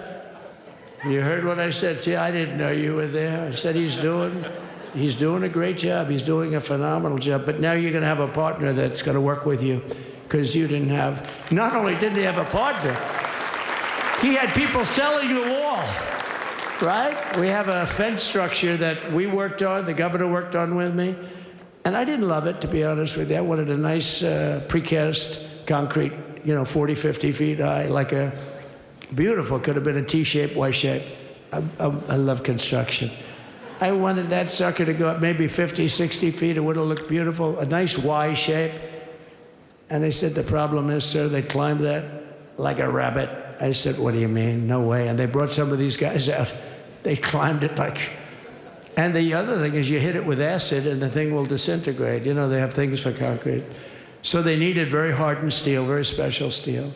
And then they needed 7,000-pound concrete inside that steel, inside that steel. And then they have a rebar that's the toughest steel made. Very hard to cut. So this is why very little is cut. I mean, it's right. And then they put a anti-climb panel on top. I hated it. I said, it's so unattractive. And I said, why would that work? I don't believe it works. And I went to watch the Border Patrol, gave a display. We had actually two sets of climbers. The guys that climb up walls with drugs on their back, I mean, they got like 60, 70 pounds of drug, and they go as fast as you can walk. They go bip, bip, bip. Or we have Mount Everest type climbers. And honestly, the drug guys were much better. I couldn't believe it. The drug guys blew them away, right? But it's true, the anti-climb panel, they couldn't get around it. They just couldn't. When you didn't have it, So sometimes you sacrifice beauty for efficiency, and we did. So we built this wall, and we built over 500 miles of wall. That's why we had such good numbers. The famous chart that came down, very thankfully, the chart that came down on my right, Governor, had I not looked over there, I'm not speaking right now. You might be speaking here. You want to know the truth? You, JD, I've got a lot of great people in this party, but I got very lucky, but we had the best numbers we've ever had. But I bought, you know what happens is when you fill it up, it's like water. You fill it up. Now we have 571 miles of wall. And they would always say, you know, when we renovated a wall, so there'd be like a piece of plywood sitting there for 60 years, or a 2x4 sitting for 60 years on the ground and rotting. Because, you know, and they'll say, you didn't build a new wall. Here we're building 50 feet up in the air, and 30 feet sections, 50-foot sections, all steel, all concrete, all everything. And all, by the way, they don't even want me to say this, but what the hell, it doesn't take that long time. They're all wired for all of the equipment. We put wires in everything so they can easily wire for all the different types of equipment. And if there's a doubt, we have to wire. Whenever we just look, you just find the wires all over the place up top, so we can just hook it up. We don't have to have wires on the outside, which wouldn't do too well, right? So anyway, so we built an extra 200 miles of wall, and the governor wanted to buy it. He tried to buy it, and they wouldn't sell it to him. He wanted to put it up himself. Could have been done in 3 to 4 weeks, 200 more miles, because when you do it, now they just keep going further out, further out, further out, getting around. So we did an extra 200 miles, and it was all bought. And they announced that they're not going to put it up. And that's when I realized they wanted open borders, and that's when I realized that people are going to come pouring through the wall like nobody's ever seen before. But you've seen it. A lot of you are here because of that. I made it my #1 issue. They all said inflation was the #1 issue. I said I disagree. I think people coming into our country from prisons and from mental institutions is a bigger issue for the people that I know. And I made it my #1. I talked about inflation too, but you know, how many times can you say that an apple has doubled in cost? I'd say it, and I'd hit it hard, but then I go back to the fact that we don't want criminals coming into our country. We don't want the jails of every country in the world virtually being deposited into the United States, and that man had to suffer with it.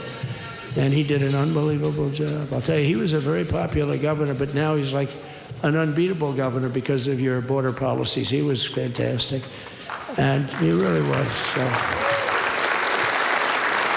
Governor Abbott he's a great man, great leader, and but it did make him did you do it? You didn't do that for politics. You did it because you wanted to do the right thing, but I'll tell you, it sure as hell worked for politics too.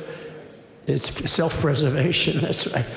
But no, because the people are demanding it. The people of Texas are demanding it. The people are demanding it all over. So anyway, so we built it, and they wouldn't let us use it. They wouldn't let the governor use it. And other governors, they wouldn't let him use it.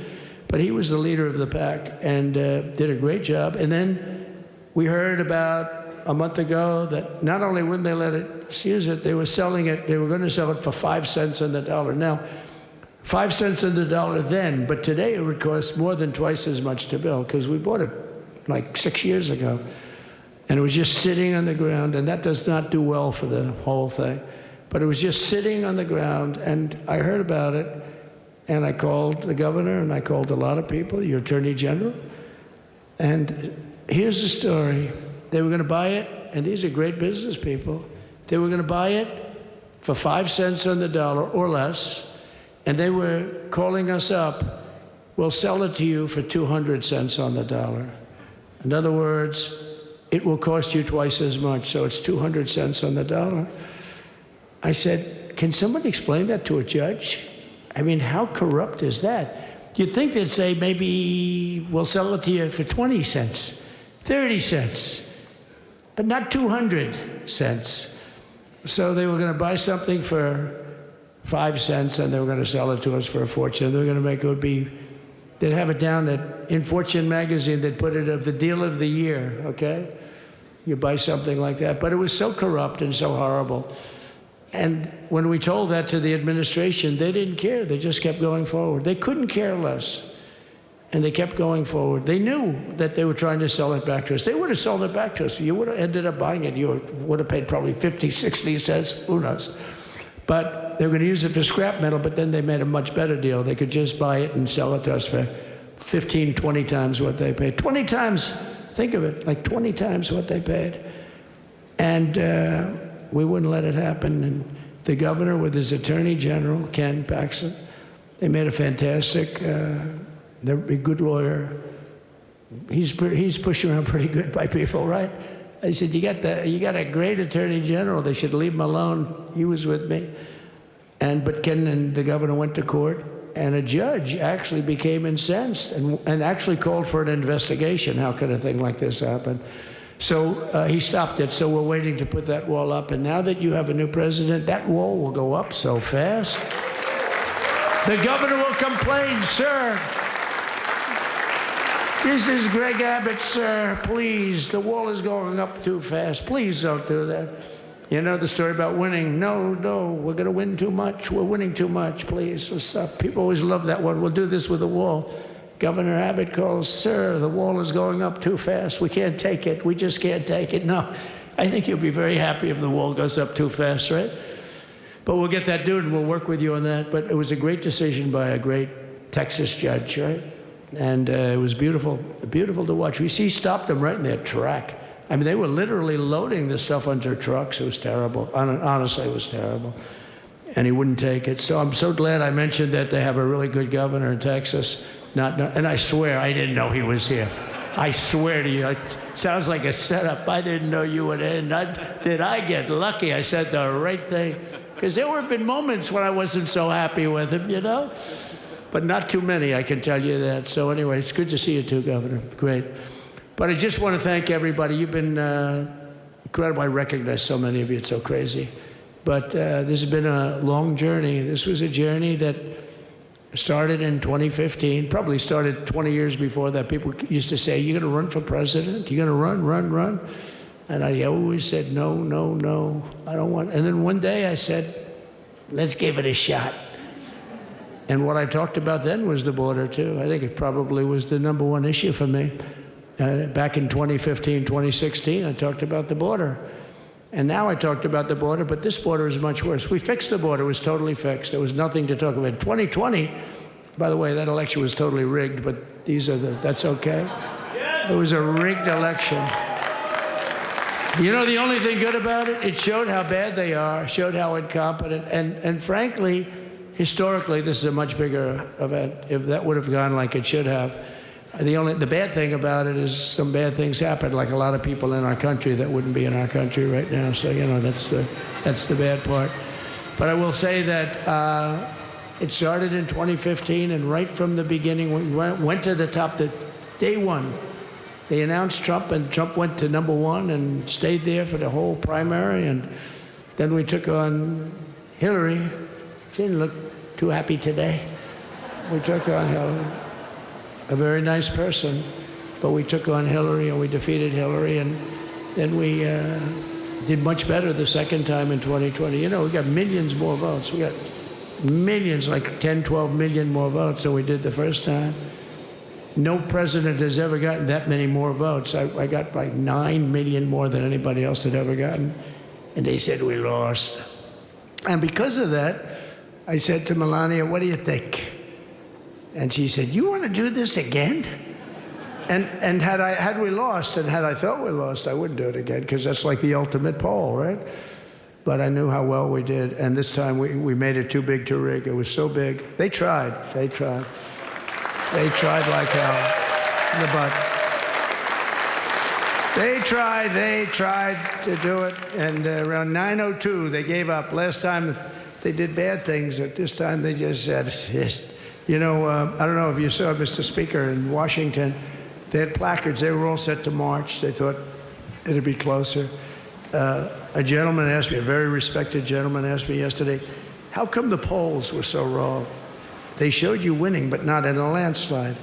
I said, because people that are true Trumpers are so angry at the whole polling system and at the writers, the fake news, that they don't want to talk to anybody. So when you call somebody from Trump who are you voting for? They say, it's none of your business. I'm not telling you. And that was probably 40% of the people they called. So they would discard that one, and they didn't show that. And then when the election happened, you know, the vote came, and it was much different, much higher than, we're going to win, but they really thought, they couldn't believe, the one man said, I mean, it was so much higher. We won all 7 swing states. We won the popular vote by millions of votes, which is hard for a Republican. I'll tell you who came through. The unions came through. The auto workers were great. The Teamsters were great. The firemen were great. I think almost every union was great. The only one that weren't great, although Sean was great, and the Teamsters, Sean O'Brien, the head of the Teamsters, was fantastic. But generally speaking, the head of the union was against Trump, but the union would be with us for like 80, 85%. Look what we did with the auto workers in Michigan. Look what we did with the Teamsters. The Teamsters were unbelievable. They were a solid Democrat vote, and they voted for Trump. So we had a great experience. This has been, now we have to go to work and get it done, because we have to do something that's going to be great. We're going to turn our country around, and we're going to turn it around fast. And I think this was a better speech than the one I made upstairs, okay? I think this was better, JD. I think this was much better, and I got to see my friend. So, Governor, take care of yourself. You call me, we'll start working. You know what that means with him? He's going to be calling me tomorrow morning at about 6. And I said, how about next week? You call me and we're going to get it started real fast. We'll really help you a lot. You've done a fantastic job protecting something which is, it's not supposed to be for the states. And amazing job you've done. Thank you very much. And I want to thank everybody. And I have a First Lady who's been incredible.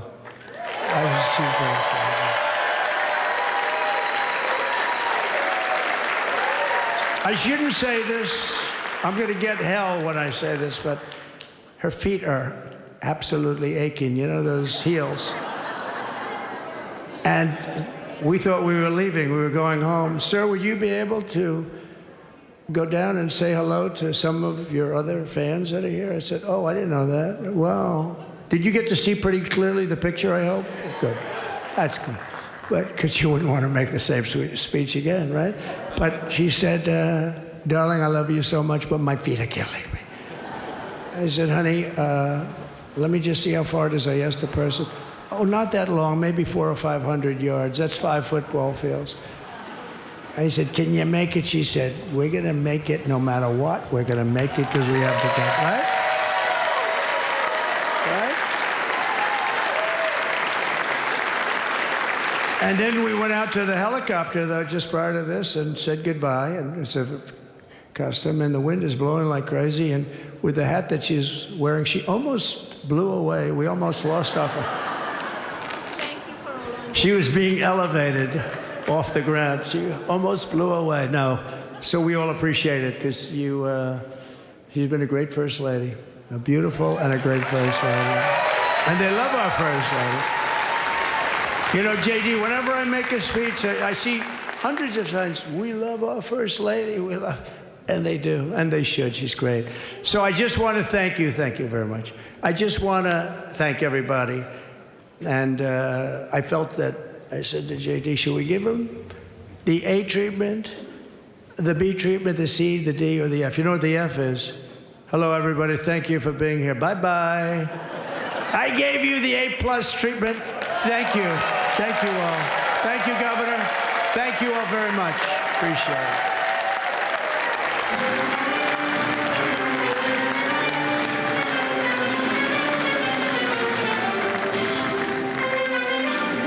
President Trump, now having delivered his inaugural address and his second speech here, unscripted, and he told the crowd listening there, his supporters, that he believes this was the far better speech of the two. And in fact, you're looking at a split screen right now. Formerly Air Force One, now just the plane taking former President Joe Biden from Washington. He's just departed from Air Base Andrews, where he gave a speech, and we'll bring that to you at just moments from now. President Trump telling the crowd, you are a younger, far more beautiful audience than the one I just spoke to. referencing the people who were in the rotunda with him, the fellow leaders and former presidents and first ladies, to laughter in the room there. Talked about many of his familiar themes from the campaign trail and, in fact, from the first presidency and even the campaign leading into the first presidency. Talked about his plans moving forward, and including the border, which he said still was the biggest issue of this election. He said inflation was big, but he believed that the border was the biggest issue. I do want to bring in Catherine Faulders from our investigative team and our political team, because Catherine has some reporting that we want to get on the air with involving the border. And before we get to that, though, let's talk about January 6th, Catherine. And you heard him reference there the pardons, some of the pardons that came from the outgoing president, but then hinting at the action he'll be taking later today. And you've learned more about what that action will actually be. Yeah, David, and I should caution that, of course, this isn't final until Trump signs the paperwork. But we're learning from multiple sources that these pardons, that these January 6 defendants' pardons will be much more sweeping in nature than some of his allies even predicted. We're told that he will extend pardons to these January 6 defendants. But in addition to that, we're told that Trump plans to commute the sentences of those who are in prison now for those violent offenses on those police officers. Now, what does that mean? That means hundreds of individuals who are currently serving time for attacks on police officers, their sentences will be commuted. Now, he hasn't signed this yet.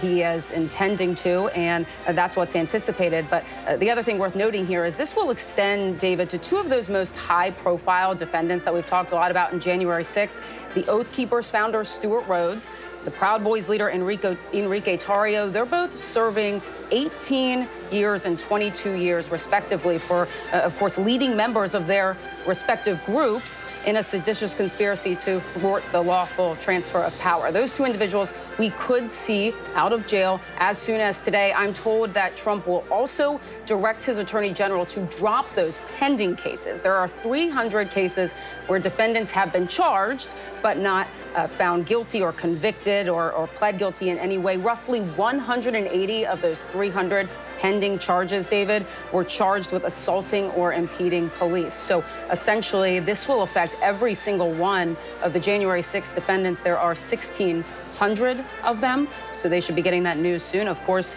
I should caution, nothing is final until Trump signs the pardon paperwork, but he's expected to do that today. Again, the significant caveat to the reporting that Catherine Faulders is bringing to us at this hour is that nothing is final until President Trump signs this later today. There's still time between now and then, and all of this appears to be fluid. But Catherine, all told, about how many defendants total are we talking about? It would affect, essentially, David, every single one of them. There are 1,600. That's the total number of January 6 defendants who will be impacted in some way. The pardons that you will see, most likely, are for those who were non-violent. But the significant part of this is those commutations for those defendants who violently assaulted police officers. That means that their sentences are over. Essentially, they will have time served in jail today. Trump is expected to sign this today, and they will be out of prison. So that, of course, is the big news there, and much further than Trump's allies thought he would go. You remember Vice President J.D. Vance said today that there wouldn't be pardons, he didn't believe, for violent offenders. Of course, these aren't pardons, they're commutations, but it means that they will be out of jail, of course, if this reporting stands and Trump doesn't change his mind between now and the time that he signs this. So there's that element of it. And then, of course, all of the cases that are still pending in the D.C. U.S. Attorney's Office just down the street, those won't exist anymore after today.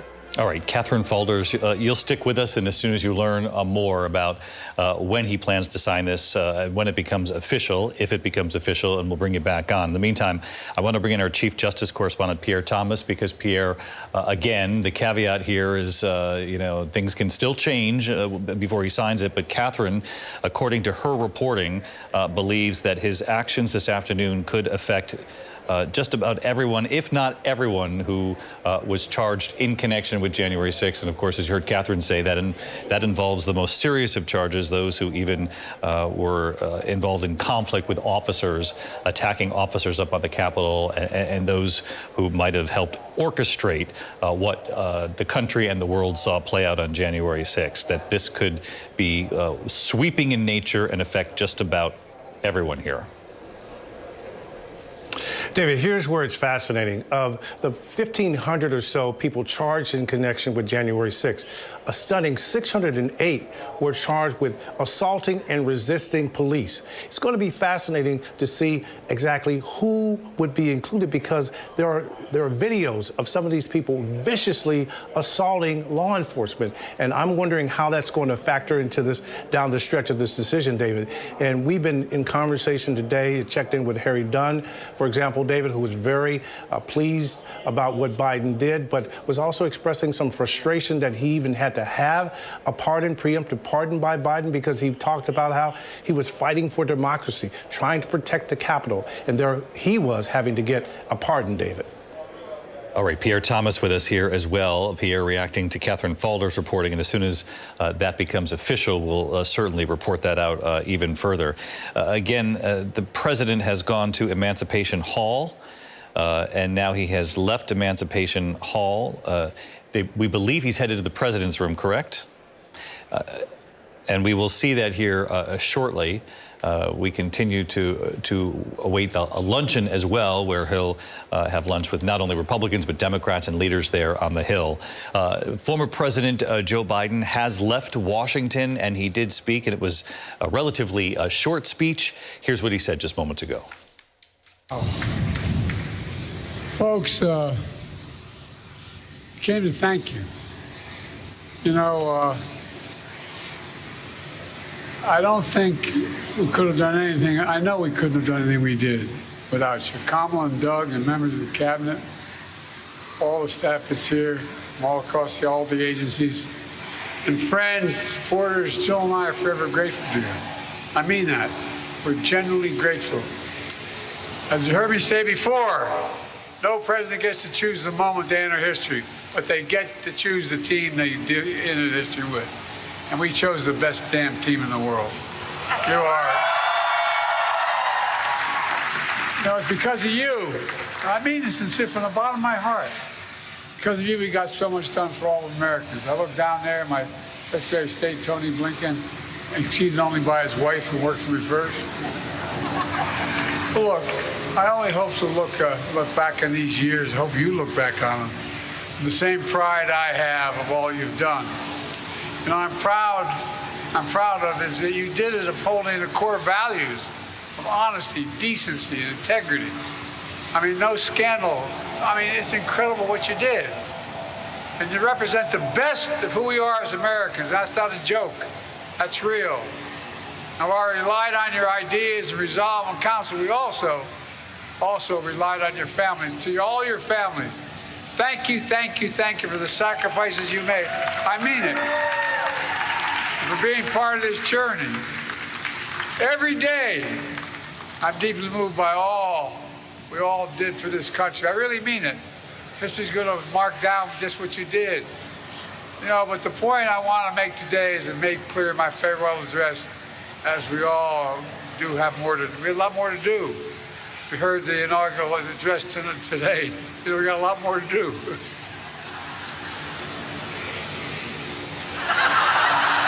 I know from many years of experience, they're up and downs, but we have to stay with it. My dad taught me the measure of a person, you heard me say this before, is how quickly they get back up when they get knocked down. That's what we have to do right now. And we've always done our best as Americans. We never give up. Never. We're leaving office, but we're not leaving the fight. You're smart, you're skilled, you're passionate. The country needs you again. So all of you can, stay engaged in all the ways you can. Whether it's in public service, the private sector, philanthropy, academia, running for office yourself, or anything else you choose to do. I give you my word, we believe in you. We, Jill and I, our family, believe in you. Just as I've said, how the laws we enacted our seasons are going to grow and bloom for decades to come. I say that to you as well. I have no doubt you'll make this experience and take the friendships you made to continue to do amazing things in decades to come. That's why I see a future, all of it leading the way by you all. You know, so take some time to decompress, reconnect with your friends, spend more time with your family, but most of all, take care of yourselves and each other. I mean it. Let me close where I began, with my sincere gratitude, and I really mean it from the bottom of my heart. I've been doing this for 50 years. You're the best group of people. Hard to say. It's been the honor of my life to serve as your president. And I tell you what, the greater honor is being able to serve with all of you. You're incredible. You really are. You really are. Mark my words. History's going to judge what you've done as one of the most significant contributions that's been made by all of America. Look, folks, you know, let me close with that poem you heard me quote before. Seamus Heaney wrote, "Once in a lifetime, the longed-for tidal wave of justice will rise up and hope and mystery rhyme. You made it rhyme louder than it's rhymed in a long time." I really mean it. We're on the cusp of real change, so let's make hope and history rhyme. I love you all. I'm keeping you too long, but thank you, thank you, thank you, thank you, thank you. Bottom of our heart, thank you. Thank you. Can I go up this way? President Biden, First Lady Jill Biden, the outgoing president and First Lady, moments ago leaving Joint Base Andrews. You can see the plane there waiting for them. The president, former president, saying stay engaged, saying I've been doing this for 50 years. Did say something like we're on the cusp of real change, don't give up. But that's quite something to deliver to a crowd when somebody else has just been sworn in and delivered the inaugural address. And President Trump has his own plans for real change. So again, sort of a split screen moment here in Washington, and it does reflect the country. Again, sweeping mandate in the Electoral College, but still a fairly close election. Just a couple million separated Kamala Harris and Donald Trump in the popular vote. And what the former president, Joe Biden, was trying to do is keep people engaged, keep the supporters engaged. You can see them now talking to some members of his own cabinet, Secretary of State, former Secretary of State Antony Blinken right there in the crowd, having just embraced the outgoing former President Joe Biden there. And John Carl, he clearly did express a little bit of, his own reaction, if you will, to what he sat through with the inaugural address just about an hour ago from former, now incoming President Trump, the 47th president of the United States. He said the fight's not over. We still have work to do. And he made a comment, especially after hearing that speech, we've got work to do. And then he crossed himself. Yeah, sign of the cross, right? Yeah. Sign of the cross, as if to say he needed a little moment of prayer after hearing the first of the two speeches that Donald Trump has given so far today. David, I can only imagine his reaction to the pardons that we just heard Catherine Faulders report, the pardons and commutations for virtually everybody who attacked the Capitol on January 6th. Let's face it, those prosecutions, some 1,600 cases, are a big part, or were a big part, of Joe Biden's legacy, holding people to account for attacking the United States Capitol on January 6, 2021.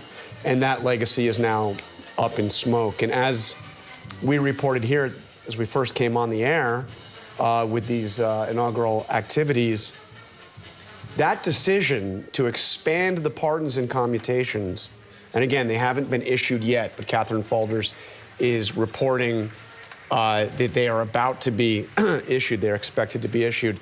That was a change that was made since last night, and a change that I am told was made as a result of the pardons that Joe Biden issued this morning.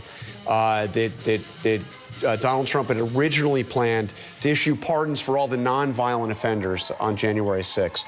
And in terms of those that had committed attacks on police officers and violence, that he was going to refer that to his Justice Department to review, as J.D. Vance had suggested about a week ago, on more of a case-by-case basis. But now you have the broadest, if he goes through with what, again, Catherine Faulders has reported, the broadest possible action he could have taken regarding those who attacked the Capitol on January 6th. Virtually all of them to be, if he goes through with this, free by the end of the day. As we watch Joe Biden and Jill Biden leave Washington after Joe Biden's 50 years of public service, Terry Moran, if Catherine Faulders' reporting holds, this would be extraordinarily sweeping in nature. Sweeping and telling about this national moment. Think of it, those two men in the Capitol today, side by side, performing the constitutionally mandated and this time peaceful transfer of power, and is still fighting over the meaning of January 6th with their pardons. President Biden preemptively pardoning the members of the committee and some of the witnesses before the committee that investigated the attack on the Capitol. President Trump now pardoning, it looks like, pretty much everyone who attacked the Capitol. One of the things that was at issue in this election is, what does January 6th mean to the United States? Not just now, but in the future. That question has not been resolved. To many in the country, most Republicans on the day, it was horrifying and disgusting and a crime against our democracy. They changed their tune. A lot of Americans still feel that way. Other Americans see it as a lot of hyped up partisan politics. How we resolve that dispute will tell us a lot about who we're going to be. Yeah, that's true, Terry, and something we heard in traveling the country, and Martha, I know you talked about this too in covering this election, is that people would acknowledge it. They didn't like what they saw, but it wasn't their number one issue. It wasn't even near the top of the list. So whether wiping it right off the map is the answer to some of those voters or not, we'll just have to wait and see what the American people say and how they react to the news. This is the president's room, as is custom. The incoming president signing a series of binders. Let's listen. It was a great event. We went to the helicopter. It was freezing. The sun is a little deceptive. Yes, it is. So what would you like us to do? Sign your orders. Official documents. Okay, I assume they're going to be happy with these documents? Yeah, they're might not be here. It's the next step. It's a tradition. Sir, the first is 22 cabinet and cabinet level appointments for your signature. Okay.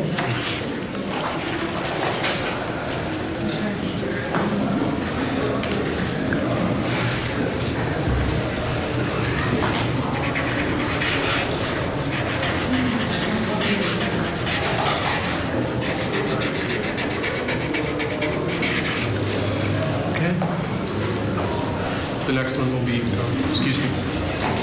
The next one will be 47 sub-cabinet level appointments, sir. But you don't have to sign 47 times.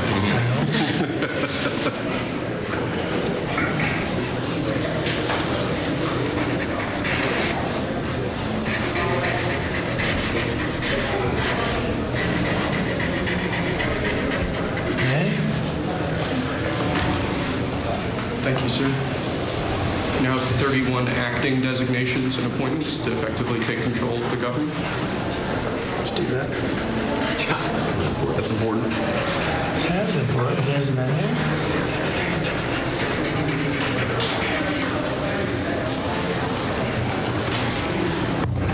And we have 15 commission chairman and acting chairman appointments. Send here. Commission chairman and acting chairman.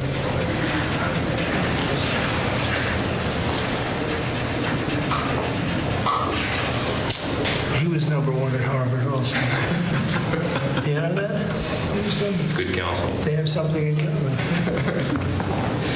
Thank you, sir. Lastly, we have a proclamation ordering that on all future inauguration days, including this inauguration day, that flags shall be flown at full mast. Very important.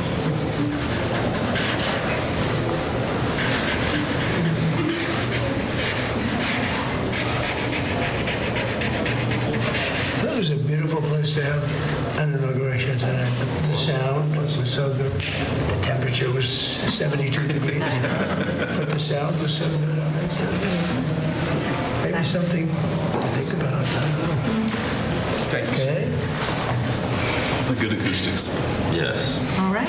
Now we, That's thank it. you. We go to lunch. Great. Very Nice good. to meet you. Thank you very much. There you go.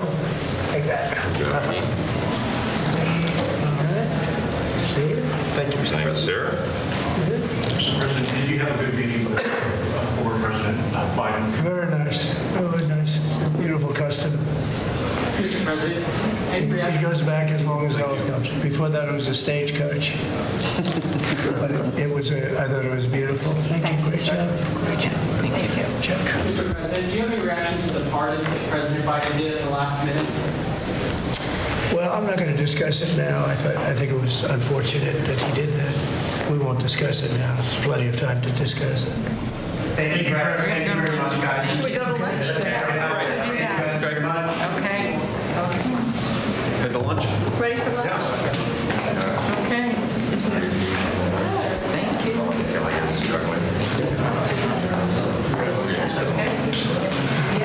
right. Okay.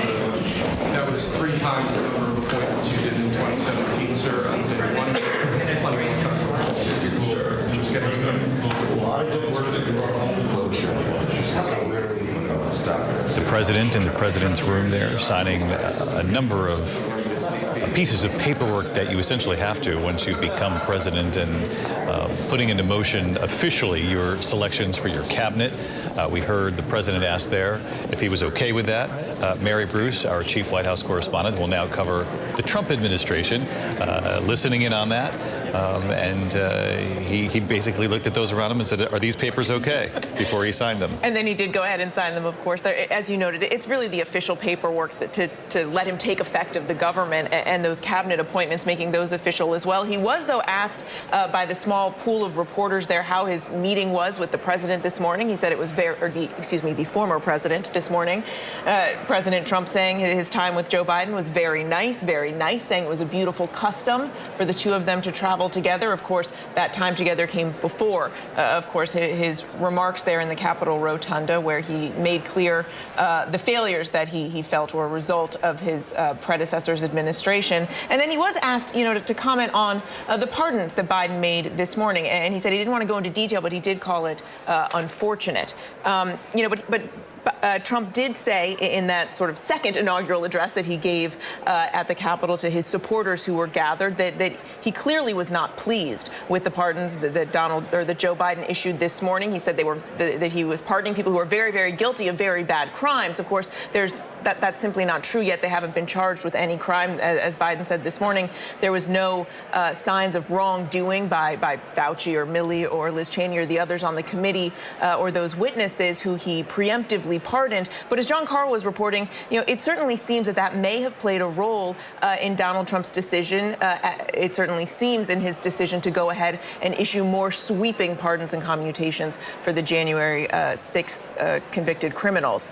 And of course, we should mention also that wasn't the only pardons Biden issued today. He also issued some pardons for members of his family preemptively for his siblings and his in-laws. But again, as Terry was saying earlier, just a remarkable sort of tit for tat, even up to the very last minute, as we see this transfer of power over just what the meaning of January 6th is. And former President Joe Biden also made it clear in pardoning his family members in the 11th hour, the 11th minute, really, I could almost say, not because of wrongdoing is what he said. He just feared that that there would be retribution in the months to come. Correct. He said that these were to prevent, as he put it, baseless and politically motivated attacks. And again, saying that just because he was issuing these preemptive pardons, it was not an acknowledgement of any wrongdoing, but yet another sign that even as we are going through the motions today, even as Biden was participating in this transfer of power and inviting Trump to the White House, that Biden simply did not trust Donald Trump to use his power appropriately. Mary, thank you. You're looking live at the luncheon on Capitol Hill. This is when leaders from both parties gather to welcome the incoming president. There will be gifts exchanged here at the luncheon, and President Trump will make comments here as well. It's customary that the president would arrive, you would see a couple of moments, and then they would shut down the cameras just for a brief period so that they can actually eat lunch. Presumably without all of us peering in while they're eating their food. He's expected to arrive here at any moment. And then later this afternoon, Rachel Scott is at the Capital One Arena. And Rachel, it's my understanding that that will replace the inaugural parade that Americans are so sort of accustomed to seeing, that sort of march back down Pennsylvania Avenue. Exactly, David. A very different inaugural parade will be happening this year for the first time in decades, because this will take the place of that traditional inaugural parade that we normally see down Pennsylvania Avenue. Instead, President Donald Trump will come here. This is an arena that is filled with thousands of his supporters. I had a chance to talk to him over the weekend. I asked him about the weather, really throwing a wrench in his inauguration plans. And he said he was actually looking forward to being here with his supporters. This has the feel of a campaign rally on the jumbotrons here. They have been playing every single thing that we have been watching unfold. People have been standing, chanting USA, USA. They also booed here when former President Biden departed on that helicopter with the former First Lady of the United States as well. This is a crowd that's very, very fired up. And notably here, David, also, we do notice that something very different is happening than the campaign rallies. You also have a desk that is here on the stage, presumably for the president to sign some of these executive orders, this executive action that he has been talking about. I can just give you a picture. You can see it right here. He laid out a long list of executive action that he wants to take. He told me that he obviously also wants to focus a lot on immigration too. And that seal that you see on there, the presidential seal, well, that was put on within just seconds of President Donald Trump taking the oath of office, David. It doesn't take long to put the seal on. It does come with a significant amount of weight attached to it, and he will be signing those executive orders. Among them, perhaps an order involving the border, which we have learned he plans to do. He actually talked about that in his inaugural address, also talked about it in the visit to Emancipation Hall, where some of his supporters were gathered there afterward. Now on his way to the luncheon. I don't know if we still have the luncheon images being fed to us, but I do want to mention, maybe because I'm getting hungry sitting in here in the studio, but this is the menu. Ready for this? Okay, Chesapeake crab cake with tomato tartar, right? Chardonnay from a Virginia vineyard. Second course, Omaha Angus ribeye steak. Carrots, broccoli rabe, just so you know, potato gratin, Cabernet Sauvignon from Napa Valley, and then Minnesota apple icebox terrine with sour cream ice cream, salted caramel, and some Sonoma County Russian River wine for dessert. So anyway, I'm glad that they're celebrating the fruits of the labor across the country, and I'm glad that they're eating too. I think that we talked earlier about they had to go 2 hours with water, and I was like, oh, that sounds like the rest of us. I think they'll be just fine with that. But the luncheon comes our way next. I did want to bring, is Dan Abrams with us? Dan, I want to check in with you based on Catherine Falder's reporting, because obviously if what Catherine is reporting holds, and we have mentioned a number of times, the caveat here is everything does appear to be fluid, but Catherine is reporting there is a very good chance this will be far more sweeping in nature. But Dan, you're always so good at just helping us understand the difference between an actual pardon and a commutation, and they're two very different things here. Very different. A pardon basically means you're erasing any conviction. In the case of a preemptive pardon, you're ensuring that the person doesn't get prosecuted at all. Commuting a sentence, the conviction stands, and all you're doing is granting clemency with regard to the sentence. So the person still remains a convicted felon, in the case of a felony, and you are just simply saying the sentence, the remaining sentence would go away. And that's interesting because it applies to both Trump and Biden here, right? Because when you heard President Trump speaking, he made reference to President Biden issuing, quote, pardons for all these convicted killers. Actually, what President Biden did was issue clemency, commuting the sentence, the death sentence only, of these convicted killers and instead making it life in prison. So even when you commute a sentence, it doesn't have to be the entirety of the sentence. You can also say, I'm going to cut it short, as President Biden eliminating the death penalty, keeping life in prison on the table for all of those folks. It's an important distinction when we hear what's going to happen next. Dan Abrams, our thanks to you. We're looking at live pictures here from the luncheon. You can see Pete Hegseth, the nominee for the Pentagon, who had a bruising confirmation hearing, some tough questioning, but did very well as far as Republicans are concerned. The Speaker of the House, the Honorable Mike Johnson, accompanied by Mrs. Johnson. Senate Democratic Leader, the Honorable Charles Schumer, accompanied by Mrs. Weinschall Schumer. House Majority Leader, the Honorable Steve Scalise, accompanied by Mrs. Scalise. And House Democratic Leader, the Honorable Hakeem Jeffries. Leaders of Congress now entering the room for the luncheon here. President Trump expected to arrive at any time. Our Washington Bureau Chief, Rick Klein, with us, political director as well. Applause for leaders on both sides of the aisle. And as President Please Trump remain enters this standing room, for the honors and the invocation.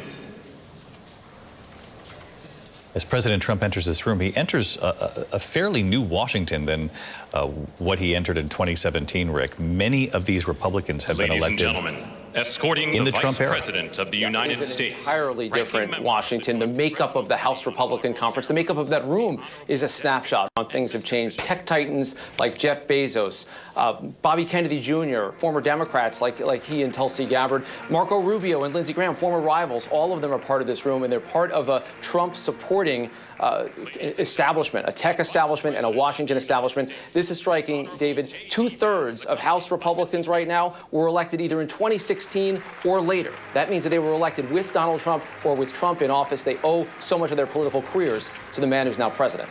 Let's just listen into this moment. Thank you, Rick. Great point, and we're going to come back to that in a moment here. The Vice President, J.D. Vance from Ohio, 40 years old, he's 39 on the campaign trail.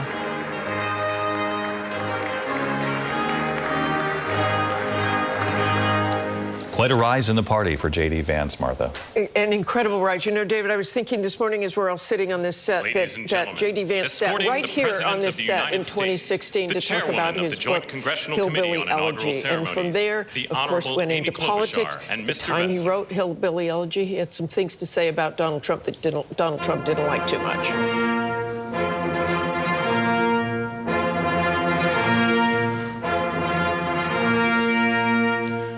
Ladies and gentlemen, the President of the United States, the Honorable Donald John Trump, and Mrs. Trump.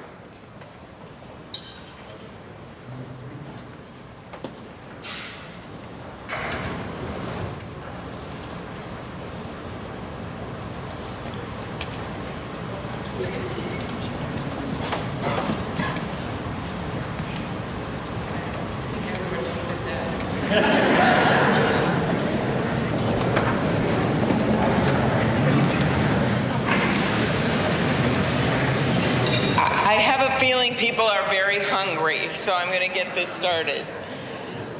Mr. President and Madam First Lady, Mr. Vice President and Madam Second Lady, my colleague Senator Fisher, distinguished guests including the Speaker, Leader Jeffries, and Senate Leaders Thune and Schumer, on behalf of the United States Congress, welcome to the 60th inaugural lunch. Big surprise, we are featuring Nebraska beef and Minnesota apples for dessert. We are here in Statuary Hall where these luncheons have taken place since President Reagan's first inauguration in 1981, and where the House of Representatives once met over 150 years ago. That would be before you were born, Mr. Speaker.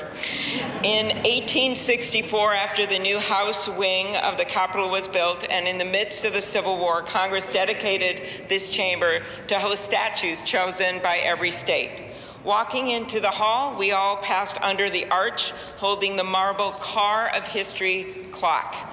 The statue shows Cleo, the Greek muse of history, holding a book to record events as they happen. And as you can see, she's heard a lot of stuff. And as she rides her chariot forward into the future, she looks behind her to remember the past. She remains here as she has for hundreds of years, a reminder that history will remember the events of the present, and it is on us to write that history right now. Speaking of art, the painting right here before you, I chose this painting for this lunch this summer, and it's titled American Horizon. It's by Jane Wilson, who grew up on her family farm in Seymour, Iowa. Coming from the middle of our country, Senator Fisher and I both liked the painting because the artist is from America's heartland, but the horizon could easily be Florida, Mr. President. I will also note that this is the first time in history we are featuring the work of a woman artist at this lunch, and we thank the Art Institute of Chicago for their assistance. Looking at the vast open landscape of this painting, we're drawn to the bottom of the frame where the land or the water, depending on where you're from, meets the sky, and the horizon endures. The enduring horizon is especially meaningful for us today as we mark our enduring democracy as we approach its 250th anniversary. It's a reminder that what's over the horizon is our next chapter. And it is my prayer that the people in this room can write that chapter together. I'd now like to ask U.S. Senate Chaplain Dr. Barry Black, and we thank God he is back with us and in good health, to deliver the invocation, after which lunch will be served. Thank you.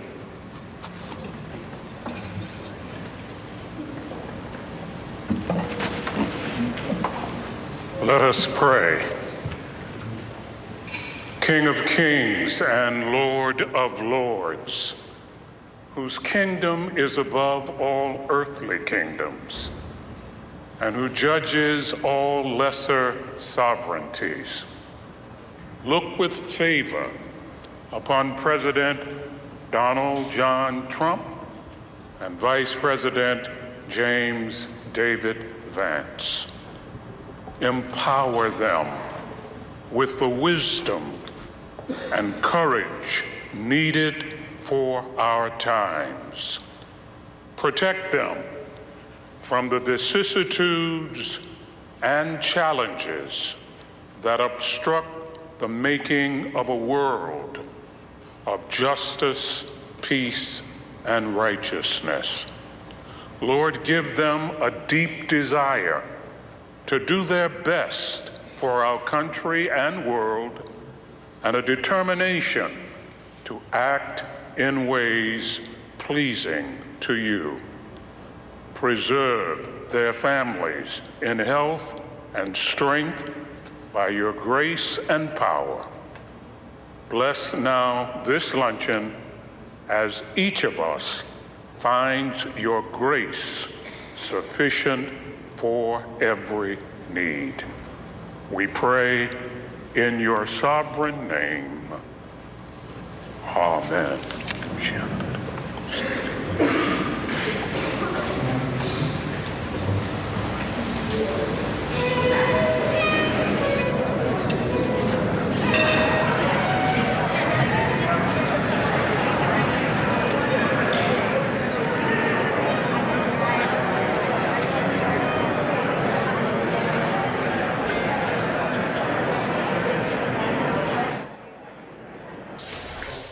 There you have it. They're going to take a break for lunch there. You heard Senator Amy Klobuchar talking about that painting. American Horizon is what it's called. She said this is the first time in inaugural history that they have celebrated an American artist. Her name is Jane Wilson, an American woman who was an artist born in Iowa, noted for her exploration of the horizon.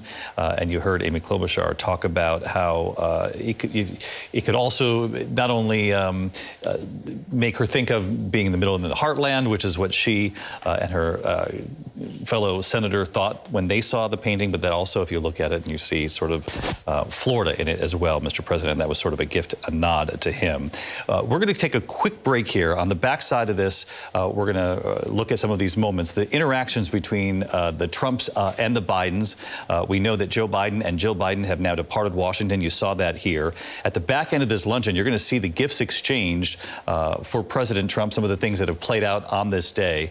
But as we go to break, we thought as we've traveled the country here as reporters leading up to this election day itself, we've listened to voters at every step of the way. And we thought it was important, given how divided the country is, that we hear from voters not only who supported Trump, but voters who were hoping this would have gone a different way, but who share some of the similar hopes as we move forward on this Inauguration Day. So let's listen to them as we go to break, and the entire team will regroup here on the backside. We'll see you in a moment. I feel good about the next 4 years simply because we actually have somebody that's going to be leading our country in the right direction and moving forward with a great plan. I want to see prices come down for everybody. I want to see the borders get more secure. I want to see our police be respected. These next 4 years, I hope for prosperity in our community. I hope for healthcare changes. I just hope for a better day, man. More inauguration coverage live from Washington after this on ABC. Ladies and gentlemen, let me introduce me. Which you do you want to be today? At TJ Maxx, you can afford to turn your closet into a place of endless expression. With the quality you deserve, styles you crave, and prices you love. I'm gonna do what I do. Maxx, what makes you, you. Do what I do. Gail, look at your little boo. What happens? On the Saturdays. Okay, you gotta be careful, okay? I know. Hey, let's get you off your feet. We're gonna get your Medicare prescriptions delivered. Get help with your Medicare prescription right in your neighborhood. Y'all see this? Patrick Mahomes is saying goodbye. People was tripping. Where are you going? He was actually saying goodbye to his old phone. I'm switching to the amazing new iPhone 16 for T-Mobile. It's the first iPhone built for Apple Intelligence. That's like peanut butter on jelly on gold. At T-Mobile, get iPhone 16 on us. Plus, families can switch and save 20% on plans plus streaming versus the other big guys. What a deal. Y'all giving it away too fast. T-Mobile, slow down. Da-da-da-da-da. You could just watch ESPN, but why not tap in? Tap into peak fandom. Tap into an entire world of sports. America's #1 news, ABC News, now streaming 24/7 on Disney+. Strong women and hot topics. This is The View. And tomorrow, he's always got a view to share. So watch out for Roy Wood Jr. on America's #1 daytime talk show, ABC's The View. Marshall's buyers have a very particular set of skills. They can hunt down the latest trends. Double denim is back. So chic. And take quality very, very seriously. Ceramic. They're highly trained deal-making professionals who travel far and wide to hustle the best of the best for you. We get the deals. You get the good stuff. Marshalls. We ready? I need to get me a new phone. You need to trade in that old busted up phone. You can get you a brand new iPhone 16 Pro from T-Mobile. It's on them.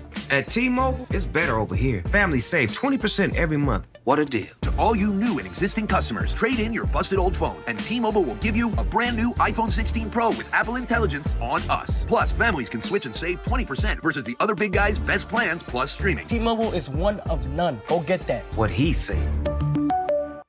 All right, so that's one pair of glasses. Yep. With prescription lenses, plus anti-reflective lens coating. Oh. Scratch-resistant coating. Did I choose? UV protection. Award-winning customer service. That's me. That's also me. Free returns, free exchanges, and free frame adjustments for life. And how much more is that? Oh, it's all included at Warby Parker. So my glasses are still just $95. Oh. Surprise! I just get excited. Many people have told me that God spared my life for a reason.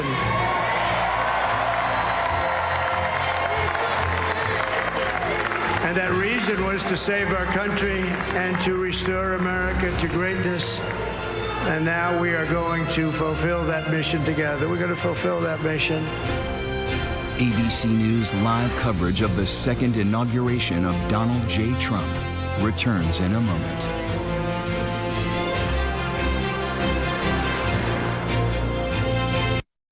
Amanda Riley was a mother, wife. Everybody loved her. I heard the words, "You have stage 3 blood cancer." We gave our hearts, our prayers. We thought she was God's gift, but she was a liar. Why would somebody fake cancer? There's all these pictures of her in the hospital with IVs, tubing. It was only a matter of time until Amanda's whole world came tumbling down. Oh my God! Scamanda premieres January 30th on ABC and stream on Hulu. We ready? I need to get me a new phone.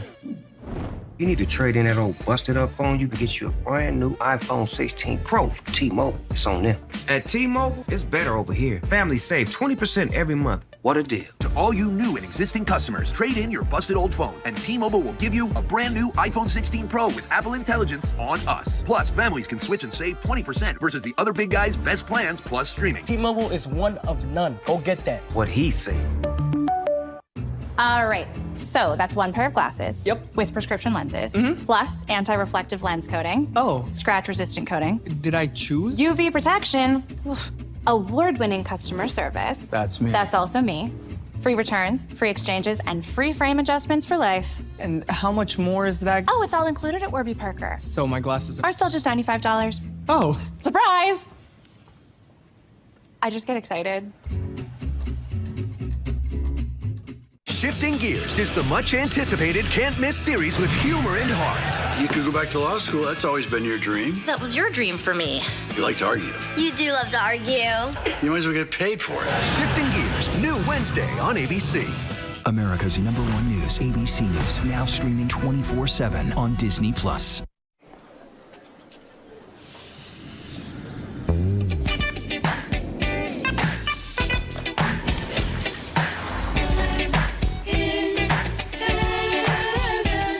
Home Goods, go finding. Gail, look at your little boo. What happened? On the Saturdays. Okay, you gotta be careful, okay? I know. Hey, let's get you off your feet. We're gonna get your Medicare prescriptions delivered. Get help with your Medicare prescription right in your neighborhood. Milo's Rewards is here. Join for free today to unlock member perks from the palm of your hand. With every purchase, all members earn points towards Milo's money. Get free gifts to bring home, member deals to get more projects done, and free standard shipping. Start earning for free with Milo's Rewards today. We ready? I need to get me a new phone. You need to trade in that old busted up phone. You can get you a brand new iPhone 16 Pro from T-Mobile. It's on them. At T-Mobile, it's better over here. Families save 20% every month. What a deal. To all you new and existing customers, trade in your busted old phone, and T-Mobile will give you a brand new iPhone 16 Pro with Apple Intelligence on us. Plus, families can switch and save 20% versus the other big guys' best plans plus streaming. T-Mobile is one of none. Go get that. What he said.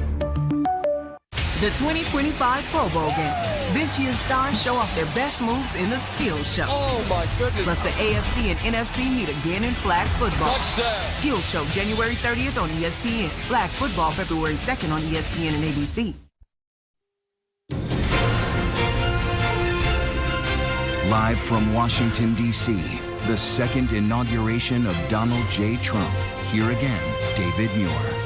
Welcome back to ABC News Live coverage on this Inauguration Day. We have watched as the 47th President of the United States has been sworn in, Donald Trump. He's now at the luncheon. They're taking a few moments behind the cameras to have lunch, and then we'll resume with our live coverage of the images coming to us from the Capitol. As you know, on this day in Washington, a much colder day than they were hoping it would be, so they had to move the proceedings indoors. They actually had the inaugural speech inside the Capitol Rotunda, as you saw.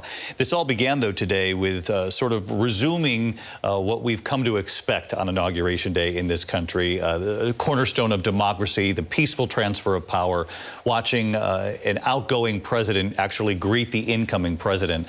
Let's take a look at the images from earlier. The team all back with me here, both here in the studio and across Washington. This was the moment here this morning, Joe Biden and Jill Biden greeting Donald Trump and Melania Trump as they arrived. 8 years ago, we remember Melania Trump sort of following Donald Trump up the stairs to greet the Obamas. This time, Donald Trump waiting for Melania there, walking up to the Bidens together, greeting them. Donald Trump putting his arm there on the First Lady, Jill Biden. Of course, they've changed roles now. It's past noon Eastern time, which means Joe Biden is now the former president. Former First Lady Jill Biden and Donald Trump and Melania Trump are the president and First Lady. They've been sworn in. Donald Trump has been, and J.D. Vance has been as well. And in 8 years later, John Carl, Donald Trump is getting right to work here. He actually knows the job. This has been a test of loyalty in choosing members of the cabinet and those who will be closest to him in the West Wing. We've seen a lot of Susie Wiles today. And you heard Governor Chris Christie say earlier on our coverage that he actually thinks, and he watched this very closely, a lot of the advice that was given to Donald Trump 8 years ago from people who had actually been in politics before. Donald Trump liked to play around in political circles, but had never actually run for office. It was his first time, became president in that first run against Hillary Clinton, but this time he knows the job, and he's actually been a little quieter from Mar-a-Lago until today. We have heard a couple of speeches already from Donald Trump today, but he's actually getting the work done and knows exactly what he wants done to prepare. Everything is at a faster clip. They're talking about shock and awe for the first days in office. You often hear about a presidential ambition for the first 100 days. Donald Trump is really looking at the ambition for the first days, the first week in office, the first day in office. He is prepared to go with, we're told, up to 200 executive actions. Now, those are not all official executive orders, but executive actions right off the bat. As you heard him allude to in that speech in Emancipation Hall, clearly he is prepared to issue pardons and commendations for virtually everybody involved in the attack on the Capitol. He's also taking actions on all of the cornerstone priorities of his campaign. Energy exploration. He's going to go after so-called DEI, diversity, inclusion, and diversity, equity, and inclusion initiatives, the so-called anti-woke effort. He's going to do, inflation's a top priority, obviously the border.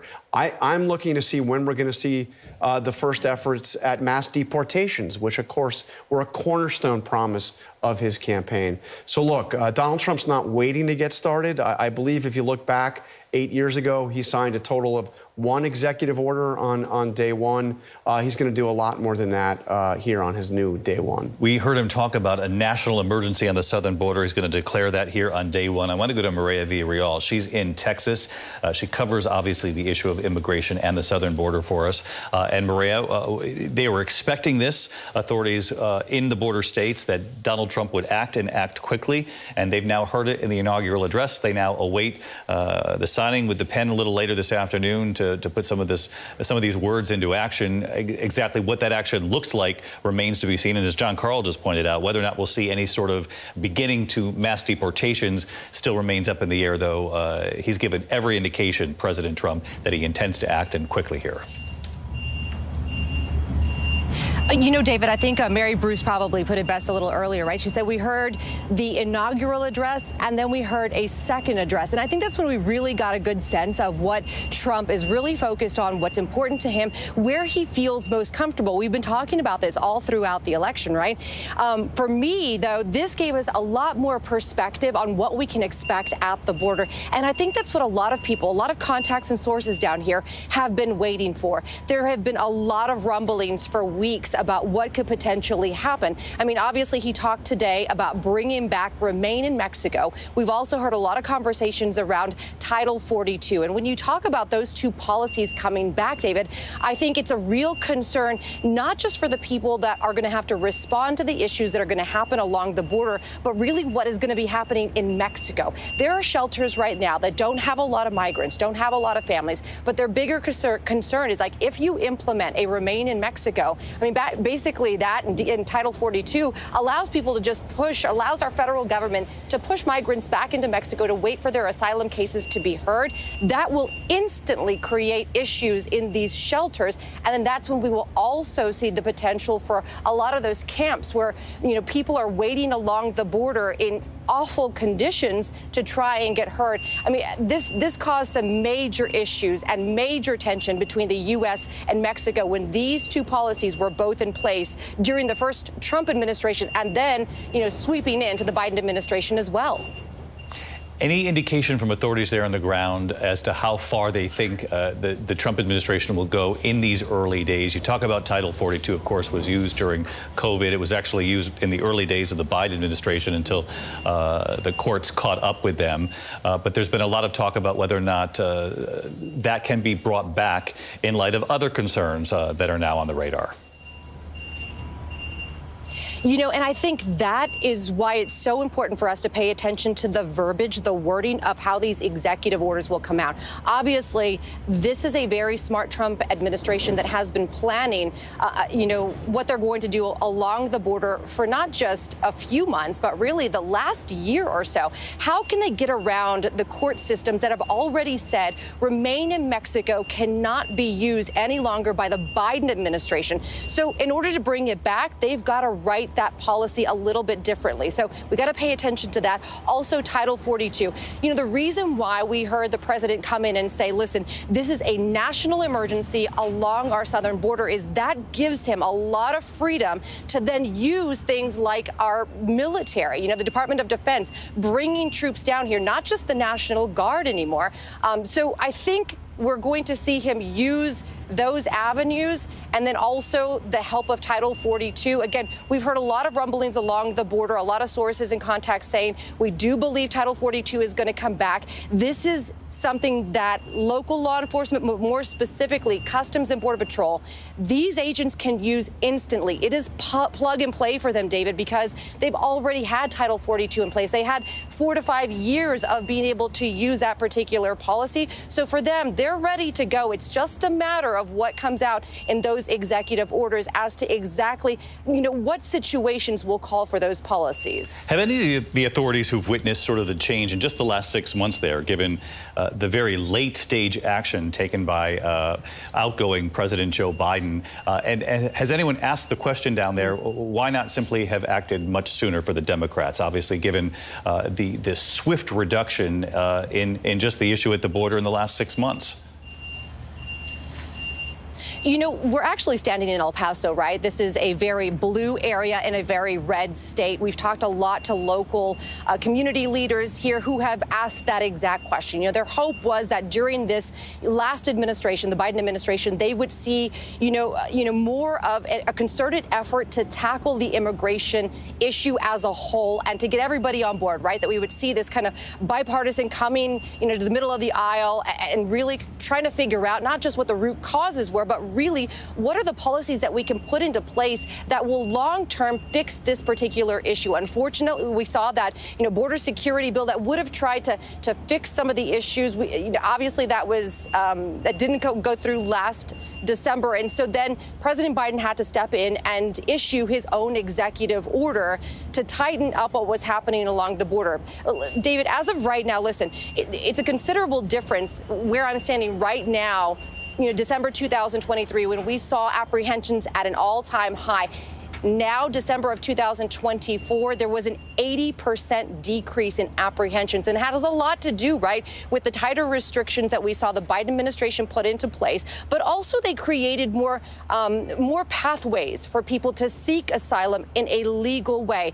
The biggest concern right now is that if we start to strip away at what's already been put in place, that there will be chaos created along the border when it's quiet right now.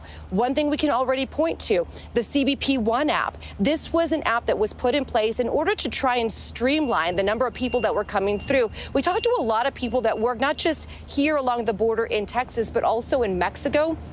They talked about this app really helping them and also migrants when it came to the dangerousness of crossing the border illegally and the involvement of cartels. Basically, people were saying, listen, I'm going to go about it the right way. I'm going to use the CBP-1 app, and I'm going to wait for my turn. With that app now gone, there is a real big concern that the chaos will re-ensue.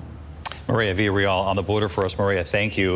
We're going to go to Matt Rivers in one moment. Before we do, he's on the other side of the border in Mexico. Just curious how the current president of Mexico, fairly new to the role there, is viewing how she's viewing what she's witnessing here with the inaugural address today. But before I do that, Mary Bruce, just sort of where things stand at the end of the Biden administration as we begin the Trump administration. And again, we've talked about this. These were tough questions, even for Kamala Harris when she took the top of the ticket, is why did the Biden administration wait so long? But when they did take action, I mean, the numbers are down significantly, are they not? 60%.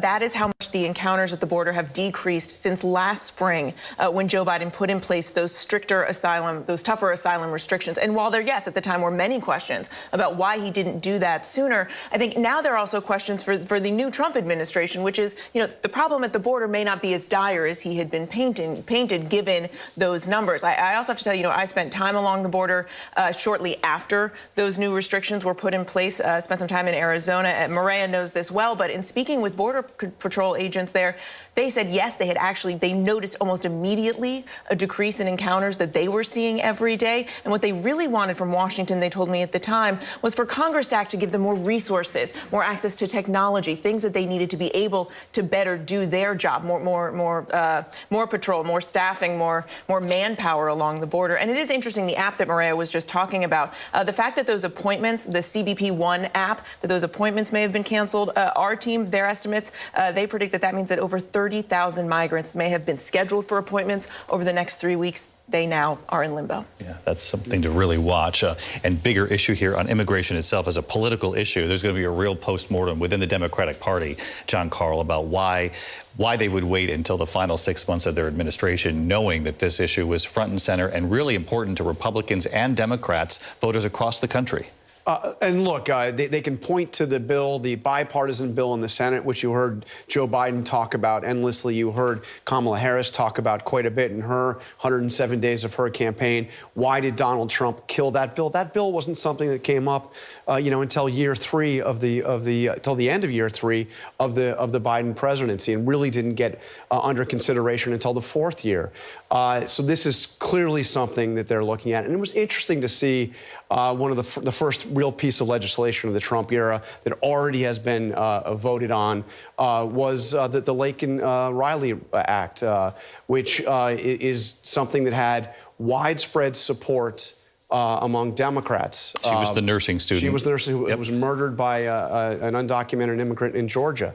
And this is, a bill providing for the deportation of those with criminal records. And it had significant support from Democrats in both the House and the Senate. I want to bring in Matt Rivers. He's on the other side of the border, reporting from Mexico. And the president of Mexico has signaled perhaps not so fast. But again, they're looking at both the issue of immigration and on tariffs and the economic impact of these potential tariffs from a Trump administration as well. Yeah, David, no question that when the president of Mexico, Claudia Sheinbaum, is taking all of this into consideration, it's not just with migration, it's also with the broader trading relationship with the United States. It's all part and parcel of the same issue here. But I think the president of Mexico, while she hasn't commented officially today, she says she won't until tomorrow morning, she has signaled a willingness to stand up to Donald Trump. And I think that that really goes to how effective Donald Trump will be in implementing some of these migration policies, these deportation policies that he wants to implement. For example, remain in Mexico, David. You need Mexico's cooperation to do that. He can say he wants to restart the program to force asylum seekers to wait here in Mexico, but Mexico has to agree to that. So they have to come to some sort of an agreement. And if there's a confrontational relationship between Donald Trump and Claudia Sheinbaum here in Mexico, does it make it any harder for him to implement those goals? And I think just to highlight all of the points that our colleagues have made, the confusion, the mass confusion right now amongst the hundreds of thousands of migrants that are currently in Mexico really can't be overstated. We've spoken to so many of them here in Tijuana, where we are right now, where the shelters are filled with people who were trying to get CBP-1 appointments or who even had them already and have now had those appointments canceled. What happens to these people, David? Where do they go? They are now stuck in limbo. Many of them can't go home, but they can't go forward. So at the same time, you're talking about people stuck here. You're talking about mass deportations of people coming back to Mexico and migrants continuing to come from the south. It is a recipe for chaos, a stone's throw from the U.S. border, and it is something, like it or not, that the U.S. will have to deal with if we see that start to materialize. Matt Rivers on the other side of the border from Mexico and Tijuana, near Tijuana. Matt, thanks so much. I want to bring in Catherine Falders, who also has some reporting on executive orders, action involving immigration. And Catherine, Tom Homan, of course, the borders are, Donald Trump's borders are heading into this next administration, has signaled he's ready to go. There was early reporting that maybe this would begin in a city like Chicago, a show of force, if you will. Where are we on the reporting of that? I know Mr. Homan had said, now that that had been made public, that perhaps they would have to change up whatever they were planning to initially do. But where do we stand on the reporting on this? Yeah, so it does seem a bit in flux as to what exactly they will do and when they will do it. Now, of course, Trump has said that he's going to declare a national emergency at the southern border. You heard that from his speech earlier today. He will sign a proclamation that says as much. And then, of course, executive orders on that will follow. But I thought the point Maria was making just a moment ago was just so telling, because we have to look exactly at that language in the orders, what it says. They've been anticipating legal challenges, for example. So while Homan, of course, is publicly saying that and privately indicating that maybe those plans will change, we do still expect them to take place in some form, whether it's obviously in Chicago, other cities have been discussed. Trump himself has indicated as much. But what I can tell you from what I'm hearing from sources close to the administration and close to these efforts is that they are anticipating a storm of legal challenges surrounding all of this. Of course, what Homan will do and all of the immigration executive orders and beyond the immigration executive orders. Legal challenges related to DEI, for example. Many of those other things that Trump mentioned during his remarks that he made after his swearing-in speech. So they have assembled, at least I'm told, an army of people essentially inside the Department of Justice, dozens of political appointees who are anticipated to start today on day one inside DOJ. Those people don't need to be Senate confirmed. So they are in there, and there is a team dedicated just to assisting with the defense of lawsuits. They've been anticipating this for quite some time. Of course, there were upwards of 400 lawsuits during the last administration. They now know what they will be sued for. That language in those executive orders will be very carefully crafted around the anticipated legal challenges, but there will be a whole team dedicated to specifically fighting and defending Trump's actions in court. David. Catherine Falders with us as well all afternoon long. Catherine, thank you. Of course, Donald Trump knows it's not just Republican voters, but Democrat voters who want something done on this issue as well. So he has a little bit more of a mandate this go around, knows some of the challenges that they faced 8 years ago. So they have prep work on that. Elon Musk, we're going to hear from in just a moment here. He spoke just moments ago. And of course, he's talking about cutting government waste, actually said leading up to the election that there could be some pain after the election. But given all that, there comes the cost of this to actually to pull off some of what Donald Trump would really like to see when it comes to undocumented immigrants in this country is also, in addition to all the legal challenges that Catherine talks about, extremely expensive when you're also talking about cutting down government spending, trying to bring down the deficit, extending the tax cuts, you're going to have to pay for immigration as well. And it certainly is at odds with what Donald Trump is arguing he wants to do in terms of, increasing government efficiency, getting rid of wasteful spending. Trying to pull off the largest mass deportation in American history is extremely expensive and logistically really, really challenging. I mean, you have to identify all of these people. You'd have to go in to these cities. Now, we do know that Trump has said he wants to likely start in these liberal cities, in sanctuary cities like possibly Chicago. As John Carl mentioned earlier, his borders has admitted the goal here is shock and awe. And I think it does get at a question about optics versus substance. How much are you just trying to send a message by carrying out these kinds of raids? They've said they would start with migrants that have a criminal record, but wouldn't stop there. They would possibly broaden beyond that. How do you do that? And this is a moment where you really have to be faced with the reality of putting into place what you've promised the American people, and that is often easier said than done. Yeah, and if it's only optics, you're going to have serious questions because, Rick Klein, one more quick question to you before we go to a break. Our Washington bureau chief, just on the polling on this, Rick, this has become such a huge issue for Americans across the board that, as Mary says, not only is it very expensive, but the American people who voted for Donald Trump, if they voted based on this issue, they're going to want more than optics here. Yeah, his policies in this area are significantly more popular than even he is. And as we've noted, he is at a historic, for him, level of his own favorability. But there's a Wall Street Journal poll that came out just last week, and a clear majority of the American people, 52%, said that they favor deporting undocumented immigrants, and a slightly larger number favor building that border wall that Donald Trump made a signature of both of his campaigns for the presidency. He is able to claim something of a mandate in this area. People are wanting what he has promised. The question will be how he delivers. Rick Klein with us as well, and the other question will be who pays for it. So, Rick, thanks very much. Elon Musk speaking just moments ago, and we're going to have that for you right after the break here. Don't go away.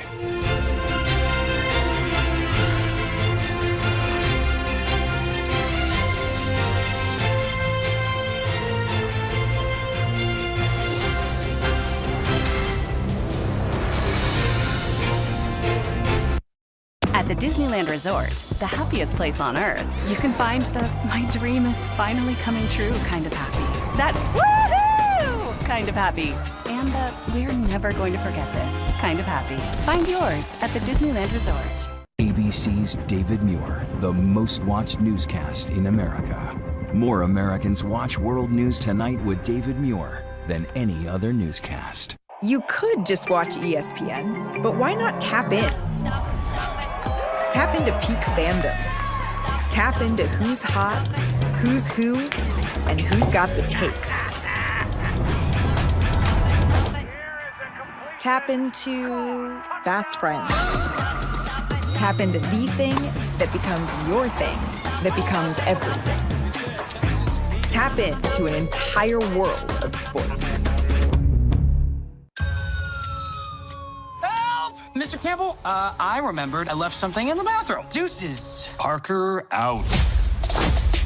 There we go, there we go, there we go again. Swinging through the city so fast you can barely. Gotcha!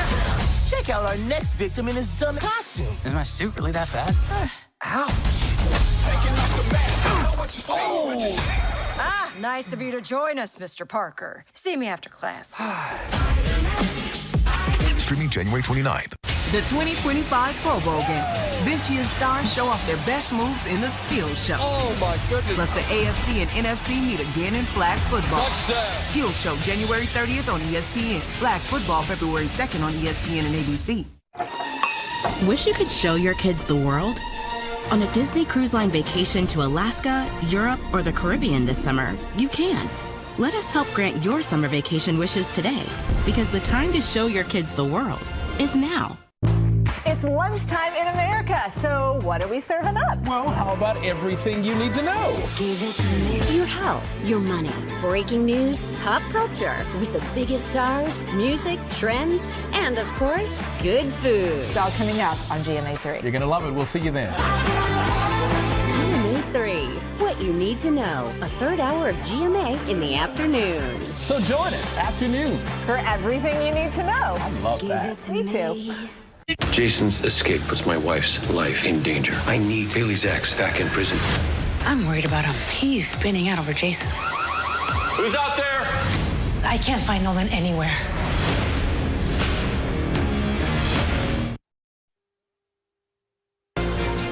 The golden age of America begins right now.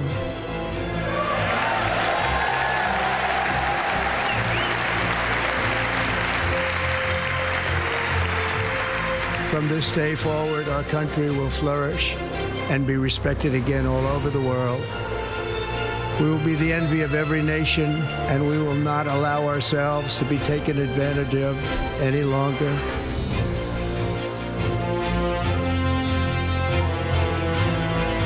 More inauguration coverage live from Washington after this on ABC. It's lunchtime in America, so what are we serving up? Well, how about everything you need to know? GMA 3, what you need to know. A third hour of GMA in the afternoon. So join us, afternoons. For everything you need to know. I love that. Me too. The world is on the brink of war. I need Captain America. What do you think they talk about? On my mark. You want me? Come and get me! Get tickets now. You blow me away. It's a new year of new deals. I want to be your partner. And new dreams. This is for my son. What you've been able to put together is insanely amazing. Let's go! Yes. New Shark Tank Friday on ABC and stream on Hulu. Help! Mr. Campbell, I remembered I left something in the bathroom. Deuces. Parker out. There we go, there we go, there we go again. Swinging through the city so fast you can barely. Gotcha! Check out our next victim in his dumb costume. Is my suit really that bad? Ouch. Taking off the mask, I know what you see. Ah, nice of you to join us, Mr. Parker. See me after class. Streaming January 29th. Wish you could show your kids the world? On a Disney Cruise Line vacation to Alaska, Europe, or the Caribbean this summer, you can. Let us help grant your summer vacation wishes today, because the time to show your kids the world is now. It's incredible how many lives Idols changed. It proves that dreams really do come true. This is the place where it all started for me. You never forget that moment that changed everything. If you're dreaming out there, please keep dreaming. Is our next American Idol among us today? Ladies and gentlemen, the Commodores.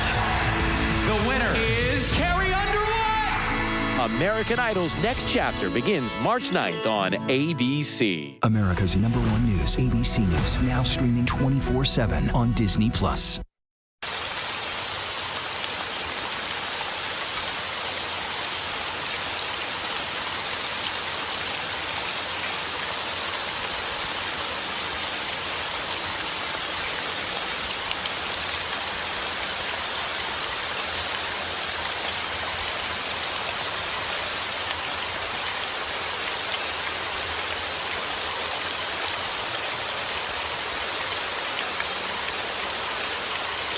Here you leave today and enter A world of galaxies. A world of speed.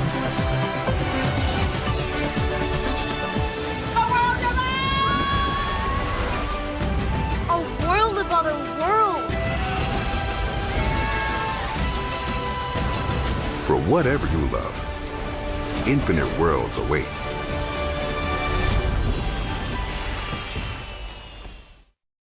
You're watching America's #1 streaming news, ABC News Live. Breaking news, exclusives, live reporting across the globe. Keep streaming with ABC News Live. Live from Washington, D.C., the second inauguration of Donald J. Trump. Here again, David Muir. Welcome back to ABC News live coverage of the inauguration of Donald Trump here, 47th President of the United States after having served as the 45th President. We've mentioned this a couple of times today, the first time since Grover Cleveland that we've witnessed an American president return with a 4-year break in between after having lost his attempt at re-election. Elon Musk speaking just moments ago at the Capital One Arena. Now, we mentioned to you earlier, Capital One is where they're going to be doing, instead of the parade because of the cold outside, some of the other events later this this afternoon. Elon Musk did go to address the crowd of supporters there just moments ago. He's been instrumental, obviously, in the campaign, in the election of Donald Trump, but also at Mar-a-Lago in the weeks after the election, and many, many questions about how closely he'll work with Donald Trump once he's in the White House. He's expected to help lead the office that's going to help cut government waste. But here's what he said moments ago to supporters. Let's listen.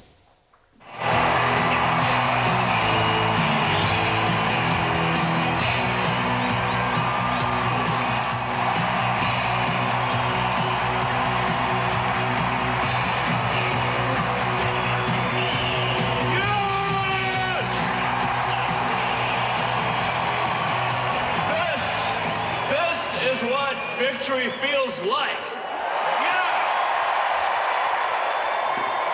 And this was no ordinary victory. This was a fork in the road of human civilization. Okay. You know, there are elections that come and go. Some elections are, you know, important, some are not. But this one this one really mattered. And I just want to say thank you for making it happen. Thank you.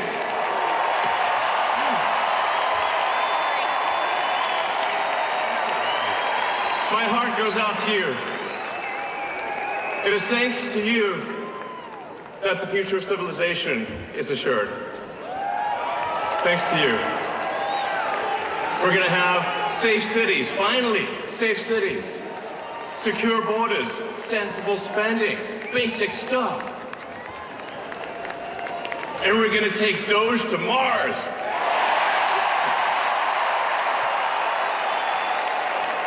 I mean, can you imagine how awesome it will be to have American astronauts plant the flag on another planet for the first time? Yeah! How inspiring would that be? You know, there's always problems in life. You know, there's this problem, solve that problem. But you know, there need to be things that inspire you. There need to be things that make you glad to wake up in the morning and say, I'm looking forward to the future. Yeah. And I love you guys.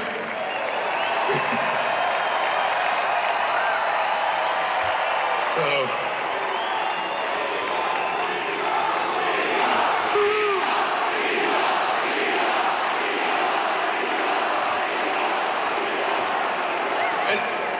and let me tell you, I'm gonna work my ass off for you guys. I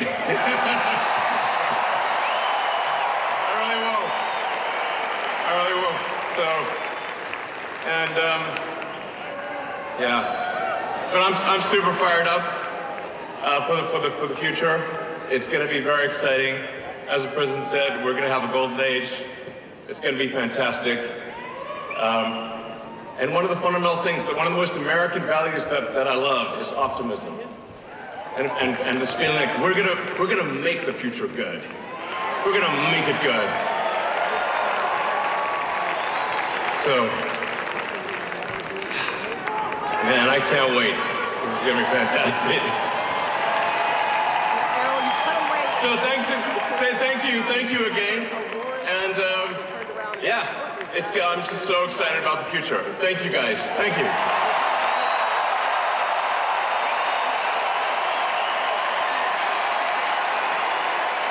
Elon Musk moments ago at Capital One Arena. Let's go to Rachel Scott, who was inside the arena. Rachel, obviously he was received very well there. He was instrumental in this campaign. Yeah. He actually said this was more than just an election where you go back and forth between parties and then you just move on from an election. He said this is a fork in the road in civilization. A fork in the road in civilization. He's promising that this is going to be a new day. He was light on details of what exactly this Department of Government Efficiency is going to look like. We do know that he will have an office somewhere on the White House complex. We have learned that in recent days. But there are still big questions about how exactly this is going to be carried out because we've never seen anything like this before. Here is what we know. We know that Elon Musk, the world's richest man, is very close to President Donald Trump. He was by his side throughout the campaign, and his influence has really loomed large since the campaign and into the transition and now into his presidency. We knew that he was weighing in on everything from cabinet picks also to what legislation was going to look like. Obviously, the Department of Government Efficiency as well. And of course, you have these tech CEOs lining up by President Donald Trump just right after President Biden gave that Oval Office address warning of a tech industrial complex taking over, of an oligarchy taking place in America. And Elon Musk, not the only one that's going to be speaking here today. I will tell you, we also just heard from the FBI director nominee, Kash Patel, was on this stage as well. All of them receiving a very warm reception as we wait the President of the United States, David. Well, while we have you, Rachel, you teed us up for Kash Patel. Stick with us here. Let's listen to Kash Patel, of course, Donald Trump's pick to lead the FBI, and we'll get your reaction, Rachel, here on the backside.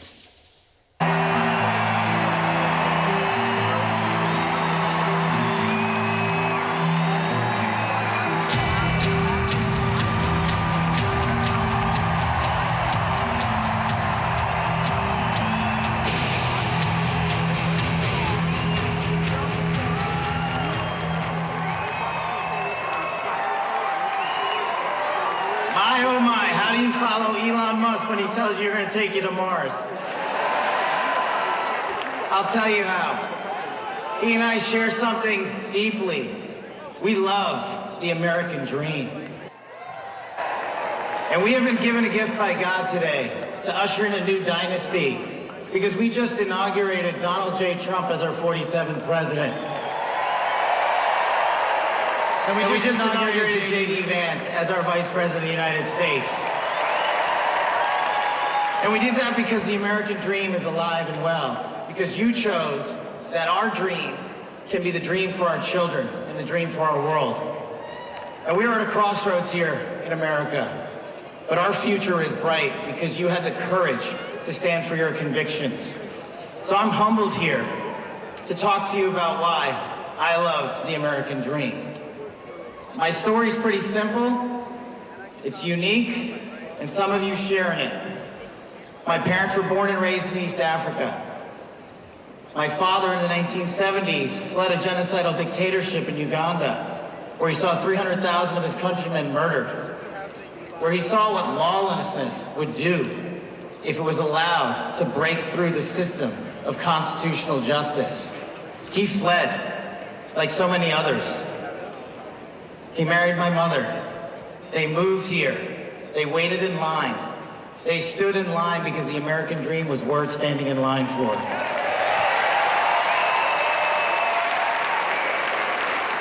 That dream is woven into the fabric of this nation, and our immigration policy is the greatest policy in the world. And now that we have Donald J. Trump and J.D. Vance, it will become the greatest policy in the world again.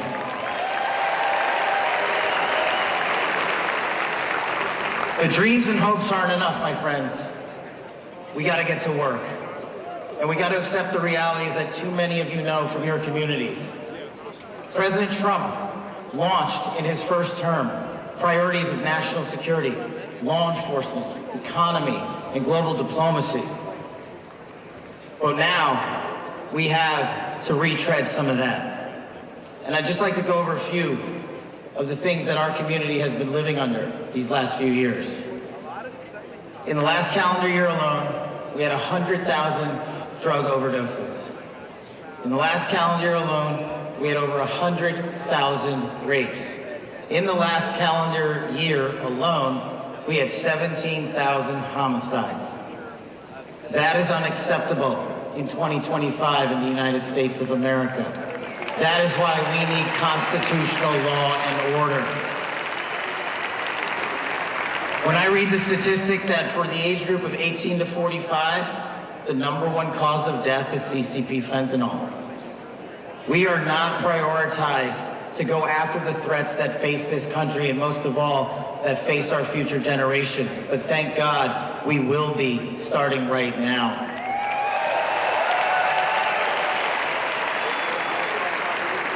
President Trump and J.D. Vance's leadership and administration will usher in the priorities that I cherished during my 16 years in government service. That we will always, always honor the men and women who wear the cloth of our nation and stand on that wall and tell you nothing's getting by them tonight. And so to them, thank you.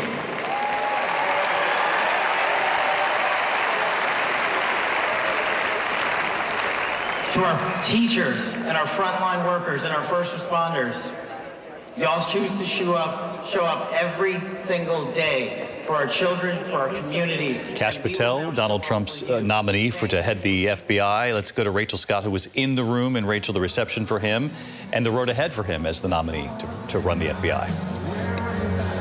Yeah, he got a very large round of applause from the various Trump supporters who have filled this arena waiting for President Donald Trump to take the stage. I will tell you, it is striking to even see someone who is going to be nominated and is nominated to serve as the FBI director come before a crowd like this. But all of that obviously does parlay into what President Donald Trump's goal is here. He promised radical change to these agencies, and he does believe someone like Kash Patel could deliver on that. In his past comments, Patel has vowed to shut down the FBI headquarters in Washington, D.C. He has vowed to go after what he called conspirators in the government or in the media. And I will tell you, he does face possibly a tough and bruising confirmation battle ahead over on Capitol Hill. He is one of the nominees that has been making the rounds, meeting with Republican senators behind closed doors, trying to get them on board. But even Pam Bondi, President Trump's nominee for Attorney General,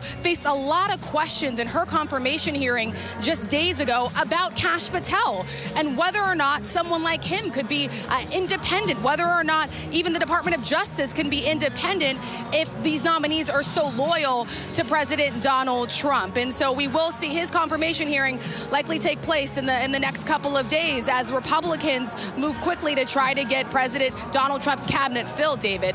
Rachel Scott at Capital One Arena. Rachel, we'll come back to you shortly. I'm sure one of the things Pam Bondi was asked was about a potential list of enemies at the Justice Department, and she declared that there would never be a list of enemies in a Justice Department that she was running as Attorney General. I want to go back to Elon Musk because Elon Musk also speaking to the crowd moments ago. I want to bring in Rebecca Jarvis, our Chief Business and Economics Correspondent. And Rebecca, you also heard what he said, which was that this was a fork in the road in civilization. He's looking at this clearly in very big terms and obviously was very excited at this victory.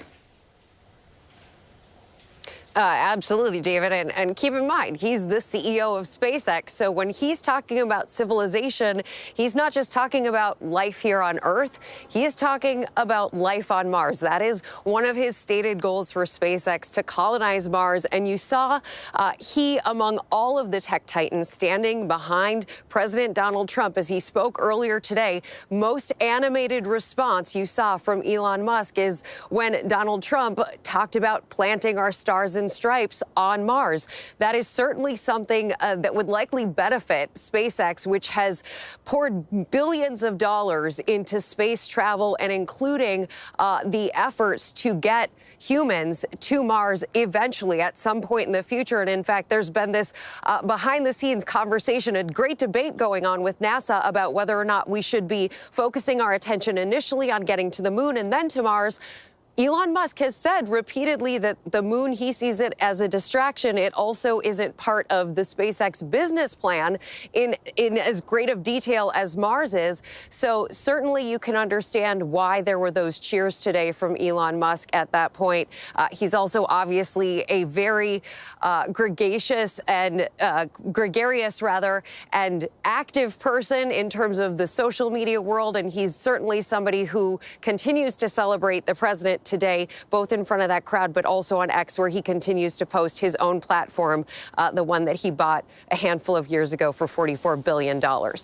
And Rebecca, we heard the warnings that there could be initially some pain that comes with this administration, given the cuts that he's also going to try to direct. any word on what they're looking at and how they're going to go about this?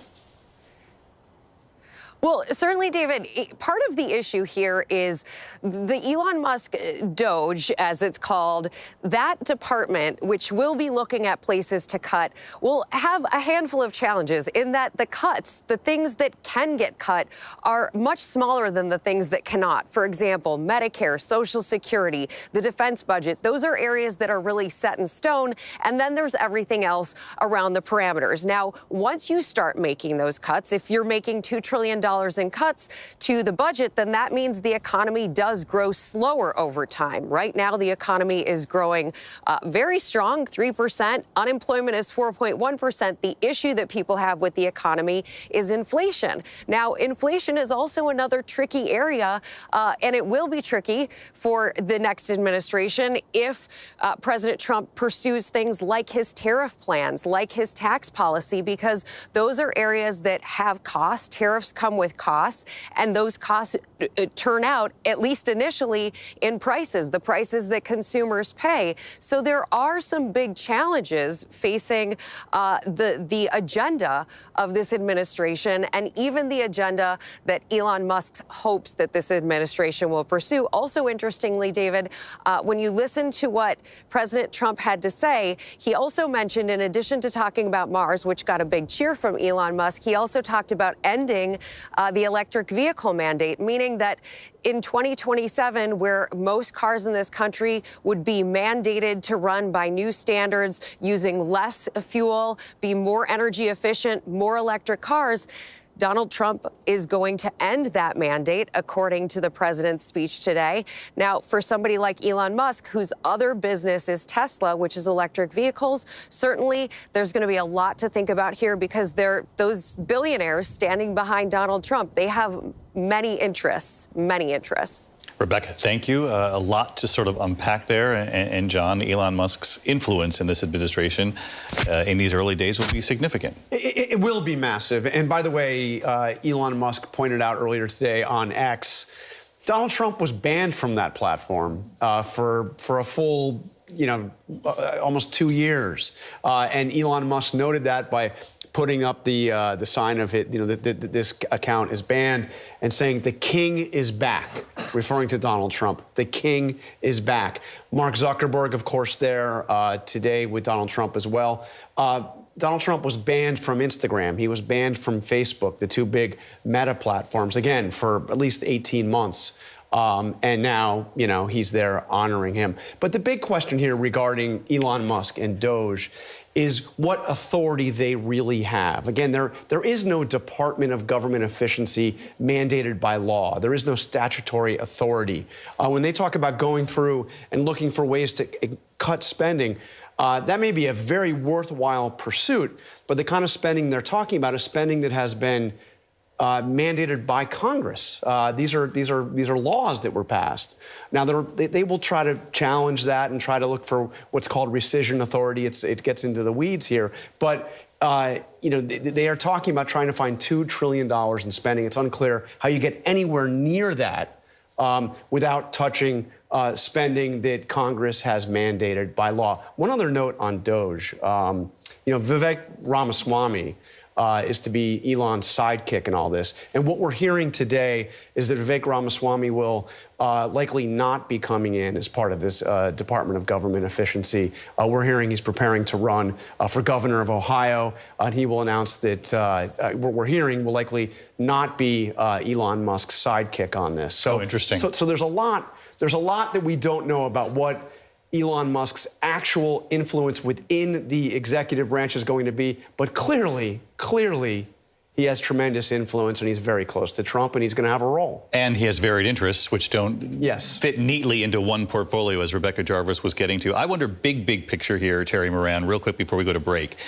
Is there a miscalculation here on the part of the Democrats? And obviously there's a huge postmortem here. But to have all these tech billionaires, these tech titans, and show up at the Republican inauguration here, what was the misstep for Democrats in pushing these entrepreneurs so far away? I mean, obviously they wanted guardrails. They wanted to protect against the very real concerns over artificial intelligence, if you will. But at the same time, I think most Americans, whether you're Democrat, Republican, Independent, want America to lead in this sector, right? Amid new technologies, amid artificial intelligence. Was there a miscalculation in pushing them so far that they would all of a sudden, certainly be sort of engaged in the Republican Party and around Donald Trump in a way that you never would have seen with a Joe Biden or Kamala Harris? Yeah, it's a stunning political conversion. Silicon Valley and these tech billionaires who just 8 years ago were all for the Democratic Party, some of the major fundraisers and champions of Democratic Party policies. They're now sitting at the inauguration backing Trump to the hilt. And a big part of it was the Biden administration's trying to slam the brakes on private development of AI. One of the things that I've heard is that they were directly told, some of the companies out there, that AI will be developed like the nuclear program in the 1950s, that it will be a national government enterprise doling out civilian-related possible technologies. And that stunned them quite a bit. So there was the heavy hand, not just there, but elsewhere, that they thought was a real problem. And then they're billionaires, right? Donald Trump is going to cut their taxes or keep them low. And so there's that as well. It's a very good point, Terry. Money talks. Mary, you want to weigh in? Well, there was also that Donald Trump is known about retribution, right? You don't donate to my campaign and I will pull your government contract. I mean, there was, I think if you were talking to some of the Democrats, they were saying that Trump really went to town on this, and it wasn't just about AI or other things. It's about the new president kind of really having an enormous amount of power. And Elon Musk has, since he's been a kid, wanted to go to Mars. This is all he wants to do. He doesn't really even care that much about Tesla, he has said. This is what he wants. He wants the government contract to go to Mars. And some of the other tech billionaires want something, and Donald Trump has a lot of power and can stop it. So I think one of the reasons that they're there is they need something from him. All right. They need something from him, the incoming president, and they're there, and they've given money to be there, and that story is still being told for, I'm sure, years to come here as we just examine the first hours of the administration. In fact, we've got to get back to that luncheon. The gifts are about to be given, the toasts in that room. We'll take you right back live to the pictures coming from Capitol Hill. ABC News live coverage of the inauguration. Donald Trump, 47th president of the United States. We'll be right back.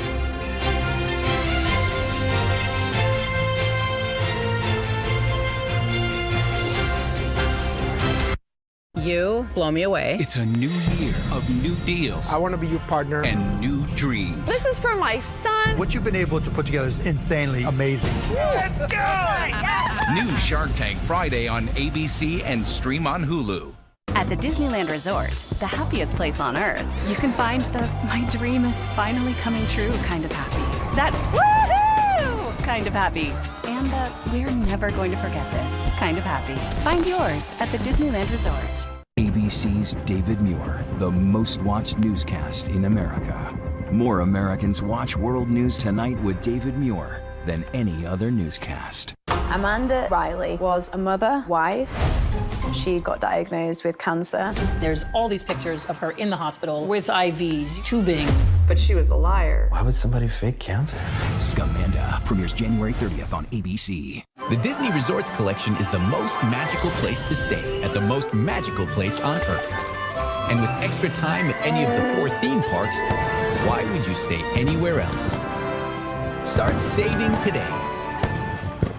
The news never stops. From Tampa, we are here tonight as Hurricane Milton has just made landfall. The surge just keeps coming up. Right on the border between Ukraine and Russia. In downtown Tel Aviv, rockets or missiles coming in. ABC News Live everywhere. We're not far from where this rally took place, so just stick with us here. Here in London. From the front lines. Off the coast of Gaza. Wherever the story is. We're going to take you there. You're streaming ABC News Live. ABC News Live. You're streaming ABC News Live. ABC News Live. Streaming free everywhere.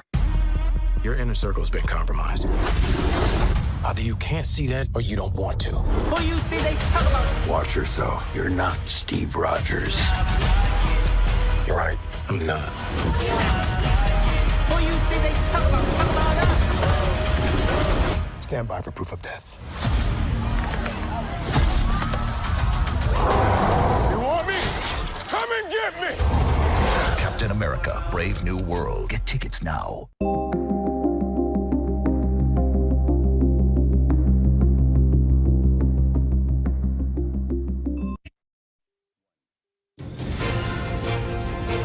Live from Washington, D.C., the second inauguration of Donald J. Trump.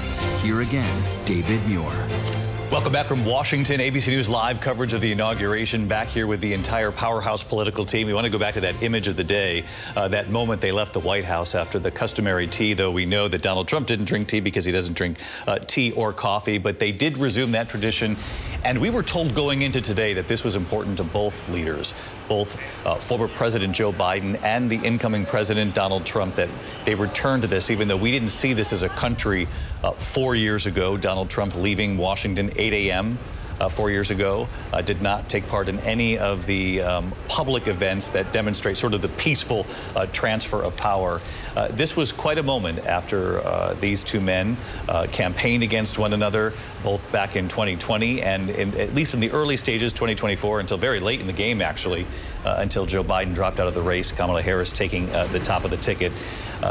Extraordinary moment to sort of be back on track, at least in terms of showing the country that even in polarized times, leaders from both parties can be seen getting into the motorcade together. Although I think it was Mary Jordan earlier who joked that Senator Amy Klobuchar was playing sort of the person who would be in the car with them to make sure all went well. Although by all appearances, even from the meeting in the Oval Office weeks ago, Joe Biden inviting Donald Trump to the White House, he embraced the incoming leader, even if he campaigned vigorously against him. I want to bring in Reince Priebus, former head of the RNC, ABC News contributor. And Reince, I understand you were with President Trump earlier today at St. John's, and I'm just curious what you witnessed early in the day as far as his mood and returning to the White House 8 years later. In 1777.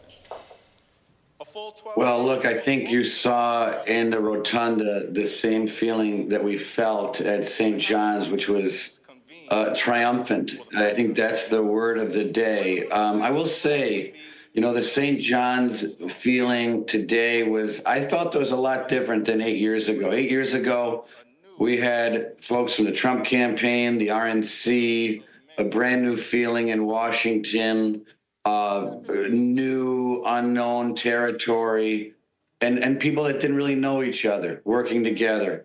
Today, when I looked around that small little church, we all knew each other. We've known each other for 8 years. Even the new people coming on board, we've been interacting together for years. So it just felt very different. I would say it felt intimate. And I would say in the rotunda, if I had to describe it, I'd say it was intimate. I think it was magical, but it was also, as I said before, triumphant. And that was the feeling of the day. Reince Priebus with us here. Ryan, stick with us here. I want to listen into Hakeem Jeffries, minority leader in the House. Steve Scalise standing next to him, majority leader in the House. Amy Klobuchar taking the podium again. Thank you, Leaders Scalise and Jeffries. I now ask my friend Senator Deb Fischer of Nebraska, as in the beef you had for the entree, who has been an excellent partner in planning today's events, to come up and present the inaugural photographs. Well, my thanks to Chair Klobuchar for putting together again in the last 2 days the 60th inaugural ceremony here at the United States Capitol. Amy did a wonderful job, along with all of the committee, all of our staffs, in order for this to come together and be a very memorable experience. It is a tradition that the committee give our new President and First Lady, our Vice President, and Mrs. Vance the official photographs taken at the swearing-in ceremony. And so it is such an honor to be able to have those presented to you. I hope you will display them with pride, with honor, and with a humbleness that I know you will carry with you every single day that you serve the people of this country. May God bless you all.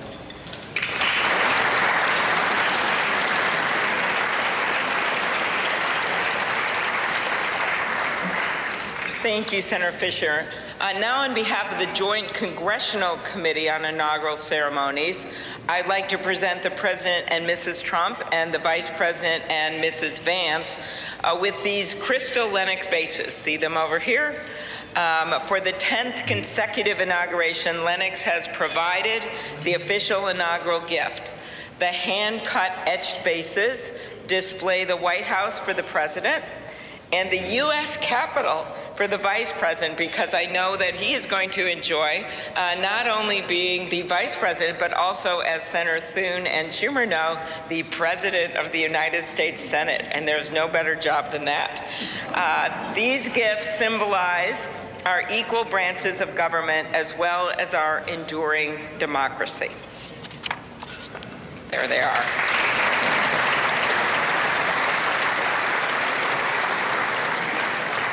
I will now invite Speaker of the House, Mike Johnson of Louisiana, to give the toast to the Vice President.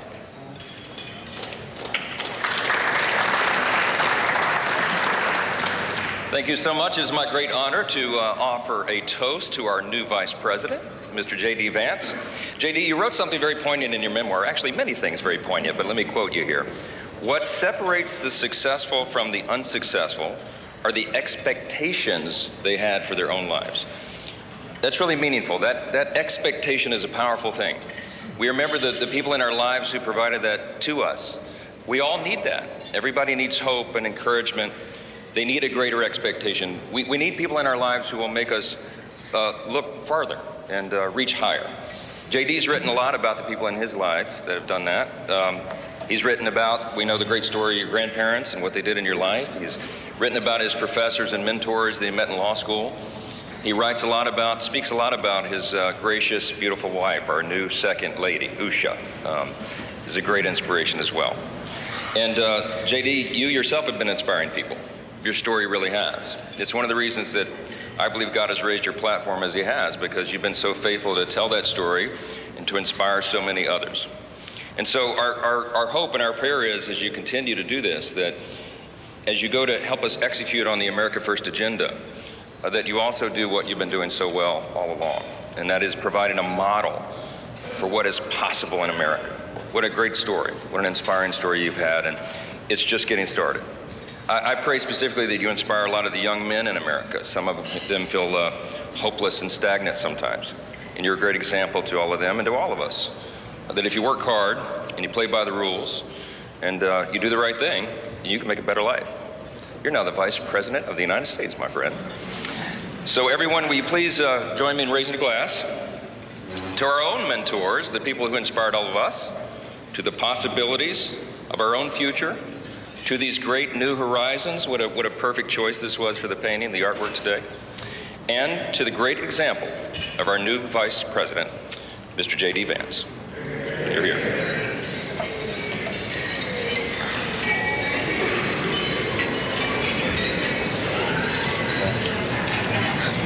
Thank you, Speaker Johnson and Vice President Vance. I will now invite my senator next door in the state of South Dakota, Senate Majority Leader John Thune, to give the toast for the President.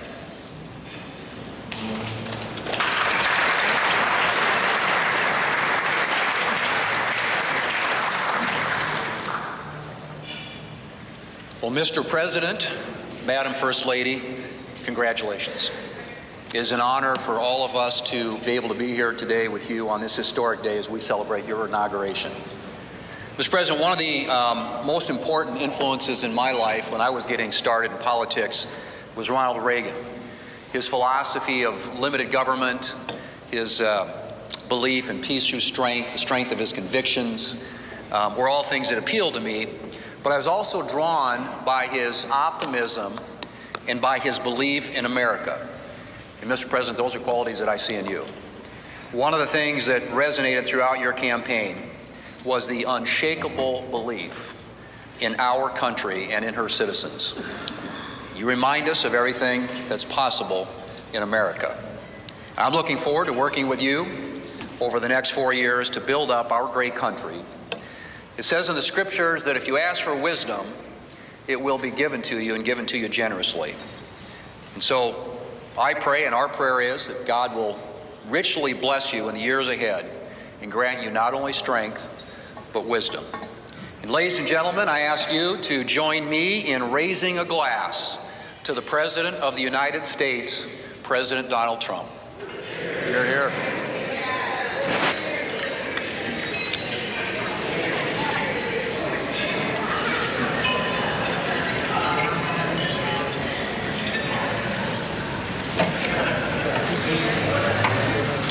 So, this has been a long day with many other things ahead for so many of you. But I want to thank you for attending the 60th inaugural ceremonies. And as we close, we ask that you pick up a gift. All of our guests are going to get a set of commemorative glasses in embossed leather featuring the Great Seal of the United States, which Senator Fisher and I selected together, and maybe Senator McConnell added some bourbon from Kentucky. Just saying. It is now my privilege to conclude this luncheon by asking Margaret Kibben, the chaplain for the House of Representatives, to deliver the benediction.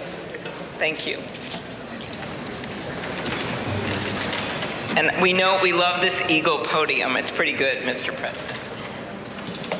Ladies and gentlemen, please rise for the benediction.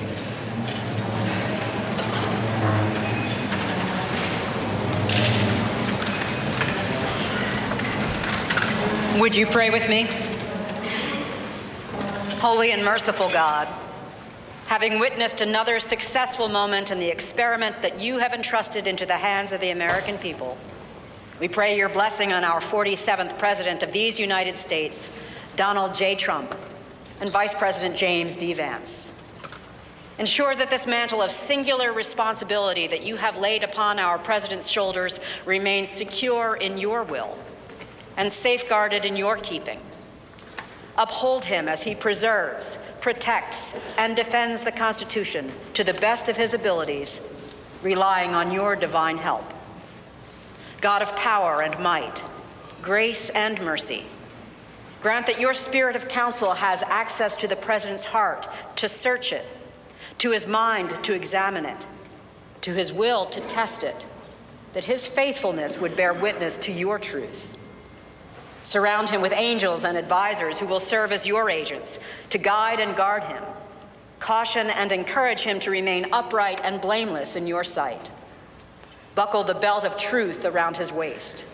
Place the breastplate of righteousness over his heart. Fit his feet with readiness, that your gospel of wisdom and justice will shine forth throughout President Trump's administration. We offer this prayer to the one whose voice we follow to guide all that we do and all that we hope for. Amen. Ladies and gentlemen, please be seated. Please remain at your seats as President Trump, Vice President Vance, the Joint Congressional Committee on Inaugural Ceremonies, and the official party depart National Statuary Hall. As we watch this live, the President, the First Lady now leaving the luncheon. They're going to be going downstairs momentarily to Emancipation Hall for their first honors ceremony. There's a brief moment in between where I think they're going to get some photographs taken. We're going to track this live. We'll go right back to them for that first honors ceremony.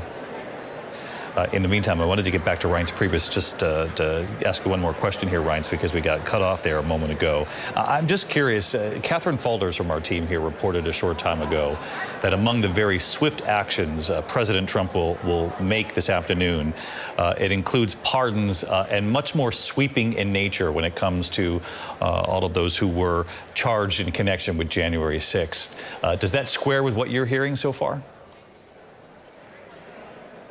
It squares with what I'm hearing. I don't know to what degree, what the charges that are going to be pardoned will be. But certainly these are things that were promised on the campaign trail. The president played the anthem of the people that were in jail that they sung, and they call it the January 6th anthem. So, I mean, these are the things that the president was very clear about. The one thing that I would say was very obvious today as I sat there in the rotunda and watched the president give that speech, he is a guy with a mandate who is trying to tell the world that we are going to have an immediate and dramatic turning of the page.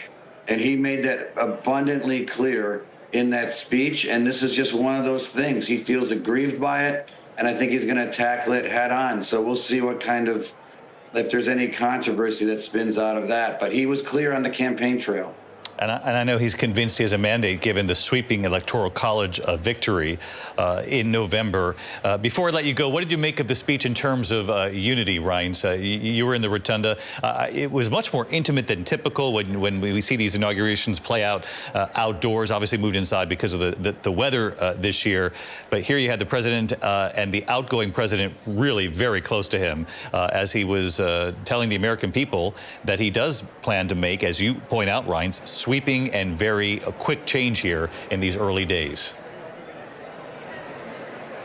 Yeah, I mean, there's no doubt it was tight, and it was tighter in reality than what it looks like on television, just like on TV. So we were all pretty much packed in there, and you're right, he was pretty rough on President Biden as Kamala Harris sat there, and even as Franklin Graham gave his prayer talking about, you know, this new change in America, and sort of out with the old and in with the new, and you got the old sitting right there next to the podium. That's what happens. It is politics. I think they get it. But there was a feeling of unity as well at the same time, that we had all of the former presidents. We had Republicans, Democrats. Amy Klobuchar did a nice job managing the entire operation. So, you know, there was a feeling of Republicans and Democrats coming together. Adam Schiff was 2 rows in front of me, sitting there participating. I mean, he could have ignored it himself, but he didn't. He showed up, and so did a lot of Democrats. So I thought that was a good thing.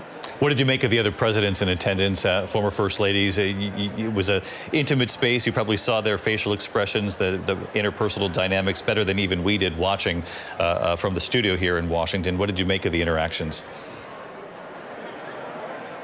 Well, you know, it's hard for me to tell. You know, they didn't stand up a lot when I thought that they should have, but then I was wondering, is there some sort of protocol where former presidents don't stand up and clap? I couldn't figure it out. If they were just choosing to sit down at times when these were comments made about our hostages and other things like that, I thought that was a little strange, but the American people have spoken.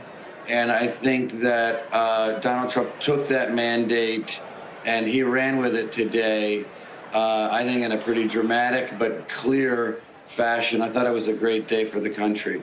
Former head of the RNC, also in the first Trump administration in the West Wing, key role. Reince Priebus, we always appreciate your insights, and certainly the fact that you were sort of our eyes and ears today, in a sense, in the rotunda. Reince, we sure do appreciate it. Coming up here, our continuing live coverage. We'll go back to Emancipation Hall for what they're calling the first honors ceremony. We'll hear from the president right after the break.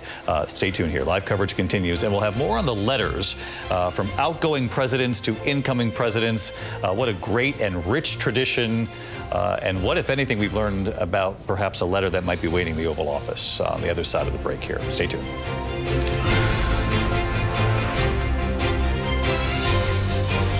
ABC News live coverage of the second inauguration of Donald J. Trump returns in a moment. Amanda Riley was a mother, wife. She got diagnosed with cancer. There's all these pictures of her in the hospital with IVs, tubing. But she was a liar. Why would somebody fake cancer? Scamanda premieres January 30th on ABC. The Pro Bowl games are back. And this year's stars show off their best moves as they compete in the skill show. Oh, my goodness. Plus, the AFC and NFC meet again in flag football. Touchdown.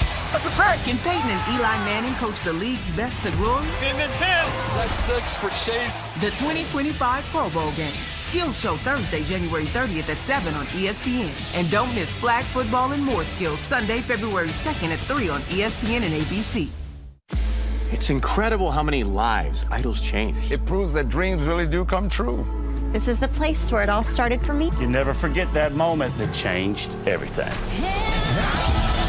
If you're dreaming out there, please keep dreaming. Is our next American Idol among us today? Ladies and gentlemen, the Commodores. The winner is Carrie Underwood. American Idol's next chapter begins March 9th on ABC. You could just watch ESPN, but why not tap in? Tap into peak fandom. Tap into an entire world of sports. Tonight, the inauguration of the 47th President of the United States. Full coverage from the nation's capital, plus the LA winds and millions facing dangerous cold. World News Tonight with David Muir is America's most watched newscast. ABC News Live. Because the news never stops. Freeze Morgan Guillory Major Crimes. Where did you get this? Check out at the dollar store. You hired me because I notice things that you miss. Let's solve this case. Bingo. Our killer's name is Dubois. Did you just Google who's the killer on your phone, Morgan? No, I did not do that. The news never stops. From Tampa, we are here tonight as Hurricane Milton has just made landfall. The surge just keeps coming up. Right on the border between Ukraine and Russia. In downtown Tel Aviv, rockets or missiles coming in. ABC News Live everywhere. We're not far from where this rally took place, so just stick with us here. Here in London, from the front lines, Off the coast of Gaza, wherever the story is. we're going to take you there. You're streaming ABC News Live. ABC News Live. You're streaming ABC News Live. ABC News Live, streaming free everywhere. It's incredible how many lives idols change. It proves that dreams really do come true. This is the place where it all started for me. You never forget that moment that changed everything. If you're dreaming out there, please keep dreaming. Is our next American Idol among us today? Ladies and gentlemen, the Commodores. The winner is Carrie Underwood. American Idol's next chapter begins March 9th on ABC.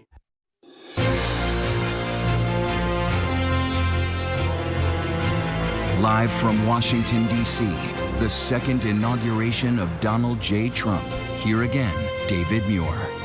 On this Martin Luther King Jr. holiday in America, many of you are home from work. It is Inauguration Day as well. And for those of you who have been with us for the better part of the day, we sure do appreciate you tuning into our team for this, our ABC News political team here all day long as we usher in a new presidency, Donald Trump returning to the White House, though very different circumstances 8 years after he first arrived. Donald Trump now has taken the oath. He is the 47th president of the United States. And in a moment, he'll return to Emancipation Hall, and we'll go back live to that. The luncheon has wrapped up where leaders of both parties, members of both parties gather. They celebrate many of the gifts America has to offer. Certainly, they did when it came to the menu, and you saw Senator Amy Klobuchar of Minnesota playing an instrumental role as the chair of the committee this year. They've been planning this for many, many months, and obviously in recent days had to throw out a lot of those plans because of the cold weather outside, not only in just in Washington, D.C., but really all up and down the I-95 corridor. The snow, the ice, freezing rain, and really cold temperatures in these last 24 hours. Some of us from New York City took the Acela train right down to Washington, which I will say was probably the best way to get here. But they did have to stop the train for a time just to check for ice. We wondered what that meant. They didn't find too much of a problem, and then we were off and running again. But you can see the luncheon has wrapped up. We're going to head down to Emancipation Hall in just a moment. I want to first take us live, though, right over to the White House, just across town here. Selena Wang live outside the White House.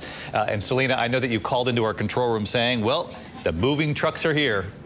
David, that's exactly right. In fact, you can see two moving trucks behind me, but actually from this vantage point, you can't see it from here. But there's actually a total of at least 5 moving trucks. We've been seeing crews going into the White House. I was just in the West Wing earlier. There's a lot of commotion. The crews and staff members, they are working at a rapid speed to ensure that things are ready when Donald Trump returns to the White House later this afternoon. In the West Wing, I was seeing many senior members of the staff. They were getting ready with moving boxes. Those meetings are underway. underway. They want to move at rapid speed here. I'd spent the last 8 weeks almost, David, out in Mar-a-Lago reporting on this transition process, and they are going to approach this term very different than the first term. They want to move both swiftly, decisively, and in a very streamlined, disciplined way. And a big reason why they want to operate this way, David, is because of Susie Wiles, Donald Trump's chief of staff. You've been talking about her a lot all day. She is one of Donald Trump's most trusted advisors. And sources tell me that she ran the campaign with discipline and focus, so she wants to run the second term in the same way. They're obviously in those meetings preparing for that flurry of executive orders. This is going to be a major show of force from Donald Trump that he wants to move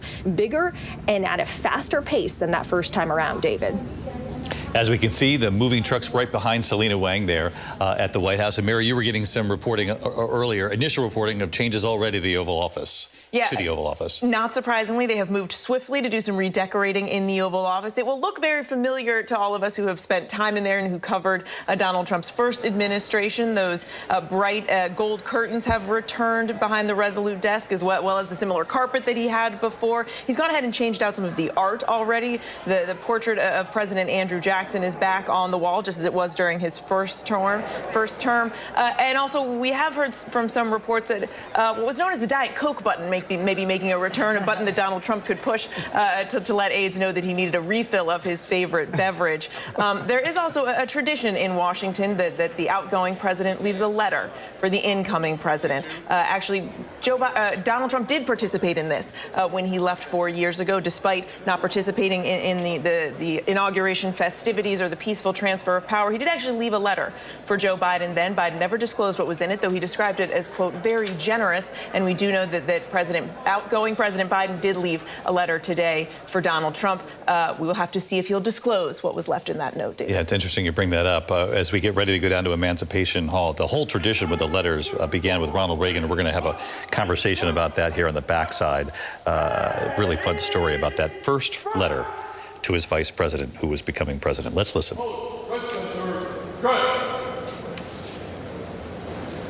Officers, just center. Hold, ready, front. Officers, ready, front.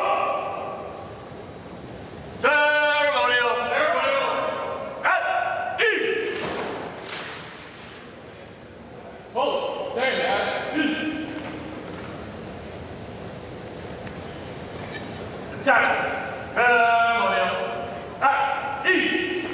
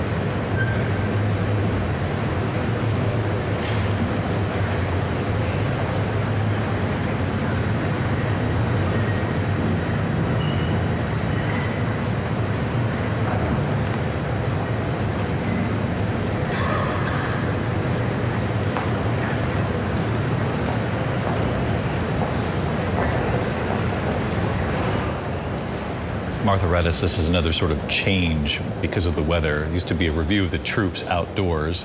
It now takes place in Emancipation Hall. But the sort of regal nature of this is always sort of a prized moment of these inaugurations. It certainly is, David, and you can see the discipline going down those rows, but a very, very different feel than if they were outside reviewing the troops. I imagine that President Trump will just walk by those troops and salute, and much smaller, obviously, than it would have been before, but the ceremony is quite extraordinary.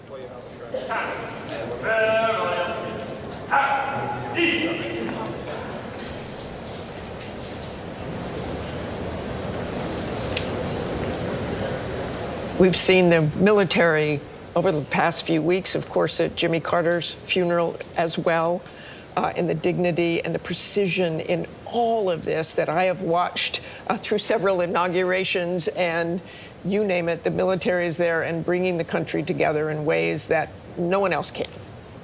There's no question about that. Jimmy Carter was a proud member of the Navy, and we reported during the service that he famously was not about the pomp and circumstance so much that comes with the presidency, but this was one thing that he did want for his service in the end at the National Cathedral, is just to remember his service, and not only that, but to see those young faces and that America be reminded of their service every single day. Exactly, and that stop at the Navy Memorial, which Jimmy Carter had authorized, and he not only wanted it for himself, as we've said, he planned that funeral with his family. He wanted it for Americans to see, for Americans to look at the military and see the pride.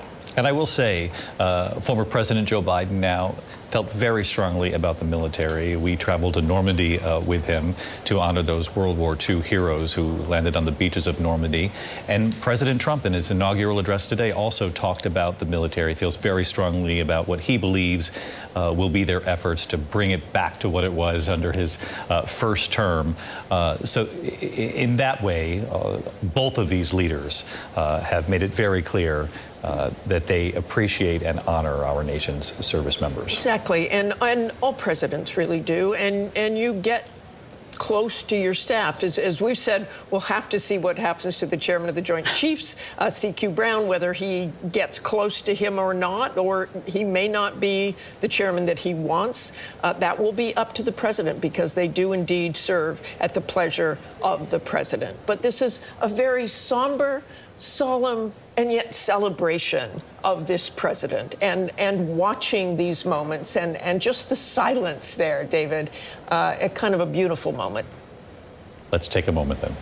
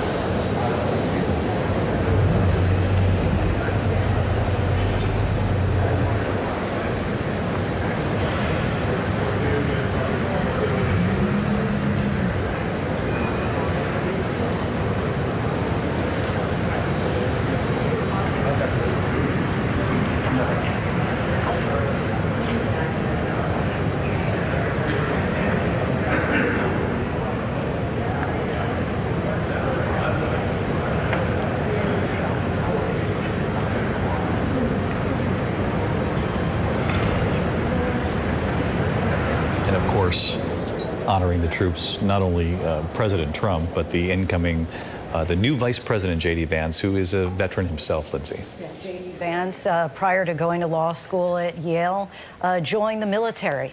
I'm thinking of him, again, writing in his memoir, Hillbilly Elegy, about his hard Scrabble life growing up in rural Ohio. Actually, in the very beginning part of his book, he talked about, I'll be the first to admit I've accomplished nothing great in my life.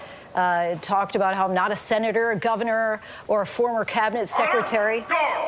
Clearly, 10 years later, quite a difference. Checking off a number of those.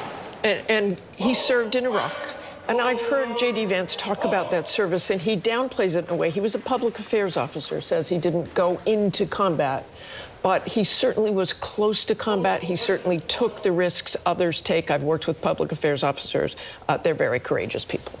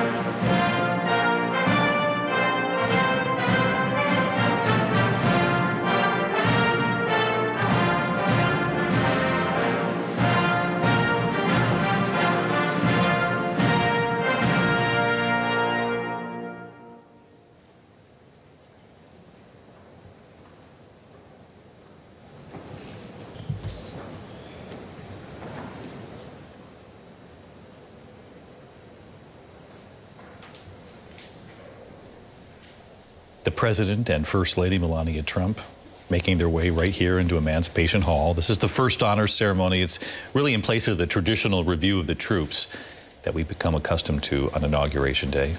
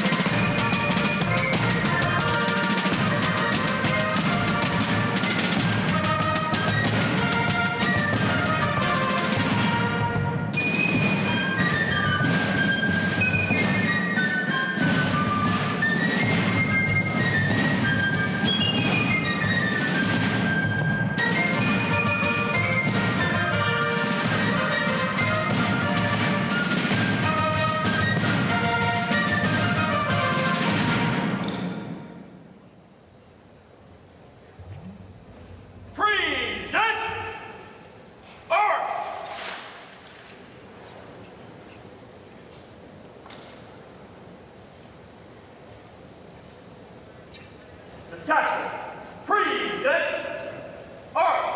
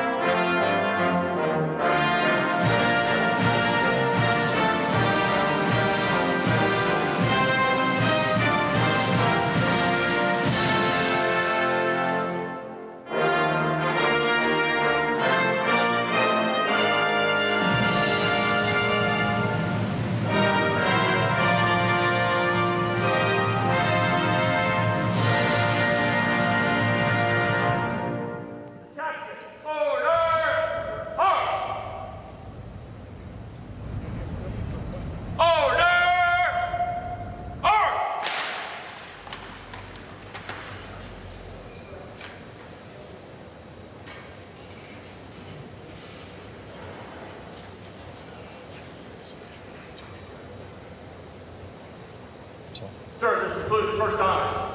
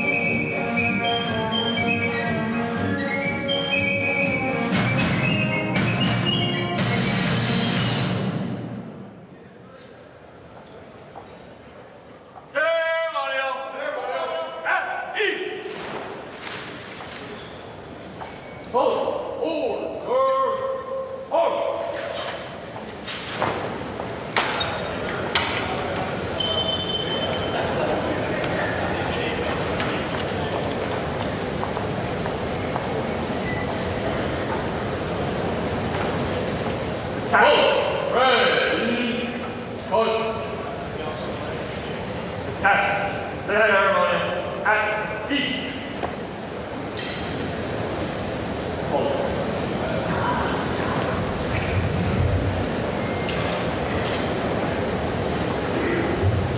Stand by. Taxi. Attention. Honor, guard. Hold. Attention. Hold. Right shoulder up.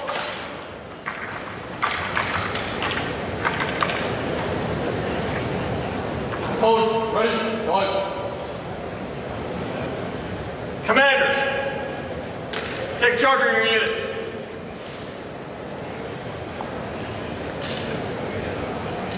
Right.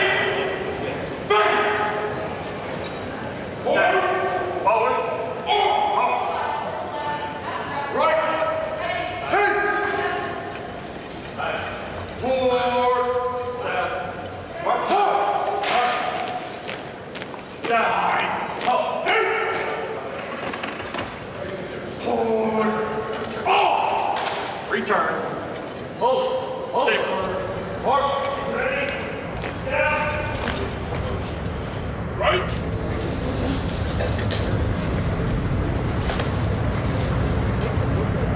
We're watching President Trump now leave the Capitol Rotunda and Emancipation Hall, where it was a review of the troops, a sort of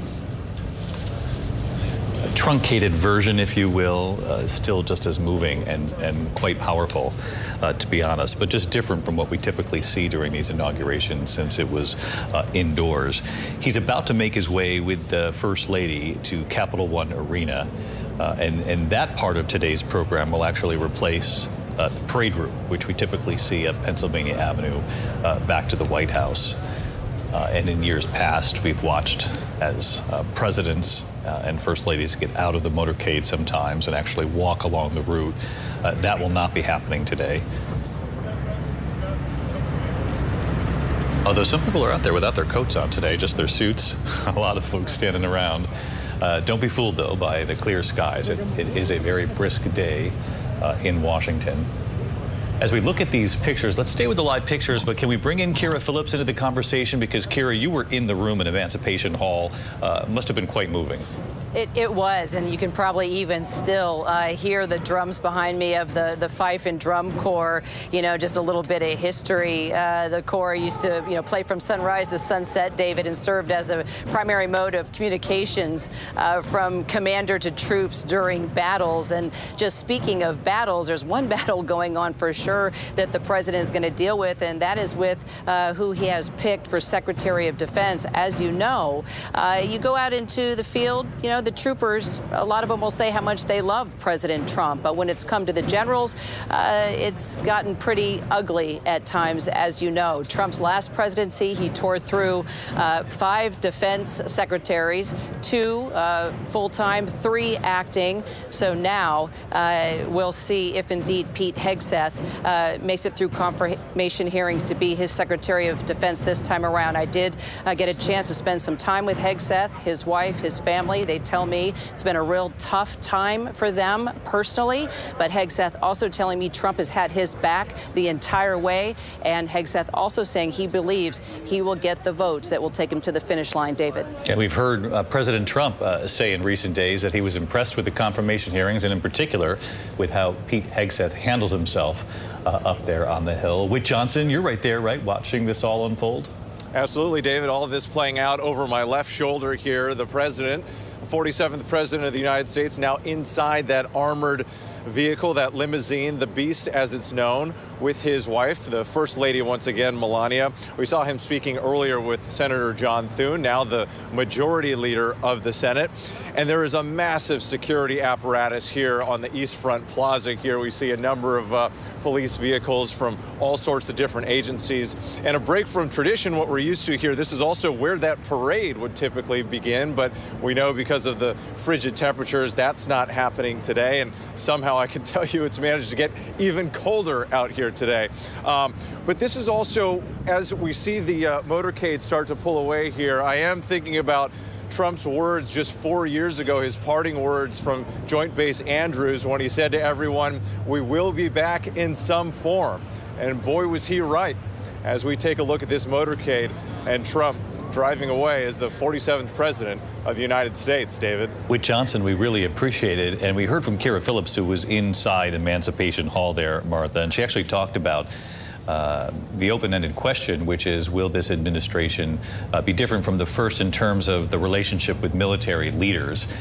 We are getting some reporting late this afternoon that folks at the Pentagon have noticed that the former chairman of the Joint Chiefs, Mark Milley, that his portrait has been taken down.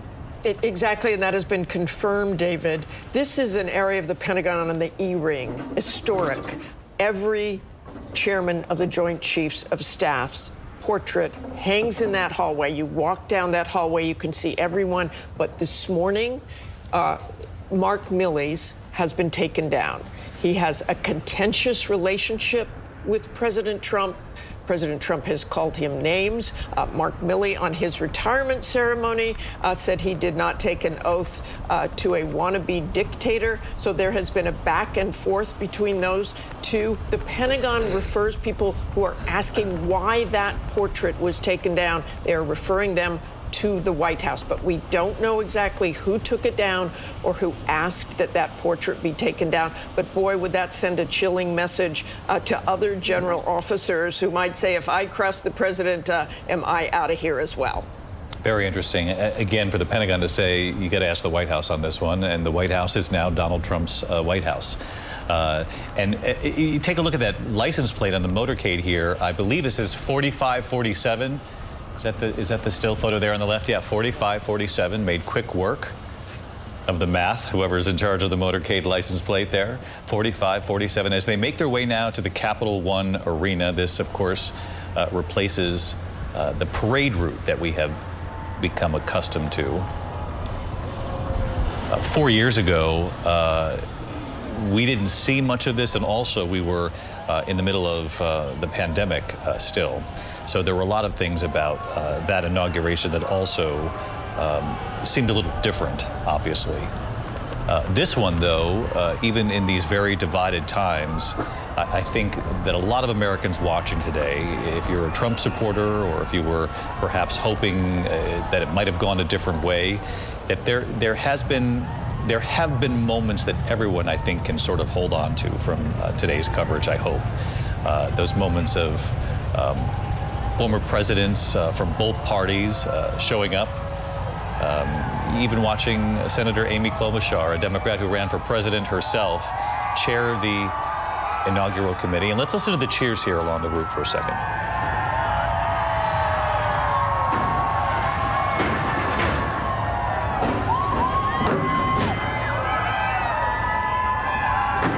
Jay O'Brien, a much different route this time around, but people are gathered nonetheless. David, that's exactly right. So behind me here, the beast, the presidential motorcade, just pulling up here. You can see these National Guard troops snap to attention. A much different parade than Americans are used to for this inauguration, but one that folks here had been waiting for. Folks had been standing here for hours, really, in the cold, waiting to see the president-elect, or now the president, rather, drive by here. One woman told me, we've waited for this for 4 years, so a few hours in the cold is not much more for us. I talked to some folks out here about what they want Donald Trump's first order of business to be once he sits behind the Resolute desk in the Oval Office. One woman from a swing state telling me that she wants him to pardon the January 6 rioters as his first order of business, which we've seen in reporting over the course of the day. He appears on track to do, at least in some large part. I've been talking to January 6 rioters over the last few weeks and months, David, while they are behind bars in federal prison. They tell me that over the course of this campaign, they feel these pardons have been promised to them. I talked to one young man who's behind bars in federal prison telling me that he would feel betrayed if Donald Trump didn't issue that pardon, David. Jay O'Brien along the route, and Jay, you're proof that it is cold out there today. I saw the ear warmers on and the heavy jacket, and we appreciate you standing out there. Just bring us a little bit of the color of the people and the supporters who've waited quite some time for Donald Trump's return, and in this way. And again, Jay, thank you for that. We heard Donald Trump say 4 years ago in leaving Joint Base Andrews that he would be back, unsure of what that role would be. and now he returns as the 47th president of the United States, pulling into that arena now. We're joined by Frank Luntz, a veteran communications analyst, does focus groups and polling, has studied election after election. And Frank, we remember when you were on the air with us, I think it was about 4 in the morning, and we were struck by what you said that you heard repeatedly in those final focus groups leading up to the election, that you didn't hear strong negatives about Kamala Harris. You just heard over and over again people who were not convinced that she was the answer to the inflation, the economic pressure, and immigration, that those key issues could be solved by her, and that many of the people in those focus groups said that that's why in the 11th hour they went Donald Trump's way. But this sure does feel a lot different from even 2017, the fact that Donald Trump enters with a Republican House, a Republican Senate. The margins are slim, but still, both houses of Congress. And also, as we've mentioned here on the air today, he comes back with a Supreme Court that also has protected him and future presidents from a lot of what can happen from the opposing party if they're questioning certain actions of a president.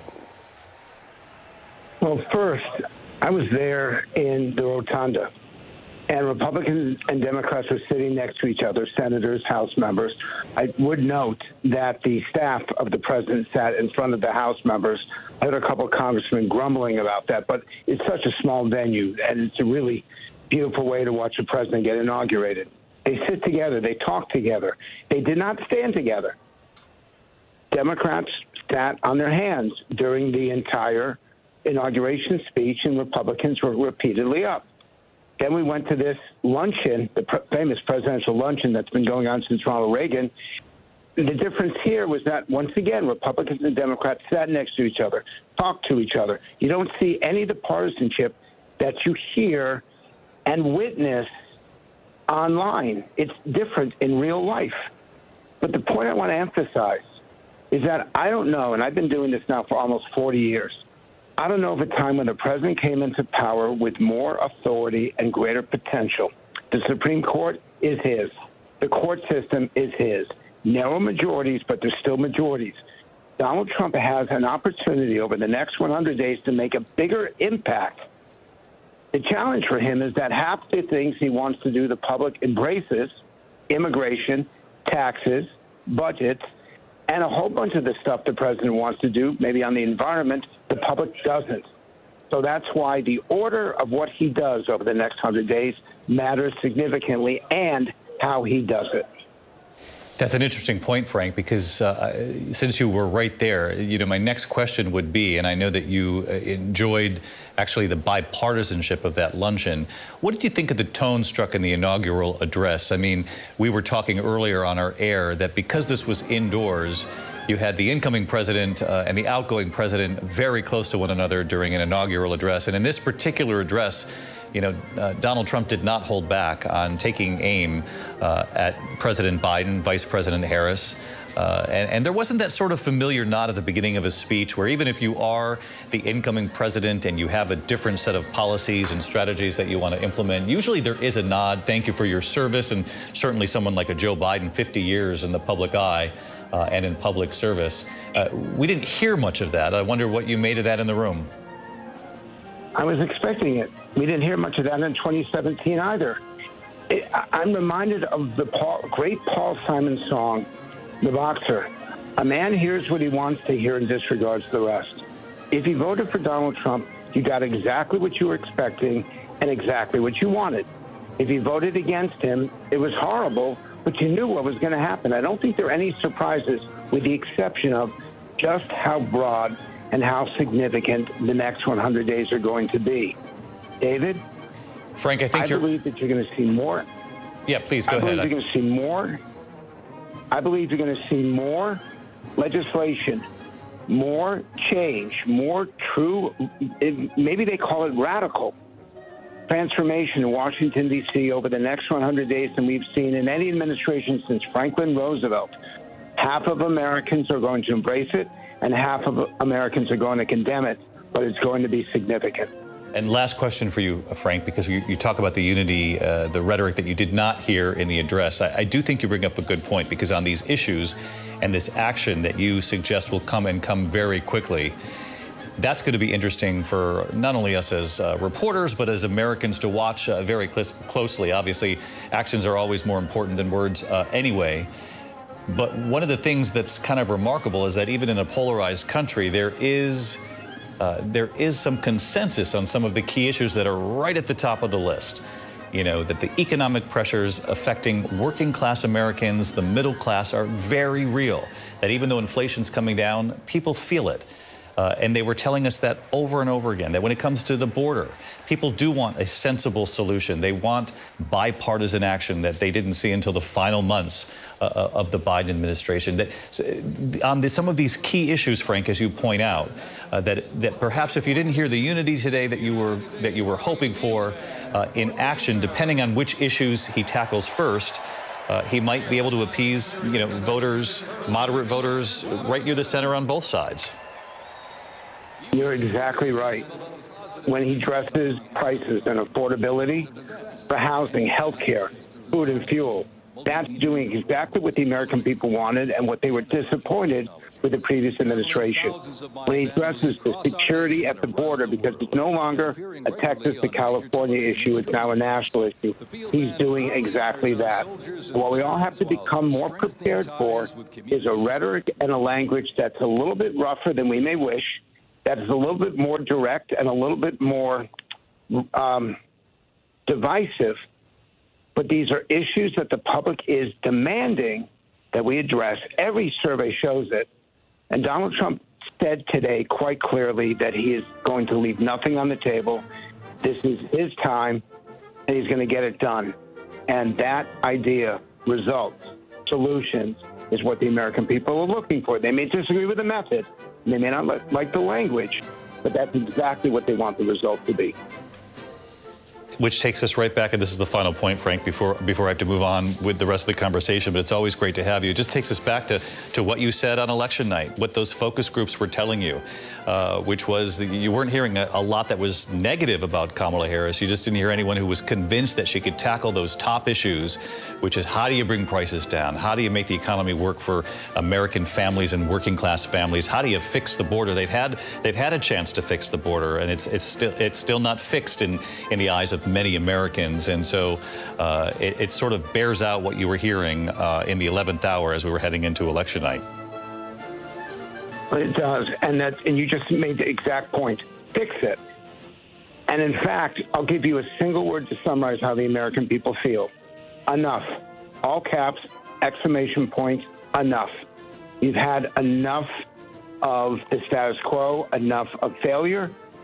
David, he only won by 1.5%. It was a very narrow victory, but he did win every single swing state. Still, the public said, get it done now, and we're okay if you break a few eggs as long as the omelet tastes good. Frank Luntz with us here, as always. Frank, very illuminating. And Frank makes a point here, Martha, and there's no question that this country is, sort of at enough electorate. They're giving him a chance again now too, but they're going to want to see the proof in the details here. And I think that one of the driving issues, and we've reported on this over and over again, is when you travel the country, people are out there working hard and working well more than a 40-hour week, and still don't feel like they have upward mobility, or that their kids are necessarily going to have a better shot than they did. Then they might flip parties again in 4 years. We've seen this in recent years, that people are saying enough, and they're saying enough really to both sides. I think we said this on election night, that when you ask people about, well, is Donald Trump telling the truth? What they were looking at is their own truth, and their own truth was that groceries were more expensive, that gas had been more expensive. Even if things improved, they couldn't make up for that money, for that loss. They would tune out a lot of what Donald Trump said. They just wanted to hear about problems they were having, and they felt he was addressing those problems. At the border, everywhere I travel, you heard about immigration, you heard about the economy, economy. With the Democrats, you heard about democracy, you heard about January 6th, and they didn't want to talk about January 6th anymore, David. They wanted the problems fixed, and Exactly. they weren't convinced sticking with Biden and Harris, or with Harris at the top of the ticket, was the way to do it. And now they're giving Donald Trump a chance to try to tackle those issues again. You'll remember, this was hours ago now in our coverage, but I'm going to take you back to this image because I told you there was one person in Washington that if we could just get a hold of that one person, we might get a window into what the conversation was like inside the motorcade with Joe Biden and Donald Trump on the way up to the Capitol, because we watched as she got into the motorcade too. Senator Amy Klobuchar, the Democrat from Minnesota. And look at our booking team. Senator Klobuchar, great to have you with us here. Thanks for joining us. Well, thanks, David. Great to be on. We've just ended our day of ceremonies with a review of the troop, and I really appreciate you having me on. Well, you did extraordinary work, Senator, and we've been talking about this on our air, that this was something that I think the country as a whole craved, to see both parties come together, and we know you led that effort as a chair of the Inaugural Committee, and we can't imagine what the last 24 hours must have been like for you as you tried to rejigger a lot of the planning. But we're looking at these images right now, Senator Klobuchar, of you inside the motorcade with Donald Trump and Joe Biden, and I know, oh, there's the laughter. So tell me, what was it like?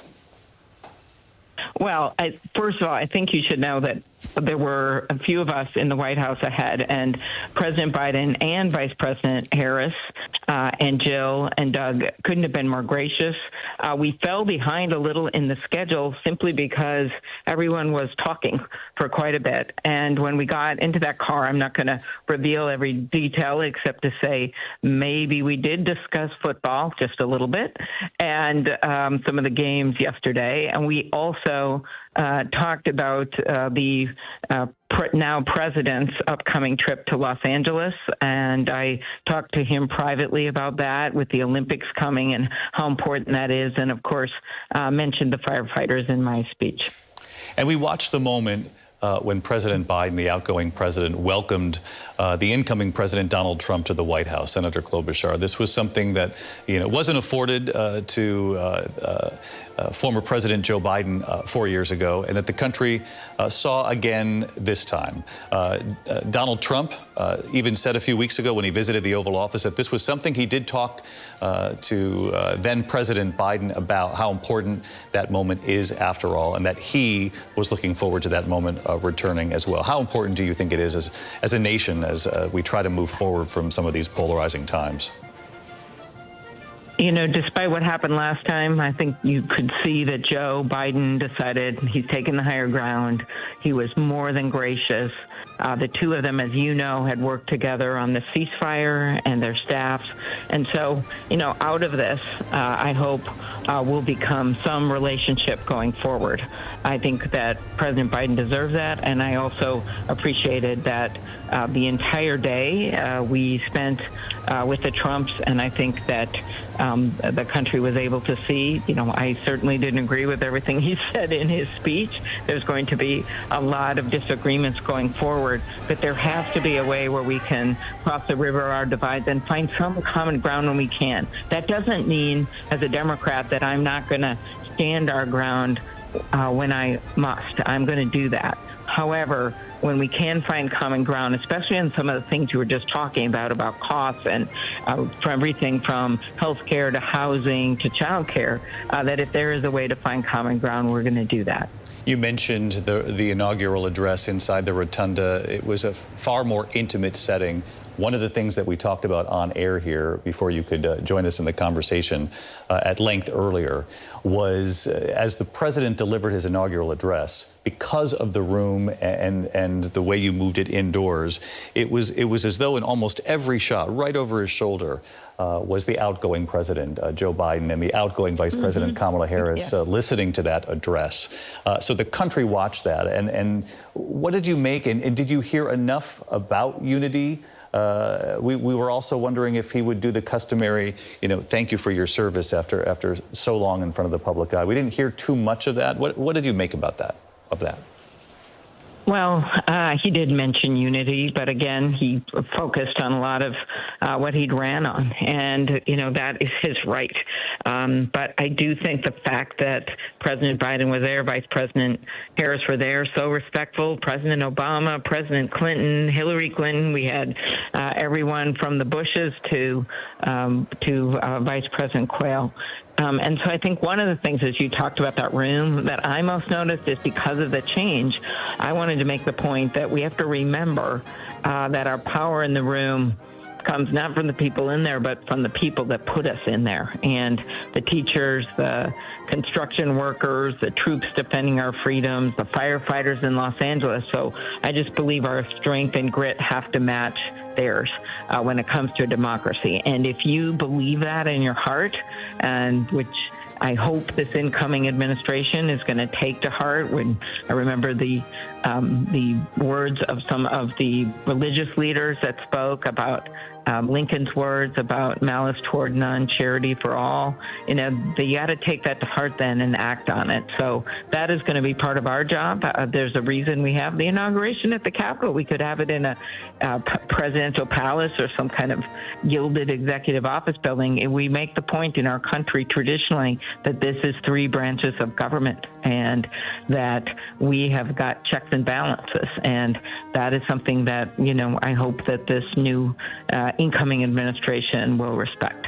Well, I know your time is very valuable. I do want to ask you a quick question on the news that's been made today, and there's been a lot of it already, and then I'll let you go. But I wanted to start with the news that broke this morning, the 11th hour pardons from the outgoing president, President Biden, pardons for Liz Cheney, the former chairman of the Joint Chiefs, Mark Milley, among them, the pardons for members of Joe Biden's own family. He said none of these individuals did anything wrong, though he was concerned about what the future might bring. And on the other hand, Senator Klobuchar, we also have reporting from our ABC team here that among the executive actions, orders from President Trump here this afternoon will be a sweeping action of sorts for many, if not all, of those who were prosecuted involving the January 6th attack on the Capitol. And I'm curious what your reaction is to that move. And again, we haven't seen it yet, but what you would make of that move from President Trump and how you reacted to former President Biden's move this morning. Okay, that's called a lot of questions. So first of all, on the pardon front, I'm someone that has long advocated for pardon reform. I would like to see some kind of a commission set up where they review cases on a case-by-case basis. I said this when President Biden made his pardons. My concern about these, I'm talking about the past ones. And I know that a number of the people that were involved in the January 6th investigation, which I think is a righteous investigation, that they were concerned. That being said, I hope that there isn't some, again, large-scale pardoning. We've got pardoning on both sides now, just because those January 6th insurrectionists actually hurt people. People were hurt. There were officers we had officers that committed suicide later. We had many that were severely hurt. And so, I just hope that what they're not doing is a full-scale pardon. If they are going to do this, and I wouldn't do it, as I said, I would have both sides here. I would have done this very differently, but I would hope they would look at each case carefully before they do something like that. Senator Amy Klobuchar from Minnesota. Senator Klobuchar, we applaud your efforts today to bring back some bipartisan norms, some moments of democracy. We had a nice lunch. I sat between the president and the vice president. Lots to talk about, a lot of people there, and lots to do as we go forward. So thank you. We saw President Trump smiling there, very warm with you after your moments at the podium. And so thank you for your work today in bringing the country together. Senator Klobuchar from Minnesota. Okay. Thank you. Appreciate it. Always good to have Senator Klobuchar, and she's always willing to answer the questions, even if there are more wrapped up into one than perhaps I led on to. But Mark Updegrove, just her efforts today, and you could sense what she was trying to do. She knew the importance of this day, that the American people did not see this 4 years ago, and what was important, even if much of what's being proposed here tomorrow she might stand out up against. She's not going to do that today. She went up to the line on pardons and told us where she thinks she'll land if this goes in that direction. But her efforts today to try to bring back some of the norms and bring people together today. You're so right, David. We haven't seen this for 8 years. And it's not just important for our country. It's important for the world to see that we have a united front when we inaugurate a new president, and that we hope that president does the best for our country, right? You talked about those notes earlier that presidents leave for outgoing presidents leave for incoming presidents. And the first one was Ronald Reagan to his vice president, George H.W. Bush. It was a perfect circumstance. He was leaving the office over to his heir apparent. But it's that second note from George H.W. Bush to Bill Clinton that's more revealing. Because Clinton had defeated Bush. He had wrested him from the White House. And his letter read in part, "You will be our president when you read this note. I will be rooting hard for you."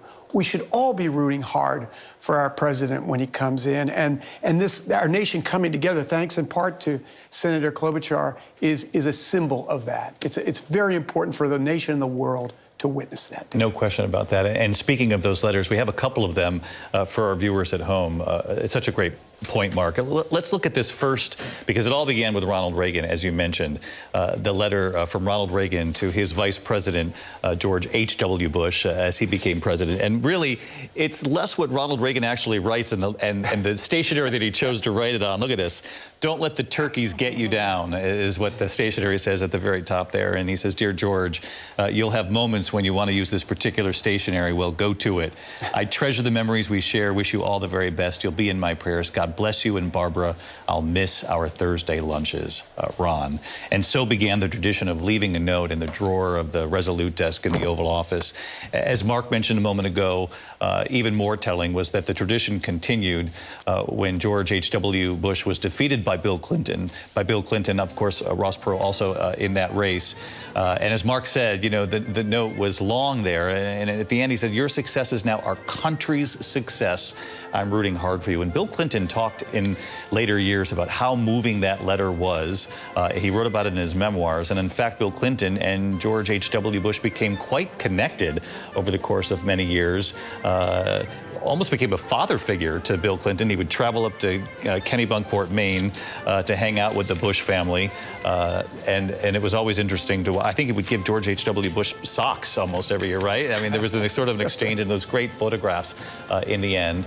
Barack Obama left Donald Trump a letter as the tradition continued through the years, a letter in 2017. And of course, we know Barack Obama had worked and fought hard, hoping that Hillary Clinton would become the first woman president after she served as Secretary of State for Barack Obama. He left a letter for Donald Trump, and I was in the West Wing, in the Oval Office, right after inauguration 8 years ago. He pulled out the letter.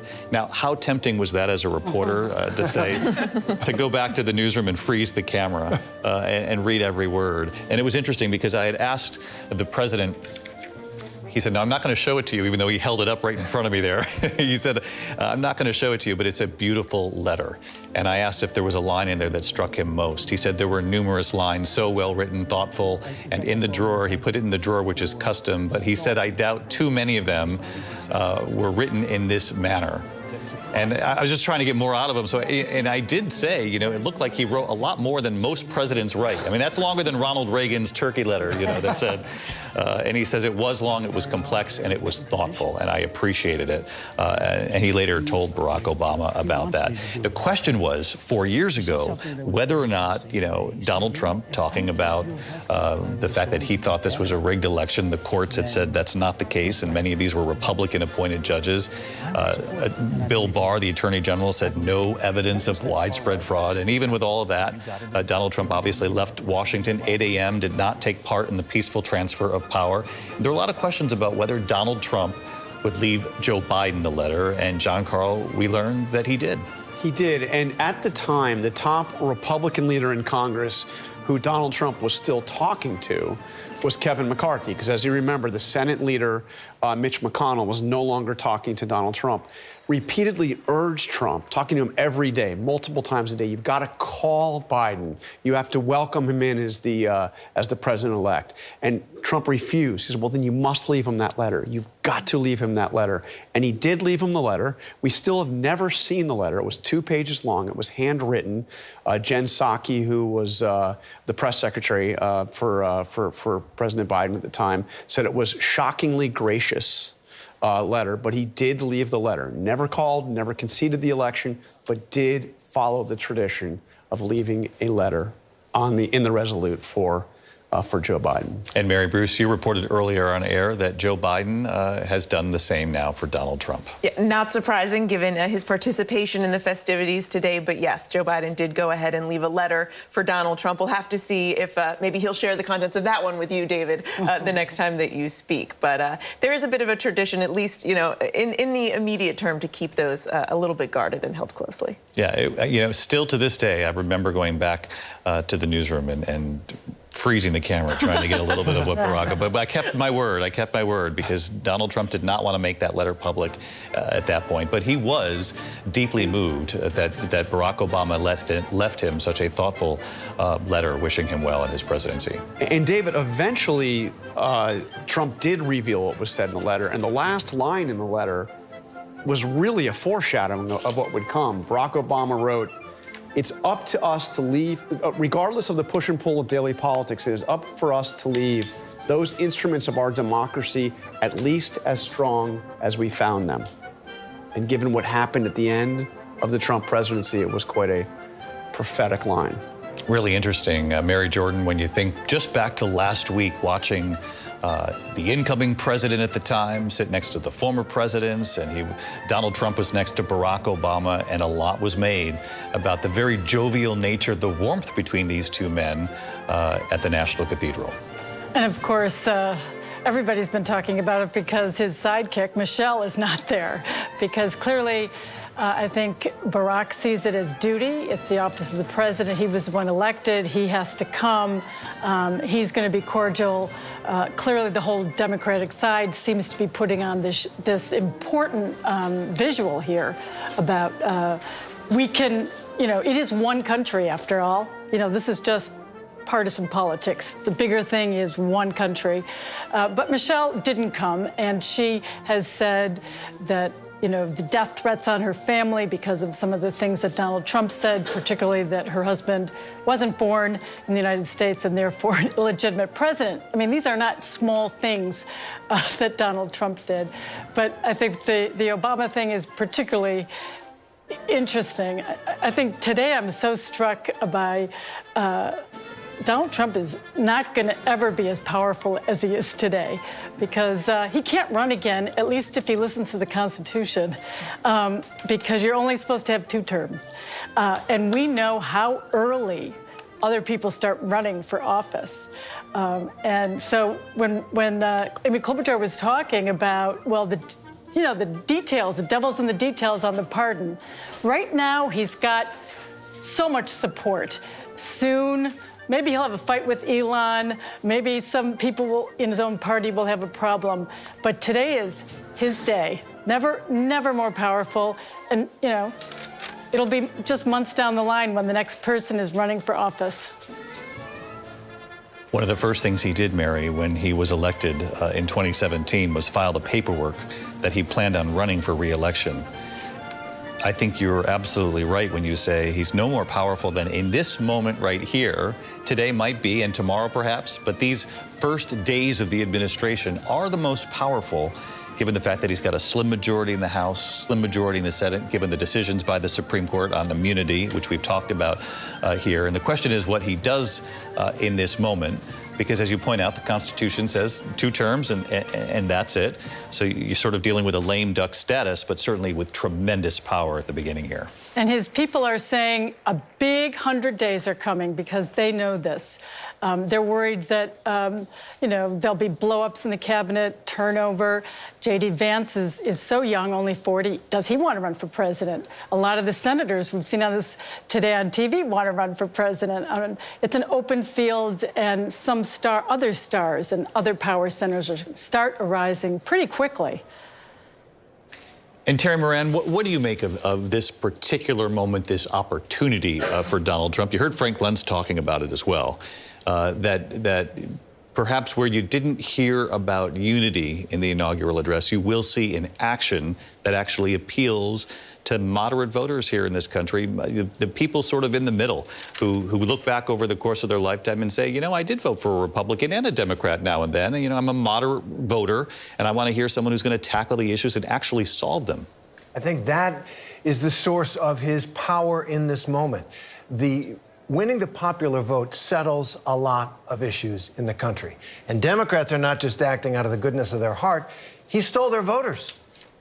He won in large numbers, voters of the working class, middle class, union voters, Hispanic voters, black voters, young voters, that they assumed belonged to Democrats. And that certainly brings them up against a very difficult question and makes them recognize, makes us all recognize, a narrow vote, sure. But the people have spoken, and they've spoken in a way that changes our politics. He comes to power really riding a wave of a movement that began, when he came down that escalator. It has now taken power. And that's a unique position for a president to be in. It really is a fascinating time. And listen, we are all students of this, even though we've been at it for a long time. Every one of these, we learn something new. But you talk about the election, mandate in Electoral College, the vote itself was quite close. 48, 49, about 2 million votes separated the two candidates. It was a very close election. That's what we have in this country, are extremely close elections. Close elections, but one that spoke because of the makeup of the election. Yes, he was able to pull away some of the classic Democratic constituency in a way that they really are going to need to do a significant post-mortem here and be very truthful with themselves about what it was that they weren't connecting on. And they don't want to alienate those voters by trashing their choice. They have to find a way not to speak Trumpism, but to find a way into the issues and even the energetic executive that he represents. People got tired of nothing getting done. It seemed that the change was never coming. And here's a guy who's going to sign 100 executive orders or whatever he's going to do. People were craving change and action for change, and the Democrats were running on things that weren't that important to them.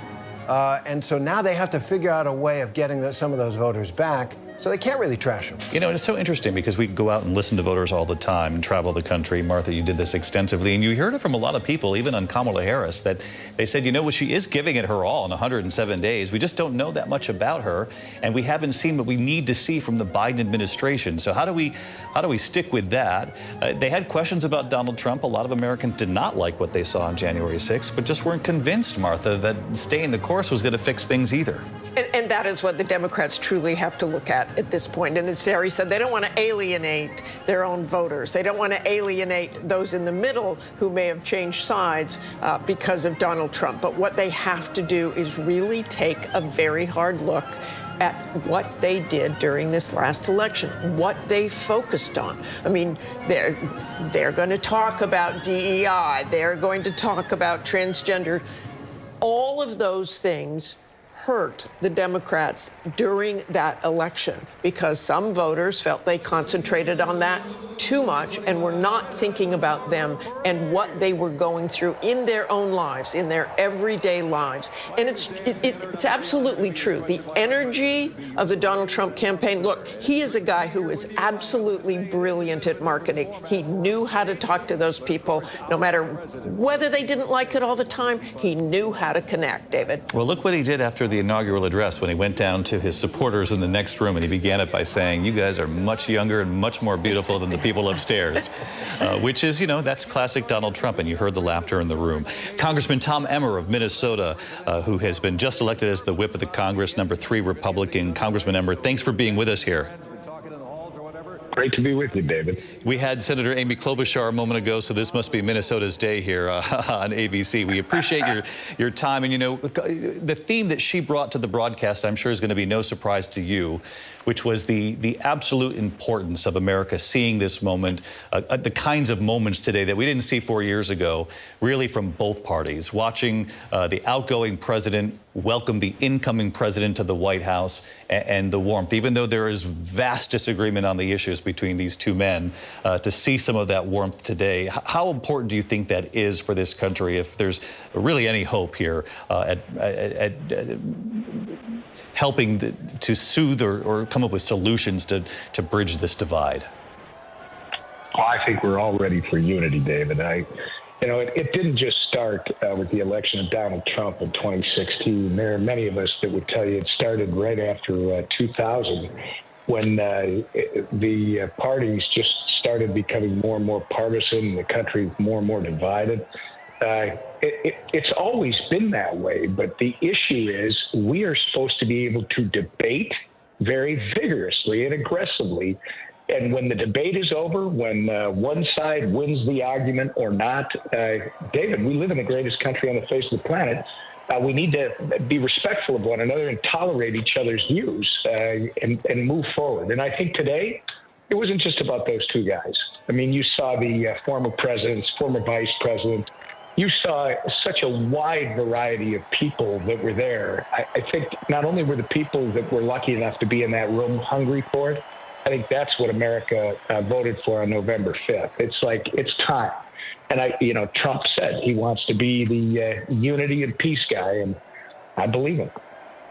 Congressman Emmer, we're watching live pictures here at Capital One Arena as Trump children and their adult children, obviously, instrumental in their father's victory. Barron being applauded right now.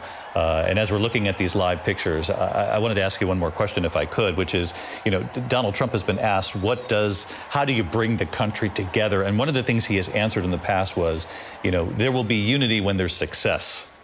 And I wonder, success in which key issues, if you had to pick the top two that you put right at the top, which issues can he act on right away in these early days that will appease not only Republicans but Democrats, the moderate voters in the middle in this country? Well, be careful when you say appease, because it will take some time for these to take effect. But it's the same stuff he ran on in the campaign, David. It's the economy. He talked about opening up energy production in this country. Energy literally is what drives our economy. It's what is behind everything. So low cost or inexpensive, abundant and efficient energy from all sources is what drives this country. You start doing that, you start bringing prices down. It's not just the inflation. Inflation's bad enough, but people can argue, oh, that's dropping. Yeah, but the prices aren't. Middle America, those struggling to survive, they need those prices to come down. And then it's sealing the border, which he is going to do very quickly. I think Americans, they have a government to protect their person and their property. And a lot of people have not felt safe over the last 4 years. It's just gotten progressively worse. And David, what's interesting is Donald Trump has been saying this for a long time. Republicans are all on board supporting him. And now you got more and more Democrats, our colleagues on the other side of the aisle, that recognize this is a huge problem, and they're starting to come on board. So back to your first question, I mean, the unity will come with success. Success is going to be defined as all of us working on these solutions together and getting them done. And Donald Trump, what a unique personality to literally change the way we do business and lead us forward. With just a few seconds left, I know you've just been elected whip for this Congress. And when you see Donald Trump picking people from Congress for the cabinet, it's going to be a harder job to be the person in your role. How difficult is it going to be when you got 1 or 2 votes to spare? Well, that's really all we've had for the last 2 years. I was the whip in the 118th Congress. We started out with 222. After a period of time, we were down to 221. Then we had 1 or 2 members that were out for 6 to 8 weeks at a time. So this is not unusual for us. A majority is 218. We have 219. when the two Florida seats will be filled on April 1st. In the meantime, David, it's just getting everybody on the same page. You got to have everybody, you got to respect everybody, whether you agree with them, whether you think they're the smartest individual, the craziest. They were elected to represent the 750,000 people or so in their state, and they're going to be that voice. You let them be that voice. We're going to run into each other. We're going to have debates. I'm sure you're going to see the same human actions of, fighting amongst each other. But at the end of the day, we'll get it done. Congressman Tom Emmer from Minnesota, we wish you and your colleagues well, Republican colleagues and Democrat colleagues alike, and I think your message is well received. Congressman, thanks so much for your time. We appreciate it. Thank you, David. Have a good night. Thank you. You too. Capital One Arena, President Trump expected to arrive at any moment. His children have arrived. Eric Trump with a fist bump for the crowd. Now, Eric Trump is going to have an even larger role running the Trump family business now, and with fewer restraints than they had to deal with 8 years ago, John. Absolutely. Look, there's Eric Trump. He's going to be running the business. He ran the business during the previous time, and they're expanding. They're expanding internationally. They're actually making an effort to buy back the Trump International Hotel on Pennsylvania Avenue. The Trump Hotel that they created in the old post office building just a few blocks from the White House on the way to the Capitol. They had to sell it. Now they want it back. We'll see if that deal comes through. But Trump has done very well for himself, and the company has done actually very well since he left the White House. Let's listen to this for a second. This feels a little like the Jumbotron at the football game when they go past you. It's like a reviewing stand here of sorts of the Trump kids.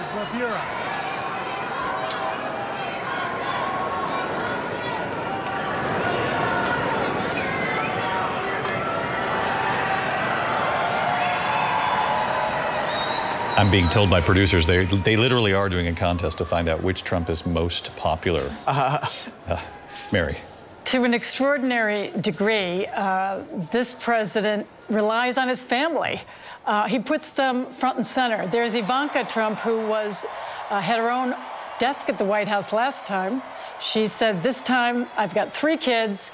Politics is dark, she said. I'm not going to do it. The official fanfare music group of the President of the United States. We have his daughter-in-law, Eric's wife, RNC, Jared Kushner and Ivanka, even though they're not going to be moving to Washington, are on the phone all the time. Don Jr. went to Greenland as soon as he said, you know what, I want Greenland. And then you have a photo of Don Jr. It was controversial when John F. Kennedy had his brother in the cabinet. Now, we have not just one Trump, but we have Trumps everywhere. We have Eric and Don Jr., and now Barron is the new star. And it's all a competition with Trump, because at a rally in July, Barron Trump came out in Florida, and he stood up, and everyone in the crowd gave him a standing ovation. And Trump said, wow, you're more popular than Eric and Don Jr. You got to hang out with me more, because he's, good for my image too. So Barron is the new star. He's the young one who's supposed to be helping his father connect with younger voters, telling him a lot about crypto. And now we see that both Melania and Don, the president, have crypto coins. Barron, I think he's the one to watch going forward. Because he's been largely in the background. He won't come out all that much, but when he does, he'll have something to say. 21 years old, student at NYU. Melania Trump has been asked, the First Lady, about her son and his role in politics. She's often a little more tentative about that than perhaps Dad, who saw the reaction from the crowd and said, oh, this is good. This is good for ratings, with his son. But you can see Barron Trump very proud of his dad and standing up there and moments ago being received by that crowd, John. That was an amazing moment in the summer when Barron Trump came out, because we hadn't seen him at Trump rallies at all. And this was the first introduction. He was off stage. He wasn't actually on stage. And when they showed his image on those jumbotrons and when he waved to the crowd, it was a reaction truly unlike any that we had seen for his half-siblings. Well, I think there's J.D. Vance, Vice President J.D. Vance, and one of his 3 children. Let's listen.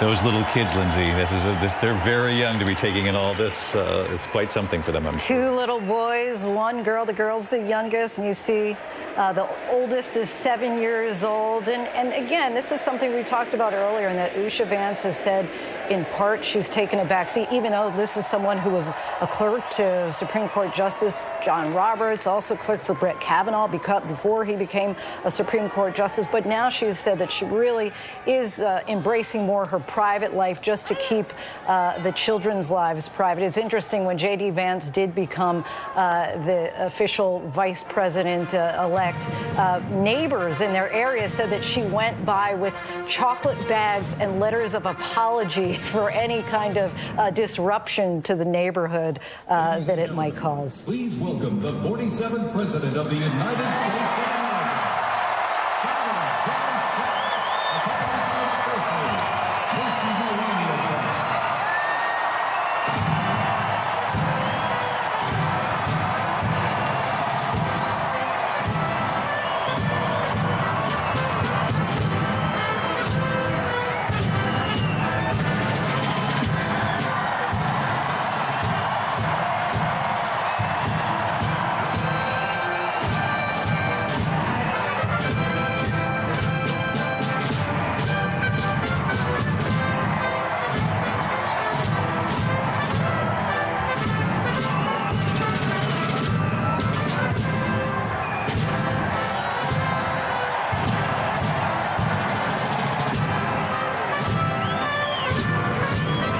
Quite extraordinary, I have to say. You know, we knew this inaugural moment would be different from the rest simply because it's been moved indoors. This is now at the Capital One Arena, following in some ways sort of what they did back in 1985. The 2025 is so very different. And you're looking at Donald Trump's supporters here, President Trump's supporters, and just look at how close they're able to get to the 47th President of the United States, how accessible he is to them. And in many ways, that explains a lot of the movement behind Donald Trump, is that he says things, and he has been a fighter on the issues that connect in many ways to so many people, and they've shown up for him in this arena. And they're taking photos with their phones within inches of his face here as he and the First Lady now enter this arena. And Rachel Scott, if you can hear me, I'm just curious, who got tickets to this? Do we know any more editorial about who was able to get inside? Because I know it's not quite as large a crowd as they thought they were going to be able to have, but the folks who are there and who really believe in Donald Trump are quite lucky to have been this close to the 47th president.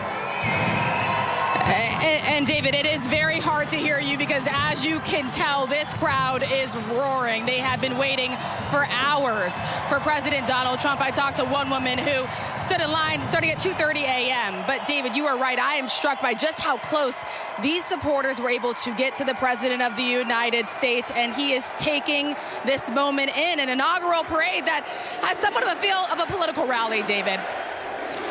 Thank you, Rachel. And I think that is well put. This is a Donald Trump inaugural parade. This is what an inaugural parade would look like in 2025 if you had to imagine it, if he had won the election, and now he has. And to have the family up at sort of the reviewing stand and the audience cheering for who they think is their favorite Trump, and the desk now set up. And I think we have an image there of just the pile of what we believe could very well be some of these executive orders that President Trump will take action on really in these first hours of being in office. We know he has talked about this in his inaugural address, the border, declaring an emergency in the southern border. Here's the prep work. We captured this image earlier today of them placing these on the table, of course, with the presidential seal, which was placed there within moments of Donald Trump taking the oath of office here this afternoon, in that familiar fist bump. And of course, that image from Butler, Pennsylvania, John Carl, when there was an assassination attempt, an attempt on his life, the fact that Donald Trump was able to stand up and hold his fist to the air, that was an extraordinary moment, and one that will go down as having a true impact on this campaign and how people see Donald Trump. David, it was the defining moment of Donald Trump's campaign. It was the defining moment of that entire campaign. It may well be the defining moment of Donald Trump's political life. I think, some people close to him believe that it was in that moment that he solidified the fact that he was going to win that election. I mean, it was coming to your feet, bloodied, and also what he said, fight, fight, fight. By the way, as he walked on with Melania, this is the most that we have seen of Melania Trump since she was in the White House as First Lady the first time. She was not a presence on the campaign. She made a brief appearance at the convention, but it's interesting to see her fully back by his side. Mary Bruce, she has signaled that she is going to be a very active First Lady. She has said that I don't plan to outshine my husband in any way, but I'm going to be in the White House. She is, and she's going to continue to do the work, especially the anti-bullying work that she was doing before. And it is different the second time around, as we had been discussing. Gone is that period of transition and trying to figure out really how Washington works, finding, sort of her place in all of this. She knows what she wants to do, and she knows what she's getting into. And also, look, Washington is now, in many ways, a much more friendly environment to Donald Trump. He has the full backing of Congress, obviously, Republican control of Congress, and this broad coalition of support. So I think it's a very different feeling into which Melania Trump is coming. And, I just keep thinking about how different this afternoon would have looked had the temperatures been a little bit different outside. Obviously, there's a healthy amount of disappointment that they weren't able to have that traditional parade. But in many ways, this feels more Trump. This is a more classic Trump event. We were saying earlier, he understands political stagecraft better than anyone. And the chance to showcase his supporters, the movement that he has built, the movement that is propelling him back to Washington. And here, of course, you see, I believe those are, yes, some of those who are there in Butler, Pennsylvania. And of course, remembering the person who lost their life there in Butler, Pennsylvania as well. Martha, I believe the president will probably look back at this moment and say, I'm glad we were at the arena. This is a more intimate gathering, and this is more, as Mary said, more like a Trump rally. It has the DNA of Donald Trump and his supporters and the American voters who were determined to be there for Donald Trump. As he said in his speech this morning at the Capitol, he believes he was saved by God to make America great again after that assassination attempt and that fist you put up, that he put up. So when you see these citizens from Pennsylvania walking by and law enforcement, firefighters, these are Donald Trump's people. Donald Trump loves this. He thrives on this. This is what he does at rallies. He loves having that crowd there. And so in that arena, it really is more intimate, not just for the people there, but for Donald Trump. This feels exactly like the rallies he's held again and again. And of course, he's looking to see how he did. We heard him right after his speech, the inaugural speech, saying, it's going to play great. I thought it would play great, and the reviews have been great. That's what he's looking for today, too. And Rachel Scott, who was there in the arena, of course, was our reporter on the scene that day in Butler. Rachel? And it is striking, David, to see this procession that is happening. Those first responders from Butler County walked out to applause carrying that uniform from Corey Compentor, someone who died ultimately shielding his family. I remember being there in Butler and the sheer panic that was as the president-elect covered his ear. He was rushed out, and then he raised his fist in the air. You remember those striking images as he said, "Fight, fight, fight." And I thought of that moment again today as the president of the United States was inside of the Capitol taking the oath, and right after putting up his fist 3 times once again. You saw him do it just a moment ago as well. Fight, fight, fight. It became the mantra of his campaign. Many people in this arena repeating it right back to him, David. Rachel, thank you. Special event. Let us now take a moment of silence in honor of Corey Comparatori.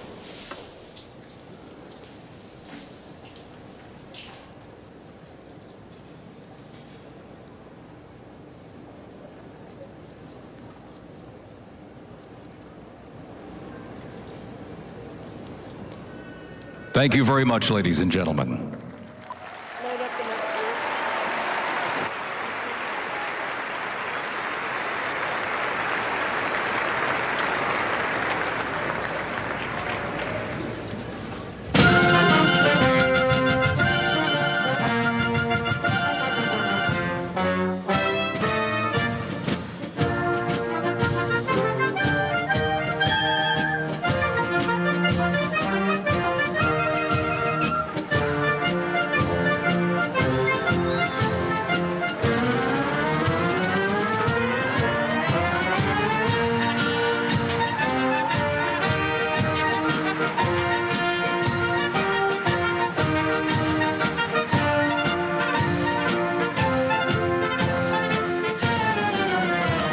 Present to you the New York Military Academy from Cornwall-on-Hudson, New York.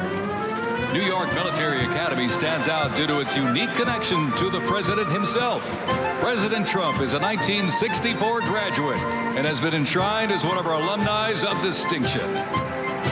This historic academy has been named a Junior Reserve Officer Training Corps, that's JROTC, and are marching with their cadet dress uniforms. Look at these, all modeled after post-World War I General Blackjack Pershing's gray uniform.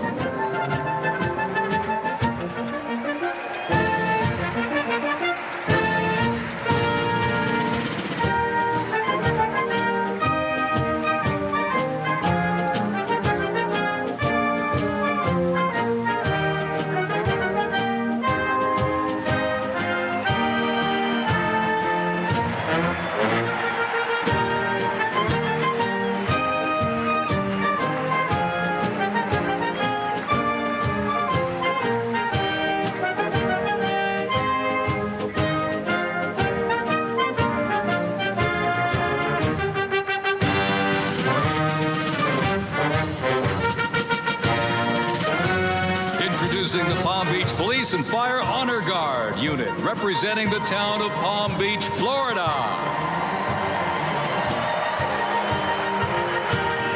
This group consists of police officers and firefighters from the town of Palm Beach, home to some of the most prestigious people in the world, including President Donald J. Trump.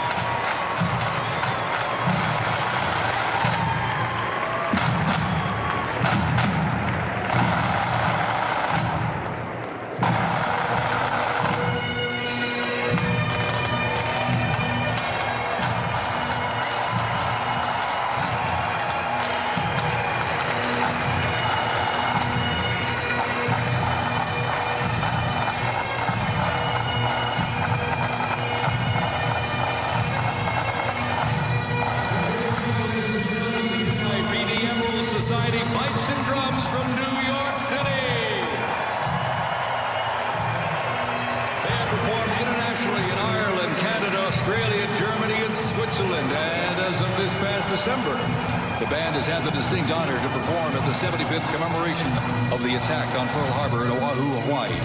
The band has also played for hospitalized children, military veterans, as well as the 1980 and 2005 presidential inaugural parades, and His Holiness Pope John Paul II.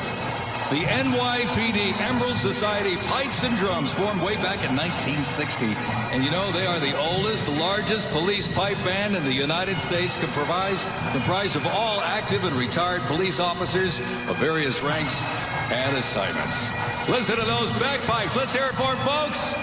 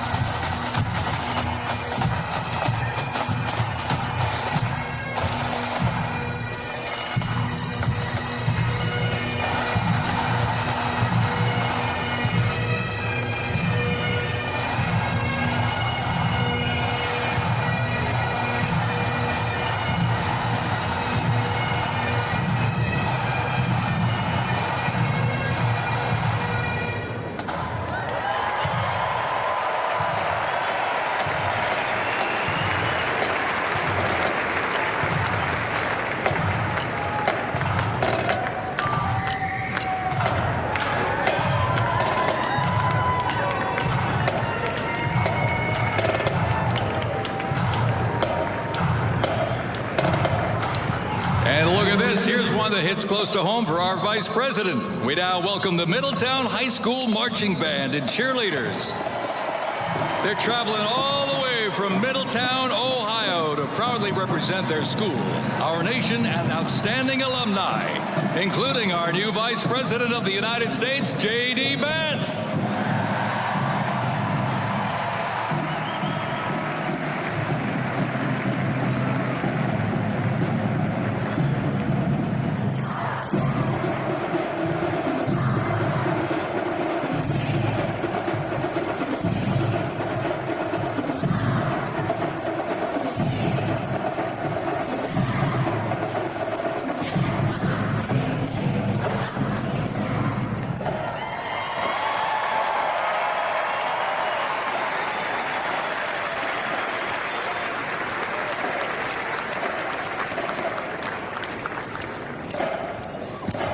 The band has performed in countless parades, community and sporting events, as well as competitions. They have also always qualified for the Ohio Music Educators Association state finals for 23 years straight. How about that? And have earned the highest rating in 18 of those appearances. Woo! And today they performed America's Sweet Land of Liberty.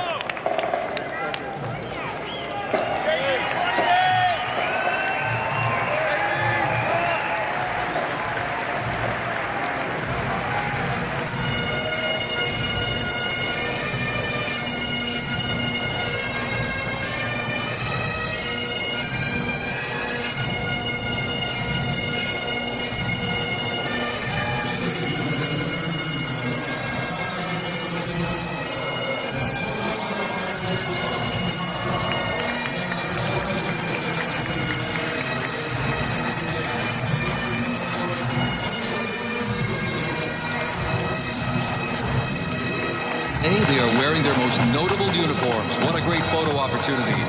Consisting of the Glengarry headgear and kilts. And they are proud to honor their fallen brothers and sisters each and every day.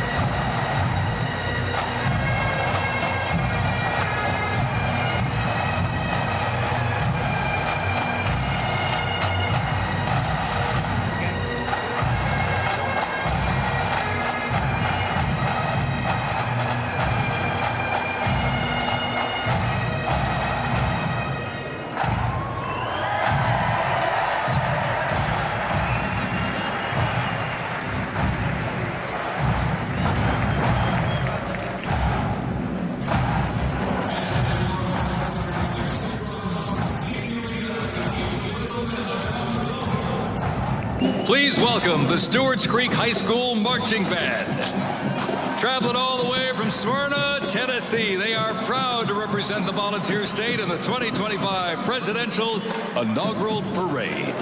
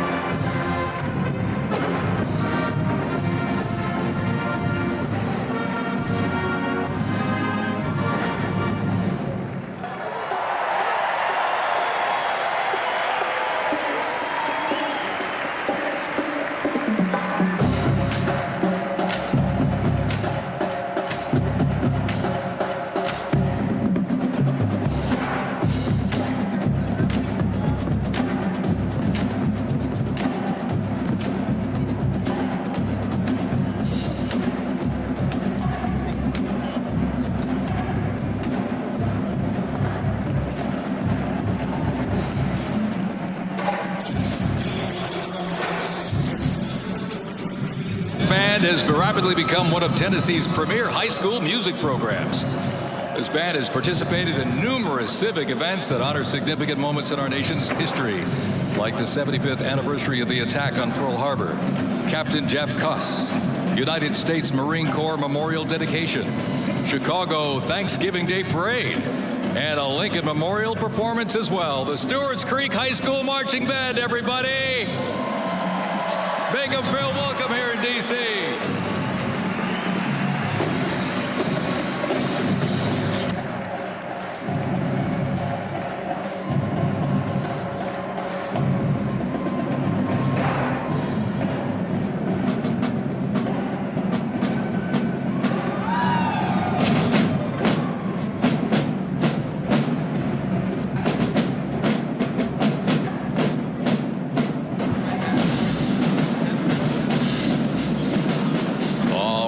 Ladies and gentlemen, now welcoming the Mississippi Valley State University Band. They're traveling all the way from Itabita, Mississippi. Look at this, gang. This is the Mean Green Marching Machine. They are proud to represent historically black colleges and universities at the 60th Presidential Inauguration.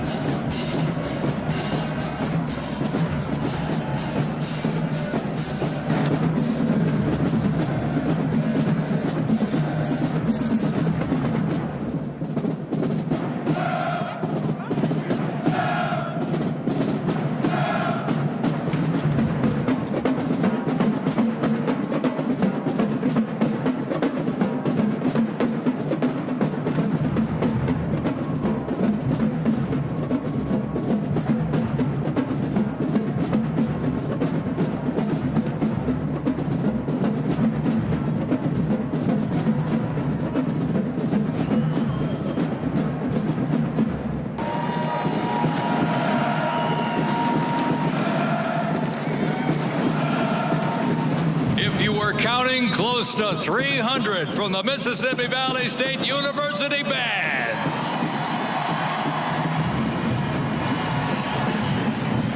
You know, since its founding, the band has consistently played a significant role at their university and across the United States. They have performed for athletic events, Mardi Gras parades, Rose Bowl parades, and many, many more. The Mississippi Valley State University Band takes great pride in presenting culturally diverse presentations for students, faculty, and the surrounding Mississippi communities. Take a look at that brass out there. Woo! That's just part of the big green marching machine. The Mean Green Marching Machine from Itta, Mississippi, ladies and gentlemen.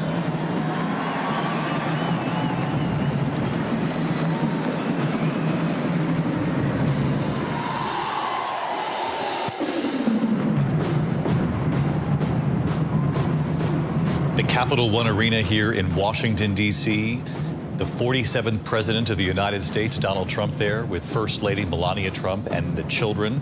And if you're just joining us now, we've been on the air, obviously, for hours today covering the second inauguration of Donald Trump.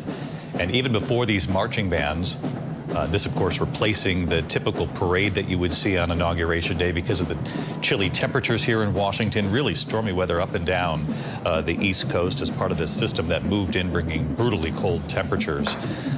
Before these marching bands, actually, the adult Trump children entered the arena, and almost like the Jumbotron, you know, at the football game, there was a contest in the room who could be the most popular Trump child, even though they're all obviously adult children. I mean, the camera panned down, and literally they would cheer in the room based on who their favorite was. It was kind of an interesting moment to watch them all compete with each other. But as we were saying here on the air, their father loves that.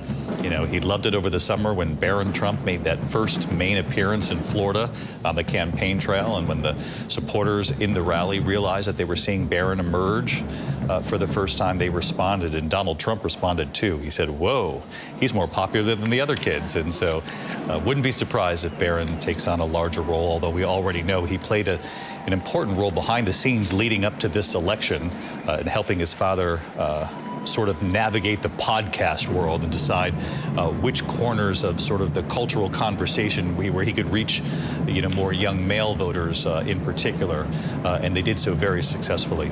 As these marching bands wrap up, there you see President Trump, the First Lady. There's Barron Trump.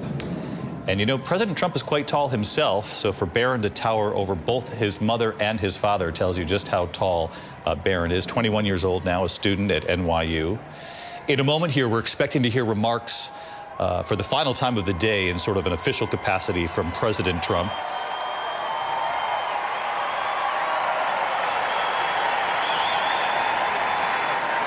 He will speak to the crowd, presumably about the action he will also take here late this afternoon. He promised action on day one, a number of executive orders he's expected to sign. There is a desk with the presidential seal right there on the platform that he's expected to then sign his executive orders immediately on day one. That was one of the Vance children, Ladies I think, and gentlemen, please welcome our new special envoy to the Middle East, Steve Witkoff. Steve Witkoff, Donald Trump's Middle East envoy who helped negotiate in those final days with members of the Biden administration, that ceasefire deal between Israel and Hamas. Donald Trump giving Steve Witkoff considerable credit, as he should. Even the Biden administration recognized that Witkoff's work in those final days helped get them over the finish line, to have two administrations speaking as one.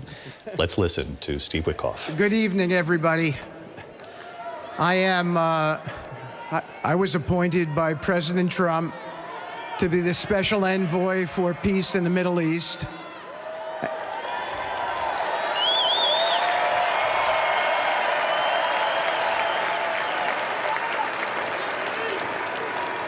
And I'd like to describe to you some of the things we're doing and how it informs on President Trump's policies. First of all, it is an honor to stand before you today as I reflect on the enormity of the role that President Trump has tasked me with. I am constantly reminded of the privilege it is to serve under the leadership of my boss, President Donald J. Trump.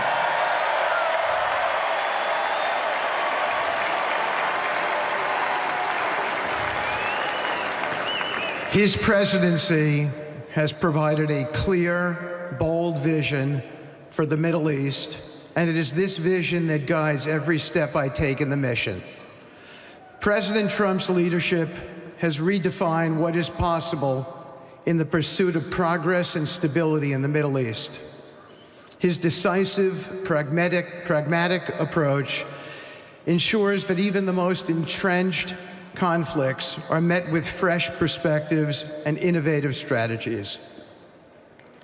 His policies have already delivered remarkable successes, such as yesterday's release of hostages in Gaza.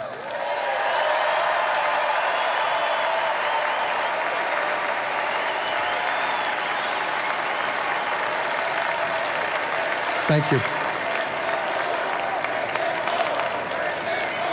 This achievement demonstrates the strength of President Trump's leadership and the respect he commands on the global stage.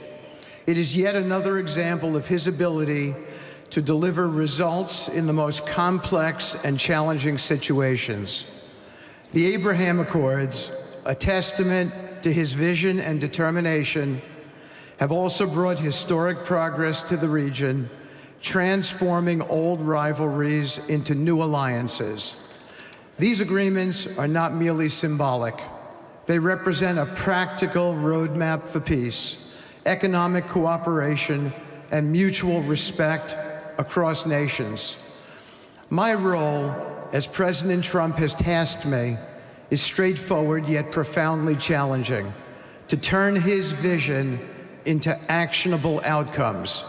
He sets the agenda, he lays the framework, and he inspires people like me into bold action. My responsibility is to implement his vision, engaging with leaders across the region to find pathways towards sustainable peace and stability. And let me tell you, having Donald Trump as a boss makes this task not only possible, but far more effective.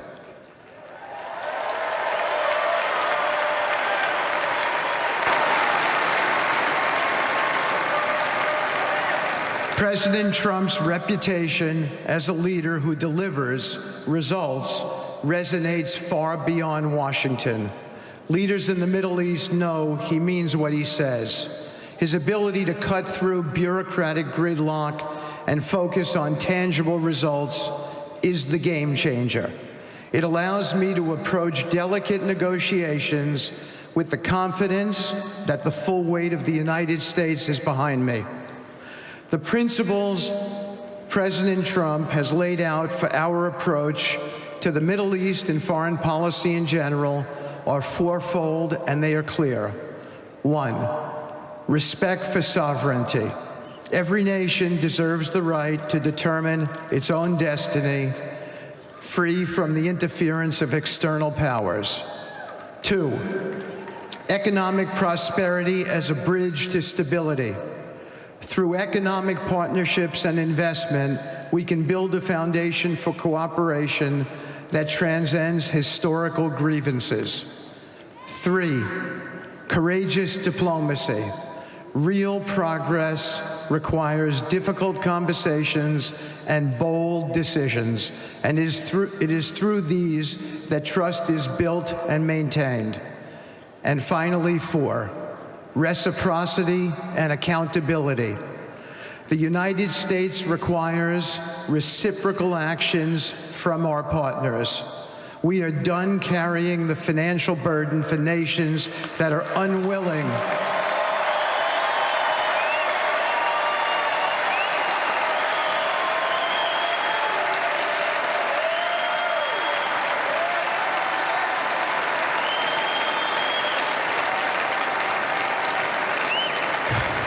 We are done carrying the financial burden for nations that are unwilling to fund their own progress. The days of blank checks are over.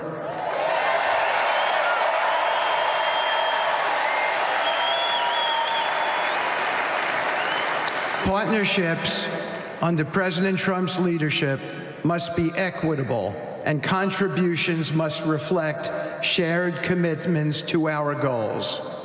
In my work, I've seen firsthand how these principles resonate. They provide a foundation that transcends politics and speaks to the shared humanity of all people in a region.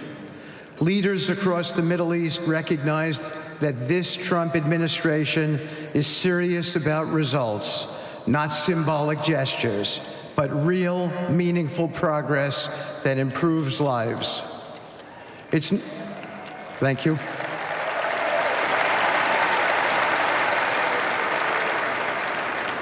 It's not always easy.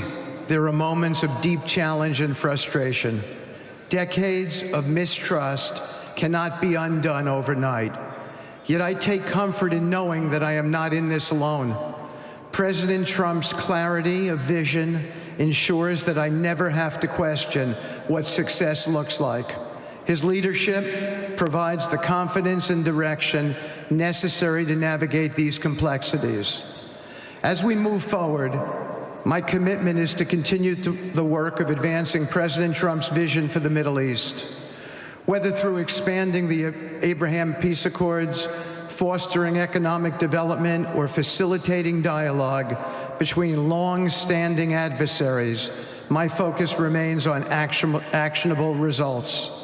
Let me close by saying this: a stable and prosperous Middle East is not an unattainable dream. It is a goal within our reach, made possible by strong leadership and unwavering commitment. Under President Trump's guidance, we are proving that the impossible can become reality. Thank you, but I have one more thing to say. We have some special people for me to introduce you to tonight. President Trump has been talking to them as well. They are the families of hostages from Israel who have been in Gaza for the last year and a half. There are many of them here today. Several of the families have lost children and loved ones, and they're here because they're part of an effort to retrieve their bodies so they can be buried in a proper way. Several have children who are still in captivity. There is an American family here whose loved one is scheduled to come out in 14 days, and they're going to be meeting the president tonight. So let's give them all some love and a big hand. Come on up.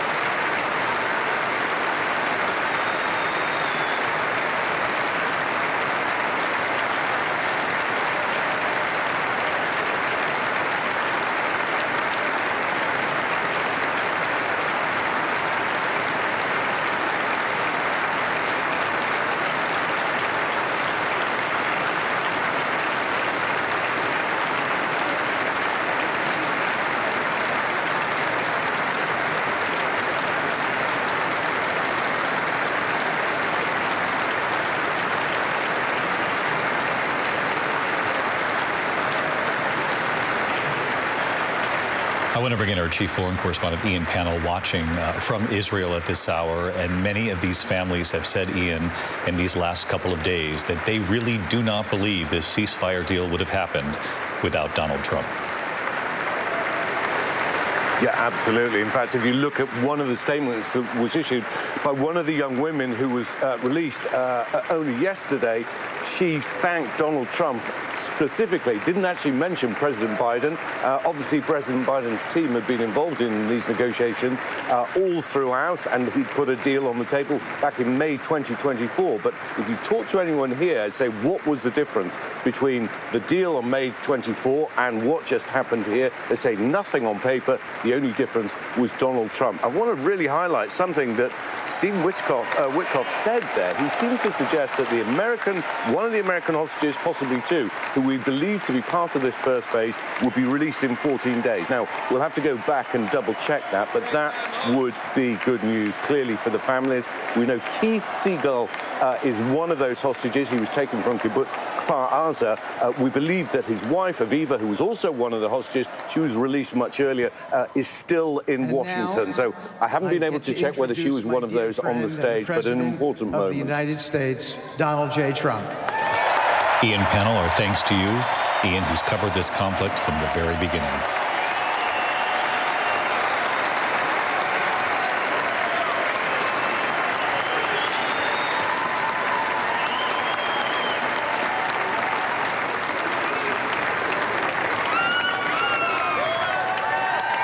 After greeting the families, they have just announced the 47th President of the United States. And of course, this arena is filled with supporters who gathered early this morning. Thank you very much, everybody. Appreciate it. Thank you.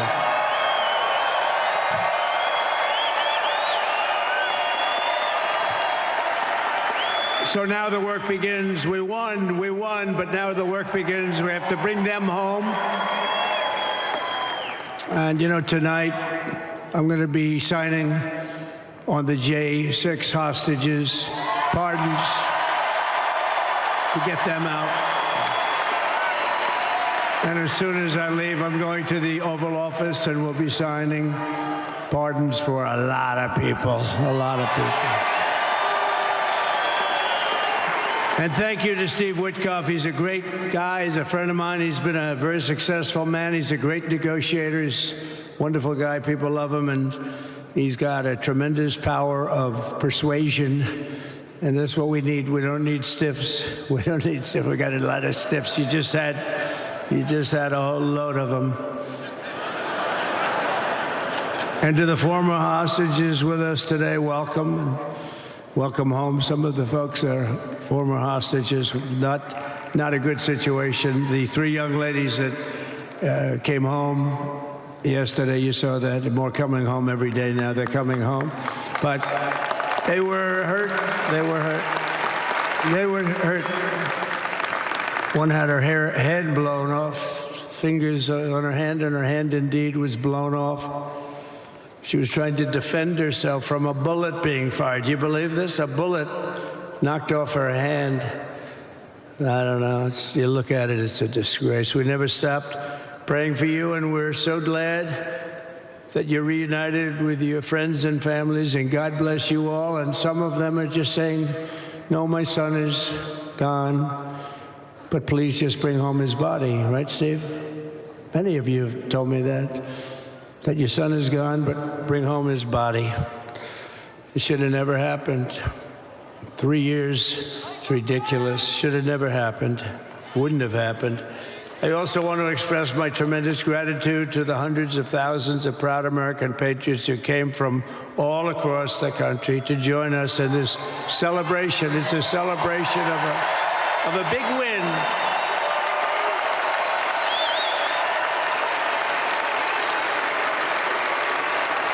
And you're witnessing the dawn of the golden age of America. That's what it's going to be. We're bringing it back. We're going to bring it back fast. We're going to bring it back fast. Let us also thank the incredible service members, National Guardsmen, police, Secret Service, and law enforcement personnel who are keeping us all safe, even though, and they are great people. New York's finest. I grew up with New York's finest, and we got to give them their authority back. You won't have any crime. There'll be no crime. You give them little authority back. The whole way they run things in this country now, it's disgraceful. But it's going to change rapidly. We're going to make our cities safe again, too. Even though we're indoors, we've had a magnificent inaugural parade. And let's give a big round of applause. They were great. To all of the incredible performers and hardworking men and women who made it possible. Those people, really talented, amazing people. I also want to thank my wonderful family for being here, especially my beautiful wife, our First Lady, Melania.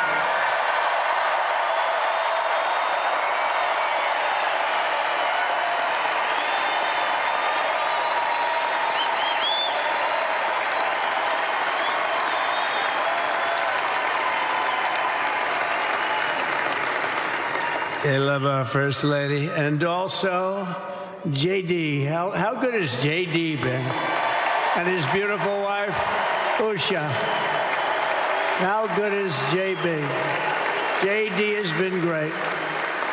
He's another good negotiator, Steve. He's a great negotiator, too. We need negotiators in this country. But so many of the people on the stage behind, not only family members, as an example, Lara Trump, the wife of Eric. She was the head of the Republican Party, along with my friend Michael. Stand up, the two of you. What a job. What a job they did. They worked so hard. They knew there'd be rigging, but they said, we're going to make it too big to rig, and we did. We made it too big to rig. We won every swing state by a lot. We won the popular vote by millions and millions of votes. We won the whole ball of wax. And now we're going to go and drill, baby, drill, and do all the things that we've wanted to do and bring your costs down, your prices down, and make our country safe. So thank you very much, Michael. Thank you very much. What a job you've done, Michael. I'm never moving you, you know. He was thinking about getting a nice job in the administration. I said, no, I'm leaving you right where you are. You've done a very good job. We're not moving you, Michael. I'm sorry. Anyway, thank you very much. Appreciate it. Appreciate it very much. Right here with us also in the arena, I'm about to sign some very important executive orders of our new administration. Hey, Don, will you stand up, please? Don is another one. How about Don? This guy.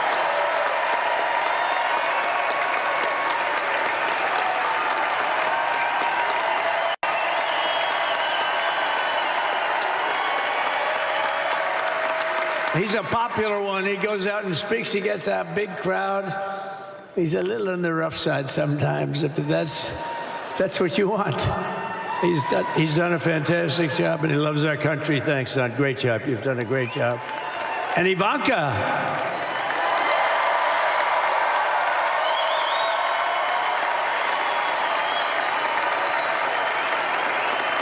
And, you know, Jared negotiated the Abraham Accords, which are the biggest, it's the biggest deal made in the Middle East in many, many years, and it's really something. Jared, stand up, Jared.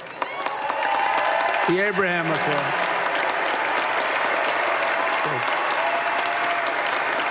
And Tiffany's going to have a little baby. And Michael.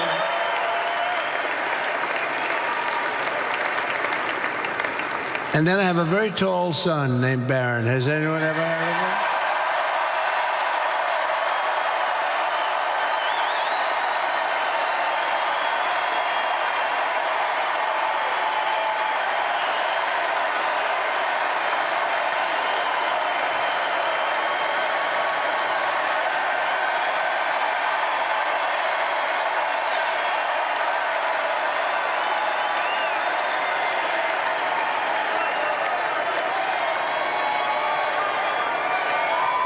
Thank you.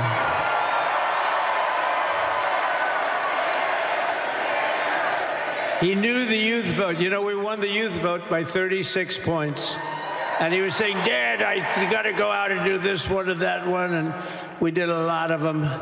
And he respects them all. He understood them very well. And he said, Dad, you got to go out, do Joe Rogan, do all these guys. And we did. We did. And Joe Rogan was great. They were all great, right? Aaron, they were all good. He understood the market. Another famous one, how about Kai? Stand up, Kai.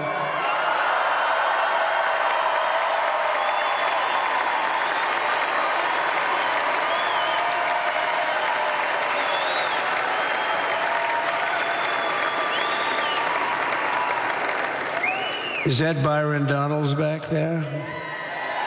Stand up, Byron. Stand up. What a future this one has. What a future. That's great, Byron. Thank you very much. And how about Lutnick, Secretary of Commerce? He's going to take in more money than any country has ever even thought about. He's going to take in some money. And we have many others. Look, I'm not going to go through it, but we're going to sign some orders right now, and that's really what I want to do. So we're going to sign executive orders. First, I'll revoke nearly 80 destructive and radical executive actions of the previous administration, one of the worst administrations in history. Maybe not one of them, the worst. Anybody that would allow millions of people to pour through our borders from jails, prisons, mental institutions, insane asylums, gang members to be taken off the streets of Venezuela and deposited in our country, and many, not just Venezuela. You know, crime in Venezuela is down 74% because they took their criminals and gave them to us through an open border policy of the previous administration. All over the world, they're emptying their prisons into our country. They're emptying their mental institutions into our country. It stops as of 1 o'clock this afternoon, okay? It stops.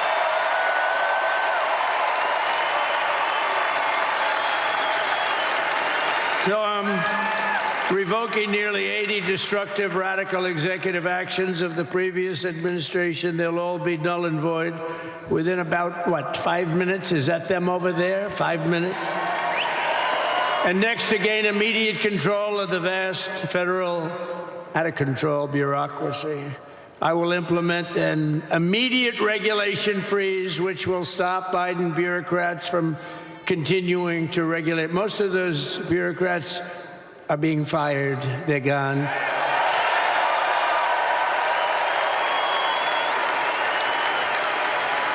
Should be all of them, but some sneak through, but we have to live with a couple, I guess. I'll also issue a temporary hiring freeze to ensure that we're only hiring competent people who are faithful to the American public. And we will pause the hiring of any new IRS agents. We will also require that federal workers must return to the office in person. And we're going to take the 88,000 people that they hired to go after you with guns. By the way, they're allowed to use guns and harass you like they were so many other people. Remember this. Okay, remember? Do you remember a little statement about tips? Does anybody remember that little statement? I think we won Nevada because of that statement.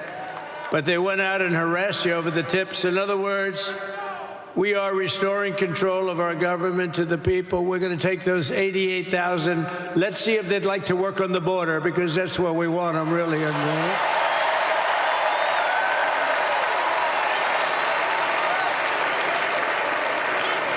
So we're going to have no tax on tips, right? No tax on tips.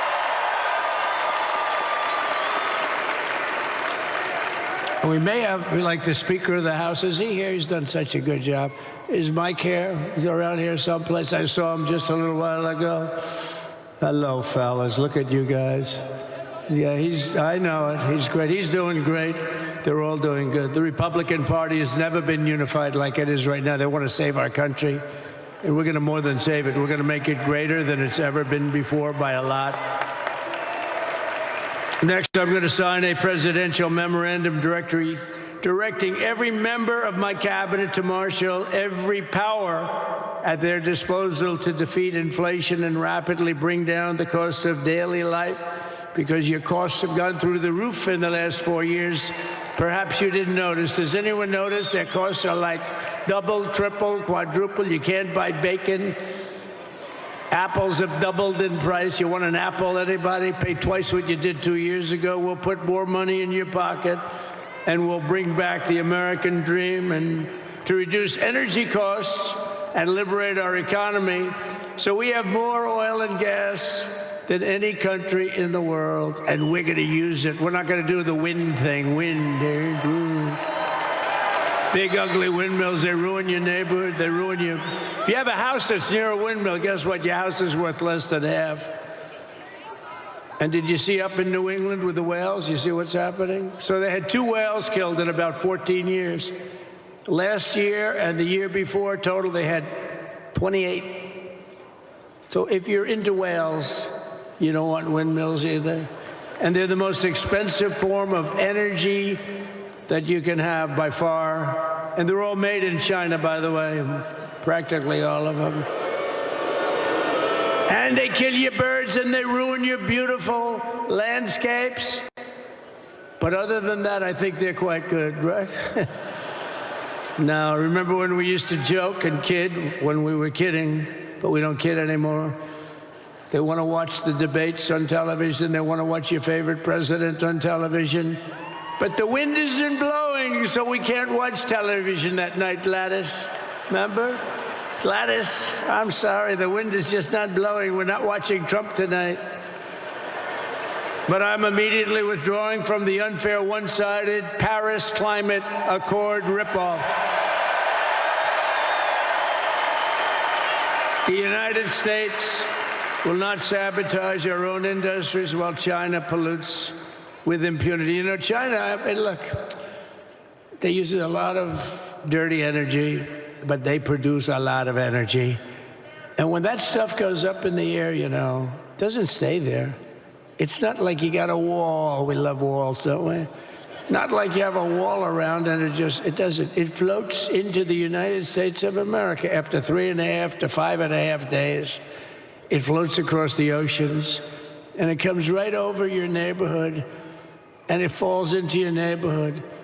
So they all say, we have to fight for cleaner air, but the other dirty air is dropping all over us. So what the hell are they talking about? Unless everybody does it, it just doesn't work. You know, we had the cleanest air and the cleanest water that this country's ever had under the Trump administration, and we didn't do anything to stop jobs and stop production, believe me.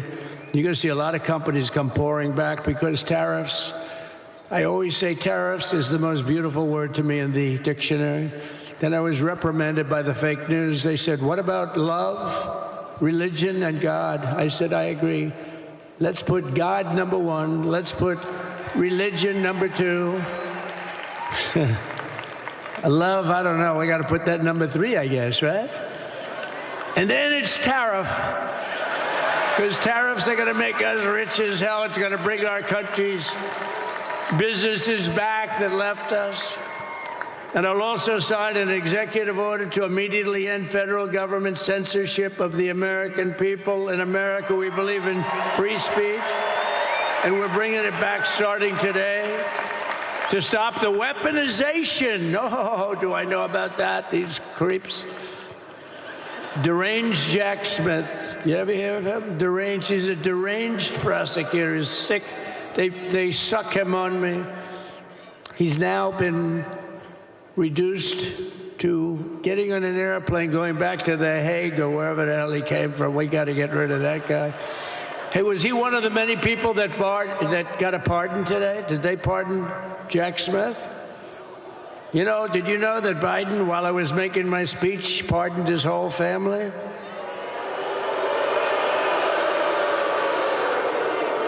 The brother, the whole deal was pardoned.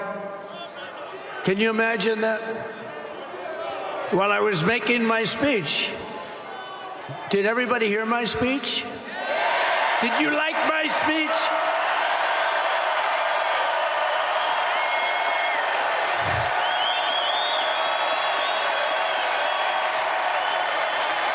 Thank you.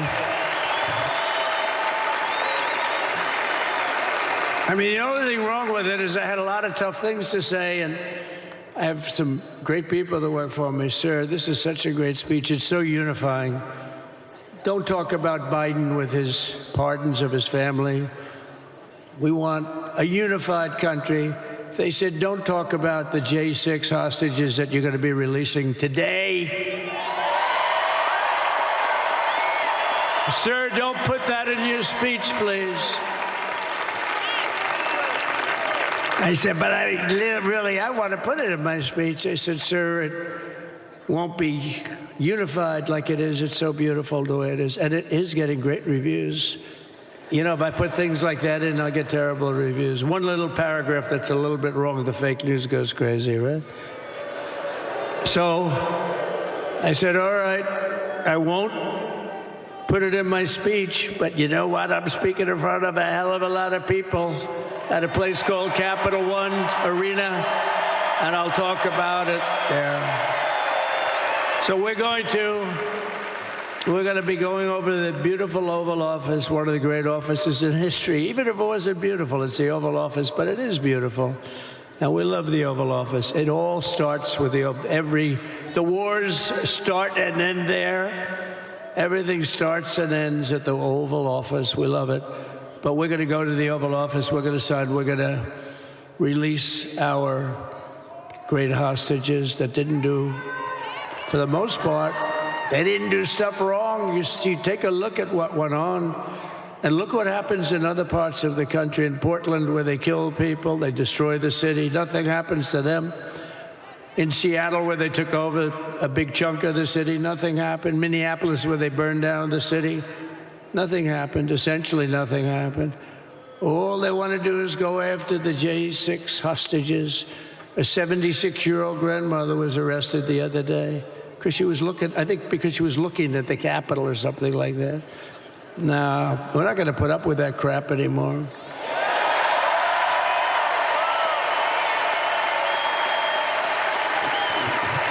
And to stop the weaponization of law enforcement, I've been investigated more than any human being in the world. I believe I have the all-time record. Every day a subpoena. Every single day would get subpoenas. I was more than any person. Alphonse Capone, remember I used to talk about it?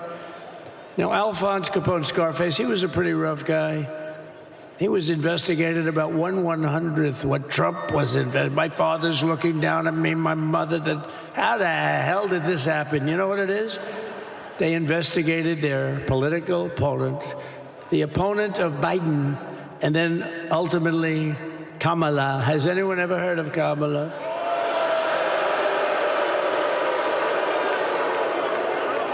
We had to beat two opponents. You know, we had to beat Biden, then we beat him. Now he goes on top. The guy was like 39 points down. I think I could have beaten Trump. They should have left me and I would have beaten. No, his debate performance wasn't the best, right? That's what killed him. And then they had to change, and that's like you get into a fight. The great Dana White spoke last night. We love Dana White, right? UFC. That's like he puts in two fighters. One of them's getting creamed, getting really beaten, and they say, all right, take him out. Let's put somebody else in to finish up the fight. That's what they did to us. They gave us somebody new, but we took care of both of them. So we beat actually two opponents. But to stop the weaponization of law enforcement and our government, I will also sign an order directing every federal agency to preserve all records pertaining to political persecutions under the last administration, of which there were many, and beginning the process of exposing any and all abuses of power, even though he's pardoned many of these people. Can you believe it? He's pardoned them. You know why he did it while I was speaking? Because that way I couldn't speak about it. I was speaking. I didn't know he did it. I finished my speech, and they said, sir, he pardoned his whole family. I said, oh, can I go back out there and talk about it? Somehow that wouldn't be very elegant. Our First Lady would say, please don't do that. But we have plenty of time to talk about it, and we will. We're doing all of this on our very first day in office. You know, don't forget, we've been in this position, really, where we won the primaries in record time. We were the fastest win of a primary ever in political history, which is a very nice thing. It's nice to know. Well, the second election was rigged, so we knew we were doing well. And if it wasn't, you know what? If it wasn't, I would have never run. But the third one was just a monster. Boy, was that a big one, huh? That was a big one. On the second one, we got like 10 or 12 million votes more than the first one. How about that? We did great on the first one. We did much better on the second one. But bad did we do well on the third one. So we're gonna have some fun. It's very simple. We're gonna make our country great. We're gonna make our country great again. We're gonna make America great again. How good a name is MAGA, though, right? You know? I was going to say, keep America great, but unfortunately it wasn't great. Can't say keep it great. It will be great again, but CAG, keep America great, CAG, I don't think it's ever going to replace MAGA. Does anybody like CAG? I don't think so. It's never replacing MAGA. Nothing will ever replace MAGA. MAGA was the most successful political operation, political movement in the history of our country, maybe in the history of the world. Let's see what happens, because we're not finished yet. We're not finished yet. We got a long way to go. But we're doing this on the very first day in office, and in just a few moments, I'm not only signing the release of the J6 hostages, I'm signing other things that you're going to love. Oh, you're going to be happy reading newspapers tomorrow, and the next day, and the next day, and the next day. So I just want to thank, I mean, look at this place. It's full to the rafters. You don't have any. Look at those people up there. You don't have any empty seats. And by the way, the Capital One owners, they are so good. We got to root for their teams because they have been so great to MAGA, to us. And I just want to thank Ted and everybody. You guys have been fantastic. And the ice hockey team's doing great. Ovechkin's pretty good, right? They're doing great. So I want to thank them, Capital One Arena owners. They have been absolutely fantastic. And thank you once again to everyone. And I can only tell you, you're going to be very happy. You're going to watch a lot of good things happen. We got to stop some wars that are happening and going on. Some stupid things are happening. The war with Ukraine would have never happened, and it has. As you know, Israel would have never been hit on October 7th, and none of you would be up here. None of you would even know anything about this tragedy that you're going through right now. But Iran was broke. Anybody that bought oil from Iran, they couldn't do any business with us. You're not going to do business with America. China passed. Everybody passed. They were broke. They didn't have money for Hamas. They didn't have money for Hezbollah. And your sons would be alive, and they certainly wouldn't be incarcerated like they are. It's a shame, but we're getting a lot of people out in a short period of time. So I'm going to go right over to here, and I'm going to sign in front of you. Is that okay? Good. President Trump, after giving his inaugural address earlier today inside the Capitol Rotunda, now at Capital One Arena, shaking hands with families of the hostages. Many of those families have given Donald Trump credit in recent days, saying they do not think that this ceasefire, this deal, would have gotten across the finish line had it not been for Donald Trump, of course, his Mideast envoy, teaming up with the Biden administration in those final days. They have said that they believe it was the addition of Donald Trump and his team that made this happen. Donald Trump saying he will head over to that table with a number of executive actions already laid out on the table in the presidential seal. Mary, Bruce, do we have an understanding of exactly what it is he's signing right here? We don't have a full list of right now, but we do know that this is going to be a tremendous effort for him to show straight out the gate just how aggressive he is being, as he has been touting all day. We know that he is signing a wide range of executive orders, ranging from rescinding any DEI or gender-related directives from the Biden administration to designating cartels as foreign terrorist organizations and stealing rules. Signing is the rescission of 78 Biden-era executive actions, executive orders, presidential memoranda, and others.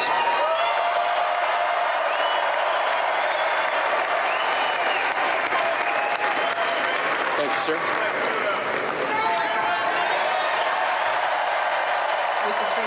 Donald Trump there, President Trump now trying effectively to undo as much as he can The second of Joe item, Biden's President agenda Trump, there. Let's is listen a in a bit regulatory to what he's freeze, doing as you next. announced in your speech, preventing bureaucrats from issuing any more regulations until we have full control of this, the government and this administration.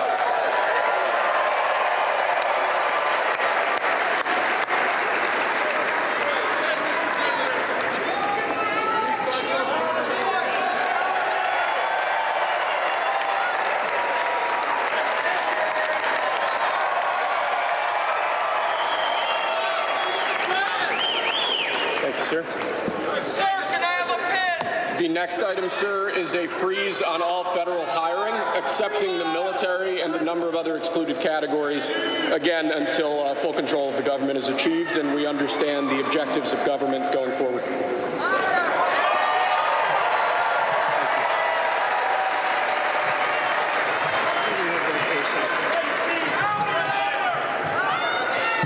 Could you imagine Biden doing this? I don't think so. I don't think so. Sir, the next item, as you announced in your speech, is a requirement that federal workers return to full-time in-person work immediately.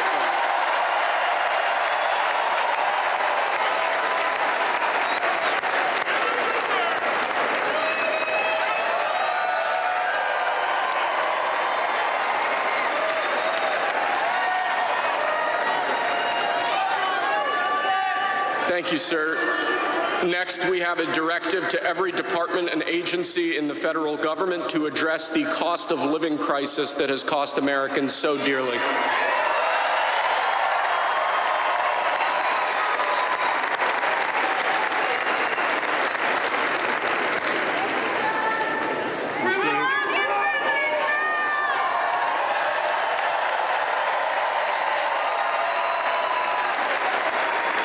Thank you, sir. The next item here is the withdrawal from the Paris Climate Treaty.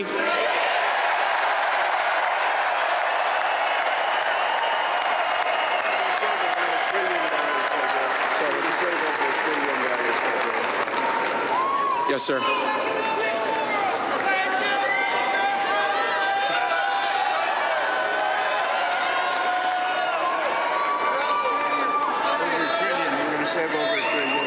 We're going to save over $1 trillion by withdrawing from that treaty.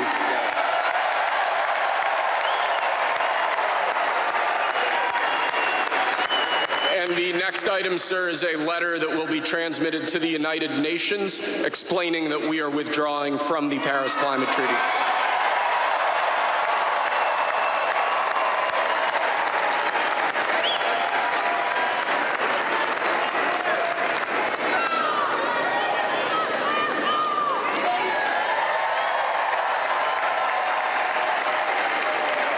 Thank you, sir.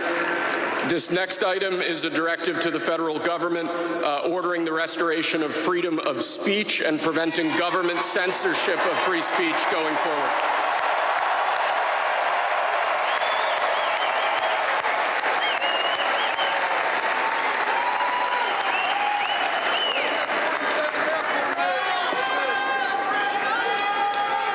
And lastly, sir, before we go back to the Oval Office to sign a large number of other items, is a directive to the federal government ending the weaponization of government against the political adversaries of the previous administration, as we've seen.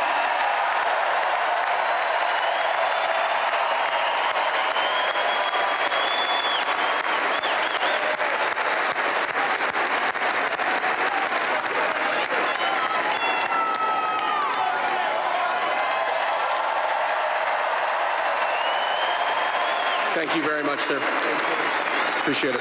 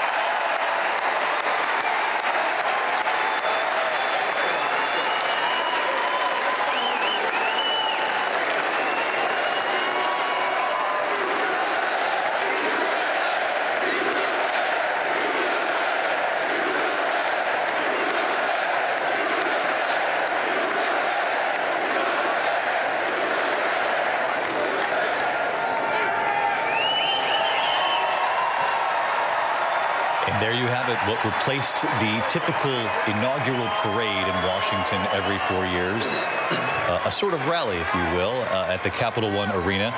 President Trump returning to the White House 8 years after he first served in 2017, the 45th and the 47th President of the United States. We saw that actually on the license plate of the motorcade as it traveled through Washington today, 45 and 47. Mary Brucey heads back to the White House now, and he'll continue to sign more executive actions, executive orders that we are told, given our reporting earlier in the day, will affect those who were prosecuted for January 6th, and that this will be sweeping most, if not all. And actually, you heard what massive applause he got there in the crowd for his promise to do just that, to go back and to pass these sweeping pardons for the January 6th. He calls them hostages. They are convicted criminals for their actions on January 6th. Just how sweeping they will be, we will have to see. But the president clearly trying to send a message that he's being incredibly aggressive straight out the gate, trying to show the American people and his supporters that he's delivering. John Carl, in many ways, even though this was changed given the weather situation outside, fairly cold here in Washington, D.C., so you didn't have the inaugural parade, but what you got instead was something much more sort of uniquely Trump, very much part of the DNA of the campaign rallies that led to his success and his election victory a second time. It was pure Trump. It was him surrounded by his most fervent supporters. He got into that arena by waiting online. Some of them had been waiting online since 2 o'clock in the morning in the freezing cold, so cold that the inauguration had to be brought inside. They were out all night. And then you have, this flurry of executive actions and orders that he signed, still trying to get a handle on exactly what it all adds up to. But he's trying to at least create the impression that he has a very busy and consequential first day in office. Now, 6:55 Eastern Time. Many of you have been with us all day long here, and we really do appreciate it. ABC News Live coverage, really since 9 o'clock this morning, began even earlier than that on Good Morning America. I should let you know, for those of you in the East, we're going to go back to your local stations at 7 o'clock straight up. For many of you, that does mean, though, that World News Tonight will come your way shortly. And I should mention, while we're still on the air here, that we're going to have a 10 p.m. Eastern primetime special that will include the balls and the activities of this evening across Washington, D.C., and really what the path forward looks like for those who supported Donald Trump and for those who were hoping for a different outcome, what this means, what the first 100 days are expected to look like, what the first week, in fact, could look like. A lot to cover, and we'll get to that at 10 p.m. Eastern in prime time right here on ABC. Martha Raddatz, we took note as Donald Trump, now the 47th president, and the First Lady Melania Trump entered the arena. I was taken aback for a second because I was wondering, are these ticketed guests, or were these people who waited in line because they were so close to the president? We saw that assassination attempt, obviously, in Butler. Obviously, these folks went through, I'm sure, security, metal detectors, if you will, and it was safe, Secret Service and security. Although, still, when I see that, it just gives me pause all the time, given what this country has witnessed and what we saw, the attempt on his life in Butler, Pennsylvania. But can you imagine these folks, a lot of them supporters from around the country, who waited in line since 2 a.m. and got a chance to be within a foot of Donald Trump as he's walking down those stairs with the First Lady. And obviously they didn't know they had the prime seats at that point. But Donald Trump loves that intimacy. He loves being around people. And I saw some supporters yesterday downtown walking around who came into the city, even though they didn't have tickets anymore. They said they were going to try and get into the arena so they could see Donald Trump. Just being in the same city, they said, meant something to them. This is Donald Trump's type of venue. This was a rally. He is now president of the United States, and he was celebrating not only this, but in a way he was still talking about 2020, because one of the first things he did and is going to do is the January 6th, people who have been convicted of going to Capitol Hill and trying to overturn the 2020 election. Another story that will develop throughout the evening, and we'll have late reporting at 10 p.m. Eastern. With a few moments left, Rachel Scott, who covered Donald Trump's campaign every step of the way. And because of that and her work, she's now our senior political correspondent. New title, same dogged reporter out there, still doing it. And Rachel, the mood, the feeling inside that arena.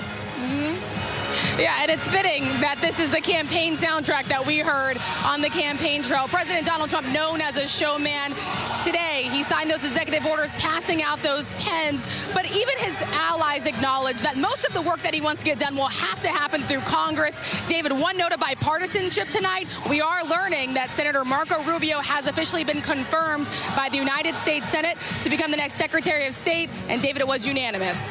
Just a few seconds left. Rachel, thank you. Terry Moran, I want to give you the last word, because this is not a victory of just the man, but the movement. The MAGA movement, and the Democrats are going to have to do some serious soul searching here about how they lost key constituencies in this election. They are. And one of the things struck me in that scene with Donald Trump signing those votes, signing those executive orders. Imagine you voted for him. That's action. It feels like you heard him promise it, and he's delivering, and that's winning politics. The Democrats have got to convince people they can do the same thing. Very close election in America, 48-49 in the popular vote, but it was a resounding victory in the Electoral College for Donald Trump. He's now the 47th president of the United States. For some of you, World News Tonight is next. And of course, I'll see you later tonight, 10 p.m. Eastern, for an ABC News primetime special. Thanks for watching. Good night. This has been a special report from ABC News.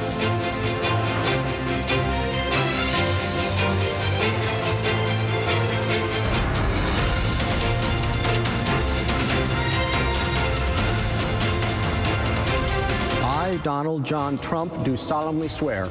I, Donald John Trump, do solemnly swear. That I will faithfully execute. That I will faithfully execute. The office of President of the United States. The office of President of the United States.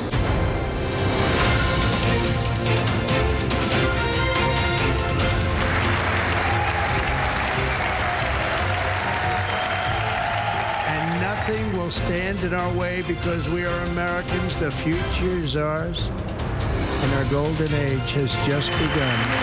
Those who wish to stop our cause have tried to take my freedom and indeed to take my life.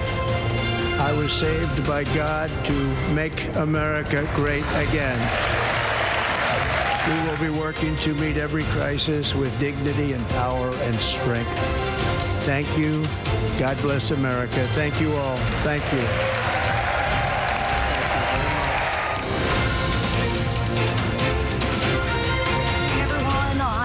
Davis, thanks so much for streaming with us. We are here live in Washington, D.C. for the historic inauguration of President Donald John Trump. We've been on the air all day on this chilly Monday inauguration day, also Martin Luther King Jr. Day. President Trump declaring our golden age has just begun. And you see people starting to trickle out of Capital One Arena there, where Trump just gave a rally and support, talking about the hostages that he credits himself in large part with being able to start that process of the ceasefire deal, with a number of the hostage families standing behind him earlier. He started and ended his roughly 30-minute inaugural address earlier today inside the Capitol with that sentiment, though, talking about the golden age being upon us. He also said, "My proudest legacy will be that of a peacemaker and a unifier." It was Martin Luther King Jr. who once said, "We must learn to live together as brothers or perish together as fools." President Trump is the first president since Grover Cleveland to be elected to non-consecutive terms. The first president who is also a convicted felon. Today he said, quote, "The scales of justice will be rebalanced." The ceremony was moved inside, of course, because of the cold. The intimate gathering not held in the Capitol Rotunda since Ronald Reagan's inauguration in 1985. The day began with this moment right here. Donald and Melania Trump arriving at the White House, greeted by the Bidens. President Biden saying, "Welcome home." A tradition for decades, but one that Trump did not honor 4 years ago. After meeting inside, the two presidents left together. We learned in that ride to the Capitol, they talked about those devastating wildfires in Los Angeles, as well as football. Inside the Capitol, alongside the former presidents, the world's 3 richest men. After that address, the new president escorting former President Biden and the former First Lady to a waiting helicopter, leaving Washington at the end of a nearly half-century-long political career. And an afternoon of pomp and circumstance, an indoor parade inside the Capital One Arena soon followed. Then some executive orders. You can see a big pile of them on the table right there. President Trump sitting there to sign them tonight.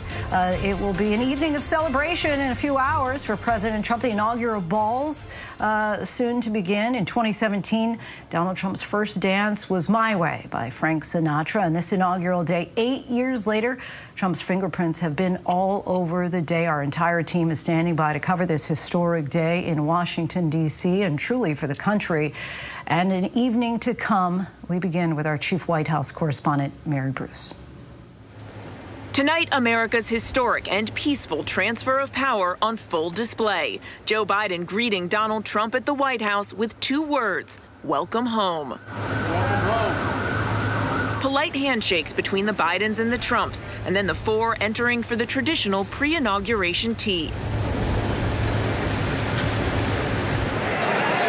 Over at the Capitol, the audience assembling, and in prime seats among the incoming cabinet secretaries, some of the nation's top tech CEOs. Amazon's Jeff Bezos, Meta's Mark Zuckerberg, Apple's Tim Cook, and of course Trump's close advisor, Elon Musk. Back at the White House, the Trumps and Bidens visiting for about 45 minutes before emerging for that ride to the Capitol. The First Ladies walking to their car.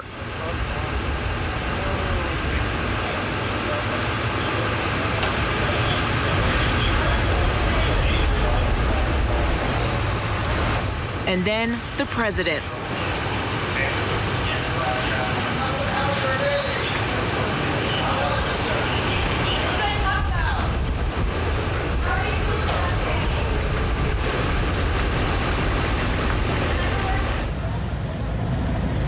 As the motorcade rolled through the streets, former presidents filing into the rotunda. The Clintons, the Bushes, and Barack Obama walking alone, former First Lady Michelle Obama not attending. The rotunda packed as Trump made his entrance. Ladies and gentlemen, the President-elect of the United States, the Honorable Donald John Trump.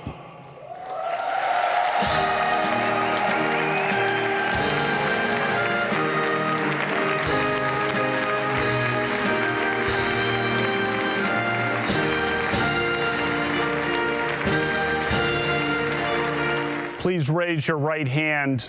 Vice President Vance sworn in, his wife Usha holding their young daughter. Congratulations, Mr. Vice President.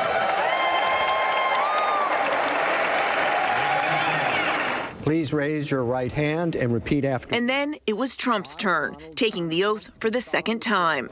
I, Donald John Trump, do solemnly swear that I will faithfully execute the office of President of the United States. The office of President of the United States. And will, to the best of my ability. And will, to the best of my ability. Preserve, protect, and defend. Preserve, protect, and defend. The Constitution of the United States. The Constitution of the United States. So help me God. So help me God. Congratulations, Mr. President. A handshake with former President Biden. Then President Trump launching into his inaugural address. The golden age of America begins right now. With Biden looking on, Trump pledging to bring back what he called a nation in decline. My recent election is a mandate to completely and totally reverse a horrible betrayal and all of these many betrayals that have taken place, and to give the people back their faith, their wealth, their democracy, and indeed their freedom. From this moment on, America's decline is over. Vowing to usher in a, quote, revolution of common sense, starting with a sweeping series of executive actions. I will declare a national emergency at our southern border.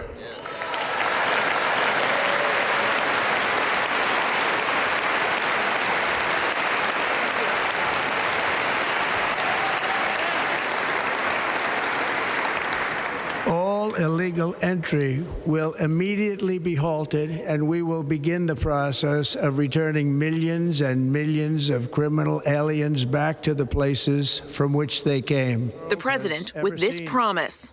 We will measure our success not only by the battles we win, but also by the wars that we end, and perhaps most importantly, the wars we never get into.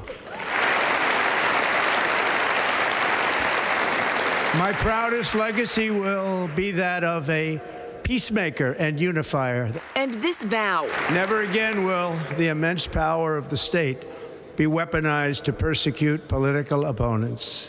Something I know something about.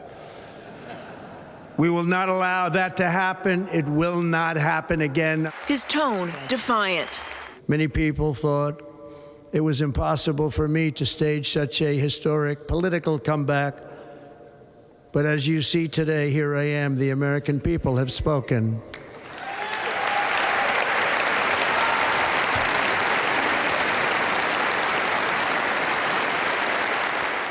After the president was finished, Carrie Underwood with a last-minute pivot to sing a cappella. Oh, beautiful for spacious skies, for amber waves of grain. Trump famously skipped Joe Biden's inauguration, but Biden was determined to stick with tradition. And so today, the new president and first lady escorting the Bidens out of the Capitol to the waiting helicopter. Handshakes, the first ladies exchanging hugs, and then the Trumps waving goodbye as the Bidens flew off.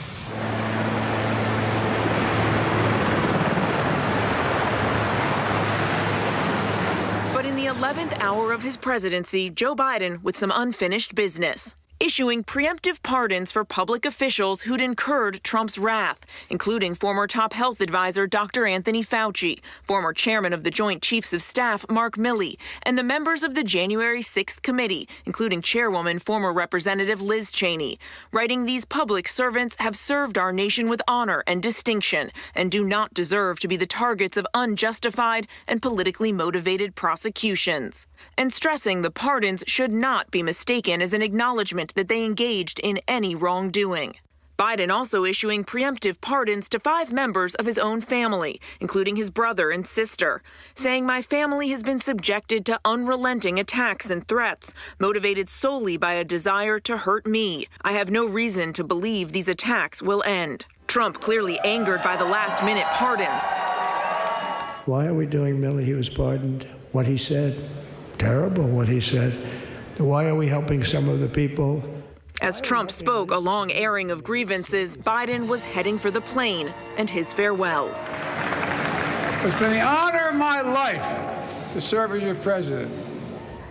With Washington in a deep freeze, the traditional parade scrapped, the president heading to a celebration at the Capital One Arena. A jubilant procession of marching bands. As in Washington, a new era begins. Our thanks to Mary Bruce. A big step forward for President Trump's cabinet. The Senate has unanimously confirmed Marco Rubio as his Secretary of State. ABC's Alex Brachet joins us now. Alex, let's start with that confirmation. Rubio is making some history here, but also how significant is the timing? Well, Lindsay, let's take that first part. Rubio is making history as the first native Spanish speaker to hold that role as Secretary of State. But the timing here, look, there was no question that he was going to be confirmed, but it really kind of gets to this idea of keeping the trains on schedule for this new 2.0 Trump administration. I spoke with Florida Senator Rick Scott back in December, and he forecasted this in a way, saying that, look, I mean, Rubio's not just going to be confirmed, he's likely going to be confirmed 99-0, 100-0. He was confirmed 99-0. The only person who wasn't there was J.D. Vance, now the vice president. And look, I mean, we knew that he had Democratic support on this as well. He was taking photo ops with leader Chuck Schumer back in December. But still, the optics of this are very, very clear. And I was actually texting with a Republican source here who said that, look, this Trump 2.0 looks much more professional than 1.0. Things should be much more straightforward, and tonight is a sign of that. And Alex, Trump has promised more than 100 executive orders on day one, impacting DEI funding, border security, regulations on oil and gas. How many did he actually sign off on today? So right now, the count that I've got, it stands at about 78. That number could go up, but, you know, dozens signed in front of that Capital One arena there tonight, and we're expecting more to come. And look, part of this is a strategy. Trump telling advisors privately by our reporting that he wanted to flood the zone. Look, they're expecting legal challenges on a lot of these EOs and executive actions. But let's take immigration, for instance. One of the things that a source was telling me who works in the immigration courts, he was saying that they're looking at tiered rollout of some of these policies, funneling a lot of them through circuits that they feel like might have favorable rulings once they're challenged, specifically that Fifth Circuit in places like Texas and New Mexico. And that would give that law, that policy, a stronger standing for Trump if it's escalated to the Supreme Court. Okay, because of course, one Trump advisor has already told ABC News that they expect we're going to get sued on all of these things. So we will see how that strategy prevails going forward. Alex Brachet, our thanks to you. Well, the first inaugural ball celebrated President James Madison back in 1809, but the custom is always evolving to match the newly elected president. Let's check in live now from the Commander-in-Chief's Ball, where our very own Kira Phillips is joining in on the pomp and circumstance. Kira, all right, well, let's see. Show us the gown, what you're wearing. Okay, you know what? I would love to show you the gown, but here's the deal. If I step back about 2 inches, Lindsay, I'm going to take a major dive off this riser. I've already been told I can barely move. So you get to see the top. How's the top of the dress look? Does this work for you? You're looking very good, I have to say. I knew you would. You're rocking it. Well, let me ask you this. Let's keep our mics open here. Forget this regular Q&A. You're going to ask me all these serious questions. Lindsay, let's just take a deep breath. You and I have been up before sunrise. We covered the entire inauguration along with our whole political panel, you and David Muir, and all our team of experts. I had the chance to be in the Capitol as well, Emancipation Hall, for a number of events. You were talking us through the entire ceremony. I mean, this was a pretty amazing day on so many different levels, challenging as well. We're finally here at the party, the balls. There's going to be 3 of them. But how are you feeling tonight after today? And now finally you and I get to talk at sort of the end of the night where the actual celebrations happen. Are you taking a deep breath as well? Because I have to tell you, I can't wait to take a nap. Oh, I am with you. I need my pillow here as soon as possible. I have to say, one thing that is extremely impressive, as you can attest to as well, because you were outside most of the day, is how in just the last, 72 hours that they were able to decide, okay, it's going to be too cold. I think it was maybe a high of 21 to get today, feels like temperature of 17 degrees or even less, and that they were able to make this decision, okay, all the planning, all the platforms, all the construction that we had planned planned on having along the National Mall. We got to move it inside the Capitol. So that meant that about the, 1,600 guests that they were expecting just on the platform alone. Well, now we got to cut that guest list. Whose job was that, by the way, to tell the people, yeah, you know how you thought you were going to get that VIP ticket? Well, now we just have 800 people who can be inside the rotunda. So I think that that was really striking, just how they were able to move everything into the rotunda, how they were able to, that parade that we were expecting to see outside traditionally, that they were able to put all of that into Capital One Arena. So I just think that the logistics, it's quite a feat and something that we haven't seen since the 80s with Ronald Reagan's inauguration. You know, you're absolutely right. It's like a breaking news story.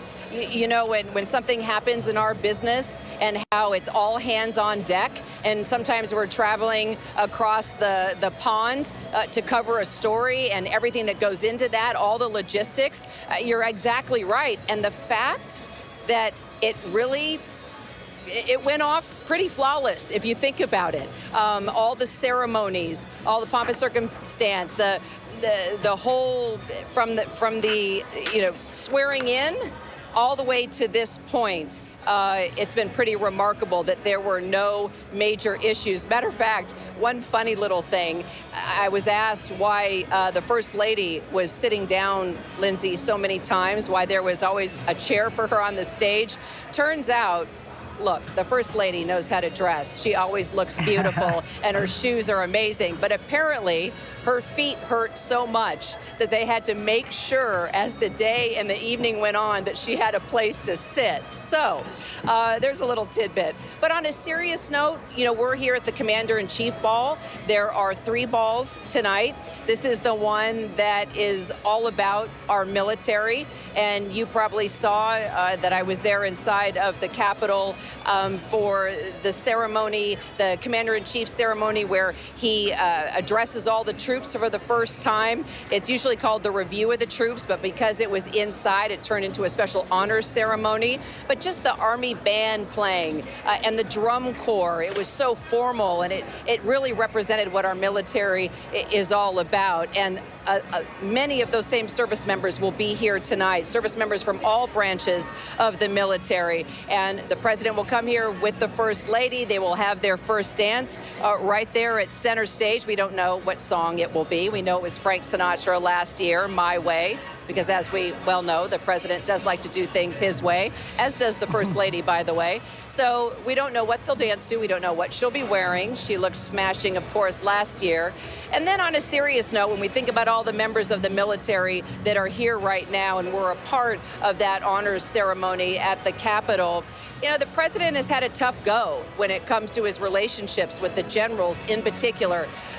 The chairman of the Joint Chiefs, he went through 5 secretaries of defense last time, 2 permanent, 3 acting, and now you have his personal pick for Secretary of Defense, Pete Hegseth, who's been swirled up in controversy with the allegations of misconduct. I actually had a chance to talk to him, Lindsay, over the weekend. I had a chance to meet with him and his family and his kids, his wife, and it's been tough for them.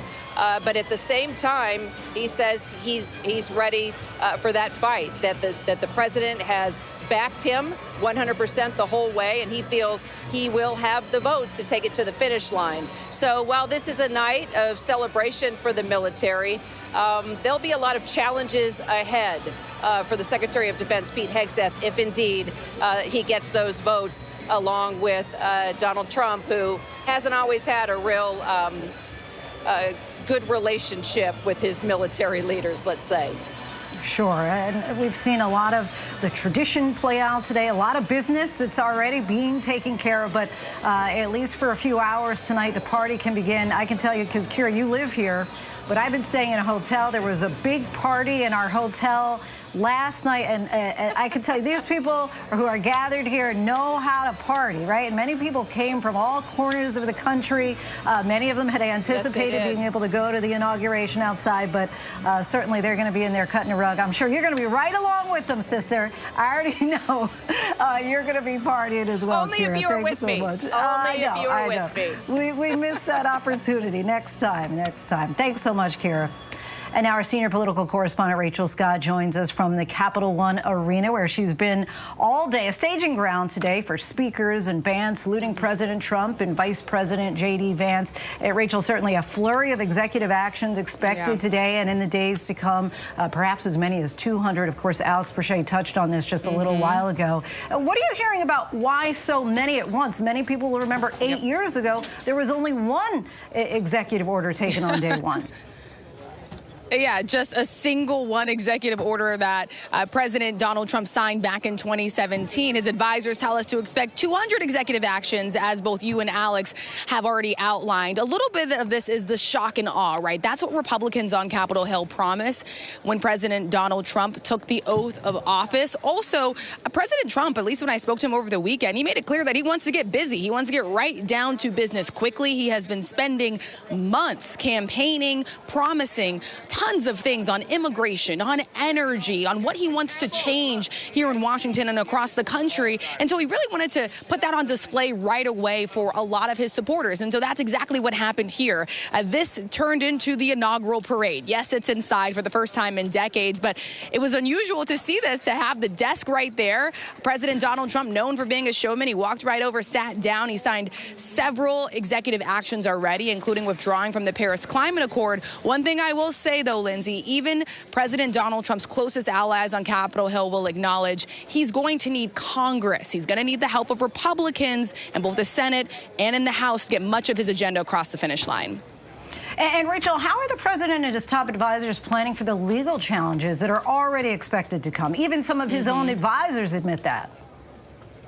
Yeah, and our Catherine Falders has been reporting on this as well. We have reporting that the Trump team is bracing for a string of legal challenges now that he is signing all these executive actions. But here's the thing. They believe that by flooding the zone, essentially by signing 200 executive actions or 100 executive orders, that means that maybe not, there will be tons of lawsuits, or perhaps some of these lawsuits might be weaker. So they are hoping that this strategy of just putting all out there at once might ultimately help them keep most of what they want to do in place. Again, we will say that, again, most of the heavy lifting that the president wants to do in his administration will require the help of Congress, but they are hoping that any legal action is weak so that they can keep these executive actions in place, Lindsay. All right, an interesting strategy. Okay, Rachel, our thanks to you for your coverage all day. One of President Trump's most sweeping actions on this day one of his administration was pardoning or commuting the sentences for hundreds convicted for the January 6th Capitol attacks, including some convicted of violence. Here's ABC's Chief Justice correspondent Pierre Thomas.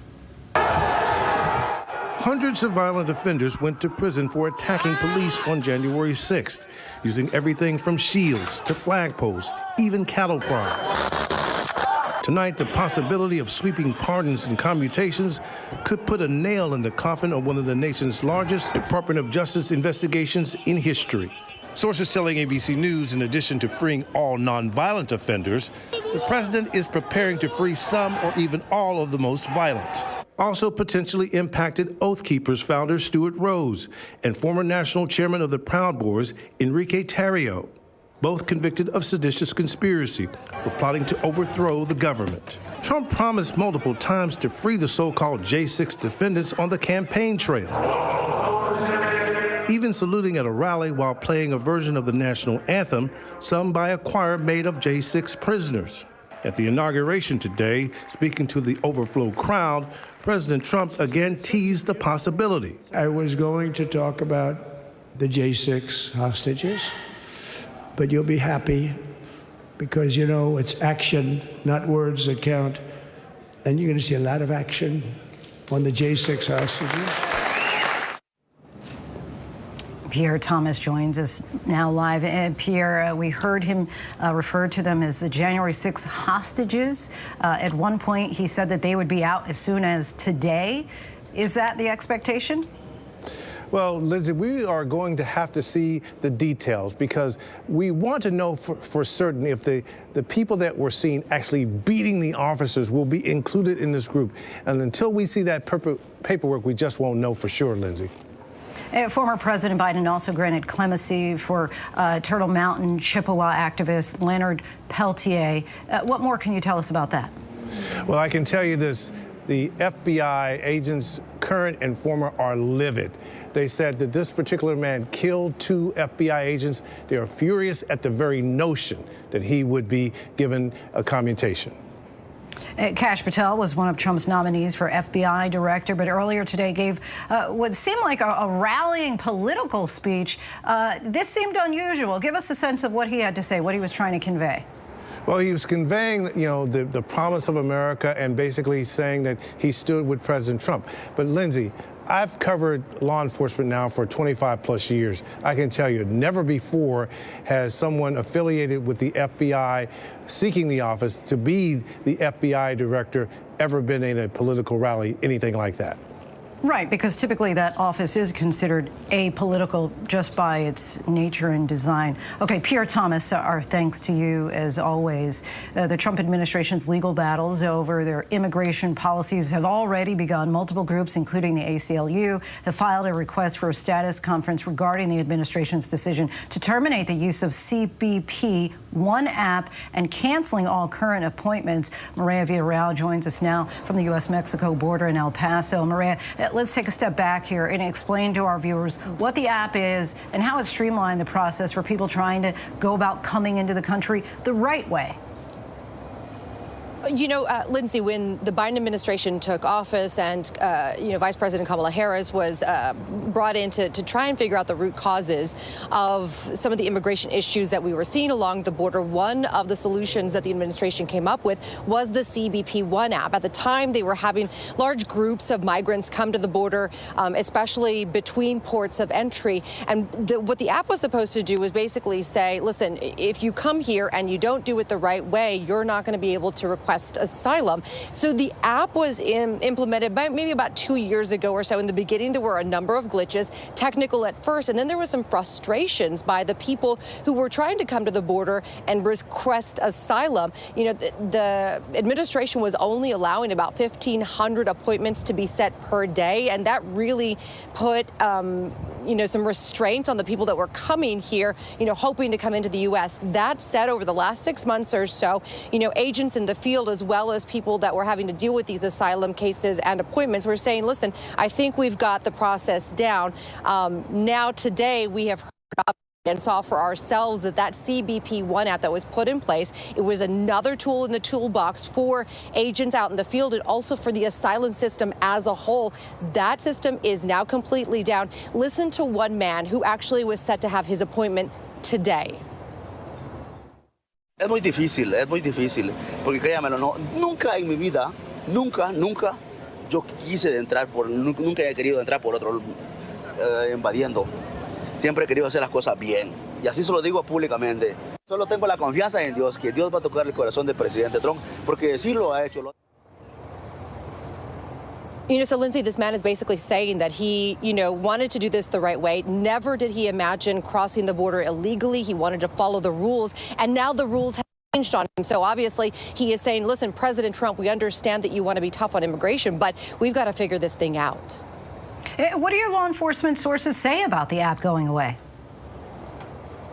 A lot of them have said, listen, we knew that there was going to be change, and because this had the Biden stamp on it, we understood that there might be a chance it would go away. That said, look, the guys basically that I've spoken with about the CBP One app said, listen, once all the glitches were figured out, this became a really useful tool for us that allowed us to really kind of meter the amount of people that were coming in. It wasn't an end-all, be-all fix, but again, another tool in their toolbox.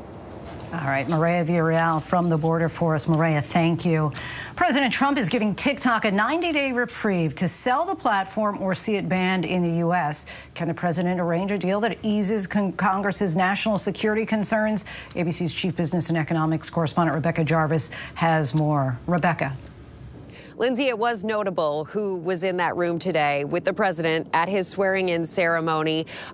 Jeff Bezos of Amazon, Tim Cook of Apple, Sundar Pichai of Google, and of course, Elon Musk of X and Tesla and SpaceX, as well as Mark Zuckerberg, the founder of Facebook, now called Meta. So certainly you had this gigantic group of tech executives right behind the president today. Their combined net worth somewhere in the neighborhood of $1 trillion. And it's an interesting group, not only because of what they stand for, but because of the opposition that they pose to the president in the past. They have not always been the biggest fans of President Trump. Now they're big donors, as well as present at the inauguration today.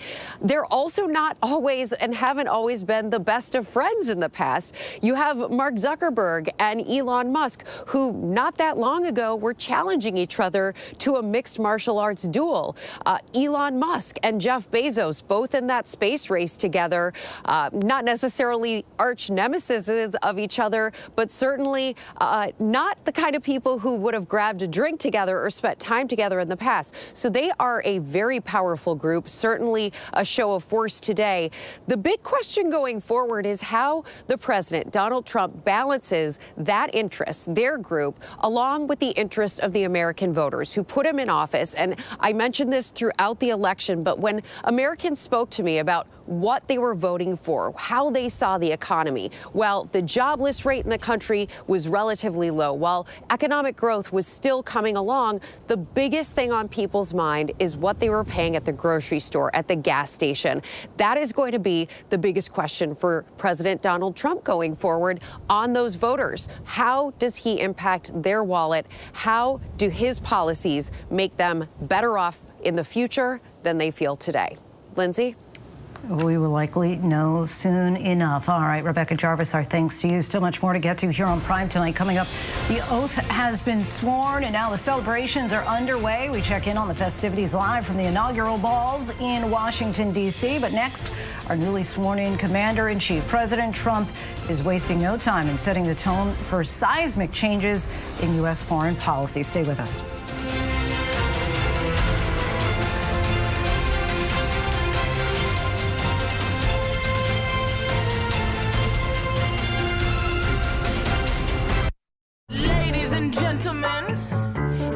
Introduce me. Which you do you want to be today?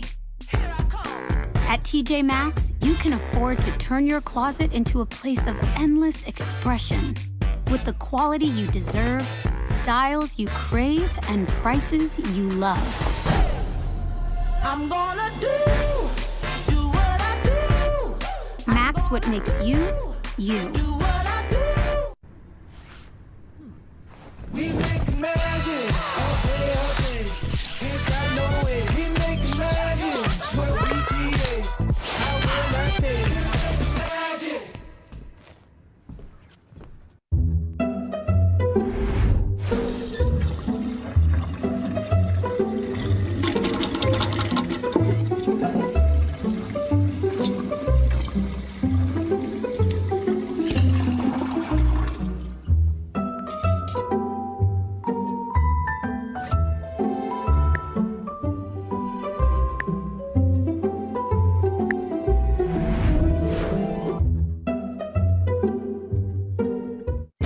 Difficult my dad is.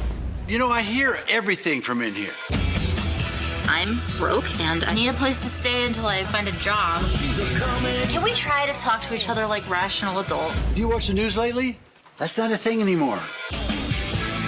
You could go back to law school. That's always been your dream. Actually, that was your dream for me. You like to argue. You do love to argue. You might as well get paid for it.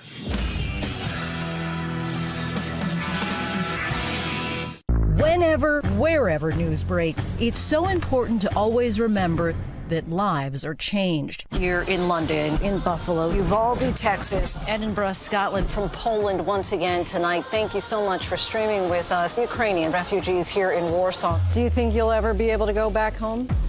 We're heading to a small community outside of Mexico City. Splintered houses and splintered lives. The magnitude of the devastation. You're streaming ABC News Live. Reporting from Rolling Fork, Mississippi, Santa Fe, New Mexico, Raleigh, North Carolina, the U.S. Capitol, Mayfield, Kentucky, Minneapolis, Mexico, Tongass National Forest, Alaska. Getting you behind the stories as they happen, giving you a front row seat to our world as it plays out in real time, live. ABC News Live Prime. We'll take you there. Stream ABC News Live weeknights, America's most honored streaming news program, only on ABC News Live. Streaming free right now wherever you stream your news. It's lunchtime in America, so what are we serving up? Well, how about everything you need to know? GMA 3, what you need to know. A third hour of GMA in the afternoon. So join us, afternoons. For everything you need to know. I love that. Me too.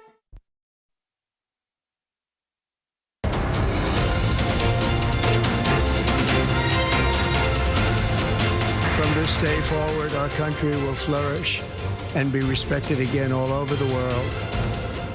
We will be the envy of every nation, and we will not allow ourselves to be taken advantage of any longer.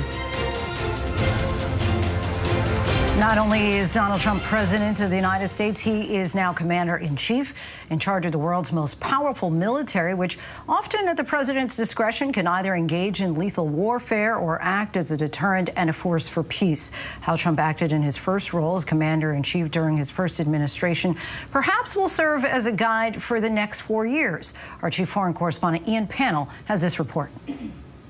From this moment on, America's decline is over. Donald Trump is already setting the tone for a significant change in U.S. foreign policy. Our armed forces will be freed to focus on their sole mission, defeating America's enemies. That could have seismic implications for America's friends and foes alike. The commander-in-chief flexing the strength of America's military that he's now in charge of. Making several eyebrow-raising comments in recent weeks about taking control of the Panama Canal and Greenland. We need Greenland for national security purposes. You have China ships all over the place. You have Russian ships all over the place. Even absorbing Canada as the 51st state and renaming the Gulf of Mexico the Gulf of America. The Gulf of America, what a beautiful name. And it's appropriate. It was an intent to grab that media attention and put himself at the center of the news cycle. This unpredictability means that all paths lead back to the Oval Office and his next statement. Trump's frequent invocations about making America great and putting America first could soon bump up against his need for the world to see him as a deal maker, a strong man, to stop the war in Ukraine. Shortly after I win the presidency, I will have the horrible war between Russia and Ukraine settled. I'll get it settled very fast. Trump has warned Russia and Vladimir Putin that if the war doesn't end soon, Ukraine could get substantially more aid. But at the same time, he's also told Ukraine it won't receive more US support unless it enters into peace talks. His nominee to head the Office of Management and Budget telling a Senate committee just last week $3.8 billion in aid already approved by Congress could be held up. It's been authorized and appropriated. Will you release that remaining $3.8 billion? Again, Senator, I'm not going to get ahead of the president on a foreign policy issue of the magnitude of the situation with regard to Ukraine. Let me ask. And while our most recent battles with China have been about TikTok and tariffs, China's threats to Taiwan and international shipping could one day embolden Trump to show President Xi that America believes it has the upper hand militarily. He will always defer to a solution that makes him appear strong and in charge. So I don't think that there's an easy way to simply walk away from a big competition with China. The situation at the southern border also top of mind. Trump declaring an emergency in his address over what he calls an invasion, ordering the military to repel human and drug trafficking at the US-Mexico border. I will end the practice of catch and release. And I will send troops to the southern border to repel the disastrous invasion of our country. But perhaps the biggest difference in American foreign policy under Trump will be seen in the Middle East and the war between Israel and Hamas. Trump creating a deadline with his return to power, threatening Hamas especially that all hell would break out if there was no agreement. If the deal isn't done before I take office, which is now going to be 2 weeks, all hell will break out in the Middle East. Then, last week, the Biden administration, along with incoming Trump envoys, helping broker that ceasefire and hostage exchange we saw Sunday.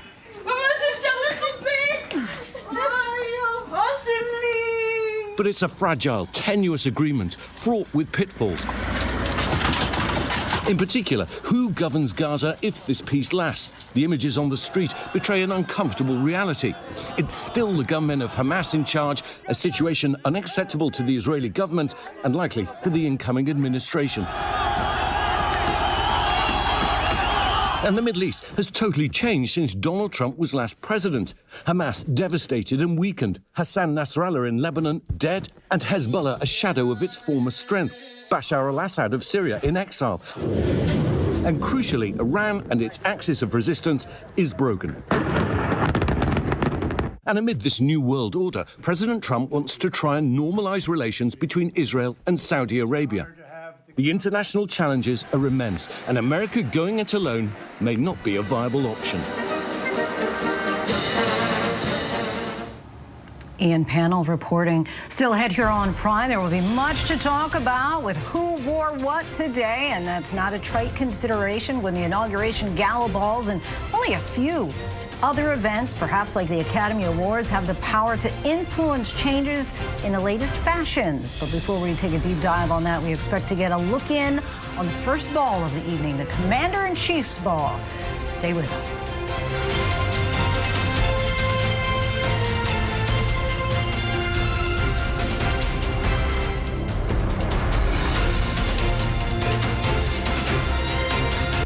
As president, first thing I asked about was the secrets.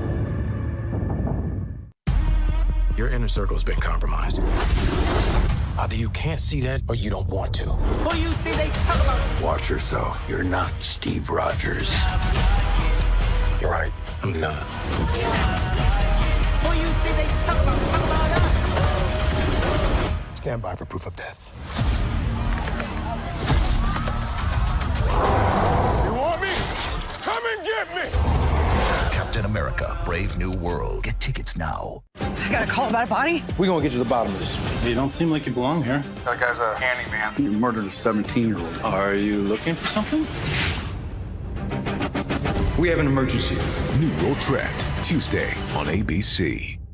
Here you leave today and enter a world of galaxies. A world of speed.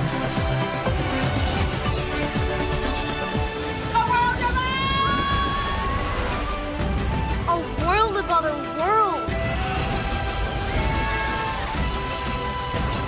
For whatever you love, infinite worlds await. ABC's David Muir, the most watched newscast in America. More Americans watch World News Tonight with David Muir than any other newscast. It's incredible how many lives idols change. It proves that dreams really do come true. This is the place where it all started for me. You never forget that moment that changed everything. If you're dreaming out there, please keep dreaming. Is our next American Idol among us today? Ladies and gentlemen, the Commodores. The winner is Carrie Underwood. American Idol's next chapter begins March 9th on ABC. Freeze Morgan Guillory Major Crimes. Where did you get this? Check out at the dollar store. You hired me because I notice things that you miss. Let's solve this case. Bingo. Our killer's name is Dubois. Did you just Google who's the killer on your phone, Morgan?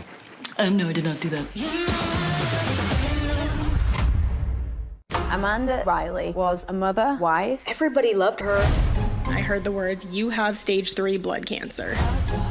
We gave our hearts, our prayers. We thought she was God's gift, but she was a liar. Why would somebody fake cancer?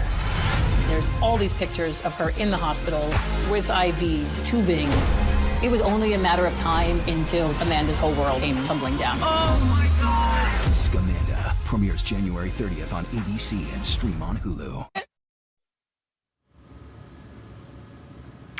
Welcome back, everyone. We are taking a live look now at President Trump back in his old stomping grounds, the Oval Office, inside the White House during a signing ceremony. Of course, he has said, at least his advisors have indicated, that he may sign as many as 200 executive orders on day one.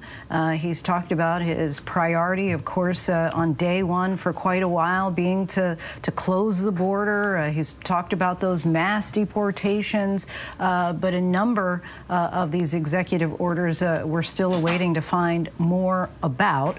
The oath has been signed, and now celebrations are also underway in our nation's capital. Want to check back in with our Kira Phillips, if we have that ball. Do we have a live look there? You can see some of the festivities already underway. Do we have Kira with us? Yes, I am with you as the crowd is filling in. Can you hear me okay, Lindsay? Oh, yes, I can hear you. I just can't see you. And of course, we want to talk about a little fashion. We got to have a little levity today, right? And so I got to get a sense of the fashion trends. You told us before we can't see you from head to toe.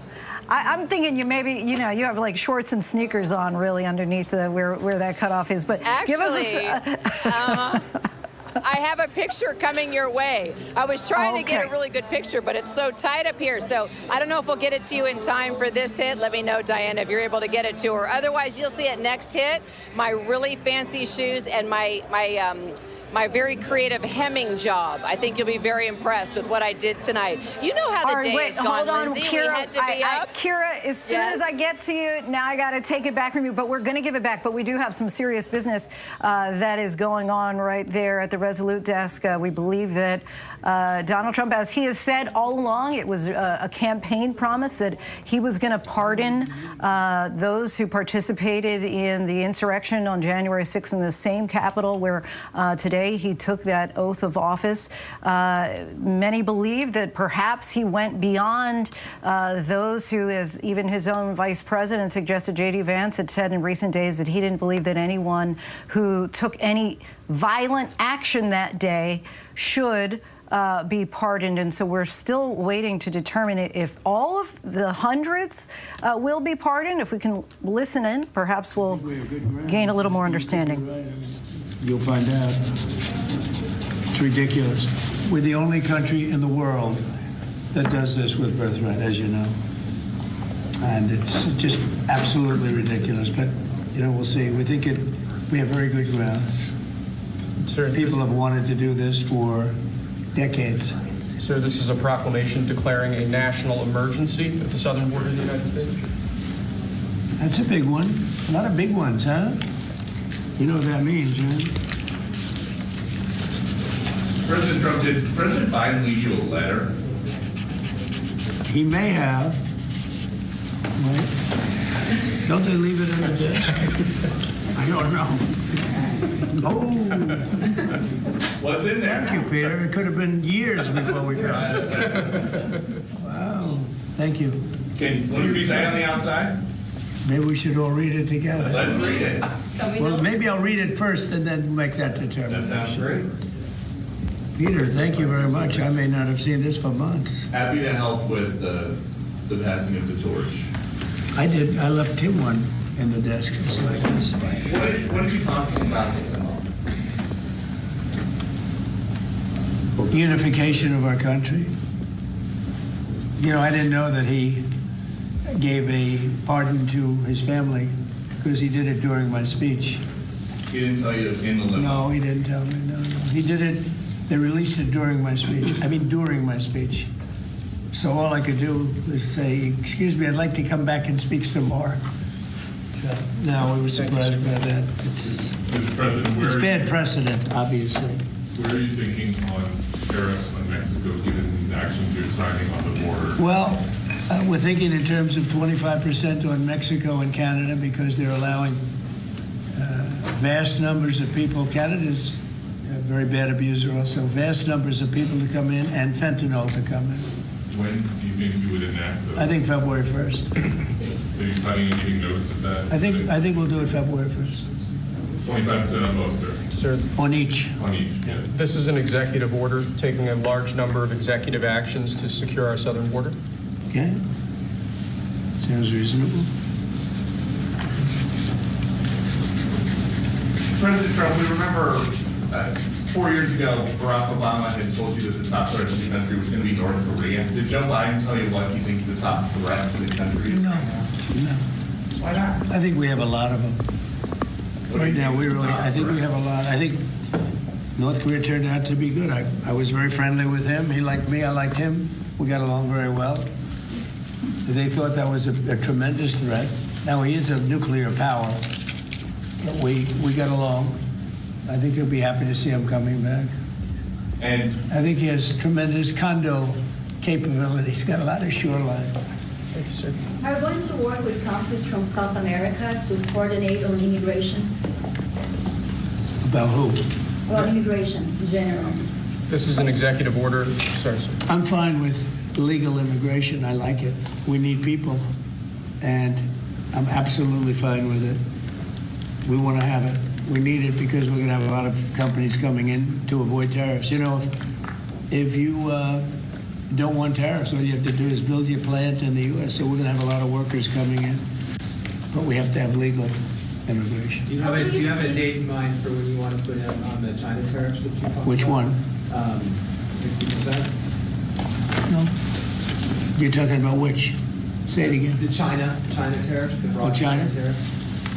Well, as you know, I put on large tariffs on China, and they've really been forced to leave them. And if we didn't leave them, you wouldn't have one steel mill that's open in this country because they were dumping massive amounts of steel. We've taken in hundreds of billions of dollars from China because they were unable to terminate the tariffs I put on China because it was too much money and the budgets didn't work and other reasons too. No, I mean, we're going to have meetings and calls with President Xi. I spoke to President Xi last week, as you know. Did you know that? I had a very good phone call. We're sitting down with NATO at this moment. Are you planning to meet your NATO allies? No, NATO has to pay more money. NATO has to pay 5%.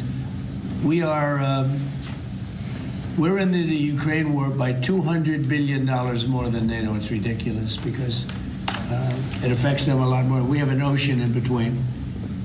And we've spent $200 billion more on Ukraine than NATO has spent. And they've got to equalize. Did you talk to Xi about the Ukraine war? Yeah. Because China and Brazil together has a proposal to bring Russia and Ukraine to talk. That's good. That's fine. I'm ready. When are you going to talk with the Brazilian president? How did Brazil get involved? This is a new one. When are you going to talk to Lula? Are you from Brazil? I'm from Brazil. That's why they're involved, I guess. When are you going to talk with the Brazilian president? How do you see our relationship with Latin America and Brazil? Great. Should be great. They need us much more than we need them. We don't need them. They need us. Everybody needs us. It sounds like you will not proceed with additional China tariffs necessarily, depending on how talks go with President Xi. Is that correct? What does that define that? Well, we are asking, you pledged in the campaign potentially 10% tariff on China or as much? Because of fentanyl. Right. So I'm asking where that's only because of fentanyl. There are other things too. Are additional China and a very big thing is the Panama Canal. China controls the Panama Canal. What's that all about?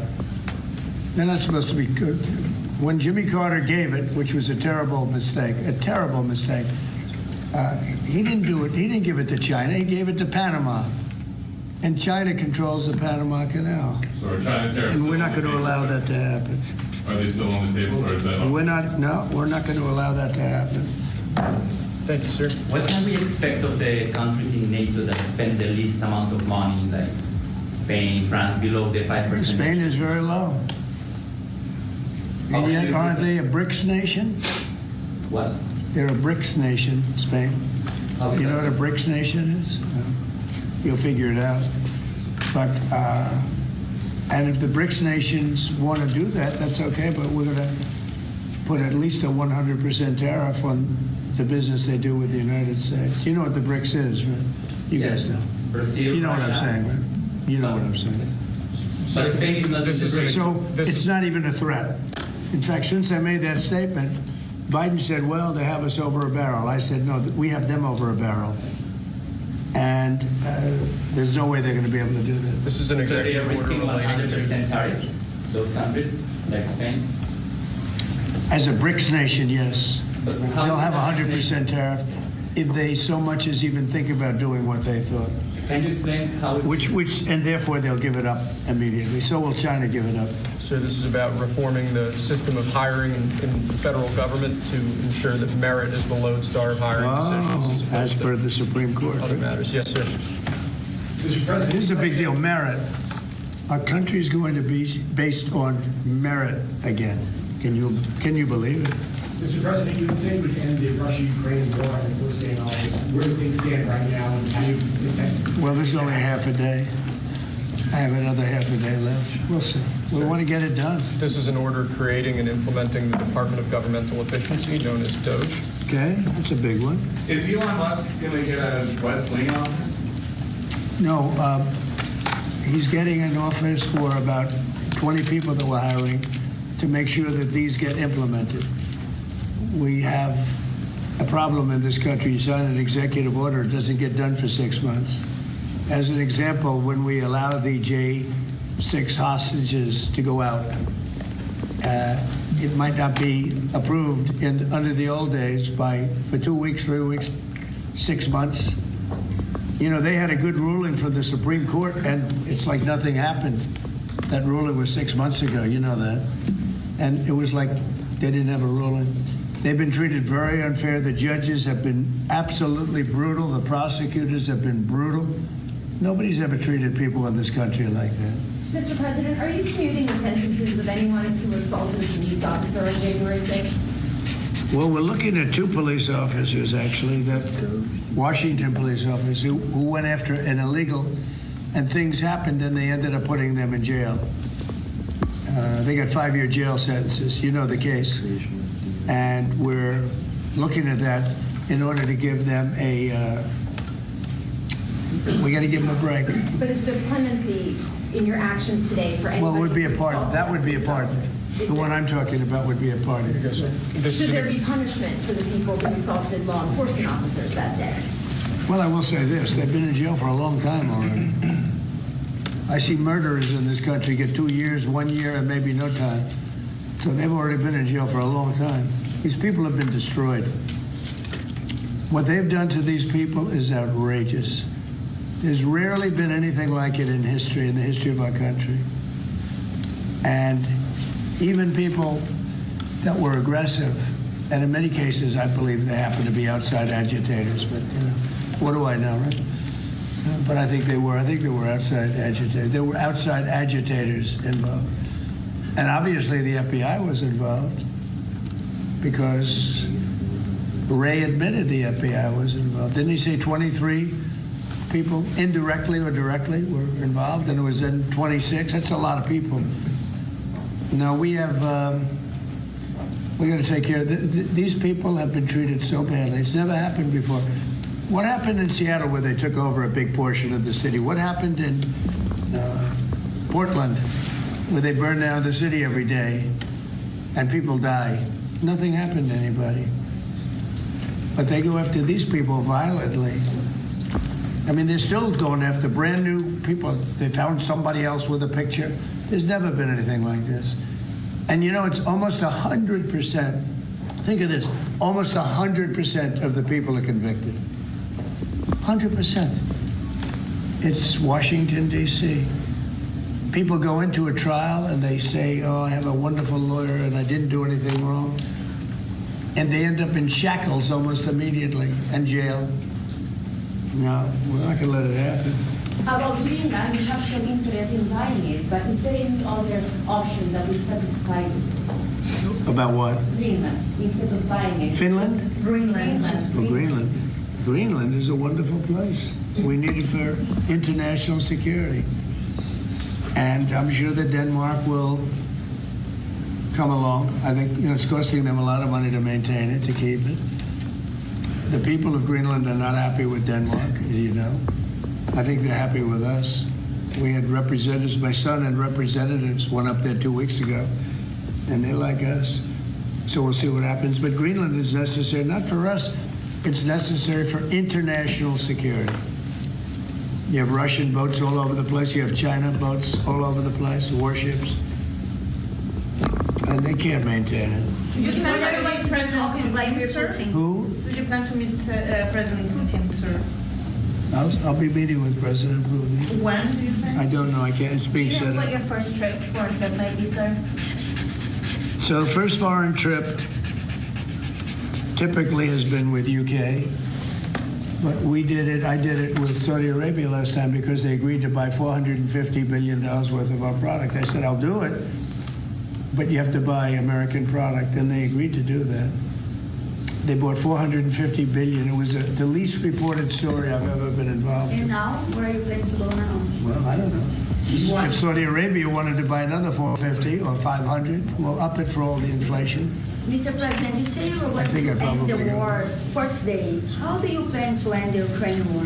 Well, we're going to try and get it done as quickly as possible. Do you want to push Israel and Saudi Arabia? It should have never started. You know, the war with Ukraine and Russia should have never started. It would have never started if I were president. Will you push Israel and Saudi Arabia to normalize relations? I don't think I have to push them.